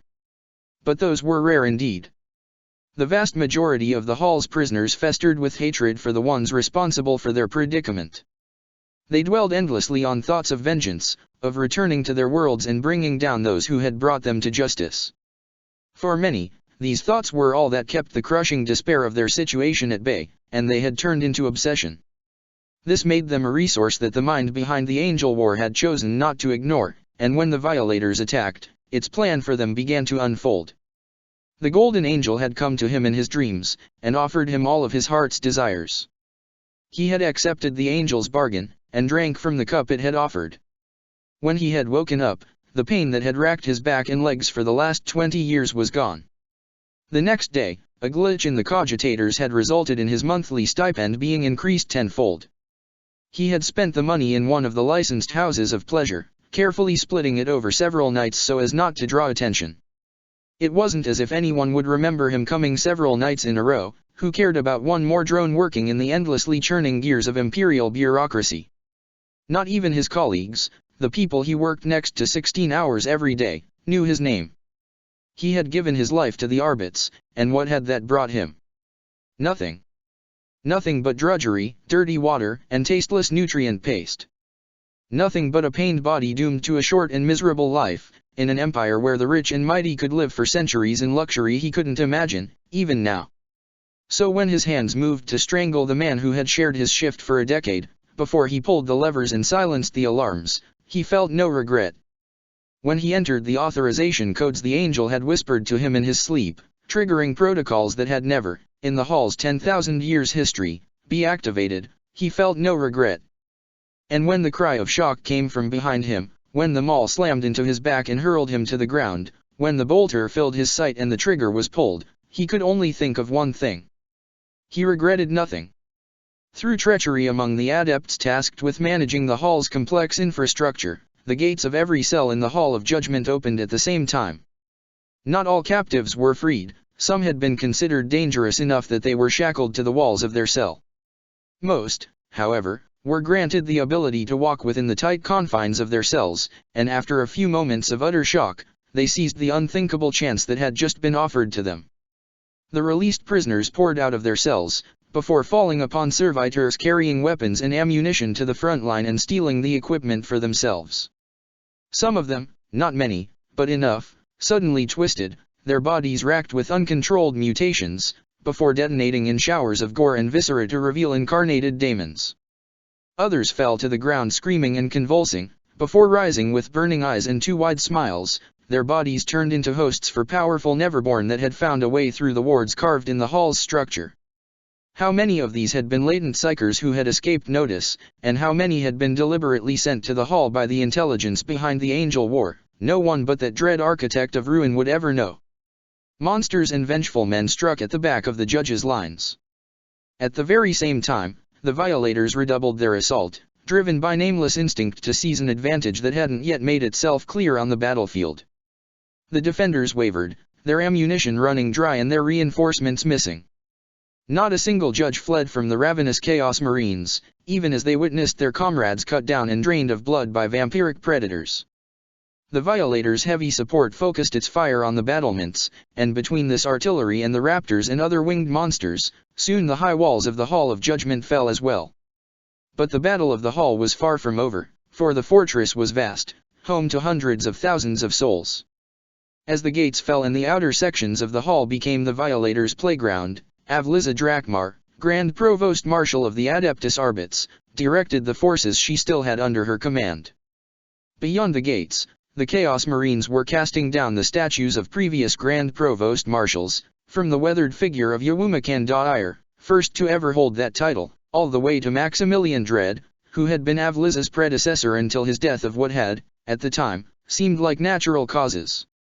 Finding out the truth behind that murder had been Avliza's first order of business upon ascending to her exalted function, and by the time she was done 12 noble families from High Brazil had swung from the gallows.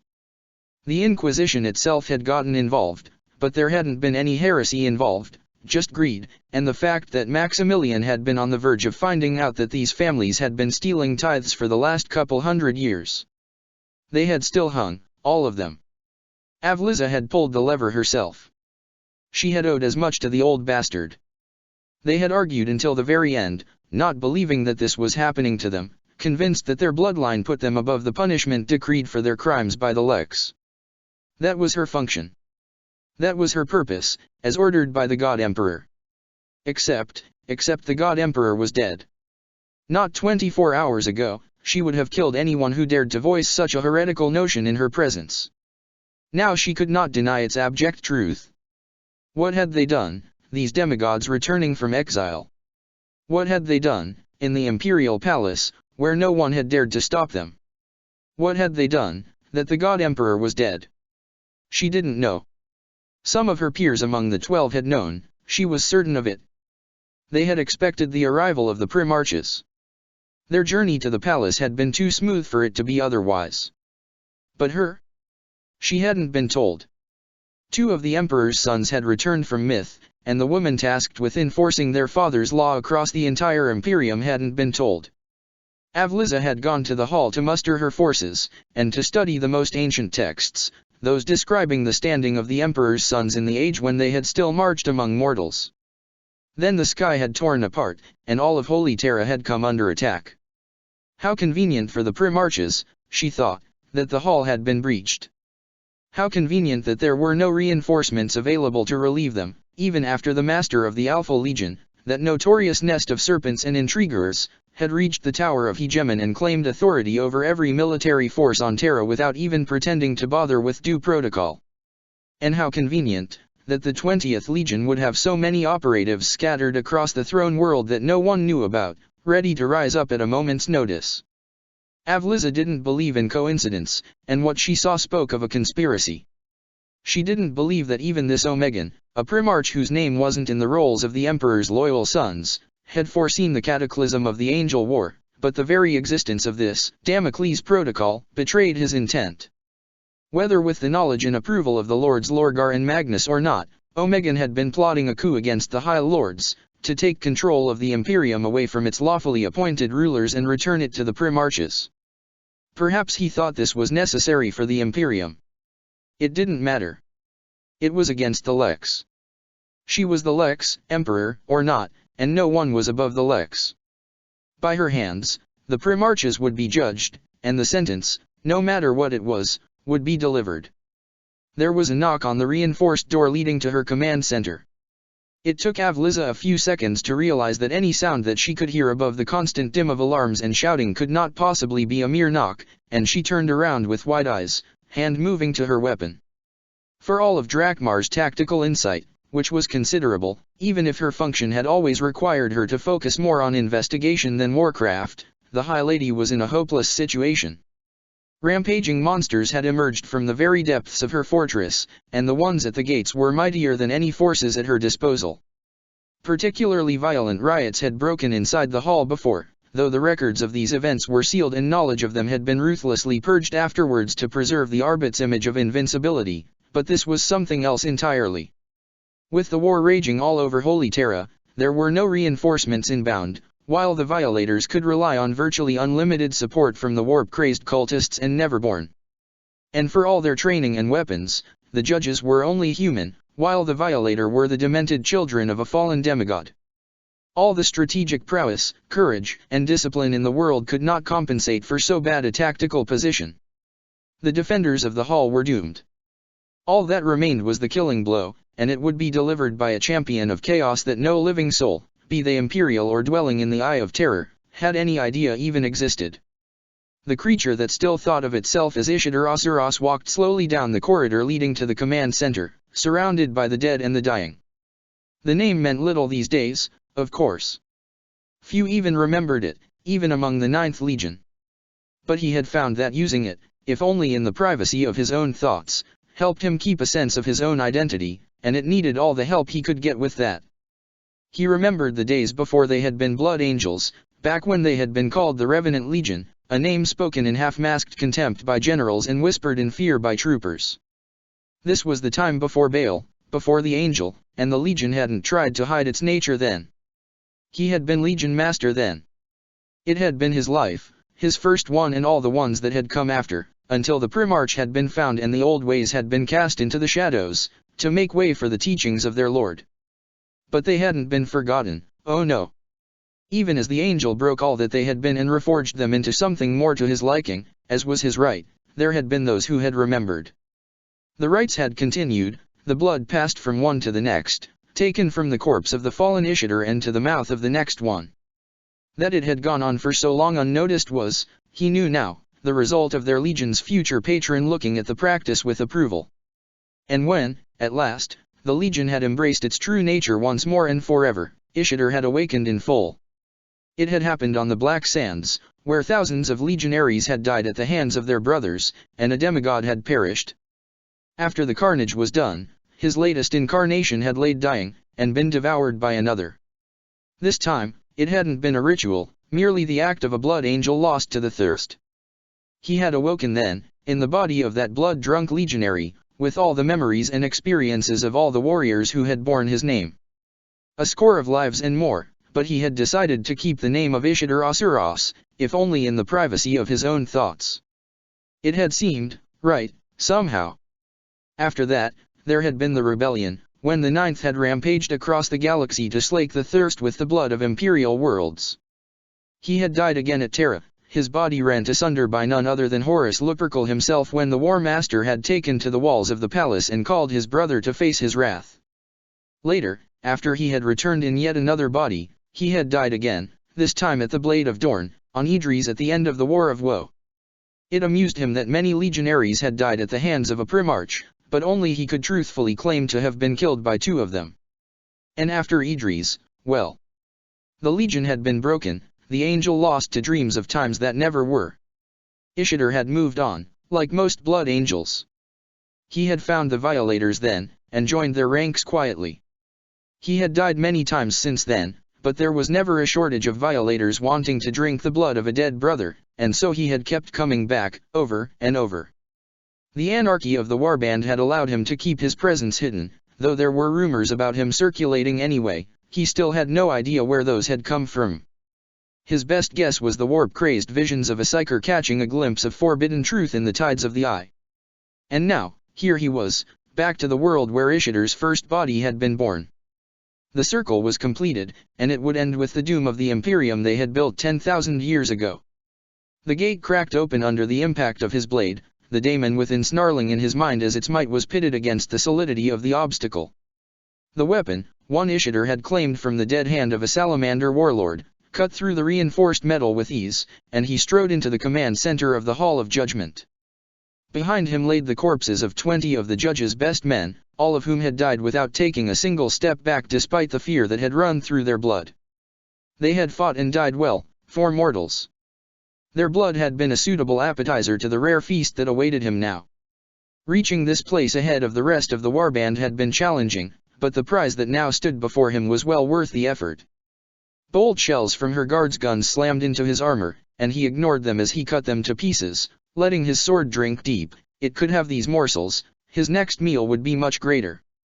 Only the weapon in his quarry's hand registered as a threat. It was a bolt pistol, but one of much older and heavier design, made weightless by small grav generators affixed on its barrel.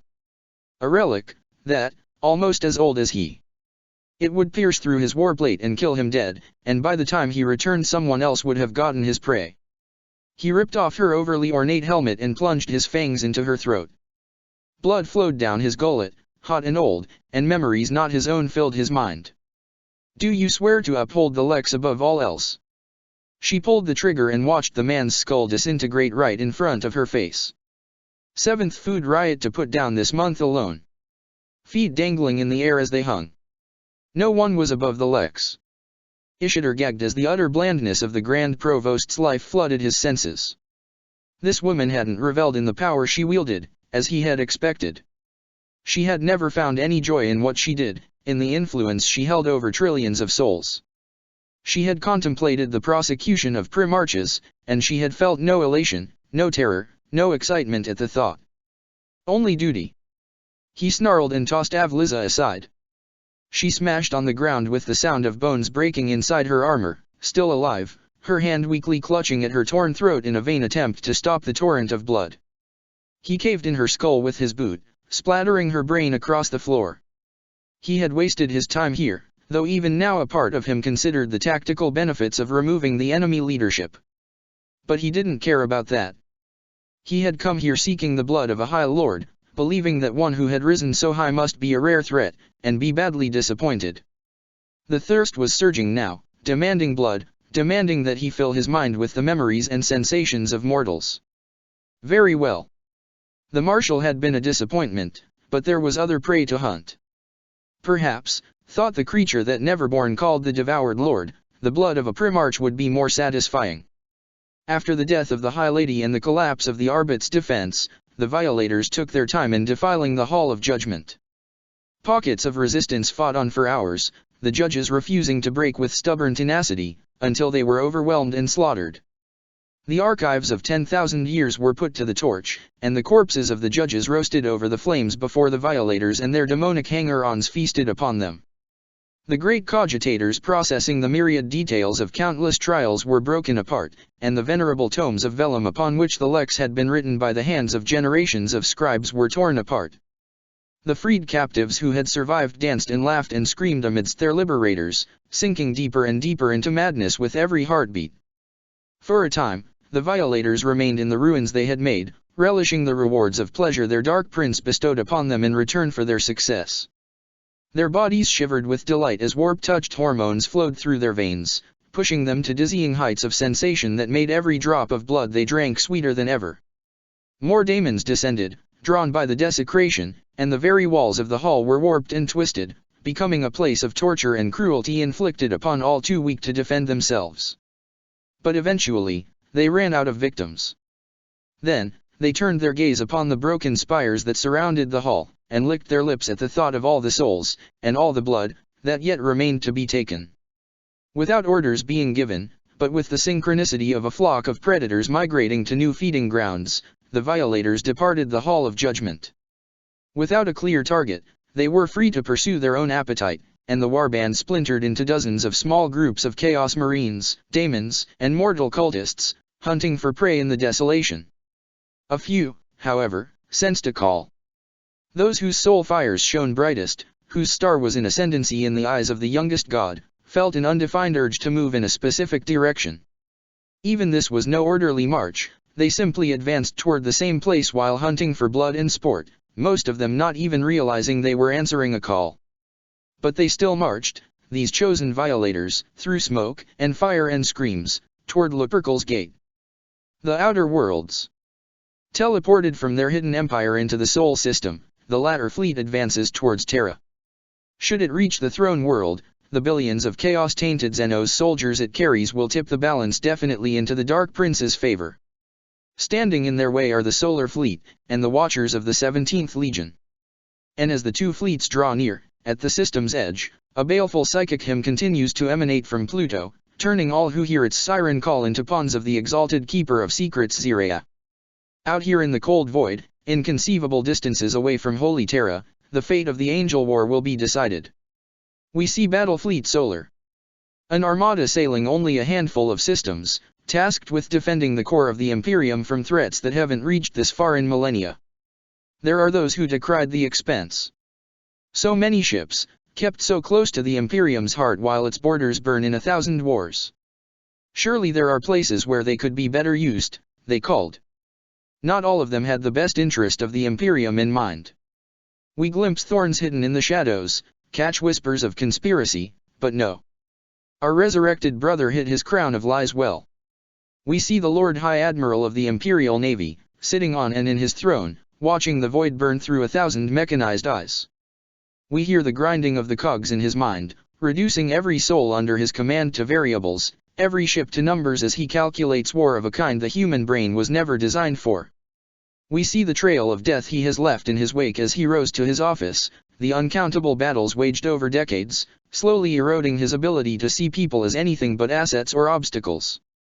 We look upon his soul, ground down by duty, and we understand another reason why Father created us.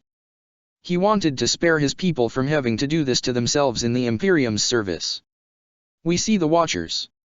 Defenders and diplomats, arbiters of disputes and advocates of truth. Oh, brother, how proud of your sons you would be. 10,000 years, yet still they cling to the ideals of our youth, still they honor their oaths. Still they refuse to give in to the pressure that has so twisted the Imperium of old. We see the fleet of the latter empire, its terrible might revealed to us at light's end. We see the souls of their living ships, different from their pilots only in scale, not in kind. They grew in the skies of their hidden empire, leviathans of the void created for this singular war.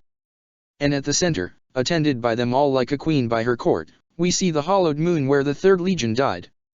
We see the billions of latter that crawl within, waiting for their turn to be taken by the eldritch light that burns in the pit, to be transported to the war on Terra, the war for which their entire species was reshaped by the goddess they worship with such hateful faith.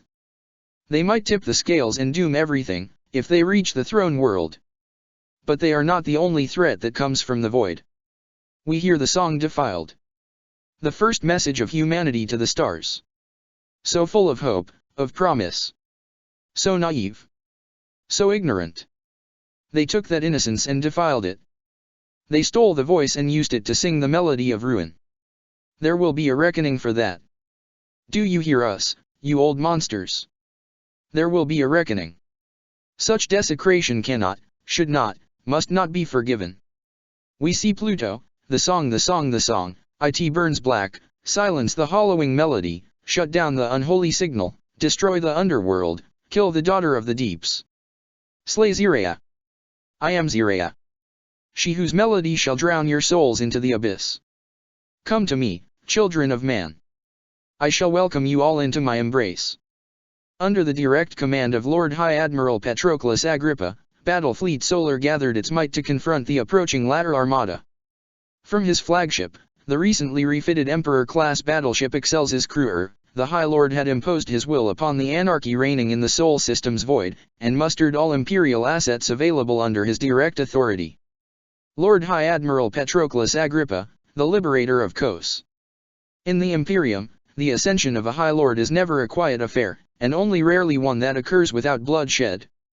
In the Emperor's silence and the absence of the Primarchs, it is the 12 who chart the course of the galaxy-spanning empire of mankind, each holding absolute authority over trillions and influence over every single human in the Milky Way.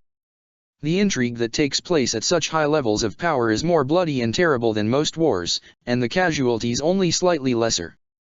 But even for one of the 12, Patroclus Agrippa's claiming of the office of Lord High Admiral distinguishes itself. At merely 130 years old by the time of his ascension, Agrippa was the youngest High Lord in millennia, barely qualifying as an adult by the cutthroat standards of the imperial court's highest circles.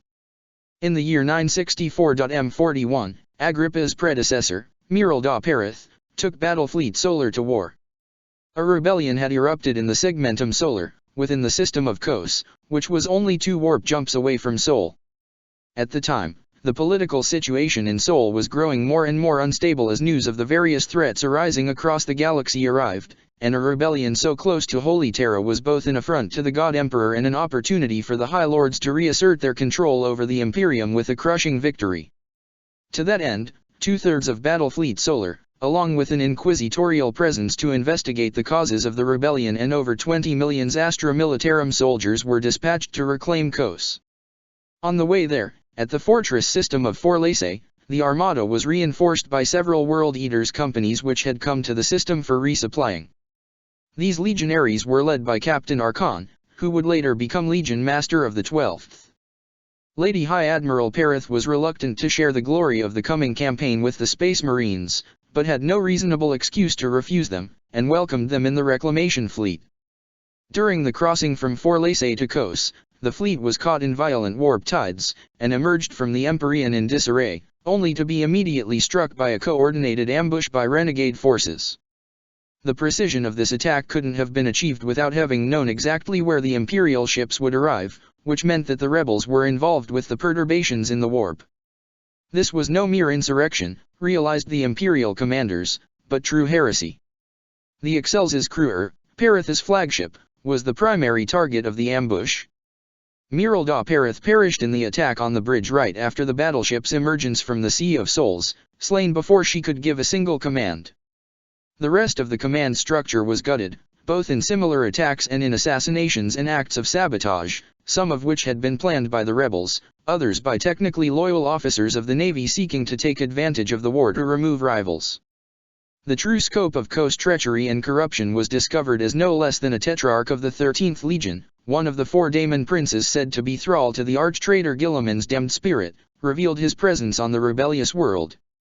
For decades, the nameless Daemon prince had orchestrated Kos rebellion, directing the secretive sect of heretics called the Spinium Coronum, or Crown of Thorns, in order to deal the Imperial Navy a crippling blow that it wouldn't be able to recover from before the appointed hour of his liege lord's resurrection at Makridge. Demonic incursions began across the surface of Kos, summoned by the Tetrarch's power. Regiments that had raised the banner of rebellion claiming to fight the corruption and weakness of the High Lords were unveiled as chaos cultists, following the example of their infernal patrons as they turned on the population. Meanwhile, the Imperial fleet was in disarray, caught in the rebels' trap and seemingly about to be destroyed by a force that was less than 10 times its size. Then Admiral Agrippa took command of his battle group, before making contact with other like-minded officers and enforcing his authority over the fleet. Ships who refused his commands, some of which were captained by officers decades his senior, were overthrown in mutinies led by junior officers. After witnessing the utter disgrace that had accompanied the ambush, Agrippa was completely and utterly done with the politicking games of high command, a feeling echoed by many in Battlefleet Solar. Through his ruthless assumption of command, which his rivals would call usurpation in the decades to come, Agrippa was able to turn the tides of the Void War, crushing the rebel fleet before delivering the might of the Imperial Guard and the World Eaters to Kos. There, a brutal war was fought, culminating in a duel between the Tetrarch and Archon, ending in the latter's victory and the Daemon Prince's banishment. Though the duty of delivering the killing blow had belonged to Archon, the newly titled Lord of Blades proclaimed that the honor of the victory belonged to Agrippa, whose actions in the void had permitted the blow to be delivered at all. For this, Agrippa was named the liberator of Kos, and he returned to Terra in triumph, wielding that acclaim and the support of both the Inquisition and the 12th Legion to rise at the top of the devastated Imperial Navy's high command after being acquitted of all charges in the emergency tribunal conducted to judge his actions at Kos. At the time, it was rumored that Agrippa had no desire to claim the title of Lord High Admiral, seeking only to restore the navy and purge it of the politicking that the heretics had used to their advantage, but lack of another viable candidate and the pressure of his supporters eventually left him no choice. In the decades since the liberation of Kos, Agrippa led a profound and ruthless reform of the Imperial Navy's high command, collaborating fully with the Ordo Hereticus' own investigations while also directing a program of rebuilding to replenish the depleted ranks of Battlefleet Solar. All the while, the Excelsis Cruer, which had been dragged back from Kos badly damaged, was also being worked on, the reparations of the Emperor-class battleship becoming a symbol of the Navy's own undergoing renewal. It was very fortunate for the Imperium, indeed, for all of humanity, that the Lord High Admiral had been aboard his flagship when calamity had struck, rather than attending the celebrations on Holy Terra. Patroclus Agrippa had come aboard the Excelsis Cruer after learning of the arrival of the 3 Primarchs. Due to the circumstances of his ascension, Agrippa hadn't been part of the Hydra's conspiracy, but he had rejoiced at the news nonetheless, and sent a message informing the Primarchs of his unconditional support while he prepared the Imperial Navy to deal with any crisis that might arise as a result of the return of the Emperor's sons. Granted, Agrippa had expected such a crisis to take the form of civil war as other among the High Lords tried to prevent the Primarchs from challenging their authority, but it had still placed him in a position to use his skills and influence in the Angel War. In the moment before Light's End, Battle Fleet Solar had been dispersed across the Sol system, attending to the myriad duties that were part of protecting humanity's capital. The opening of the Tier of Nightmares had sundered the battle groups, cutting communication, and placing half the Sol system, including Mars and its great orbital stations, on the other side of a warp rift no psyker could look past. Madness had spread through the millions crewing the thousands of ships in Sol as surely as it had on the surface of the system's worlds, though hastily raised Geller shields and greater experience with the corruption of the warp meant that the Voidborn fared slightly better than their Terran counterparts. Still, anarchy reigned in the wake of Light's End, and it took time for Lord High Admiral Agrippa to restore even the semblance of order. Scores of ships whose crew had fallen to madness, or who were dead or too far gone to answer hails, had to be destroyed before they could crash into solar infrastructure, and Agrippa imposed his will upon the panicked ships with an iron fist. Every ship capable of fighting was commandeered to join the armada High Admiral Agrippa was forging out of the devastation of Light's End. Battle group commanders grateful for orders, Inquisition-mandated warships, rogue trader, and lightly armed merchant vessels, all were brought into the fold of Battle Fleet Solar, for the hour was dire and every weapon would be needed. The Emperor-class battleship Word of Magnus, captained by Lady Admiral Kia Sarkoth, took position at the head of one of the ad hoc battle groups. She had carried the Crimson King from Terathelion to Sol, fighting her way through the raging sea of souls, and though there was damage left on her hull from where the claws of the Neverborn had tried to break her, she remained a queen of the void. By coincidence or the will of unseen hands, the rogue trader vessel Endless, belonging to Volokir Ekel of the Coils of the Hydra and responsible for transporting Lorgar Aurelian from Luna to Mars, was part of that selfsame battle group. Nigh on 1,000 ships were thus mustered, though they were but a fraction of the total number of vessels that had been within Sol at Light's End. Thousands more had perished in the opening of the Tier of Nightmares, or fled into the deep void with maximum propulsion and refused to answer all hails regardless of provenance, not an unreasonable course of action, given the madness that screamed over most Vox channels.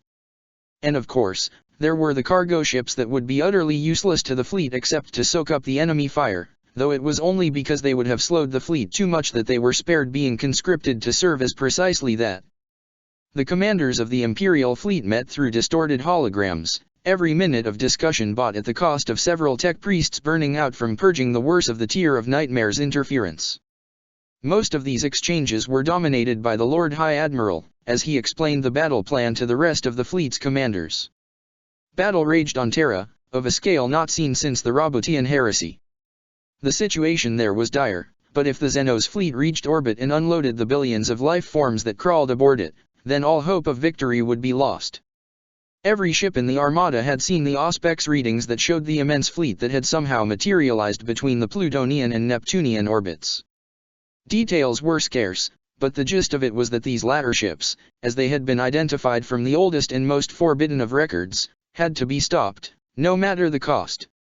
Contact had been briefly established with Primarch Omegan, and he had confirmed that preventing the latter from drowning Terra with reinforcements was more important than providing orbital support. The latter ships were many, but it was their capital vessel that worried Imperial Command the most. It was monstrous in size, dwarfing even the legendary Gloriana-class warships that served as the flagships of the Legion's Asteroutes. The chief astropath of the Excelsior's crew, who had managed to retain her sanity after the opening of the Tier of Nightmares, had called it the Abominable Maw, and the name soon spread across the Imperial fleet. Putting a name on something, even something as enormous and terrifying as the latter's flagship, was the first step to defeating it. The Abominable Maw was responsible for the tens of thousands of Xenos fighters that had teleported all across Sol, adding to the pressure of the demonic hordes that had emerged from the Tier of Nightmares. The technology employed was beyond anything the Mechanikus was capable of, but there were records dating to the War of the Beast that mentioned similar feats being performed by the Orcs, of all species. According to these records, the technology had been notably unstable, though the scale of the War of the Beast and the sheer disregard of the Greenskins for both the safety of their kindred and their own had still let it be a devastating advantage against the Imperium. It was unlikely that the latter version of mass teleportation was any safer than the orcs had been, considering the creatures seemed to be infused with the stuff of the warp at a genetic level. A plan was quickly hatched to destroy the abominable maw, with the hope that this would both remove the threat of the Xenos armies stationed aboard it and cripple whatever command structure the chaos-tainted aliens might be using. On the bridge of the 17th Legion strike cruiser Urizen's Fist, Captain Sor Pharos of the Watchers looked upon the arrayed might of Battlefleet Solar. In all his years as a Watcher, never had the captain witnessed such power gathered in one place. It was almost enough to make him forget how desperate their situation was, almost enough to make him think there couldn't possibly be anything capable of standing against such overwhelming force. Sor Pharos watched as one ship tried to break formation and flee, and was obliterated by combined fire from 9 nearby vessels. The Lord High Admiral would tolerate no cowardice from the host he had assembled. That the dead ship had been a civilian cargo hauler, with only the barest of armaments, was no excuse. If one was allowed to flee, then more would try, and the armada would break apart like sand. Morale across the entire battle fleet was shaky in the wake of the Emperors. Sor Pharos forced himself to finish the thought. The Emperor's death. If he, a captain of the word-bearers, couldn't find the strength to think those words, then how could he hope the rest of the Imperium would be able to survive? As commander of the Watchers, Sor Pharos had met with High Lords several times. They were all, to put it bluntly, monsters. Mundane men and women did not rise to such dizzying heights of power, where the fate of trillions of souls hung on every decision. Each and every one of them would have been a tyrant in the distant ages of old Earth, a leader that would have left behind a legacy of broken kingdoms and a rising empire. But within the crucible of the Imperium, they had become much more. Sor Pharos genuinely believed that the changes wrought by the transformation of children into legionaries paled in comparison to what the Adepta did to those who would one day head them. Of all the trillions of souls who toiled in the name of the Imperial Navy, Patroclus Agrippa was the one who had become High Lord. The one who had risen to that position of supreme power. Such things did not happen by accident, regardless of the unusual nature of Agrippa's own ascension. The ruthlessness bred by the ferocious competition was an intended feature of the system, for one could not sit among the 12 if one wasn't prepared to make great and terrible decisions, the kind of choices that would shatter the souls of more humane men and women. Decades, centuries even, of duty and intrigue, of responsibilities and consequences, all performed so close to the throne and its burning psychic light. Where did human nature end and the will of the Emperor begin? It was a thought dangerously close to the preaching of the ecclesiarchy, but unlike those priests, and oh, but how Sor Pharos wondered what they would make of these latest developments. The captain had never ascribed the power of the Emperor to any divinity on his part. The master of mankind was powerful, yes, immensely so. Even with his body crippled by the arch-traitor Guilliman, he had still guided humanity and the Imperium throughout the ages, reaching out from the Golden Throne to act with the vision of one who saw so much more than any of them could. As the fleet sailed through the warp-torn void, the Astaroot's vessels remained behind their Imperial Navy counterparts, in the safest position of the fleet, though the Tier of Nightmares made a mockery of the notion of safety. It rankled to be held back in such a manner, but they had their orders, and should they disobey, they would be destroyed as surely as that civilian craft had been, legionaries or not. The exotic designs of the latter ships made boarding actions unwise. There would be no way of telling what was vitally important from what was decorative. Instead, the Lord High Admiral had ordered all boarding forces to hold, for they would be deployed in full on the abominable maw, tasked with destroying it no matter the cost. Sor Pharos understood the reasoning, and agreed with it. The Xenos flagship would be all but impossible to destroy by conventional means. Attacking it would be a landing, not a boarding, and there was no question that the casualties would be atrocious. But then, this entire war was made of atrocities. The fleets met in the void near the Uranian orbit, though the planet itself was on the other side of the Tier of Nightmares. The frozen world was invisible to Imperial instruments, but quick calculations showed that the planet would be very close to the Tier, perhaps even inside it, depending on how wide the warp rift was and how much distance still meant. The first attempt to reach the orbital complexes surrounding Uranus returned only screams and yet more dead astropaths, but it was certain that the Uranian Void clans were facing some of the Angel War's greatest horrors. At last the Imperial fleet faced the latter armada, though the Xenos ships lacked the discipline and precision with which even the hastily assembled battle fleet Solar sailed. There was order of some kind in the latter host, that much was clear, but it wasn't an order born of any kind of human mind, and several Imperial Void tacticians had to be sedated after studying the latter formations for too long. The Imperial Armada opened fire, and for an instant the baleful radiance of the Tier of Nightmares was eclipsed by that of their guns on the oculus of hundreds of ships. When the glare faded and the reports came in, the entire vanguard of the latter fleet had vanished. Now the Imperials only needed to do that 20 more times, and the entire Xenos fleet would be wiped out. Unfortunately, their foe was not going to give them the chance. They were closing in the distance, sailing through the wreckage of their dead comrades, and soon their own, shorter-ranged weapons fired as well. There was a tense moment on every ship's bridge as the enemy volley approached. Scores of smaller vessels were obliterated, but the shields of others held, and that was confirmation enough. Whatever fell artillery the latters were using, it couldn't pass straight through Imperial Void shields. Given the madness that had seeped into the Sol system, even that much hadn't been guaranteed. The engagement broke down into smaller battles as battle groups split off the battle fleet.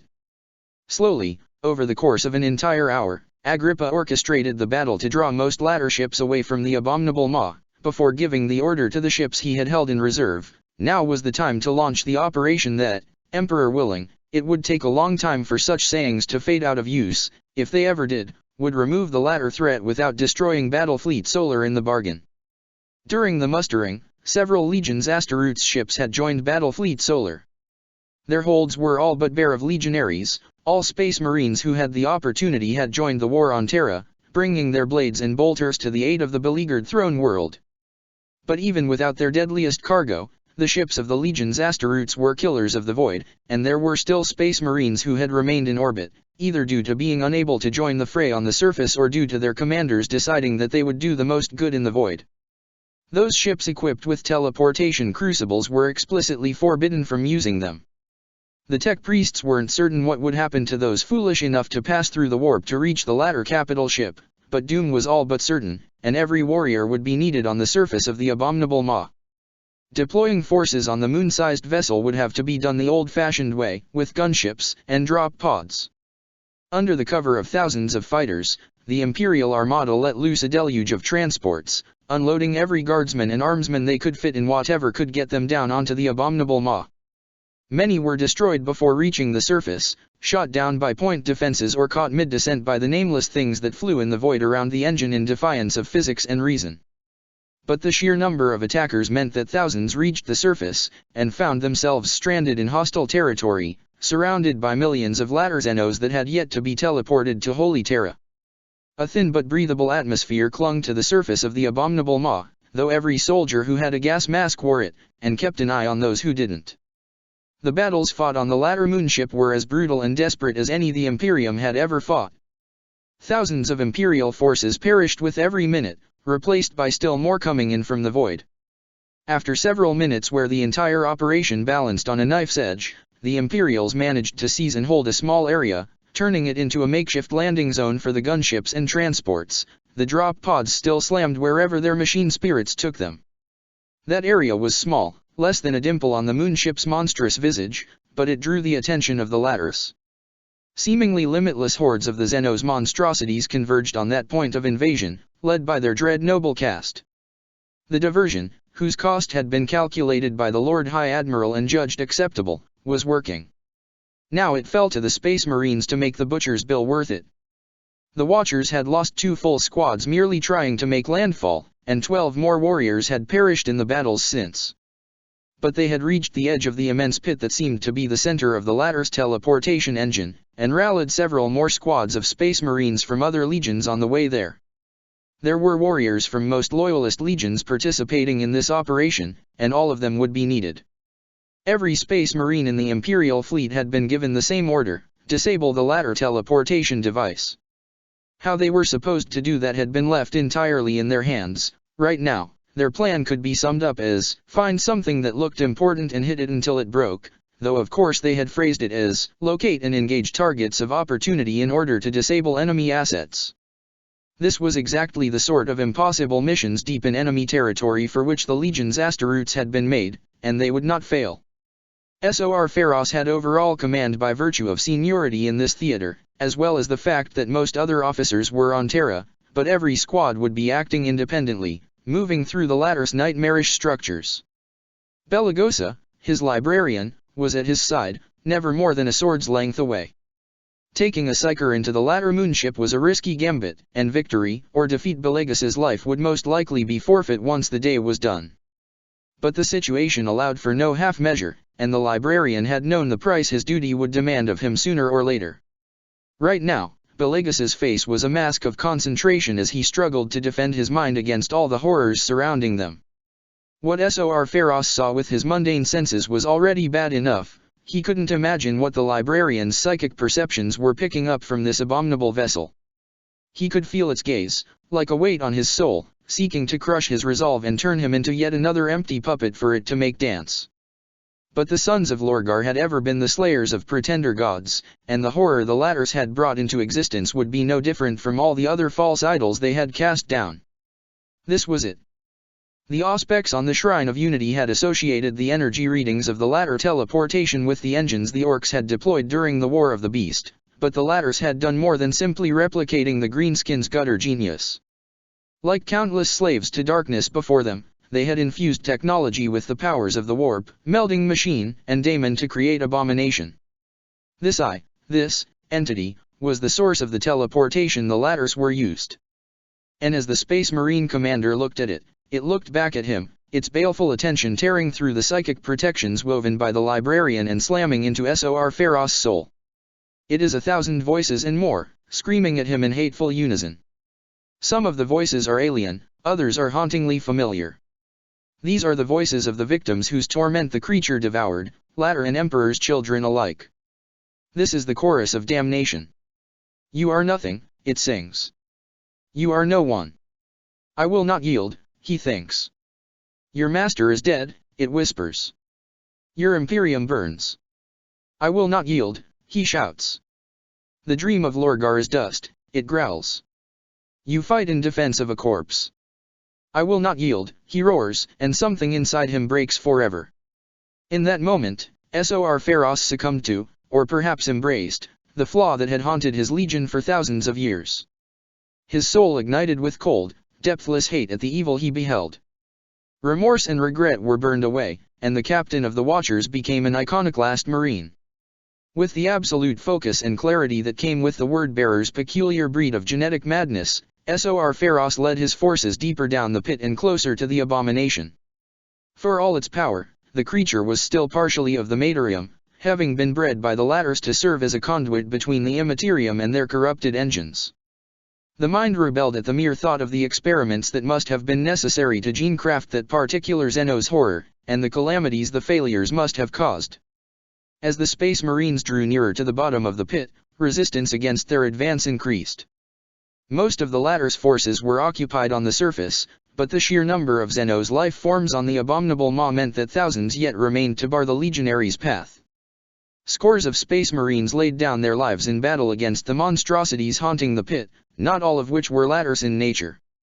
The prolonged torment of thousands of Emperor's children in the cells of the pit, combined with the eldritch energies rampaging across the megastructure, had given life to nightmares. Drawn from the visions of the reminiscence and the images of the pain of Fulgrim's sons, these creatures harassed the Imperial force every step of the way, taking the shape of twisted space marines and reptilian horrors that even the gene-craft of the latters couldn't have brought into existence. Of all the space marines who had gathered at the top of the pit, less than 30 made it to its depths. By that point, all but Sor Pharos were reeling from the psychic weight of the abomination, barely able to hold on to their sanity. Many had died in battle due to being only able to fight on instinct, their minds too occupied by the struggle to keep the influence of the creature out. Some too had died at the hands of their brothers, given the Emperor's peace swiftly when they succumbed to the pressure. But at last, the survivors had reached their destination. Now all that remained was for them to kill a god. It had been born in the dark, and had never had a name until a soul aboard one of the ships fighting near it had called it the Abominable Maw. Even the latter priests who had attended it, cultivated it, had never named it. They had not dared to, for to name a thing was to give oneself power over it, and to do so with that entity would have been sacrilegious. Close to it, reality bubbled and sizzled. Its singular eye glared at the legionaries, seeing much more than just their physical appearance. It saw their thoughts, their souls, and their past, and it attacked all three. Thoughts frayed, emotions wholly alien to Astaroth's hearts flared and guttered out, and might-be versions of the warriors flickered in and out of existence, lashing out at their actual selves with their perfect faces twisted in hideous smiles.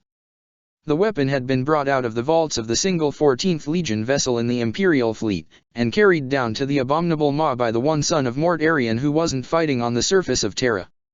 That warrior was dead now, having been cut down by a Neverborn with claws shaped out of the horror of a son of Fulgrim in the moment before he had broken and become a tithed one. But every legionary in the task force had been briefed on the weapon's use, which was deceptively simple. As Sor Pharos pressed it against the pulsating flesh of the thing at the bottom of the pit, Belagosa spent the last of his strength protecting his captain. He heard the librarian's scream as his skull ignited with purple fire, but didn't turn back, or react to it in any way. Brotherhood, that pillar of the soul of a space marine, was a distant and faded thing in the iconoclast now. Sor Pharos was no expert, but he was fairly certain possession of such a weapon would have drawn the Inquisition's ire even in the hands of a space marine. But the Death Guard had ever been the legion most distant from the rest of the Imperium, waging their wars far from sight and against foes their cousins could scarcely imagine. It was an open secret that they made use of weapons that were forbidden across the rest of the Imperium, and few Inquisitors were foolish enough to challenge the methods of the Lord of Death's sons. Employing such a weapon in the Sol system would be another matter entirely, no doubt, if not for the unique circumstances of the Angel War. The Death Guard legionary had called it a woeful clarion. Only 17 had ever existed, and of those only 3 were left, the rest spent in the Death Guard's wars of extermination. In human hands, it could only be used once, though the sons of Mort Arian suspected that their original makers had been able to use them at will before their extinction. Outwardly, it was a sphere of adamantium, 40 centimeters wide and inscribed with warding sigils woven of silver. The carrion itself was contained inside the sphere, which protected the weapon's surroundings rather than the weapon itself.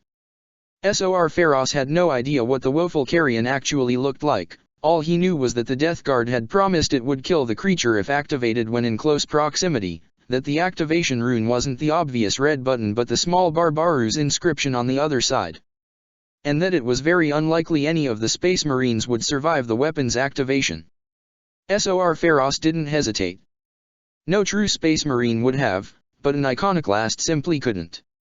The woeful clarion activated, and the abominable maw screamed. A death that had waited for millions of years was released from the cage in which it had been bound. It poured into the largest life form nearby, and for all its eldritch nature the thing in the pit was still, at its core, built upon the latter genetic code that a clone of Fabius Bile had resurrected thousands of years ago.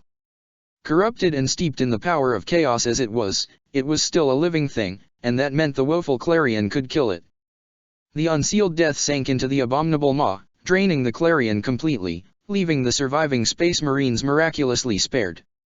It screamed as it died, sensing its doom with complete and utter incomprehension, and from that, the Space Marines were not spared. Sor Pharos saw Belagosa, the only librarian who had made it this far, simply come apart, his own psychic power unmaking his existence as he heard the monster's scream. All Sor Pharos thought at the sight was that he wouldn't have to use a bold shell to kill the Psyker himself. Shielded by his hatred, Sor Pharos alone of the Space Marines survived the death scream of the entity. But even the iconoclast didn't escape unscathed, his very soul scoured by the unleashed psychic energy. What made it out of the pit might have Sor Pharos' body and even most of his soul, but his mind was forever marked, the patterns of hate and ruthlessness permanently seared into him. With the death of its controlling intelligence, the infernal engine began to overload. The energies it drew from the Empyrean began to pour forth uncontrolled, while the dying spasms of the entity sent conflicting orders across the demonic machine. Arcs of raw power the size of continents leapt from the abominable maw, drawn to the lesser teleport beacons aboard the ladder ships that had enabled the fleet's mass teleportation from the hidden Ladder Empire to the Sol system. On the desolate surface of the moonship, Sor Pharos found a gunship belonging to the 20th Legion. Pushing aside the body of its pilot, he turned the engines on and left, sending word of his return and the events that had unfolded ahead. Meanwhile, the entire Imperial Armada was in retreat, putting as much distance as it could between its vessels and the rampaging energies of the abominable Maw. Almost as soon as the gunship landed in the bay of the Urizen's Fist, the abominable Maw detonated. Imperial terminology lacks the words to describe what happened next, at least not without using terms and concepts whose knowledge is forbidden by the Inquisition's less-known divisions. A moment of time was simply lost, cut out of the flow of the universe. 1 second the latter fleet was there, the next it wasn't, and the corpse of the abominable Maw floated in the void, falling into smaller pieces as its megastructure began to give way. Well, what do we have here?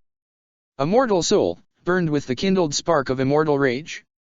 Slowly, over the course of several hours, Agrippa reassembled the battle fleet. There weren't as many executions this time, though a few of the conscripted civilian ships had to be destroyed when they thought to use the confusion to escape into the deep void.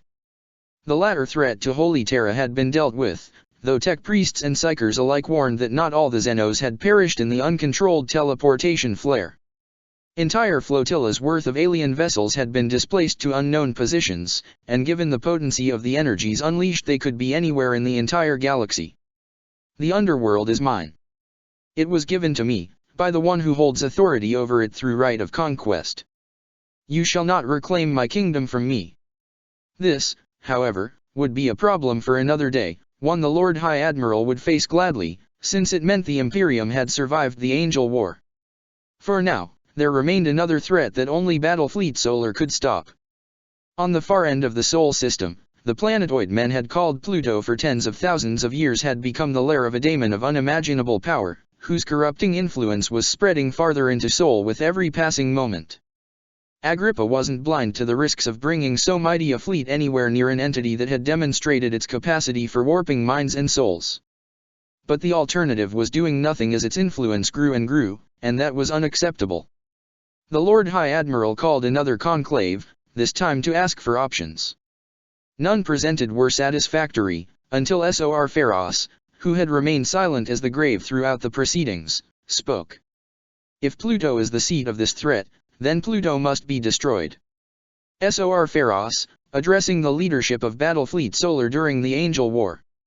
War and conquest, oppression, and genocide. Your empire feeds us with every choice it makes.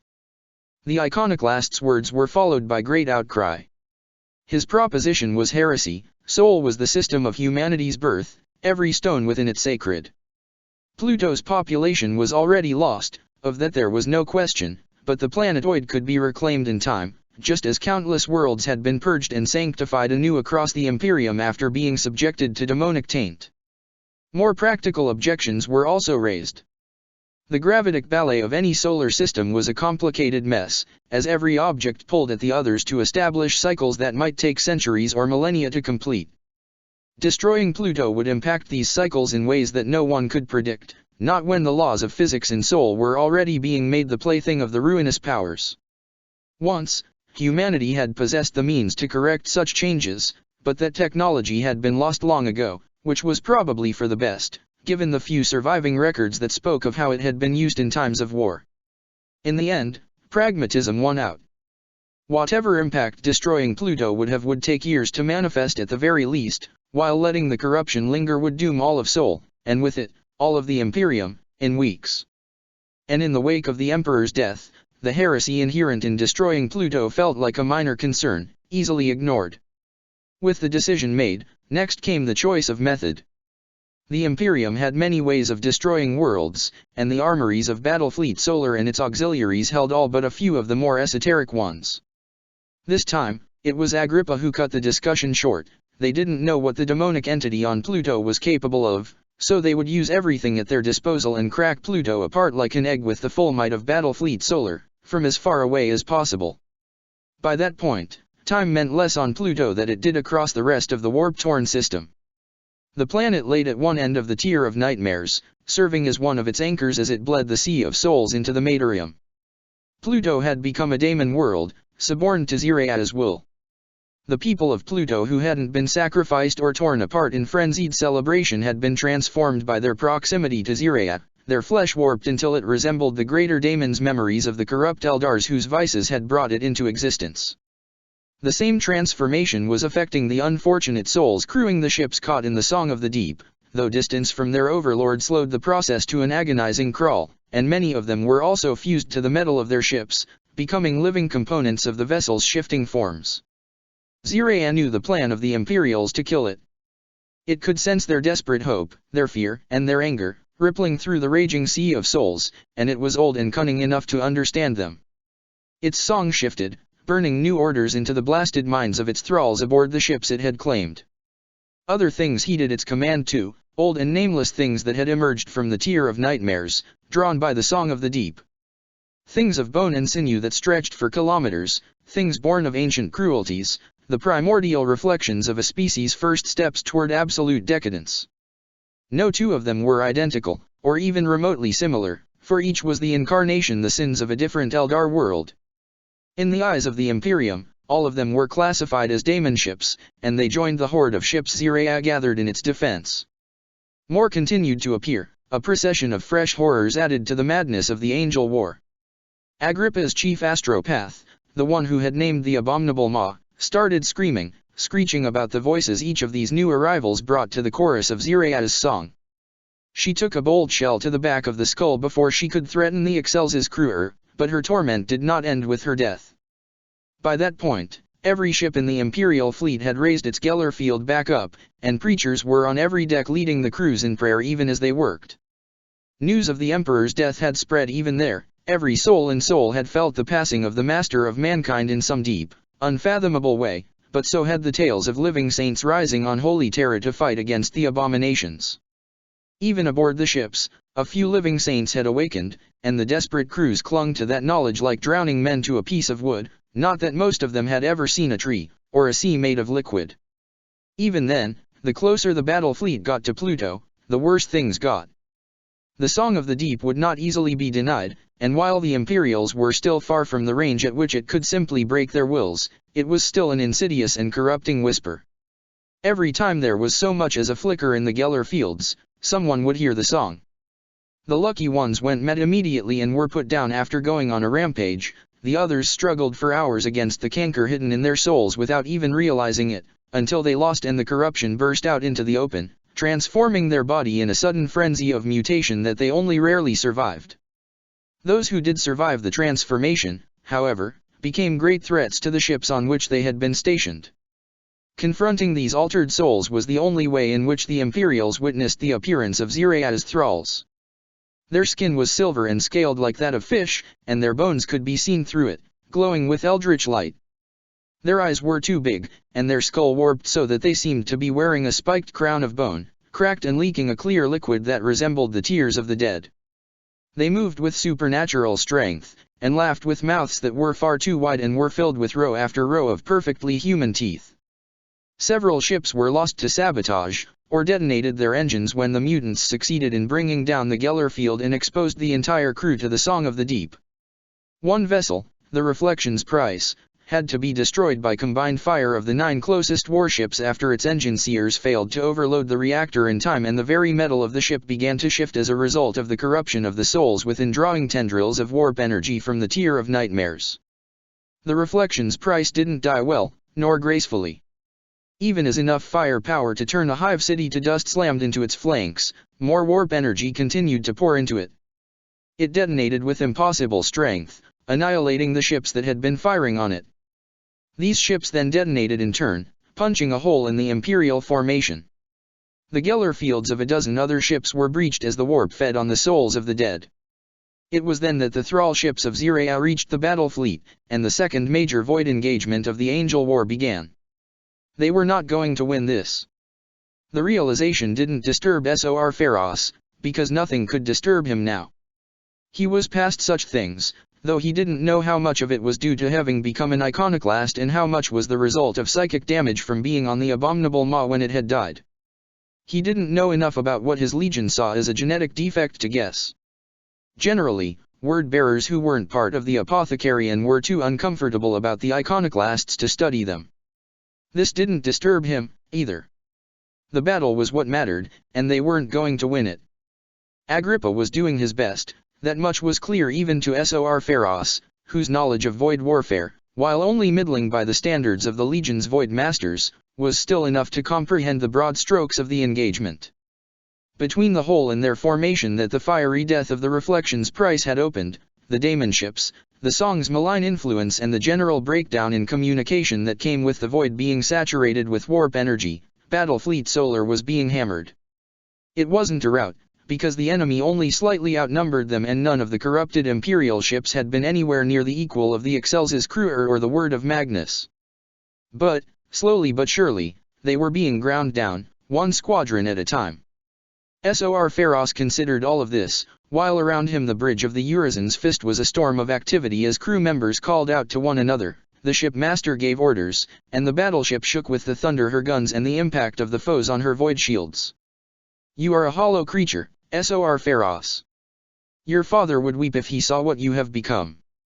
He didn't answer the voice, nor did he let any sign of hearing it show in his composure. His crew was already scared enough of his presence. There were stories among the word-bearers serfs of what the iconoclasts were capable of in the pursuit of their objectives, most of them true, and knowing that he could hear what he was fairly certain was the voice of the daemon of Pluto wouldn't have helped. Sor Pharos had first heard the voice as he made it back aboard the Urizen's Fist. He had considered killing himself before it could use him against the Imperium, but had decided against it. The link that had formed during the destruction of the abominable maw didn't seem to enable it to do anything more than speak to him, though that was probably because of the damage to his soul. He had calculated the odds that the daemon might let slip something of use, balanced them against the damage he might cause if he were corrupted and the odds of that happening, and come to the conclusion that, given the circumstances of the Angel War, this was an acceptable risk. The daemon called itself Zirea, the Song of the Deep, Greater Daemon of Slaanesh, along with a plethora of self-aggrandizing titles. It was powerful, that much couldn't be denied, not when it had remade an entire world and enslaved billions to its malevolent will. But power was no mark of worthiness, this all word-bearers had known since Aurelian had cast down an entire false faith out of sheer outrage at its corruption. Sor Pharos felt no awe towards Zirea, only hatred for its crimes against humanity, and he could tell that it enraged the daemon. The Song of the Deep wasn't used to being disdained like this. Your fleet burns. Your hope falters.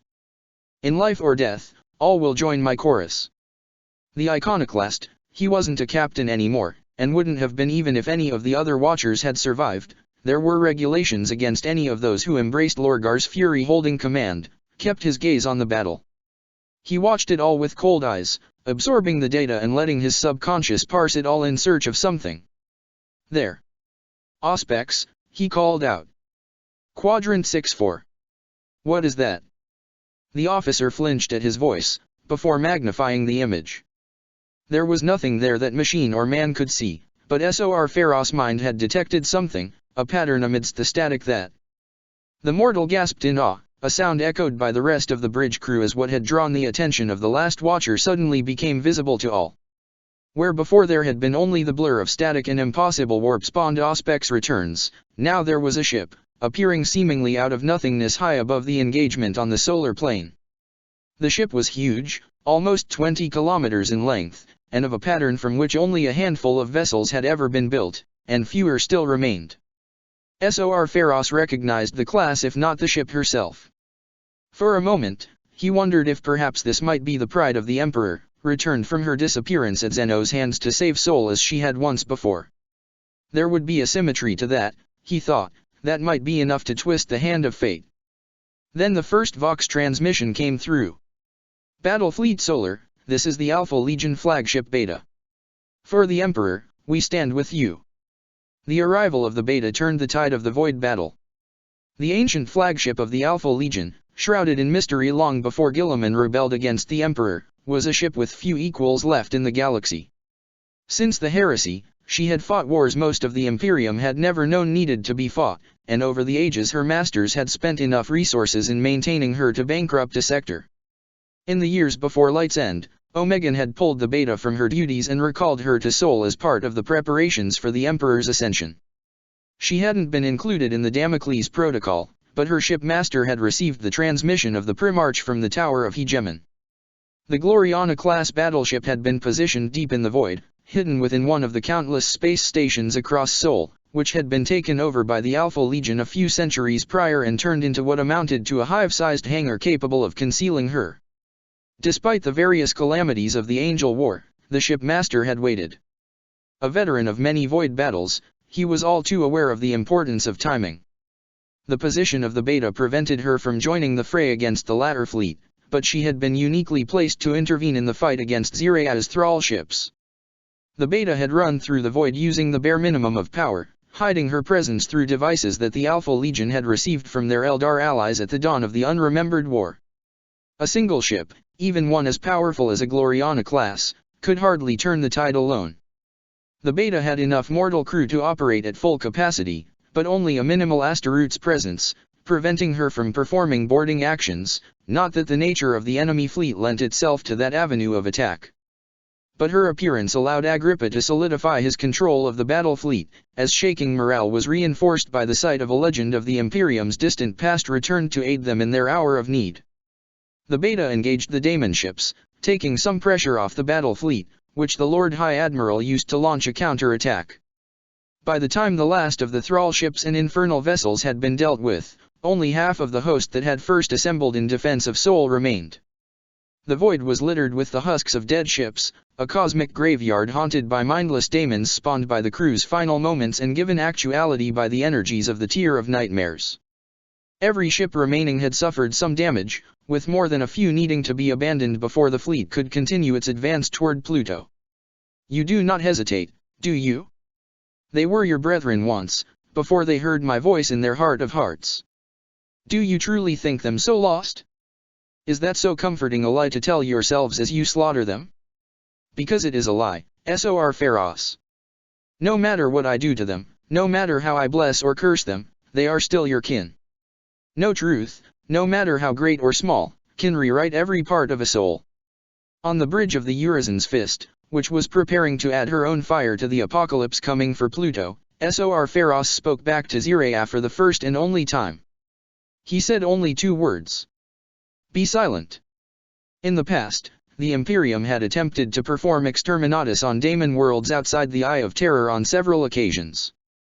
Most of the time, such attempts had gone horribly wrong, as the methods by which humanity may murder a world relied upon the laws of the Materium holding dominion. The Neverborn ruling such worlds had bent their will to preserving their kingdoms, turning aside the Imperial weapons or preventing them from detonating. But no exterminatus fleet had ever possessed the raw firepower of Battlefleet Solar. Agrippa was gambling that the sheer amount of ordnance would be too much for Ziraya to defend against, and that if the bombardment failed, the battle fleet would be far enough to avoid the greater Daemon's wrath while they came up with another plan. The gamble paid off. The fury of 100 Imperial warships slammed into the Daemon world, and it cracked and fell apart. The molten core of the dwarf planet erupted, and the 6-mouthed form of Ziraya, which dwelled in the temple its cultists had made for it still, was bathed in lava.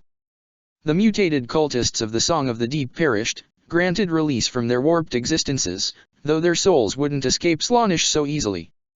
As Pluto died, pieces of the broken planet slammed into the orbital stations and civilian ships that remained in anchor around the planet, and the moons of Pluto began to drift away. 2 of them, Nyx and Styx, were dragged into the Tier of Nightmares, which, despite the destruction of its anchor, persisted in blighting Sol, and vanished, swallowed like pebbles in the mouth of a giant. Hydra, which had served as an astropathic relay station for millennia before the Song of the Deep remade it into an amplifier for Ziraya's influence, appeared to Imperial auspexes to simply vanish, imploding on itself in a kaleidoscope of nightmarish colors and shapes. At Agrippa's command, battle groups aimed their weapons at Charon and Kerberos, the remaining moons, and destroyed them. All that remained of Pluto and its satellites was a cloud of debris, full of rock, ice, a much smaller proportion of metal from the destroyed orbital stations and ships, and an even smaller proportion of dead flesh from Ziraya's thralls. As the song faded and Ziraya's essence was hurled back into the Sea of Souls, its first and only incarnation destroyed, the daemon that could have been a god, had the doom of the Eldar occurred down but a slightly different course, spoke one last time to Sor Pharos. Ah, Sor Pharos. You poor, broken, deluded fool. You have killed me, and in doing so, you have doomed yourselves. You have cast me back into the Sea of Souls, to join these lesser creatures that think themselves my brethren. 6 sacrifices, 6 lords laid low. Even the exile of the renegade was foreseen by our guiding hand, and a replacement brought forth to fill the part. Our departure has torn open the gate that he might pass. The power bestowed upon us is free, and seized. Now, he comes. Our Lord and Master, the true champion of Slaanesh. The upstart godling who hid his glory until light's end. He comes. He is here. And in that moment, Sor Faros realized the trap he and the entire Imperium had walked into. But it was too late to stop it, too late to walk away, too late to make another choice. The overarching plan of the Angel War had reached its final phase, and its architect was coming to Terra. And this, the iconoclast discovered with some surprise, did disturb him. Check the description for the links to the author.